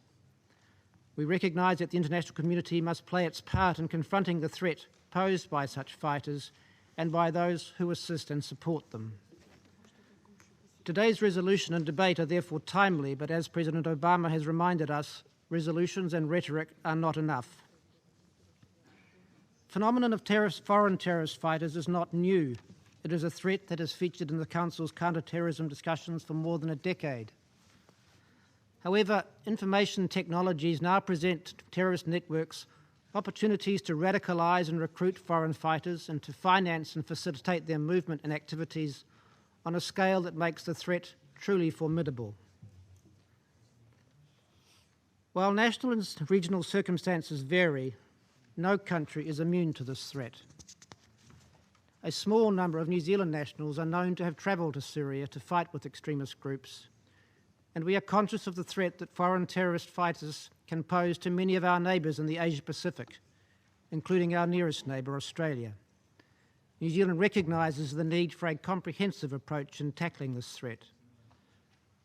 Domestically, we are looking to tackle the drivers of radicalism and violent extremism by engaging communities to build resilience, as well as taking preventive security and law enforcement measures, such as cancelling passports.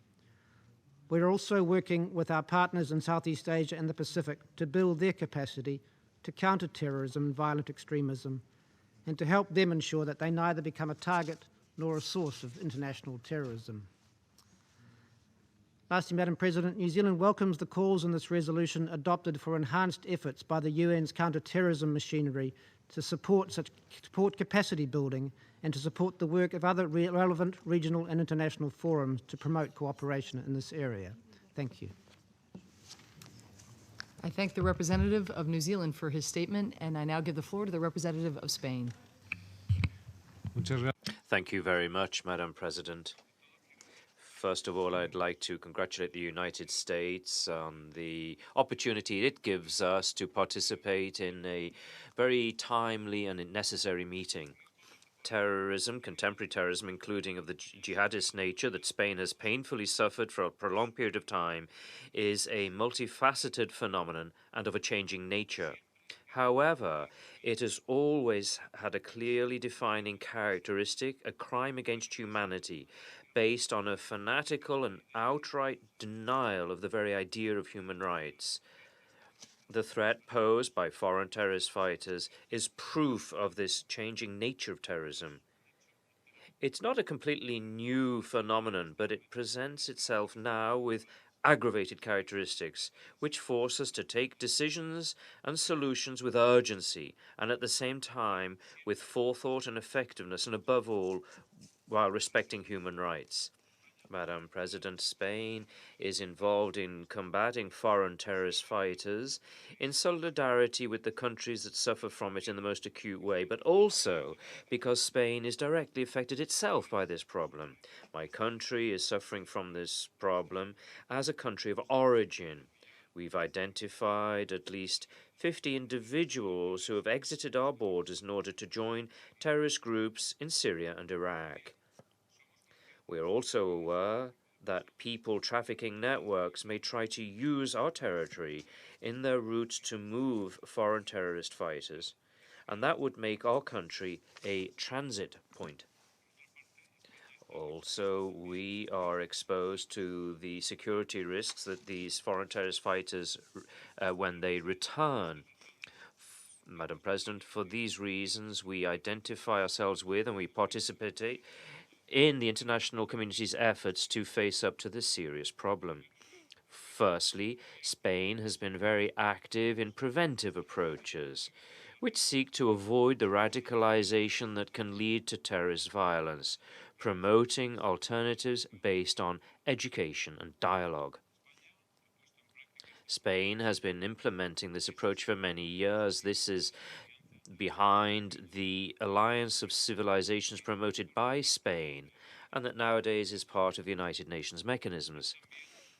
It's also the origin of regional programs and measures that we have developed, such as the mediation initiatives in the Mediterranean region. But where we have been unable to prevent radicalization and terrorist recruitment, we are obliged to act using other measures to prevent the transit of foreign terrorist fighters. In this regard, we are preparing in our country a change in our laws so that the relocation of individuals that seek to exit Spain to join a third country's terrorist groups may be punishable as a crime under our penal code. This is a measure which agrees with those taken by other countries and is recommended by the codes of good practices that we have begun to establish. Spain is also determined to foster the exchange of information that will prevent the relocation of foreign terrorist fighters, as many neighbouring countries have already begun to do as part of cooperation arrangements that has already yielded very positive results. Madam President, Spain always supports international multilateral cooperation to face the great challenges of our times. Amongst these, the terrorist threat. For this reason, my country is one of the promoters of the United Nations Counterterrorism Committee and has supported the Global Counterterrorism Strategy, which was adopted back in 2006. In this framework, Spain congratulates President Obama for his initiative to convene this high-level meeting of the Security Council and welcomes the important resolution that has been adopted unanimously by the Security Council. We co-sponsored that resolution, and we are ready to participate with the greatest degree of commitment in its immediate and effective application. Thank you very much, Madam President.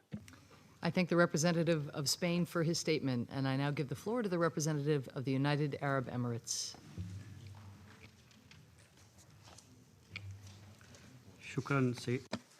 Thank you, Madam President.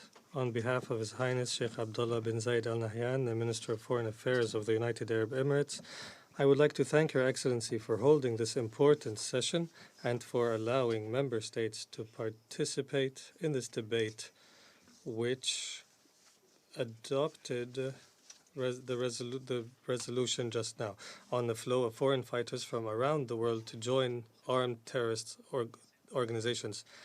The acts of these terrorist organizations, which have recently seized large areas of cities and villages and directly engaged in fueling conflicts and committing grave violations against innocent people, including assaults, kidnappings, displacements, and mass murders. This confirms our belief that there is a common threat facing all member states that requires a united effort in taking strict and immediate measures against it. Madam President, the threat we are facing today has exacerbated lately due to the absence of taking deterrent actions against it in the past. 2 decades ago, we faced the threat of Al-Qaeda and other terrorist organizations whose acts spread on the Arabian Peninsula and beyond.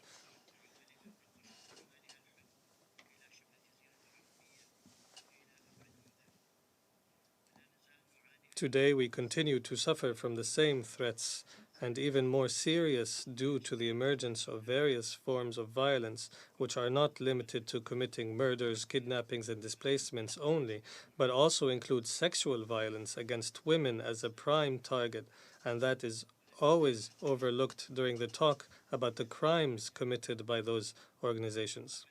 The acts committed by the Islamic State in Iraq and the Levant, ISIL, in both Iraq and Syria are the biggest proof of that and became a source of concern for the United Arab Emirates.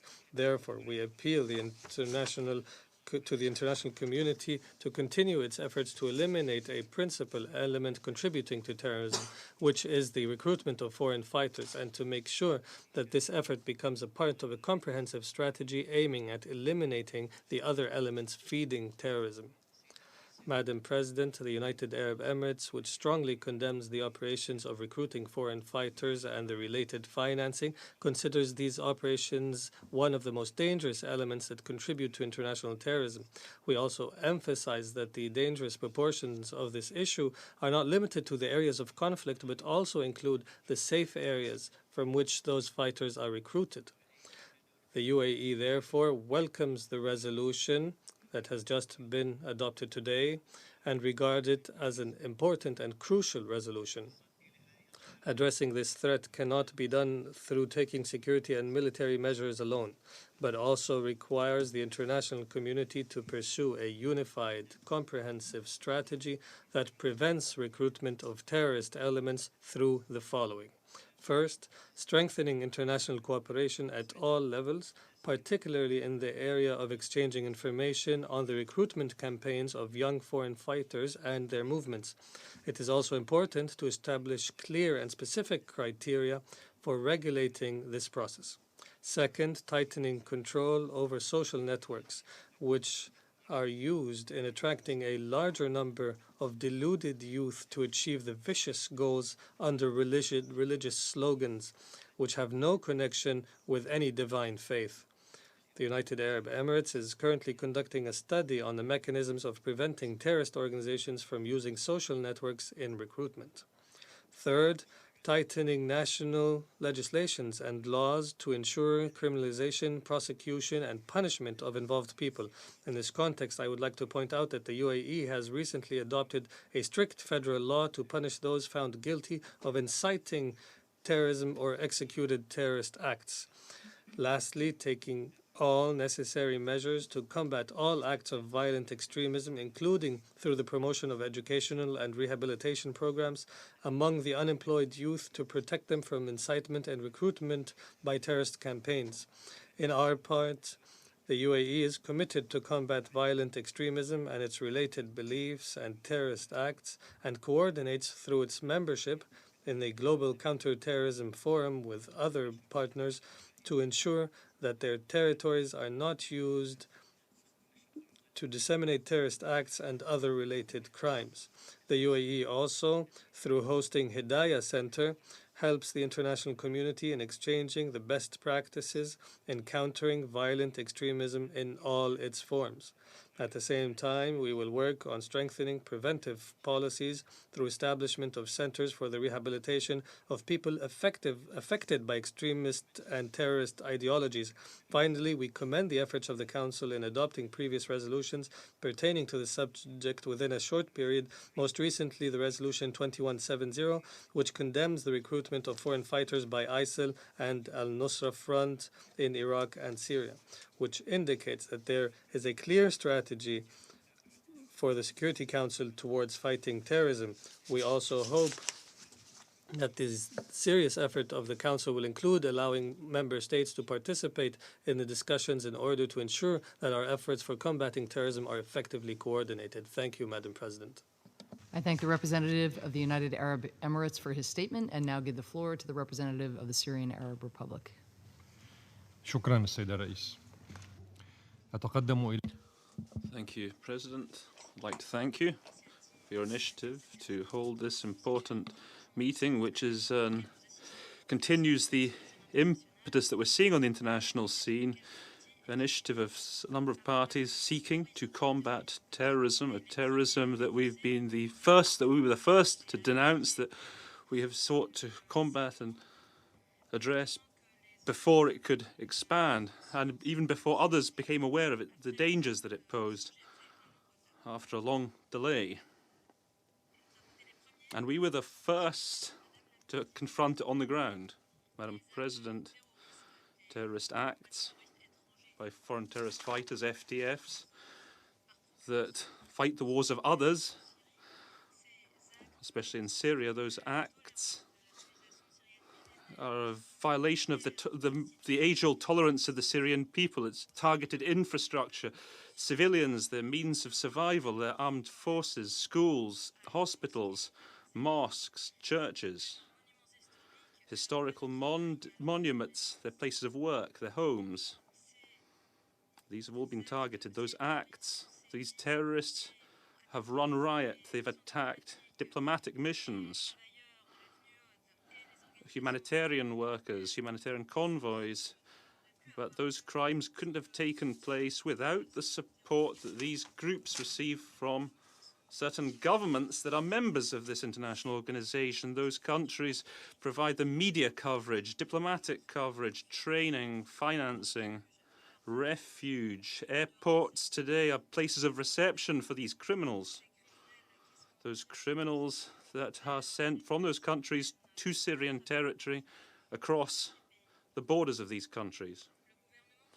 My country's government, in its letter of 28th August 2014 to the Secretary General and to the Security Council President, Syria welcomed the resolution 2177 of 2014, considering the fight against ISIL and against all persons and entities linked to Al-Qaeda and ISIL that are operating in Iraq and Syria, while always respecting the national sovereignty and international law. We adopted that position because that resolution was perfectly in line with the position of Syria with regards to terrorism in all its forms. We also noted our willingness to combat terrorism through a regional or international coalition supported internationally or through agreements or through bilateral cooperation. We are combating terrorism posed by ISIL and al-Nusra, as well as other terrorist groups. The committee, the 1627 committee did not cite in its list as a result of opposition from a number of countries. For example, Islamic Front is not in that list. We firmly pursue this war that we've pursued for a number of years against terrorism in all its forms, and we support any effort, international effort, any sincere international effort to combat terrorism in all its forms and in all its names. But this must be done while respecting the lives of innocent civilians, while respecting national sovereignty and in step with international law.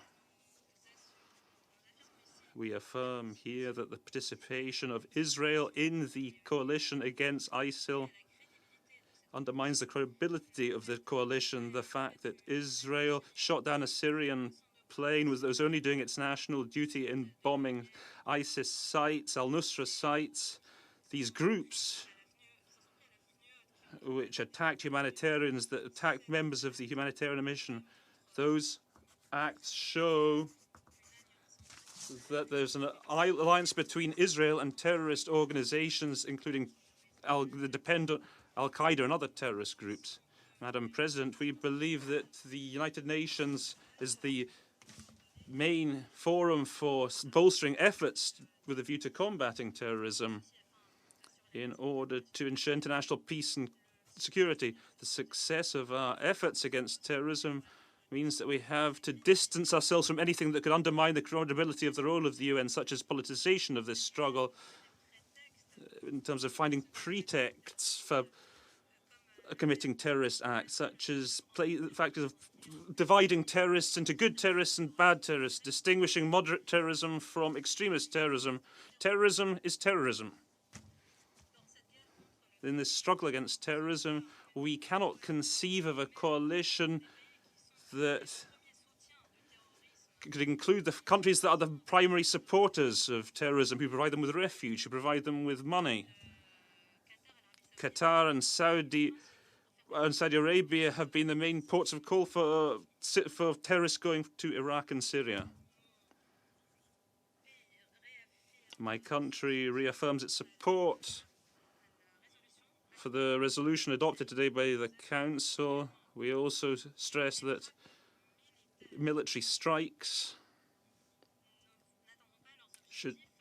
will not achieve their goals unless they're carried out in respect for international law, and they must be carried out in coordination with the countries concerned. And measures must be taken to address to get countries who are supporting international terrorism to stop these practices. Thank you, President. I thank the representative of the Syrian Arab Republic for his statement. I now give the floor to the representative of India.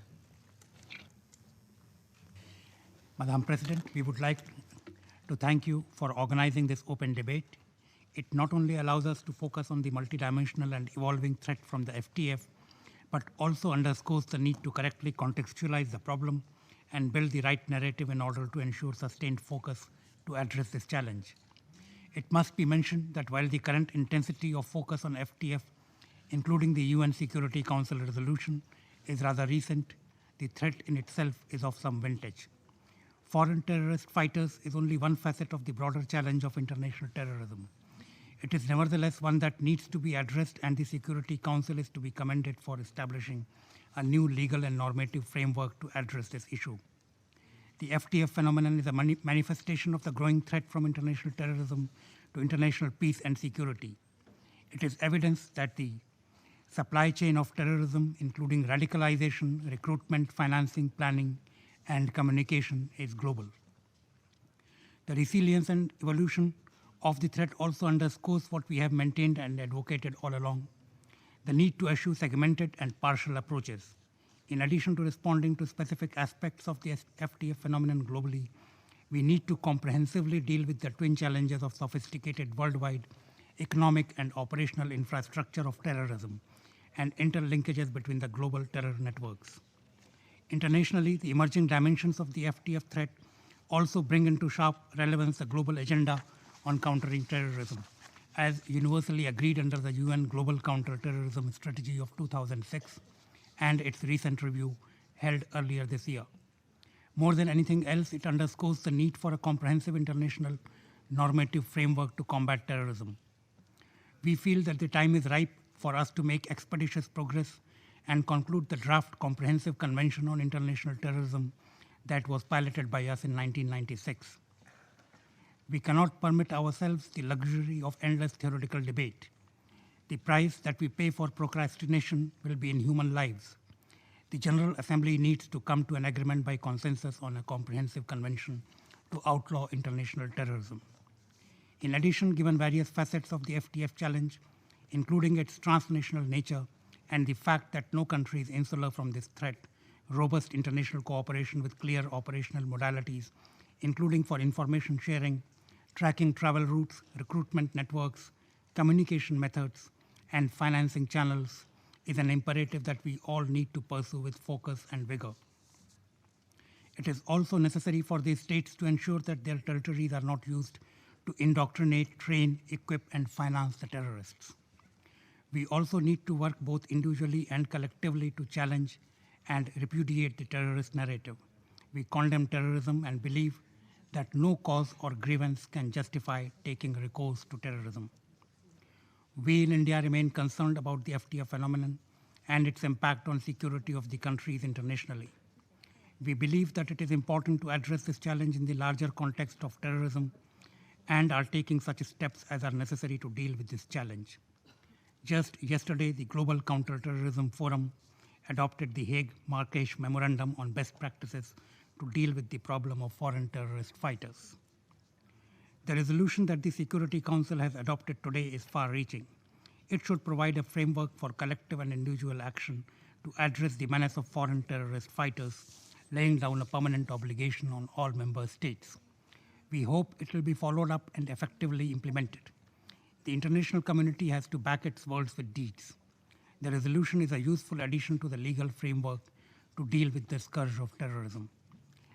Let me once again thank you, Madam President, for giving us this opportunity to contribute to the debate. Thank you. I thank the representative of India for his statement and give the floor to the representative of Malaysia. Thank you, Madam President. Thank you for convening this meeting and for the opportunity to address the Council. Malaysia welcomes today's meeting, which aims to tackle head-on the phenomenon of foreign terrorist fighters. I wish to reiterate Malaysia's strong and unequivocal condemnation of all acts, methods, and practices by individuals and groups that employ terror to coerce and strike fear in the hearts of others. In line with our long-standing position against terrorism, we fully support Resolution 2178 adopted today by the Council, which Malaysia co-sponsored. We support the resolution's aim to strengthen and galvanize international action to combat terrorism in general and to the scourge of foreign terrorist fighters in particular. Madam President, Malaysia had in the past grappled with terrorism on its soil. At that time, terrorists stroked fear and hatred among the population in seeking to assert the claim that communism was superior to democracy and religion. In countering such threat to national sovereignty, peace and stability, the government responded by undertaking massive and broad-based measures informed by the need to win the hearts and minds of the people. The government's aim was simple: assure the population that they are and their children and future generations will have a decent, secure life and a promising future, and they will not join the ranks of the terrorists. In Malaysia's experience, such approach has worked. My delegation believes that the hearts and minds approach must be fully considered in our common endeavor to combat the scourge of the FTFs. Madam President, the growing FTF phenomena suggests that ideologies rooted in violence extremism have and continue to spread around the globe. In this regard, Malaysia is of the view that existing mechanisms such as the UN framework, including the Counter-Terrorism Executive Directorate, the Counter-Terrorism Implementation Task Force, the UN Alliance of Civilizations, and the relevant UNSC Sanctions Committee, among others, could be further strengthened and with a view to effectively address terrorism and violent extremism in all aspects. In recent months, details have emerged concerning the possible participation of a small number of Malaysian nationals who have gone abroad and reportedly joined the so-called Islamic State, or IS, in the mistaken belief that doing so would serve the cause of justice and jihad. I wish to unequivocally stress that for Malaysia, there is nothing Islamic about kidnapping, raping, torturing, and murdering civilians.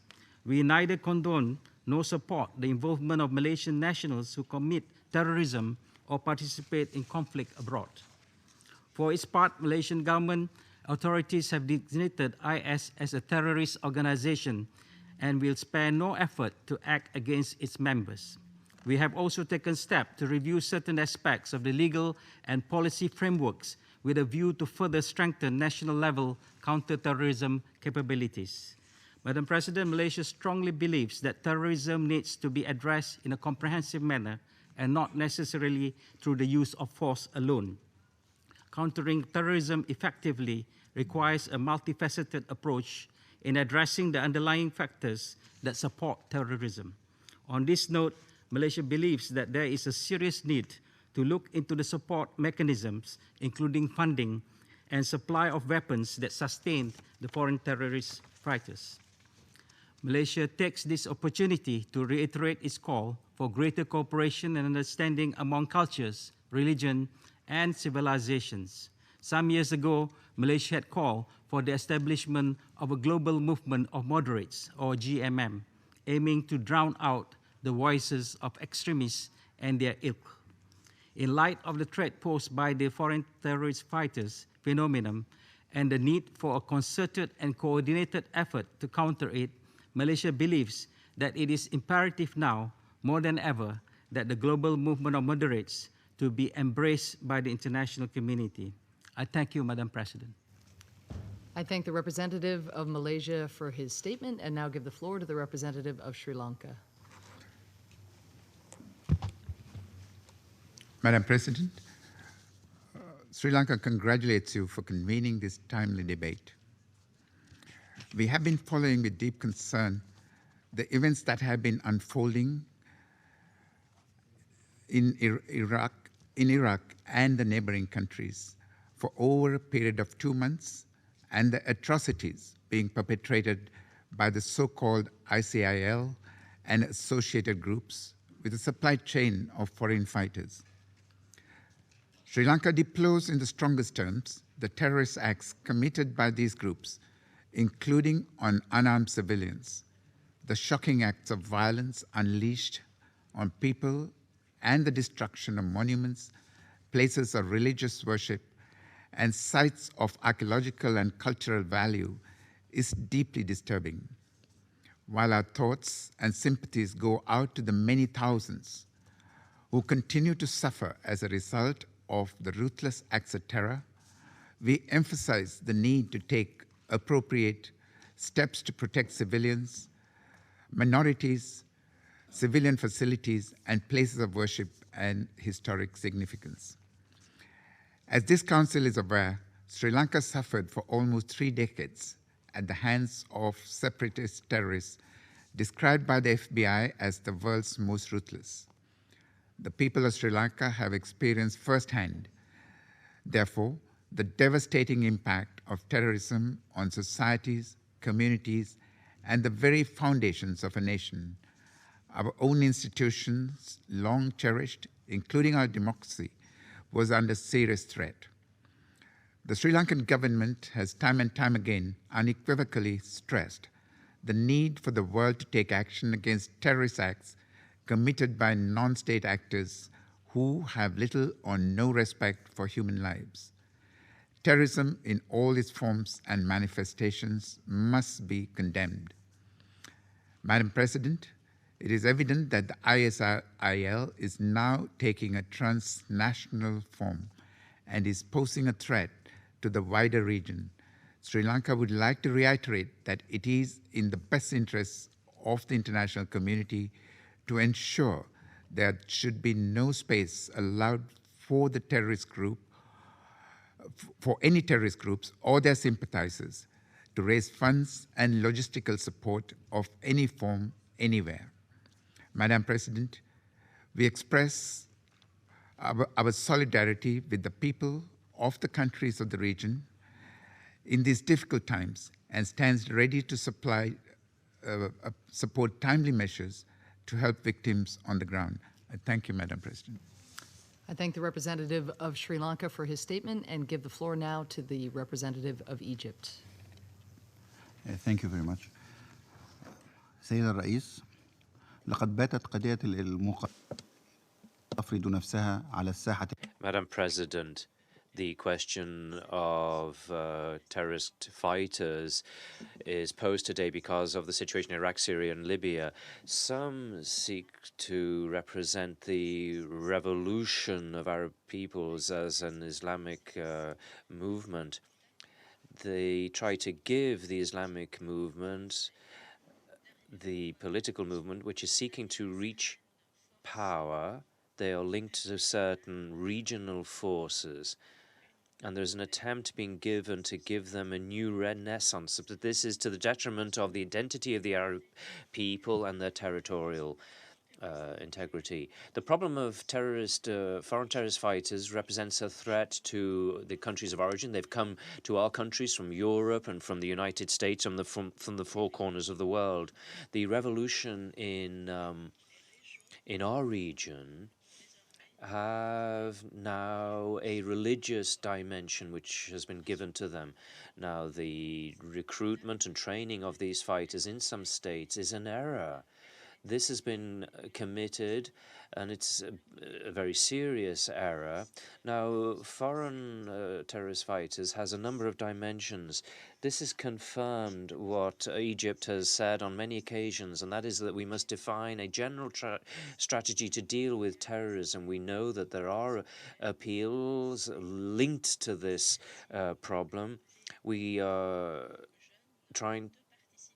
people are trying to convince young people to participate in this combat, and they believe that the crimes that they commit come under the justice and right, whether they be acts perpetrated behind them under the mask of religion, or and they use telecommunications and internet in order to establish the necessary links for the recruitment of such young people. Added to this are lies which are told to these young people. And in this respect, I'd like to assert that Egypt is taking measures on this for some time to deal with terrorism. This includes measures that seek to combat the issue of foreign terrorist fighters.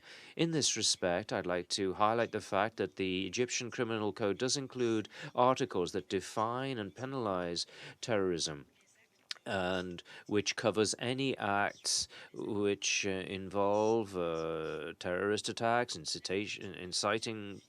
incitement of terrorism, and the funding of terrorism.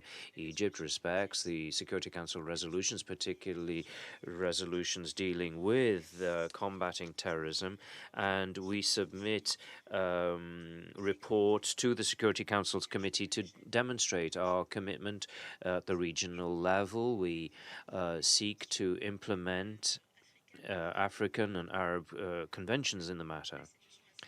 The situation that we have contributes to propagating the values of Islam while trying to ensure that no connection is made between Islam and extremism. Taken into account the fact that the efforts being made in this regard will be soon stepped up with a number of other states. Madam President, when we talk about combating terrorism in the Middle East, it is important that this combat be comprehensive. We mustn't just deal with IL. All these movements are linked together. Therefore, to be successful, we must deal with terrorism wherever it takes place, in any country, Syria or elsewhere. And I would like to reiterate that it's necessary that we work to respect Security Council resolutions and that the United Nations bodies are called upon to ensure the monitoring of the implementation of these resolutions to put an end to these terrorist attacks and also to put an end to the recruitment of foreign terrorist fighters. Thank you very much. I thank the representative of Egypt for his statement. There are no more names inscribed on the list of speakers. I wish to thank all the participants, those present and those not present, for their contributions to this meeting. The Security Council has thus concluded the present stage of its consideration of the item on its agenda. The meeting is adjourned.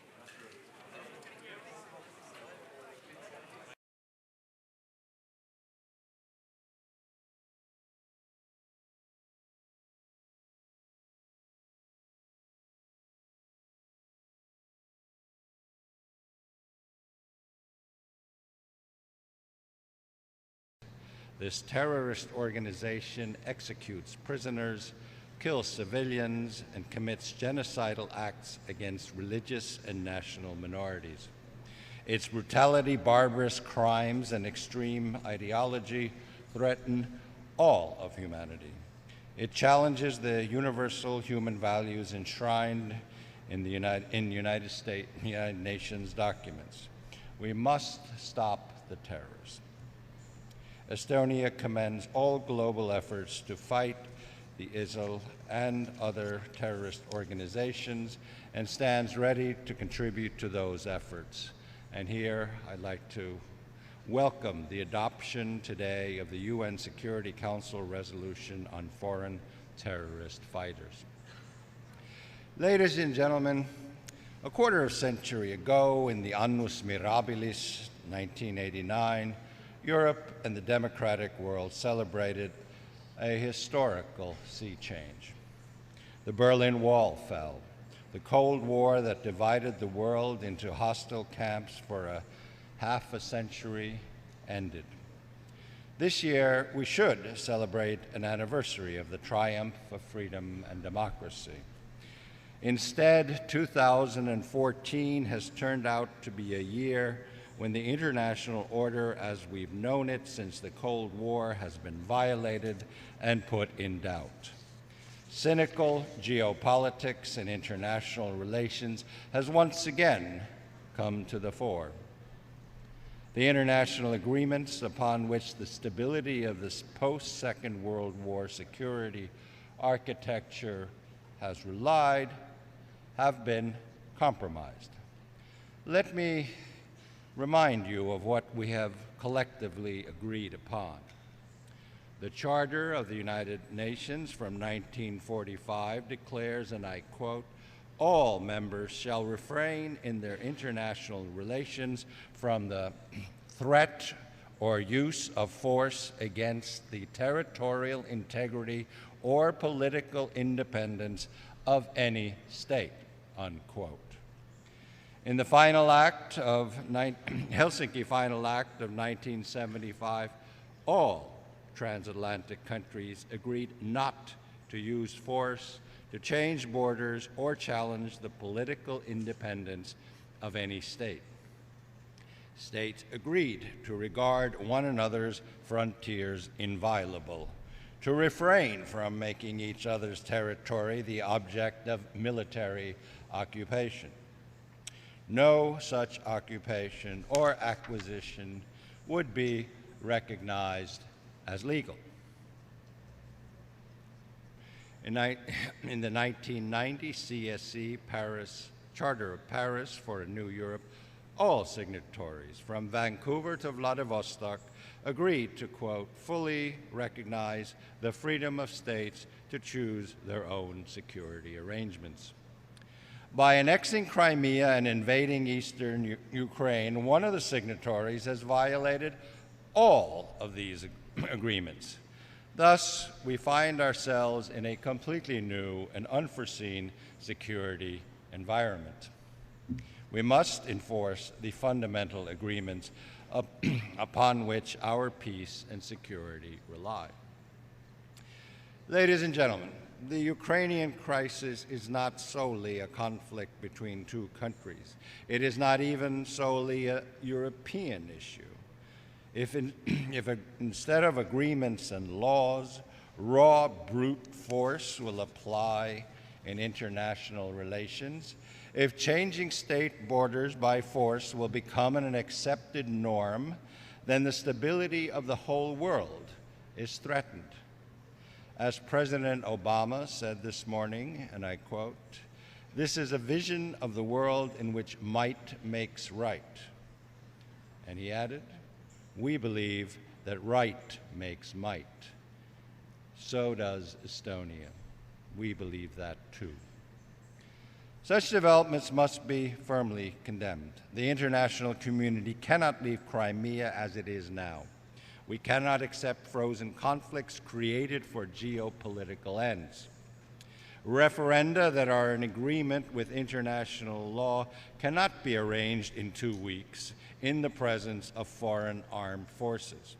Results of such referenda cannot be considered valid.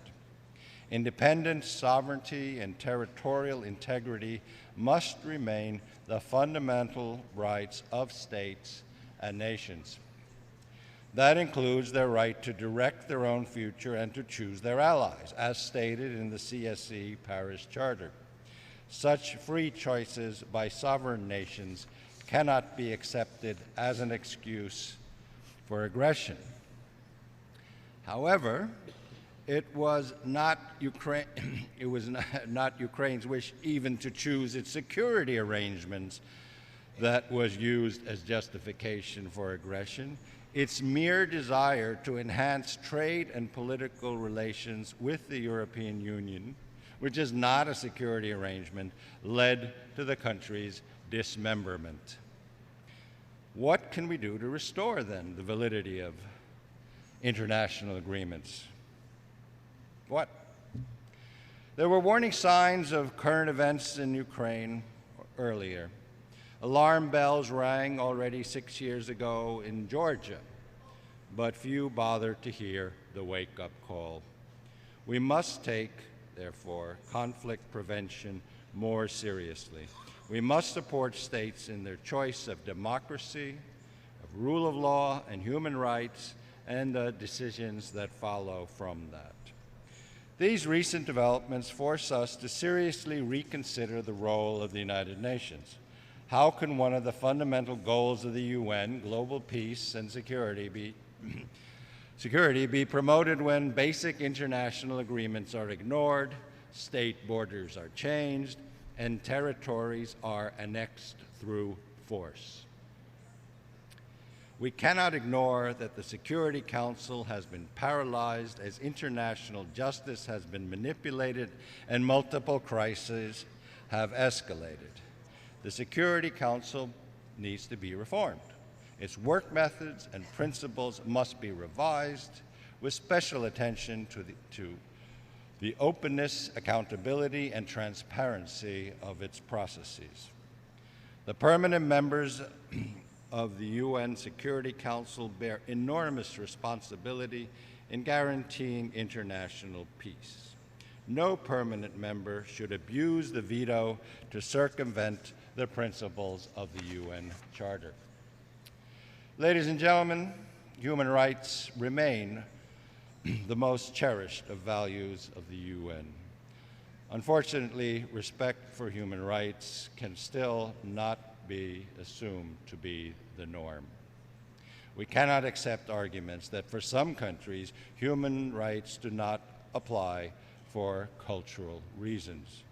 Human rights, as stated in the Universal Declaration, are universal, inalienable, and inviolable. They are based on the humanity and dignity of each and every person. No peace or justice, stability or security can be guaranteed unless the basic rights of all human beings are respected and protected in every country by all governments.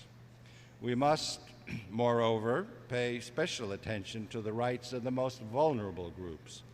Women's rights must be protected everywhere.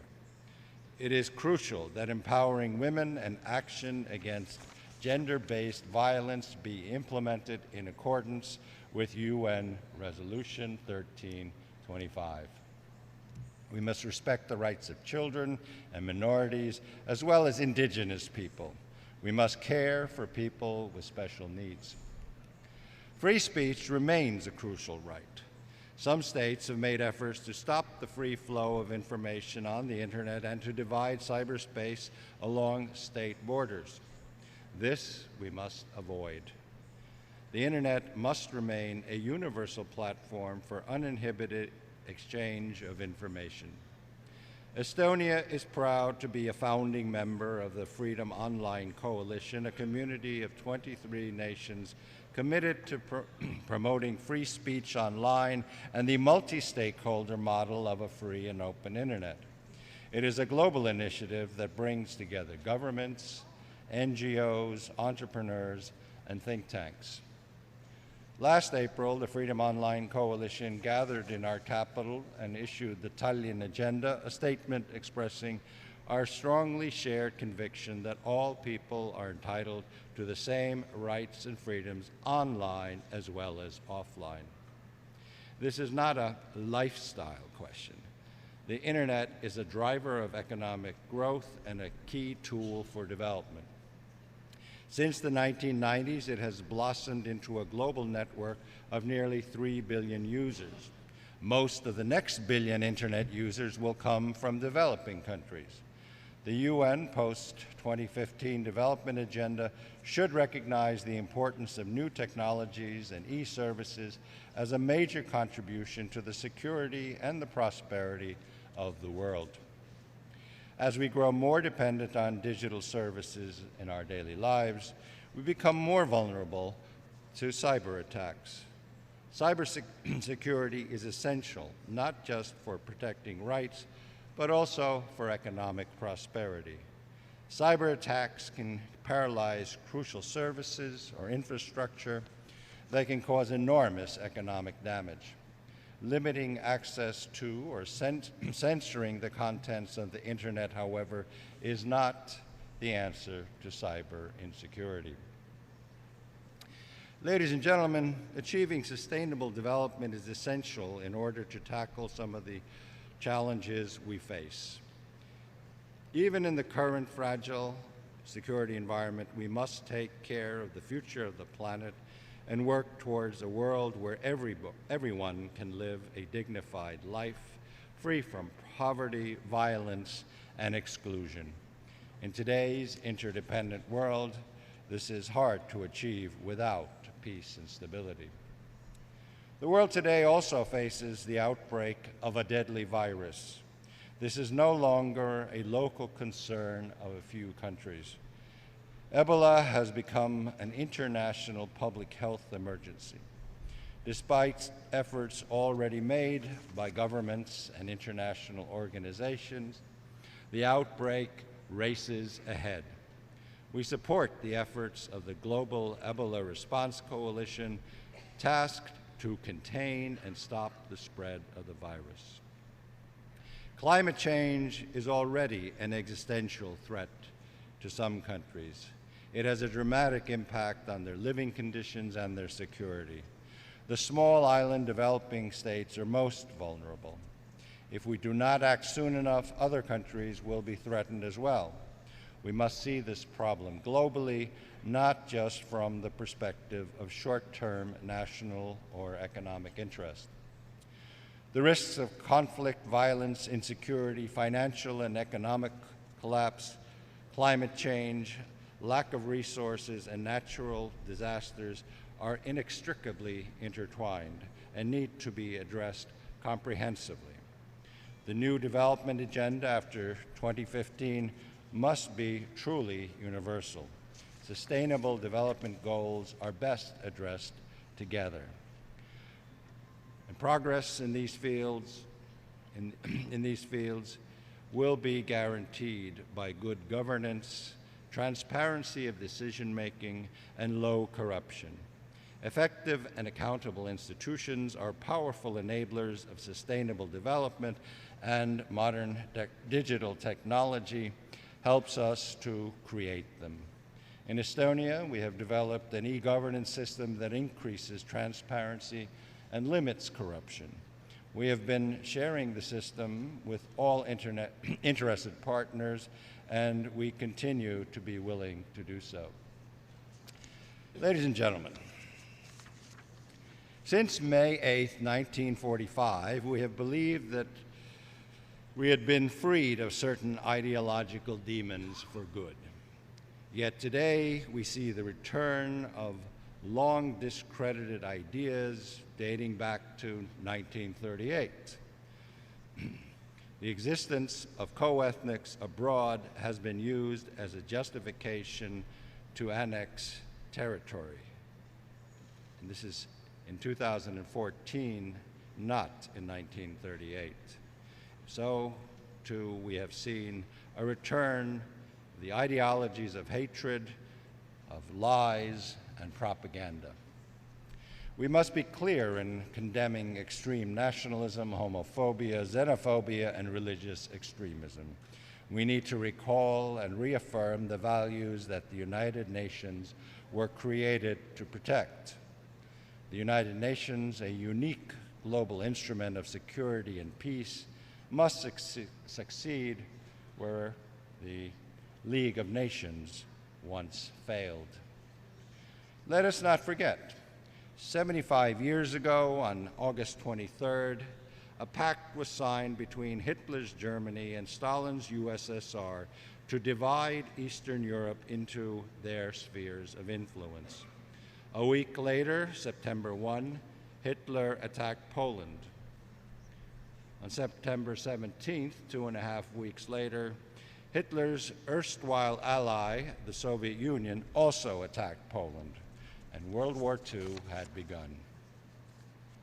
On August 31st of this year, 20 years passed since the occupation forces left Estonia, troops that were there as a result of that same Stalin-Hitler pact.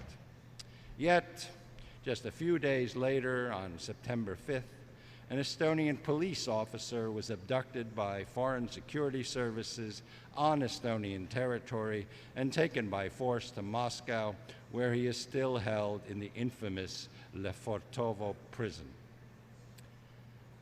We cannot allow anyone ever to divide countries into spheres of influence. The community of nations is only secure when its smallest members can feel secure. We cannot and will not accept threats and intimidation in 21st century international relations. We cannot have peace, security, or prosperity in Europe or the world unless we find a way, again, to enforce and to revalidate the agreements that we have all signed, and are party to. Thank you for your attention.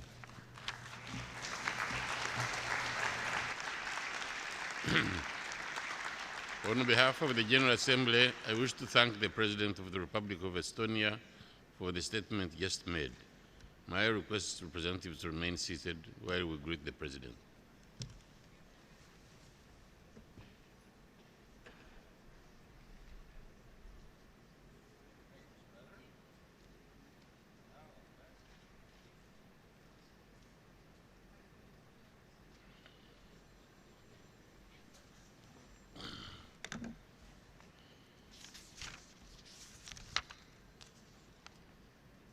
The Assembly will hear an address by His Excellency Teodoro Obiang Nguema Mbasogo, President of the Republic of Equatorial Guinea. I request protocol to escort His Excellency.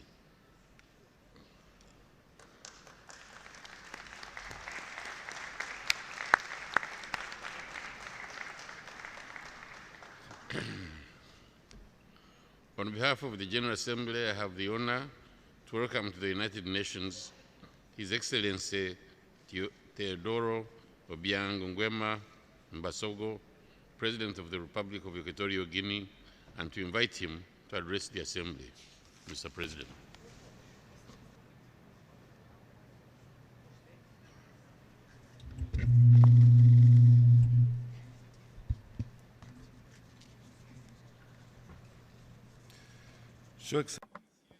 Your Excellency, Sam Kutesa, President of the 69th session of the United Nations General Assembly, Your Excellencies, Heads of State and of Government, Your Excellency, Secretary General of the United Nations, distinguished delegates, ladies and gentlemen.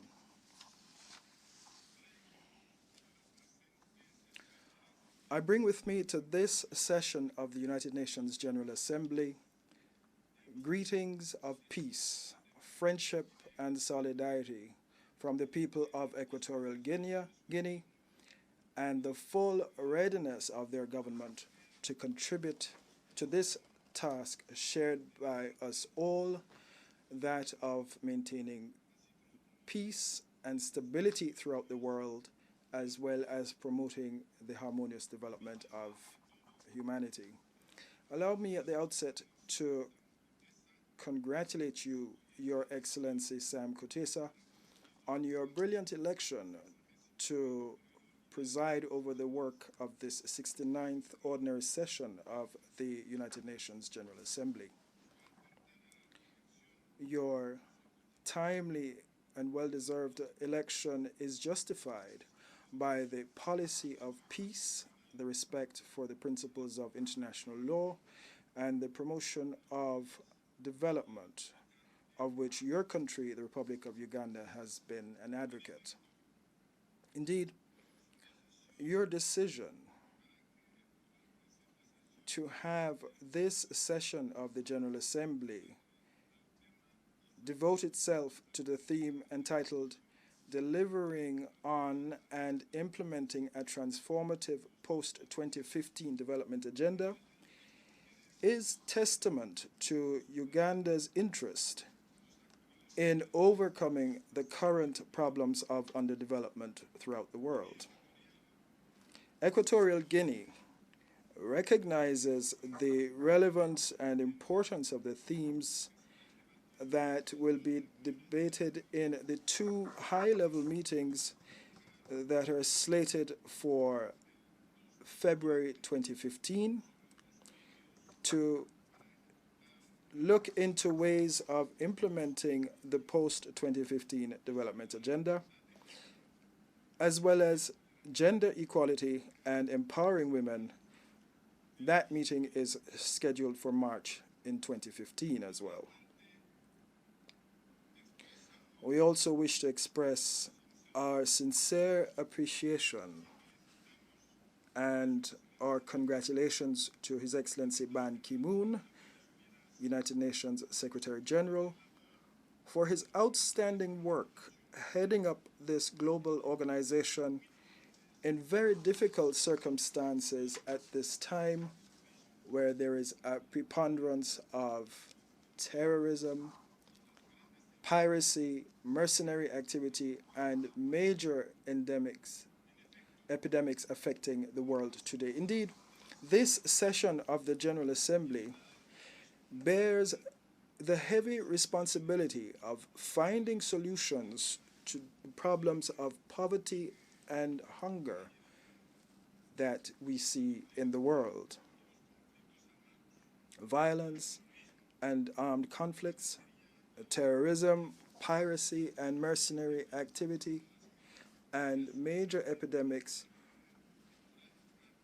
And recently we've seen the addition of the Ebola hemorrhagic fever, which is now laying waste to some countries in Africa. Because of Ebola's deadly effects and the lack of adequate resources to combat Ebola, the government of the Republic of Equatorial Guinea, on the occasion of the award of the second edition of the UNESCO Equatorial Guinea International Prize for Research in Life Sciences, announced a donation of $2 million to the World Health Organization, and this is to finance programs to combat Ebola.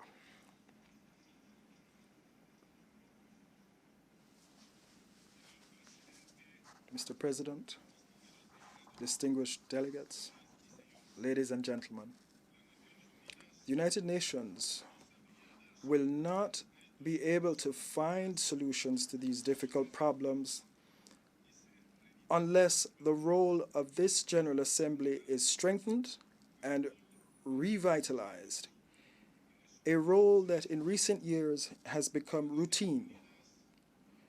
The United Nations will never be able to find lasting solutions to these problems if the Security Council is not governed by rules that respect the spirit of democracy and international justice. Indeed, the United Nations will not be able to find satisfactory solutions to these problems as long as the current system of the rule of force in international relations subsists. It is for these reasons that the Republic of Equatorial Guinea is very concerned at the proliferation of acts of intervention that do not respect the principle of non-interference in the internal affairs of states. These interventions interrupt the process of genuine democracy in the affected countries, in that they overlook the essential characteristics and the idiosyncrasies of those societies, thus further fueling divisions and socio-political instability of nations. We must therefore distinguish clearly between supporting a genuine internal democratic process and interference perpetrated through pressures that lead to misunderstandings, intolerance, exclusions, resentments, hatred, and such like among citizens, and also leading to fratricidal wars. In Equatorial Guinea, we say that democracy is not an imported product. It is not an imported product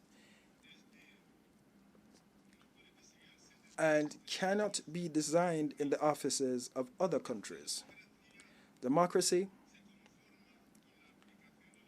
is formed through the application of the positive values characterizing a society, and only the people are entitled to define the model that best suits them and entitled to beat their own path towards their own development. And with this as our vision, the Republic of Equatorial Guinea in 1982 adopted the experiment of the theory of the democratic experiment. where we saw our own citizens through our community councils having a hand in designing their own political development, the implementation of which has given rise to the current climate of peace, stability, and economic prosperity, and all of this through successive political reforms. The latest of these reforms is making of Equatorial Guinea a modern democratic state in which people's participation and representational politics are now at their peak. The transfer of power is guaranteed through equal rights for all political options.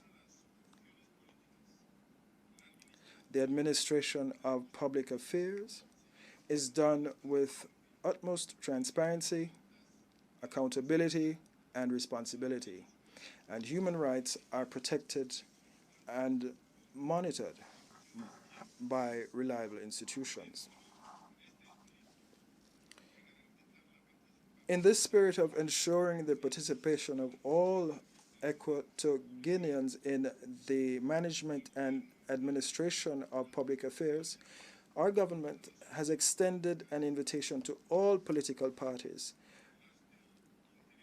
those within the country and those in the diaspora alike, to attend in this coming November a national dialogue that will be held as an opportunity to strengthen democracy in our country as a positive experience in our democratic experiment, which has yielded fruit since its inception in 1982.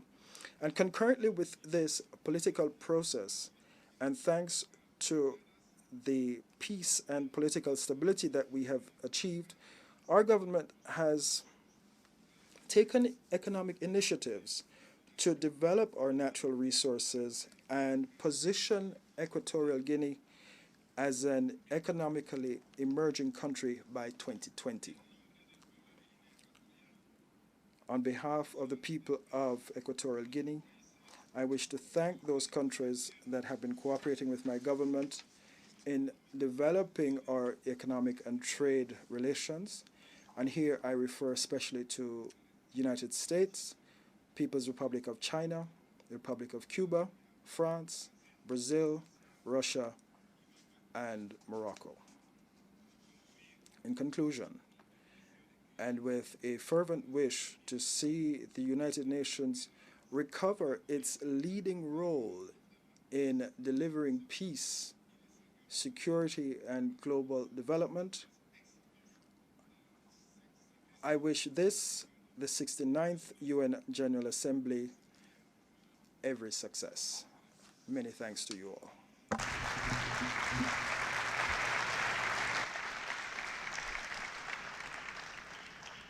On behalf of the General Assembly, I wish to thank the President of the Republic of Equatorial Guinea for the statement just made. May I request representatives to remain seated while we greet the President.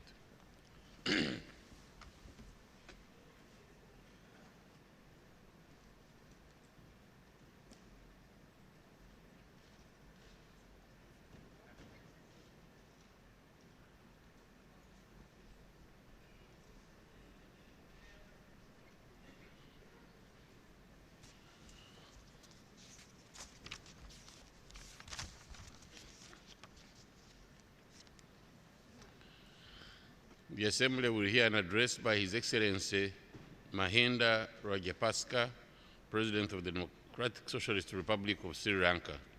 I request protocol to escort His Excellency.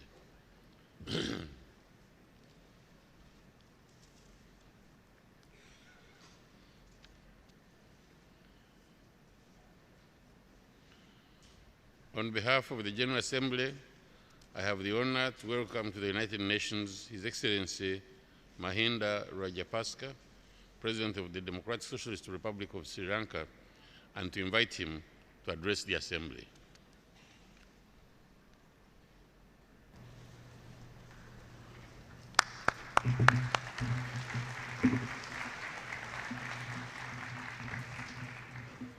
Mr. President, Excellencies, ladies and gentlemen,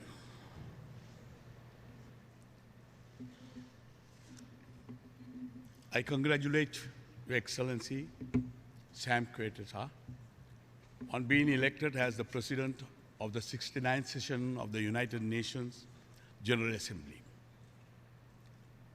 We wish you success and assure of our fullest cooperation. The theme for this session, delivering on implementing a transformative post-2015 development agenda, is timely.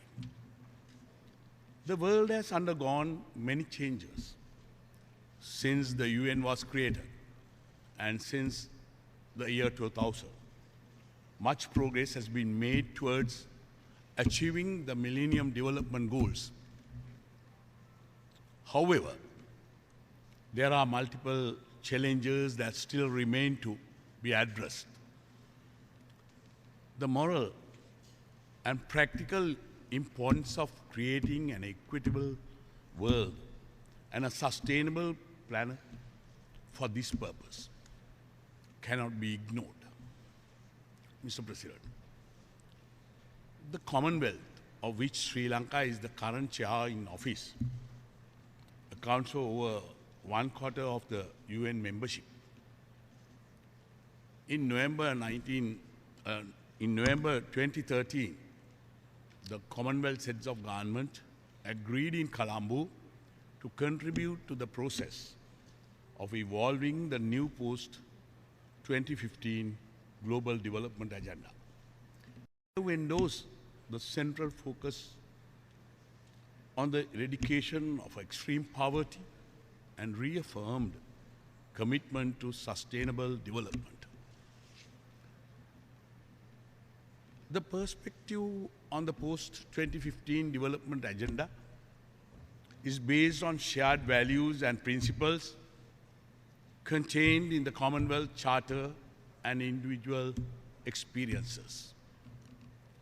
The Commonwealth leaders encourage others to approach the forthcoming intergovernmental negotiations in a collaborative spirit to achieve a balanced post-2015 development agenda. Mr. President, reducing inequality within and among countries is one of the most transformative goals that have been proposed by the Working Group on Sustainable Development Goals. We hope that this goal will serve to enhance the voice and representation of developing countries in decision-making. The post-2015 agenda must focus on implementation. Achieving the SDGs would be impossible without the political will and dedication of all countries. It must be ensured the failure of the developed countries to fulfill Millennium Goal 8 that call for a global partnership for development is not repeated. In determining goals, countries must not be deprived of policy space to set their own domestic priorities. Instead of asking countries to prioritize domestic spending, there should be focus on a strengthened partnership between developed and developing countries backed by sincere commitment. This is essential for countries in the South to access financial resources and technology that are essential for capacity building.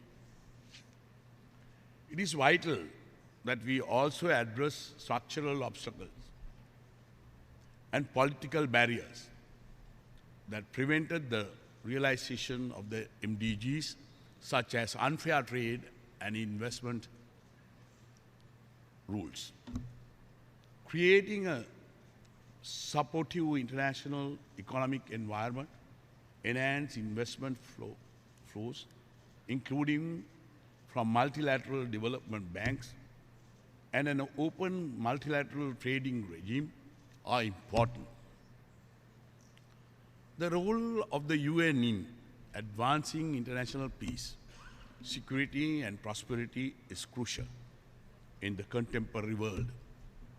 However, in order to gain the confidence and goodwill of the international community as a whole, one of the essential requirements is consistency of standards across the board, without any perceptions of selectivity or discrimination. It is in this context that the current functioning of the system needs examination in order to enhance its credibility. Human rights are used as a tool to implement motivated agendas. With no understanding or appreciation of the complexity of issues in the countries concerned, human rights should be recognized by all as a moral and ethical concept rather than a political tool. External intervention without adequate consideration of the structures in a society and cultural traditions of the countries where such intervention take place inevitably results in destabilization, which is very much in evidence today in most parts of the world. Mr. President, whose conflict Sri Lanka has also become an unfortunate victim of ill-conceived agendas of some in the Human Rights Council, who pays scant regard to the substantial progress achieved by Sri Lanka in reconstruction, rehabilitation, and reconciliation within a short span of 5 years. There is an obvious lack of balance and proportion in the manner in which my country is being targeted today. Disregarding these significant achievements, this is in sharp contrast with the approach to deeply disturbing situations involving humanitarian emergencies elsewhere. Mr. President, for multilateralism to remain relevant and effective, reform of institutions concerned is essential. To be successful, this process must involve depoliticization of the UN systems and mechanisms, and they must stop being hostage to different forms of funding. UN bodies must find ways to work with governments through dialogue, greater understanding of situations, and cooperation, including assistance to strengthen national institutions. This approach, instead of strong arm tactics, must form the heart of multilateral diplomacy in the search for sustainable solutions to global challenges. Mr. President,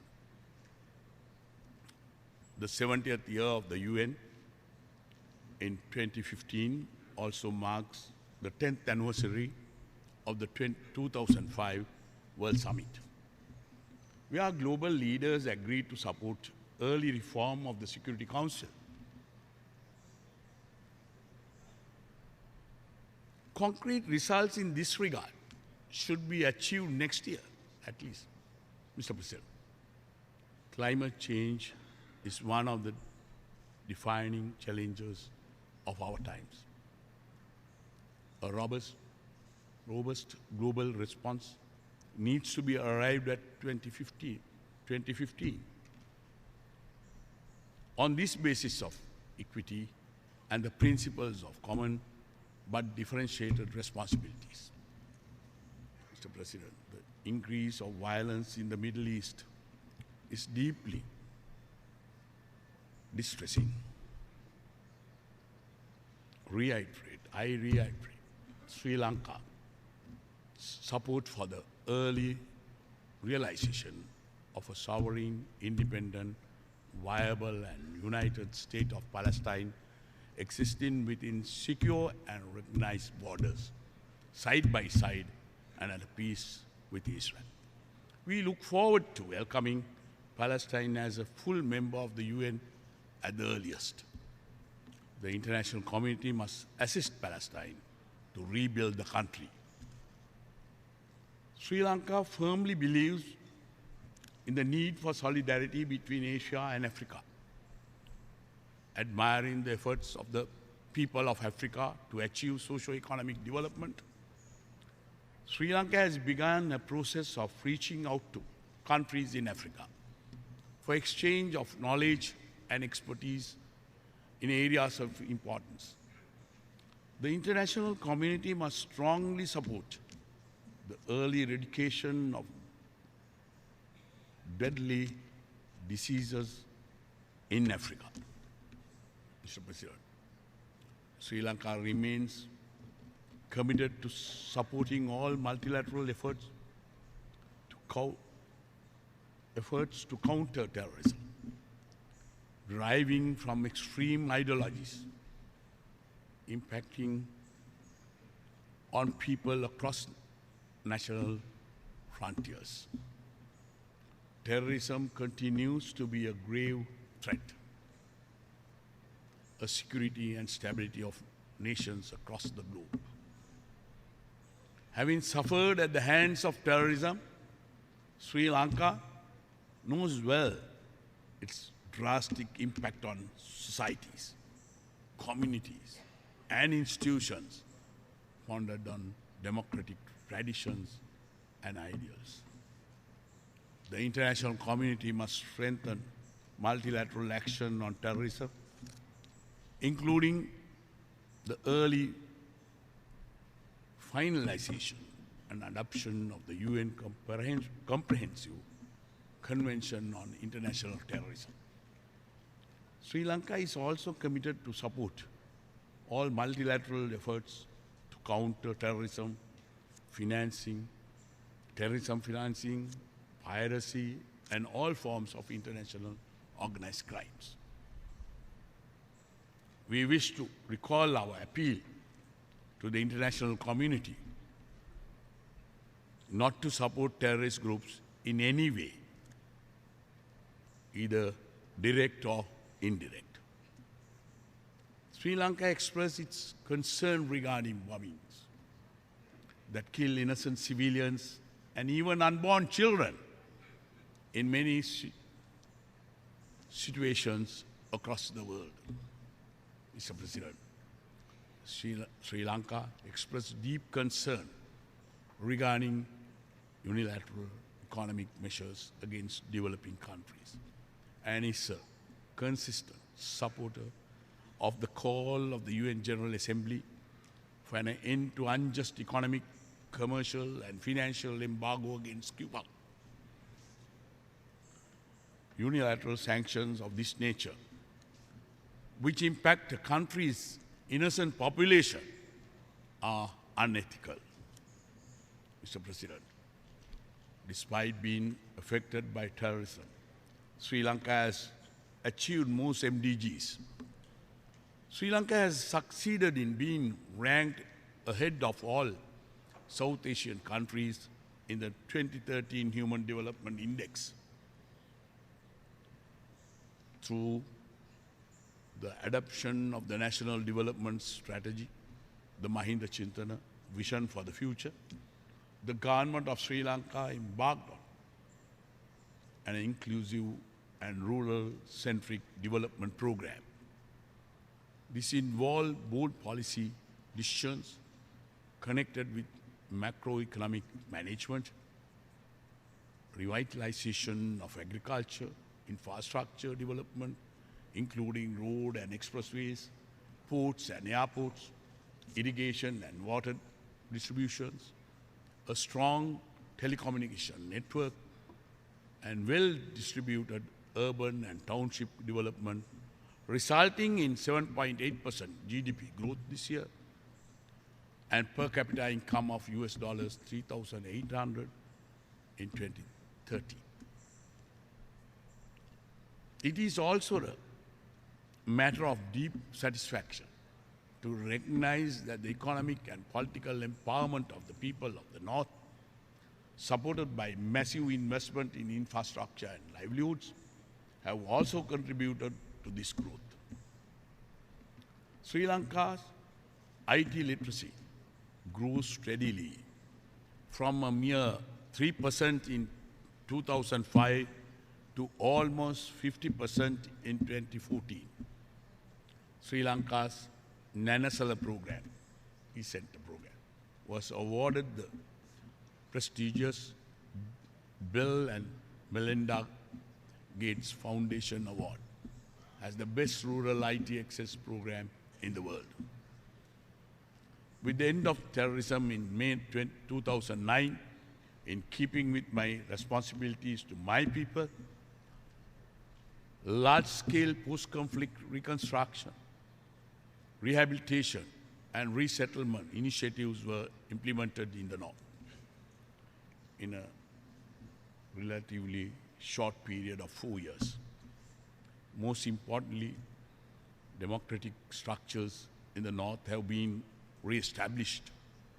Elections were held in the Northern Provincial Council in September 2013 after a lapse of 28 years, upholding the democratic traditions in Sri Lanka, which has been consistently protected since 1931, the year we attained universal franchise. I recall in this context the visit of the UN Secretary General of Sri Lanka to Sri Lanka just a week after the conclusion of the conflict, when a new era of peace had drawn. This was a manifestation of the close cooperation between the country, my country, and the UN, and our commitment to work together in the future. Mr. President, we continue on a deeply satisfying and a transformative journey in the interest of all the people of Sri Lanka in carrying out this task. We work in accordance with our traditional foreign policy of friendship towards all and enmity towards none. We hope that the international community too will reciprocate and assist Sri Lanka in a domestic process of reconciliation and economic development without exerting undue pressure on us. We have gained inspiration from the words of Gautama the Buddha, who said that the purpose of all human endeavor must be construct order out of chaos and the harmony out of strife. True to these words of wisdom, the government of Sri Lanka remains committed to its objective of pursuing the process of reconciliation and nation building and untended by ill-motivated criticism. Thank you. May the Triple Gem bless you all. Therwan Sarana.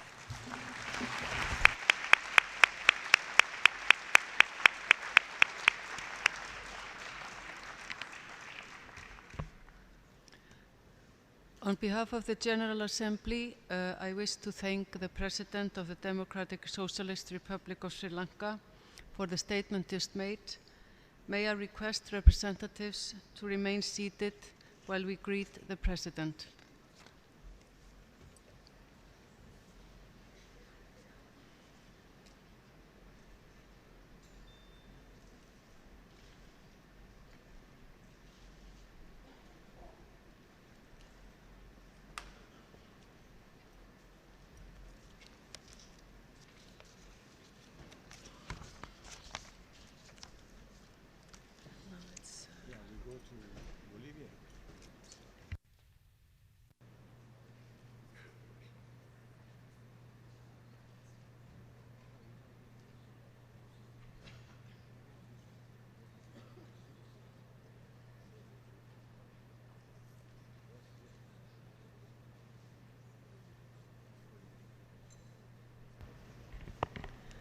The Assembly will hear an address by His Excellency Nicolas Maduro Moros, President of the Bolivarian Republic of Venezuela.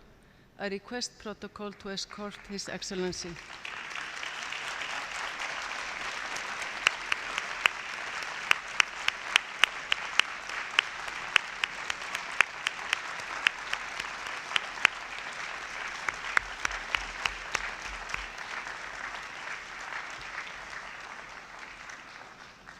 On behalf of the General Assembly, I have the honor to welcome to the United Nations His Excellency Nicolas Maduro Moros, President of the Bolivarian Republic of Venezuela, and to invite him to address the Assembly.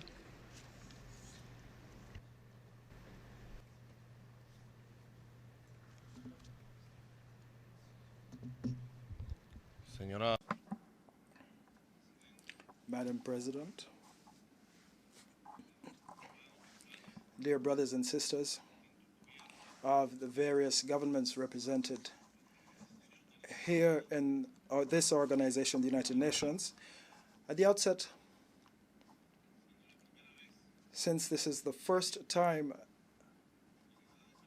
that I am attending in my capacity as the President of the Bolivarian Republic of Venezuela, I wish to thank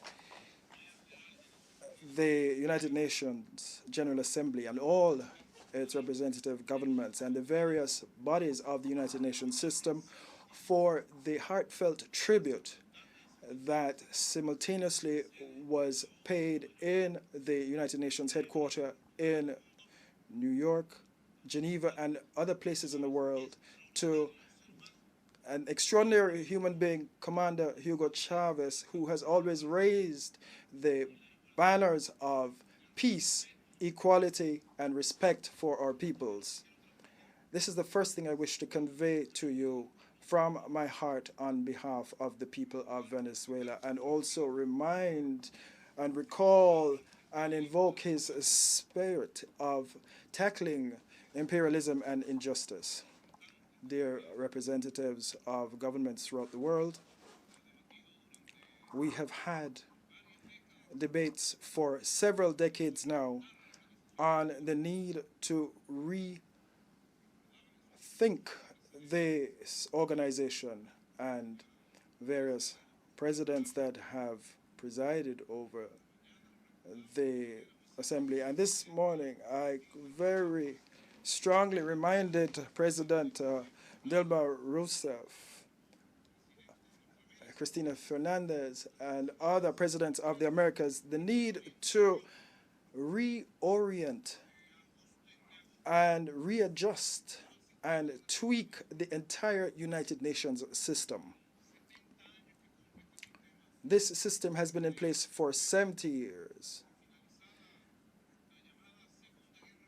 At the end of the so-called Second World War, which actually took place in Europe and other parts of the world between 1940 and 1945. United Nations Charter is really one of the most beautiful poems that we could ever read. It has well and truly become an instrument that has been set aside, is overlooked, and it is consistently flouted as far as its fundamental objectives are concerned. The United Nations is a historic experiment of humankind,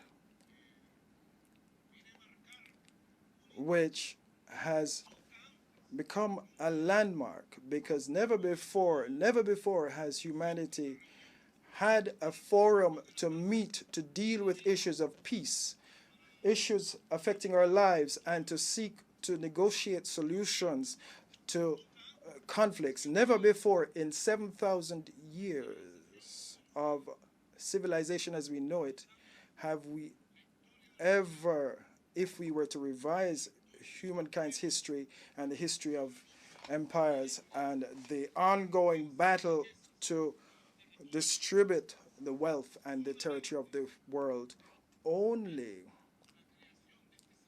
with the establishment of this system in 1945 did we begin to see a glimpse of a light in the future at the end of a long tunnel of battles, of wars, and global conflicts. We call for the legitimacy of the United Nations above and beyond any criticism that may be leveled against it. And this is a call, and given the human importance to have this institution, we must therefore stress the need for an in-depth transformation, as Commander Hugo Chavez said on many occasions right here in this hall in his famous statements in a bid to defend the causes of humanity. He said that there is a need for a far-reaching democratic overhaul of the United Nations system. We must democratize, as President Jacob Zuma of South Africa said, our sister country of South Africa. We must overhaul the Security Council of the United Nations and broaden the leadership of regions. This world is different from what we knew in 1945. This is another world. The United Nations was born to deal with post-war reconstruction and the conflicts that had come to the fore, and the United Nations has had to deal with a multi-centric, multipolar, multi-world with emerging countries and regions with their own thoughts, their aspirations, and their desire to be respected in this world. The United Nations has to adapt its organization and submit to the broader sovereignty of the peoples of this world who are calling to make sure that their voice carries weight, clout, that they are heard. We have heard speeches today kicking off the meeting of this 69th session, because we also believe in strengthening the role of the Secretary General. As we have said so many times, the political clout and the institutional clout of the Secretary General, who represents all of us, we must have a Secretary General who can represent all of us and find solutions to the conflicts throughout the world.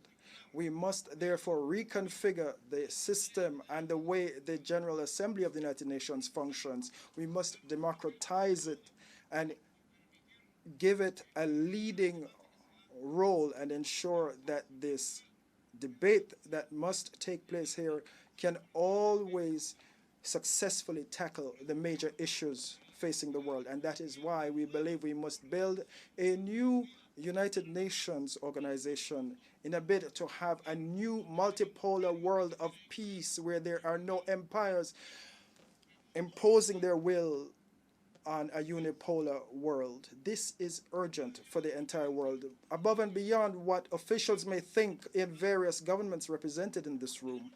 We already have another world to deal with where we all wish to speak, to think, and to decide our own fate and achieve peace for our peoples. There's a new regionalism that has come to the fore.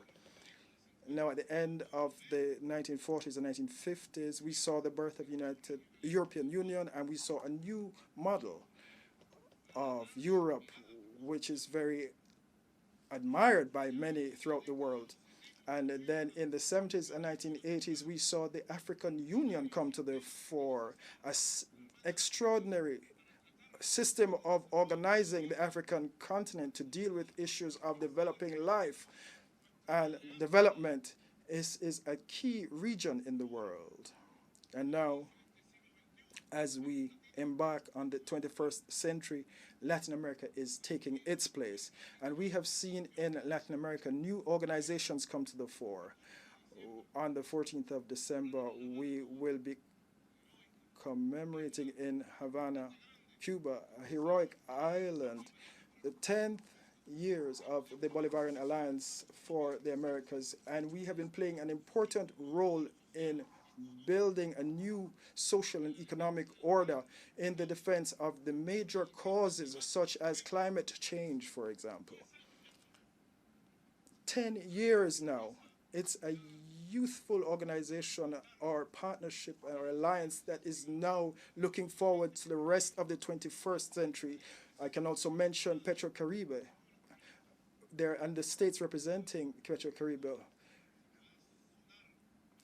And please forgive me if I may seem immodest and blow my own trumpet, but PetroCaribe is one of the models that can best show how we can have solidarity, cooperation, and complementarity among nations. PetroCaribe, and I'm saying this for the powerful in the world, those who wield all the capital, those who wield all the economic power, we can have another world, and we're starting to have this in the Americas.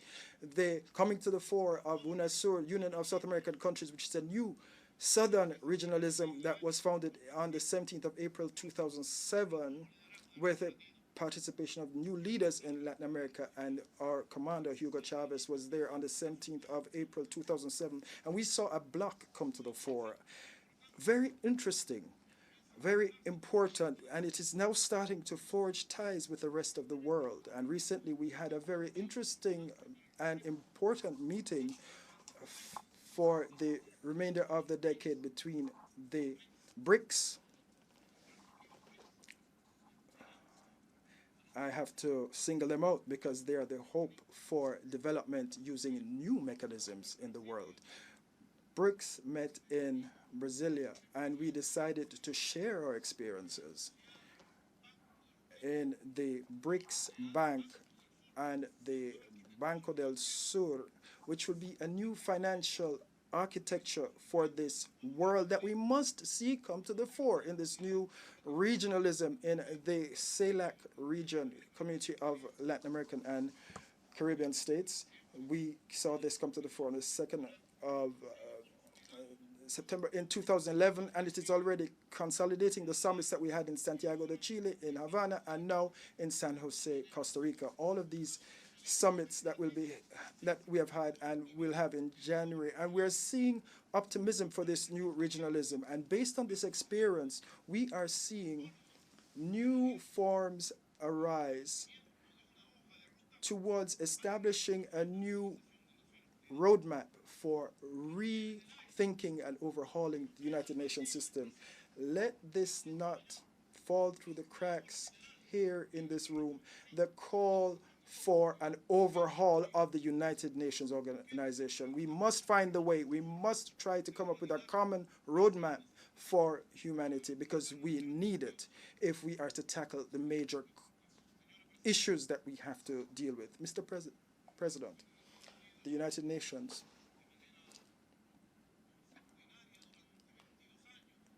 for 22 years has all customarily voted with record insistence for a cause which is not just a cause of the Americas, but rather a cause espoused by the peoples and governments of this world. And here I speak of the rejection of the economic embargo against our brother Republic of Cuba, and old war vestige here. I think it was the president of Estonia who spoke about the anachronisms of the world Cold War and the systems of economic persecution to subjugate peoples and persecute governments.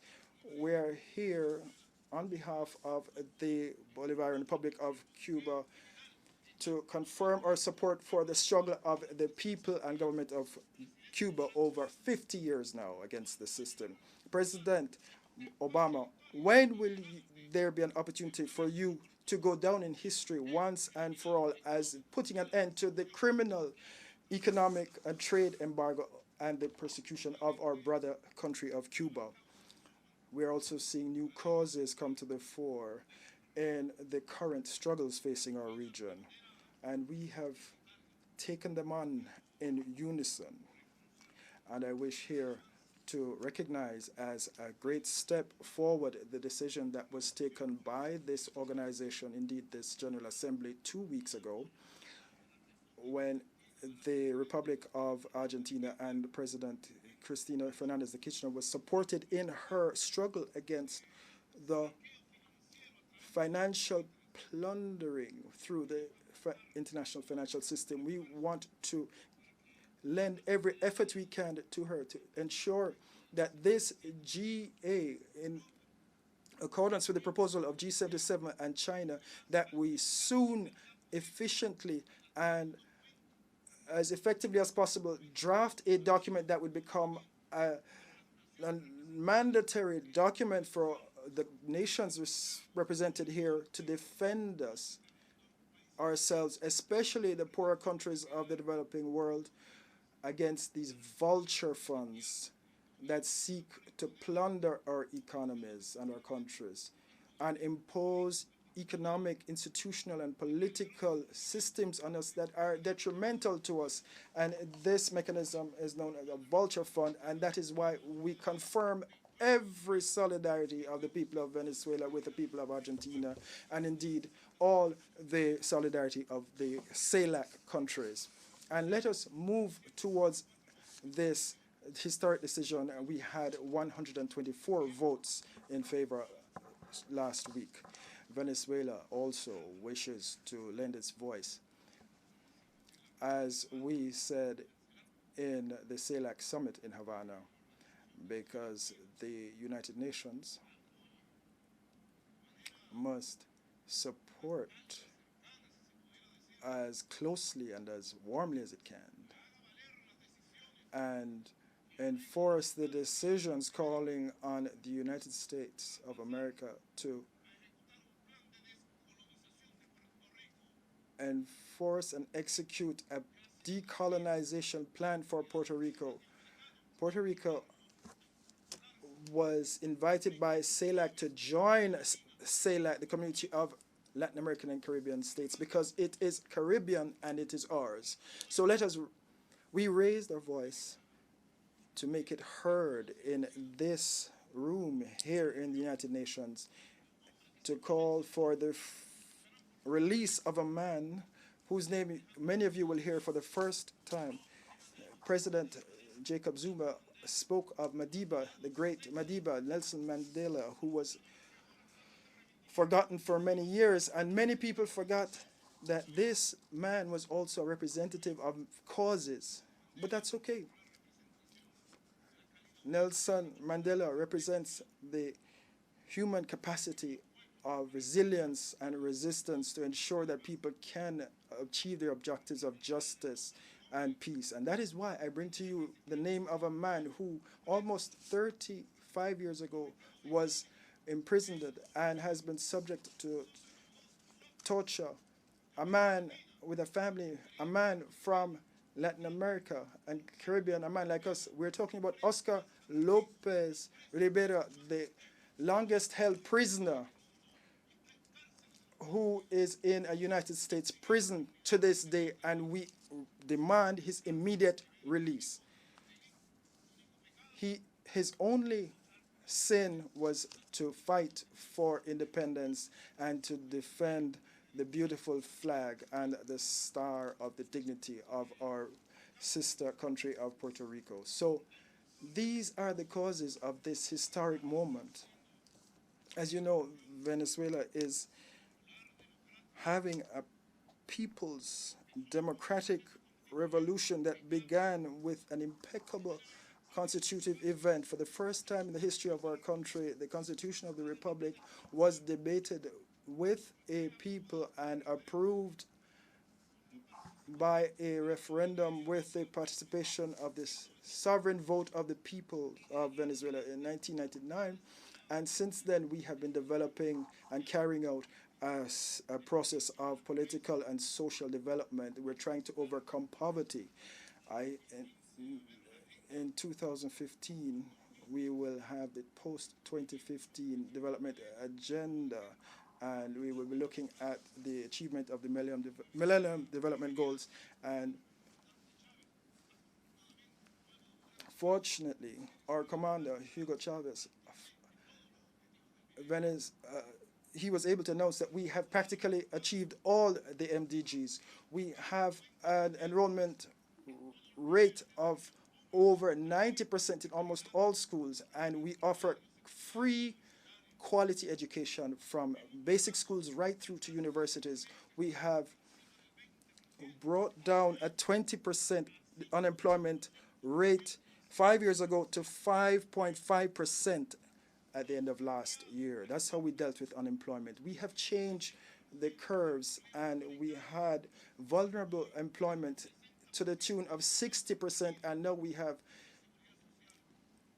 60% of those jobs protected by Social Security, etc. I could spend hours here referring to the progress we have made towards our MDGs.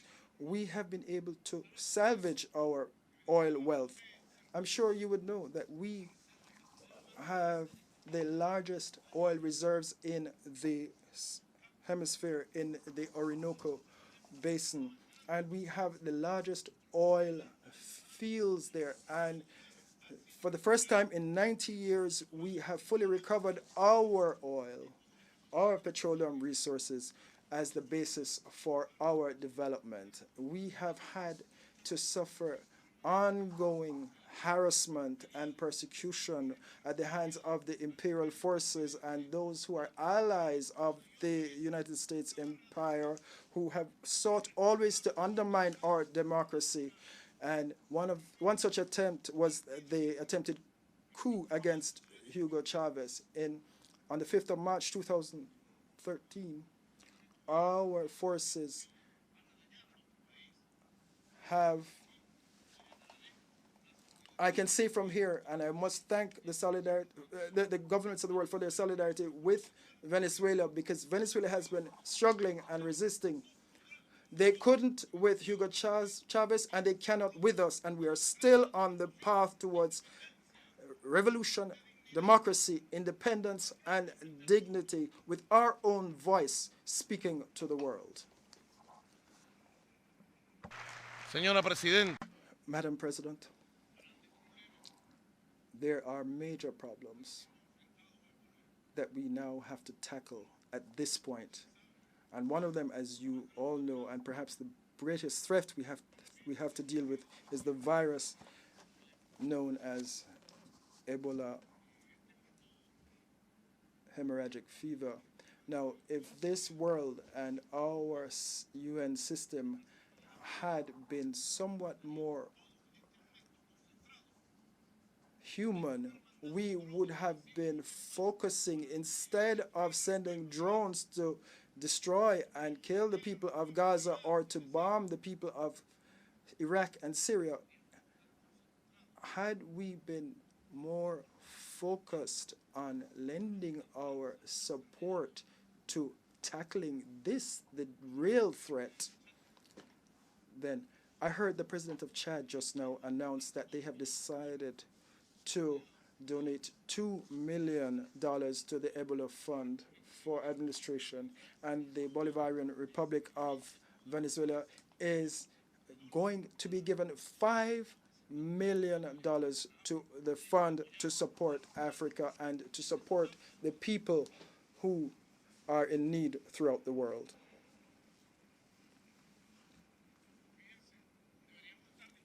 Let's be clear, we should be discussing the scientific reports here and taking decisions based on those reports. We should be focused here on another issue which is important and affects the survival of humanity in this earth, and that's climate change. As a poem from the indigenous peoples of the Americas said, after they can no longer poison any more rivers, after they have poisoned our lakes, since there is not even one fish left to eat, then the powerful of the world will have to eat each other. They want to create strange formulas when in fact all they need to do is to recognize that we have to make an extraordinary effort and recognize climate change as a climatic emergency. We should not just have speeches and make routine offers. We must recover sanity in this organization, if we are to strengthen it and place at the forefront of our agenda the real common problems that are facing all of us. And today, in the United Nations Security Council, they took a raft of decisions in a bid to combat terrorism. Yes, let's be clear, we must combat terrorism. We have been condemning terrorism for over a year and a half now, because my question here, we are pained at the murder of Western journalists, the dastardly acts of these terrorists. But this, a year and a half ago, when boys and girls were captured by these terrorist groups in Syria, we weren't that pained at that time, and they were being beheaded, and women in mosques were being beheaded. The pain should be the same. Should our pain be more depending on the color or the origin of the skin of a person or the origin of that person? And human lives and the loss of human lives should pain us all. And therefore, NATO and its allies should have supported the effort a year and a half ago. And I'm here to say it on behalf of my government. If the government of Syria had been overthrown by those imperial attacks today in that entire region of Syria, Lebanon and Iraq and Jordan, at this point, we would have seen the power of those terrorists take root. As painful as it may be, we have to say that President Bashar al-Assad and the democratic and constitutional government of Syria, which has always combated terrorism and has also suffered thousands of deaths, we want to keep bombarding them using the rationale that makes no sense, that we have to have a huge alliance of peace against terrorism, respecting the sovereignty of countries and the sovereign governments of that entire region. But I would like to see the delegation of the United States take note of this and convey that message to President Obama. Only an alliance that respects the sovereignty of those nations, the cooperation of their governments and peoples and their armed forces, only that will overthrow the Islamic State and the terrorist groups that are advancing against the West. There is no other way of overthrowing them, not with bombs, which kill mostly the innocent. They never kill the armed forces. They always kill the innocent.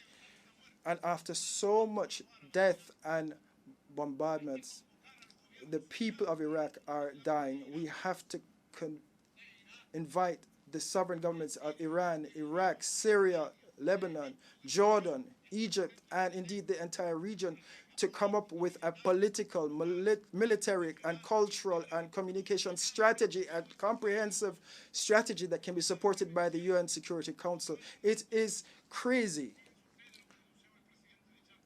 Anything else is crazy. Look at what happened with Libya.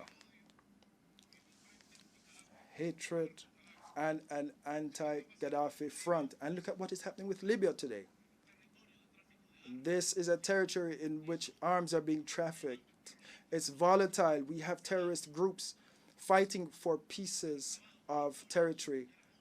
And we have seen the end of the beautiful history of the people of our brother country of Libya. It is a crazy race towards more terrorism, more violence, and the insecurity that we're dealing with has come at the hands of those who are taking decisions in this organization. We modestly lent our voice and brought our proposal to the table, and we do so with love, with genuine love. And that is how we show our solidarity with the people of Palestine, and we will continue to show our solidarity with them in spirit. And from Venezuela, as you know, we have a logistics air bridge with food, blankets, medicines in support of the people of Palestine who recently suffered a brutal attack. Peace, total peace. Our organization needs to be overhauled so that everyone can have total peace. It is not the threat of the use of force or the use of force or internal competition to overthrow governments such as the one that I preside. That's not how we will have stable peace. No, we will do so through the respect of international law.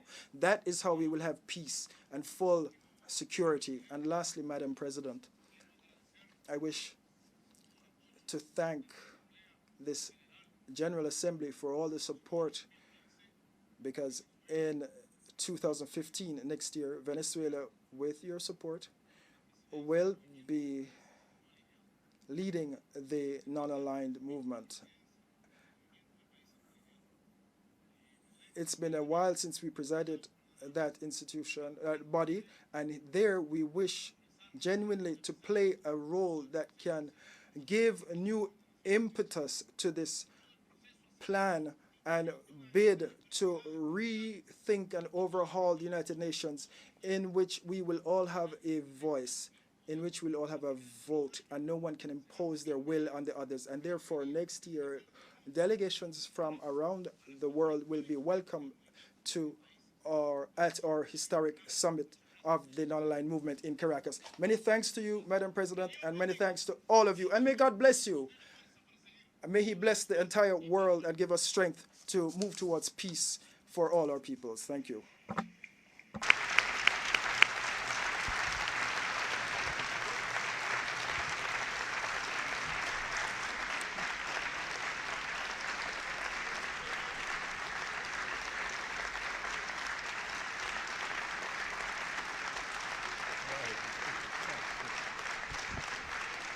On behalf of the General Assembly, I wish to thank the President of the Bolivarian Republic of Venezuela for the statement just made. May I request representatives to remain seated while we greet the President.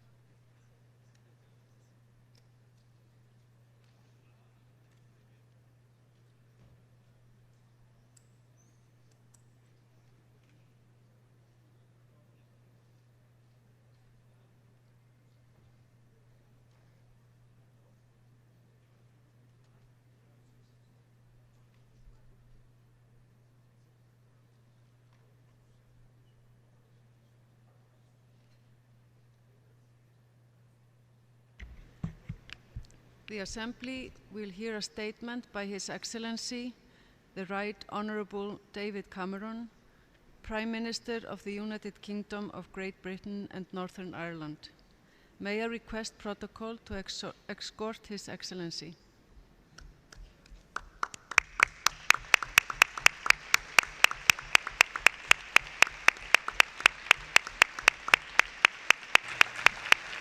Thank you. Madam Vice President, this year we face extraordinary tests of our values and our resolve. In responding to the aggression against one of our member states, the Ukraine, in seeking peace in the Middle East, in dealing with the terrifying spread of the Ebola virus in West Africa, and in overcoming what I want to focus on today, which is the mortal threat we all face from the rise of ISIL in Syria and Iraq. Deir al-Zor is a province in eastern Syria. Home to the Al-Shatat tribe, it was captured by ISIL last month. 700 tribesmen were executed, many were beheaded.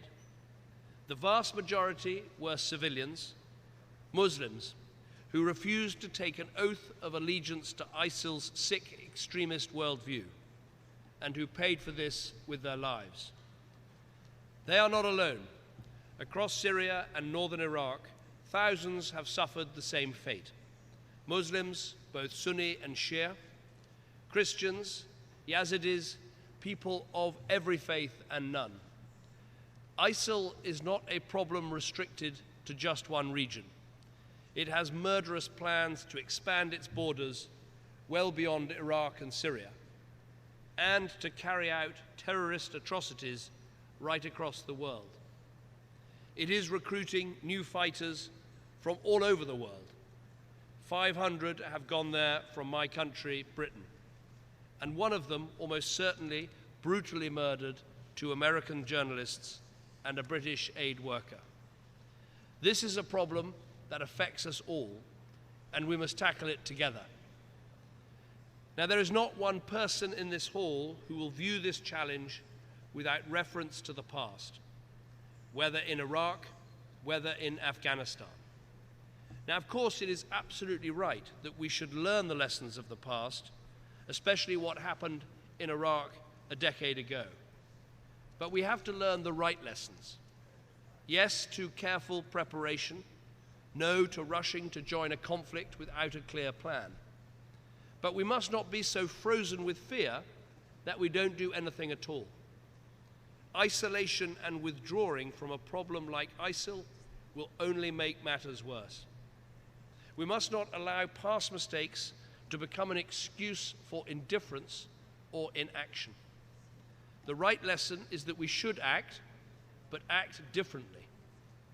We should be comprehensive, defeating the ideology of extremism that is the root cause of this terrorism, so that we win the battle of ideas, not just the battle of military might.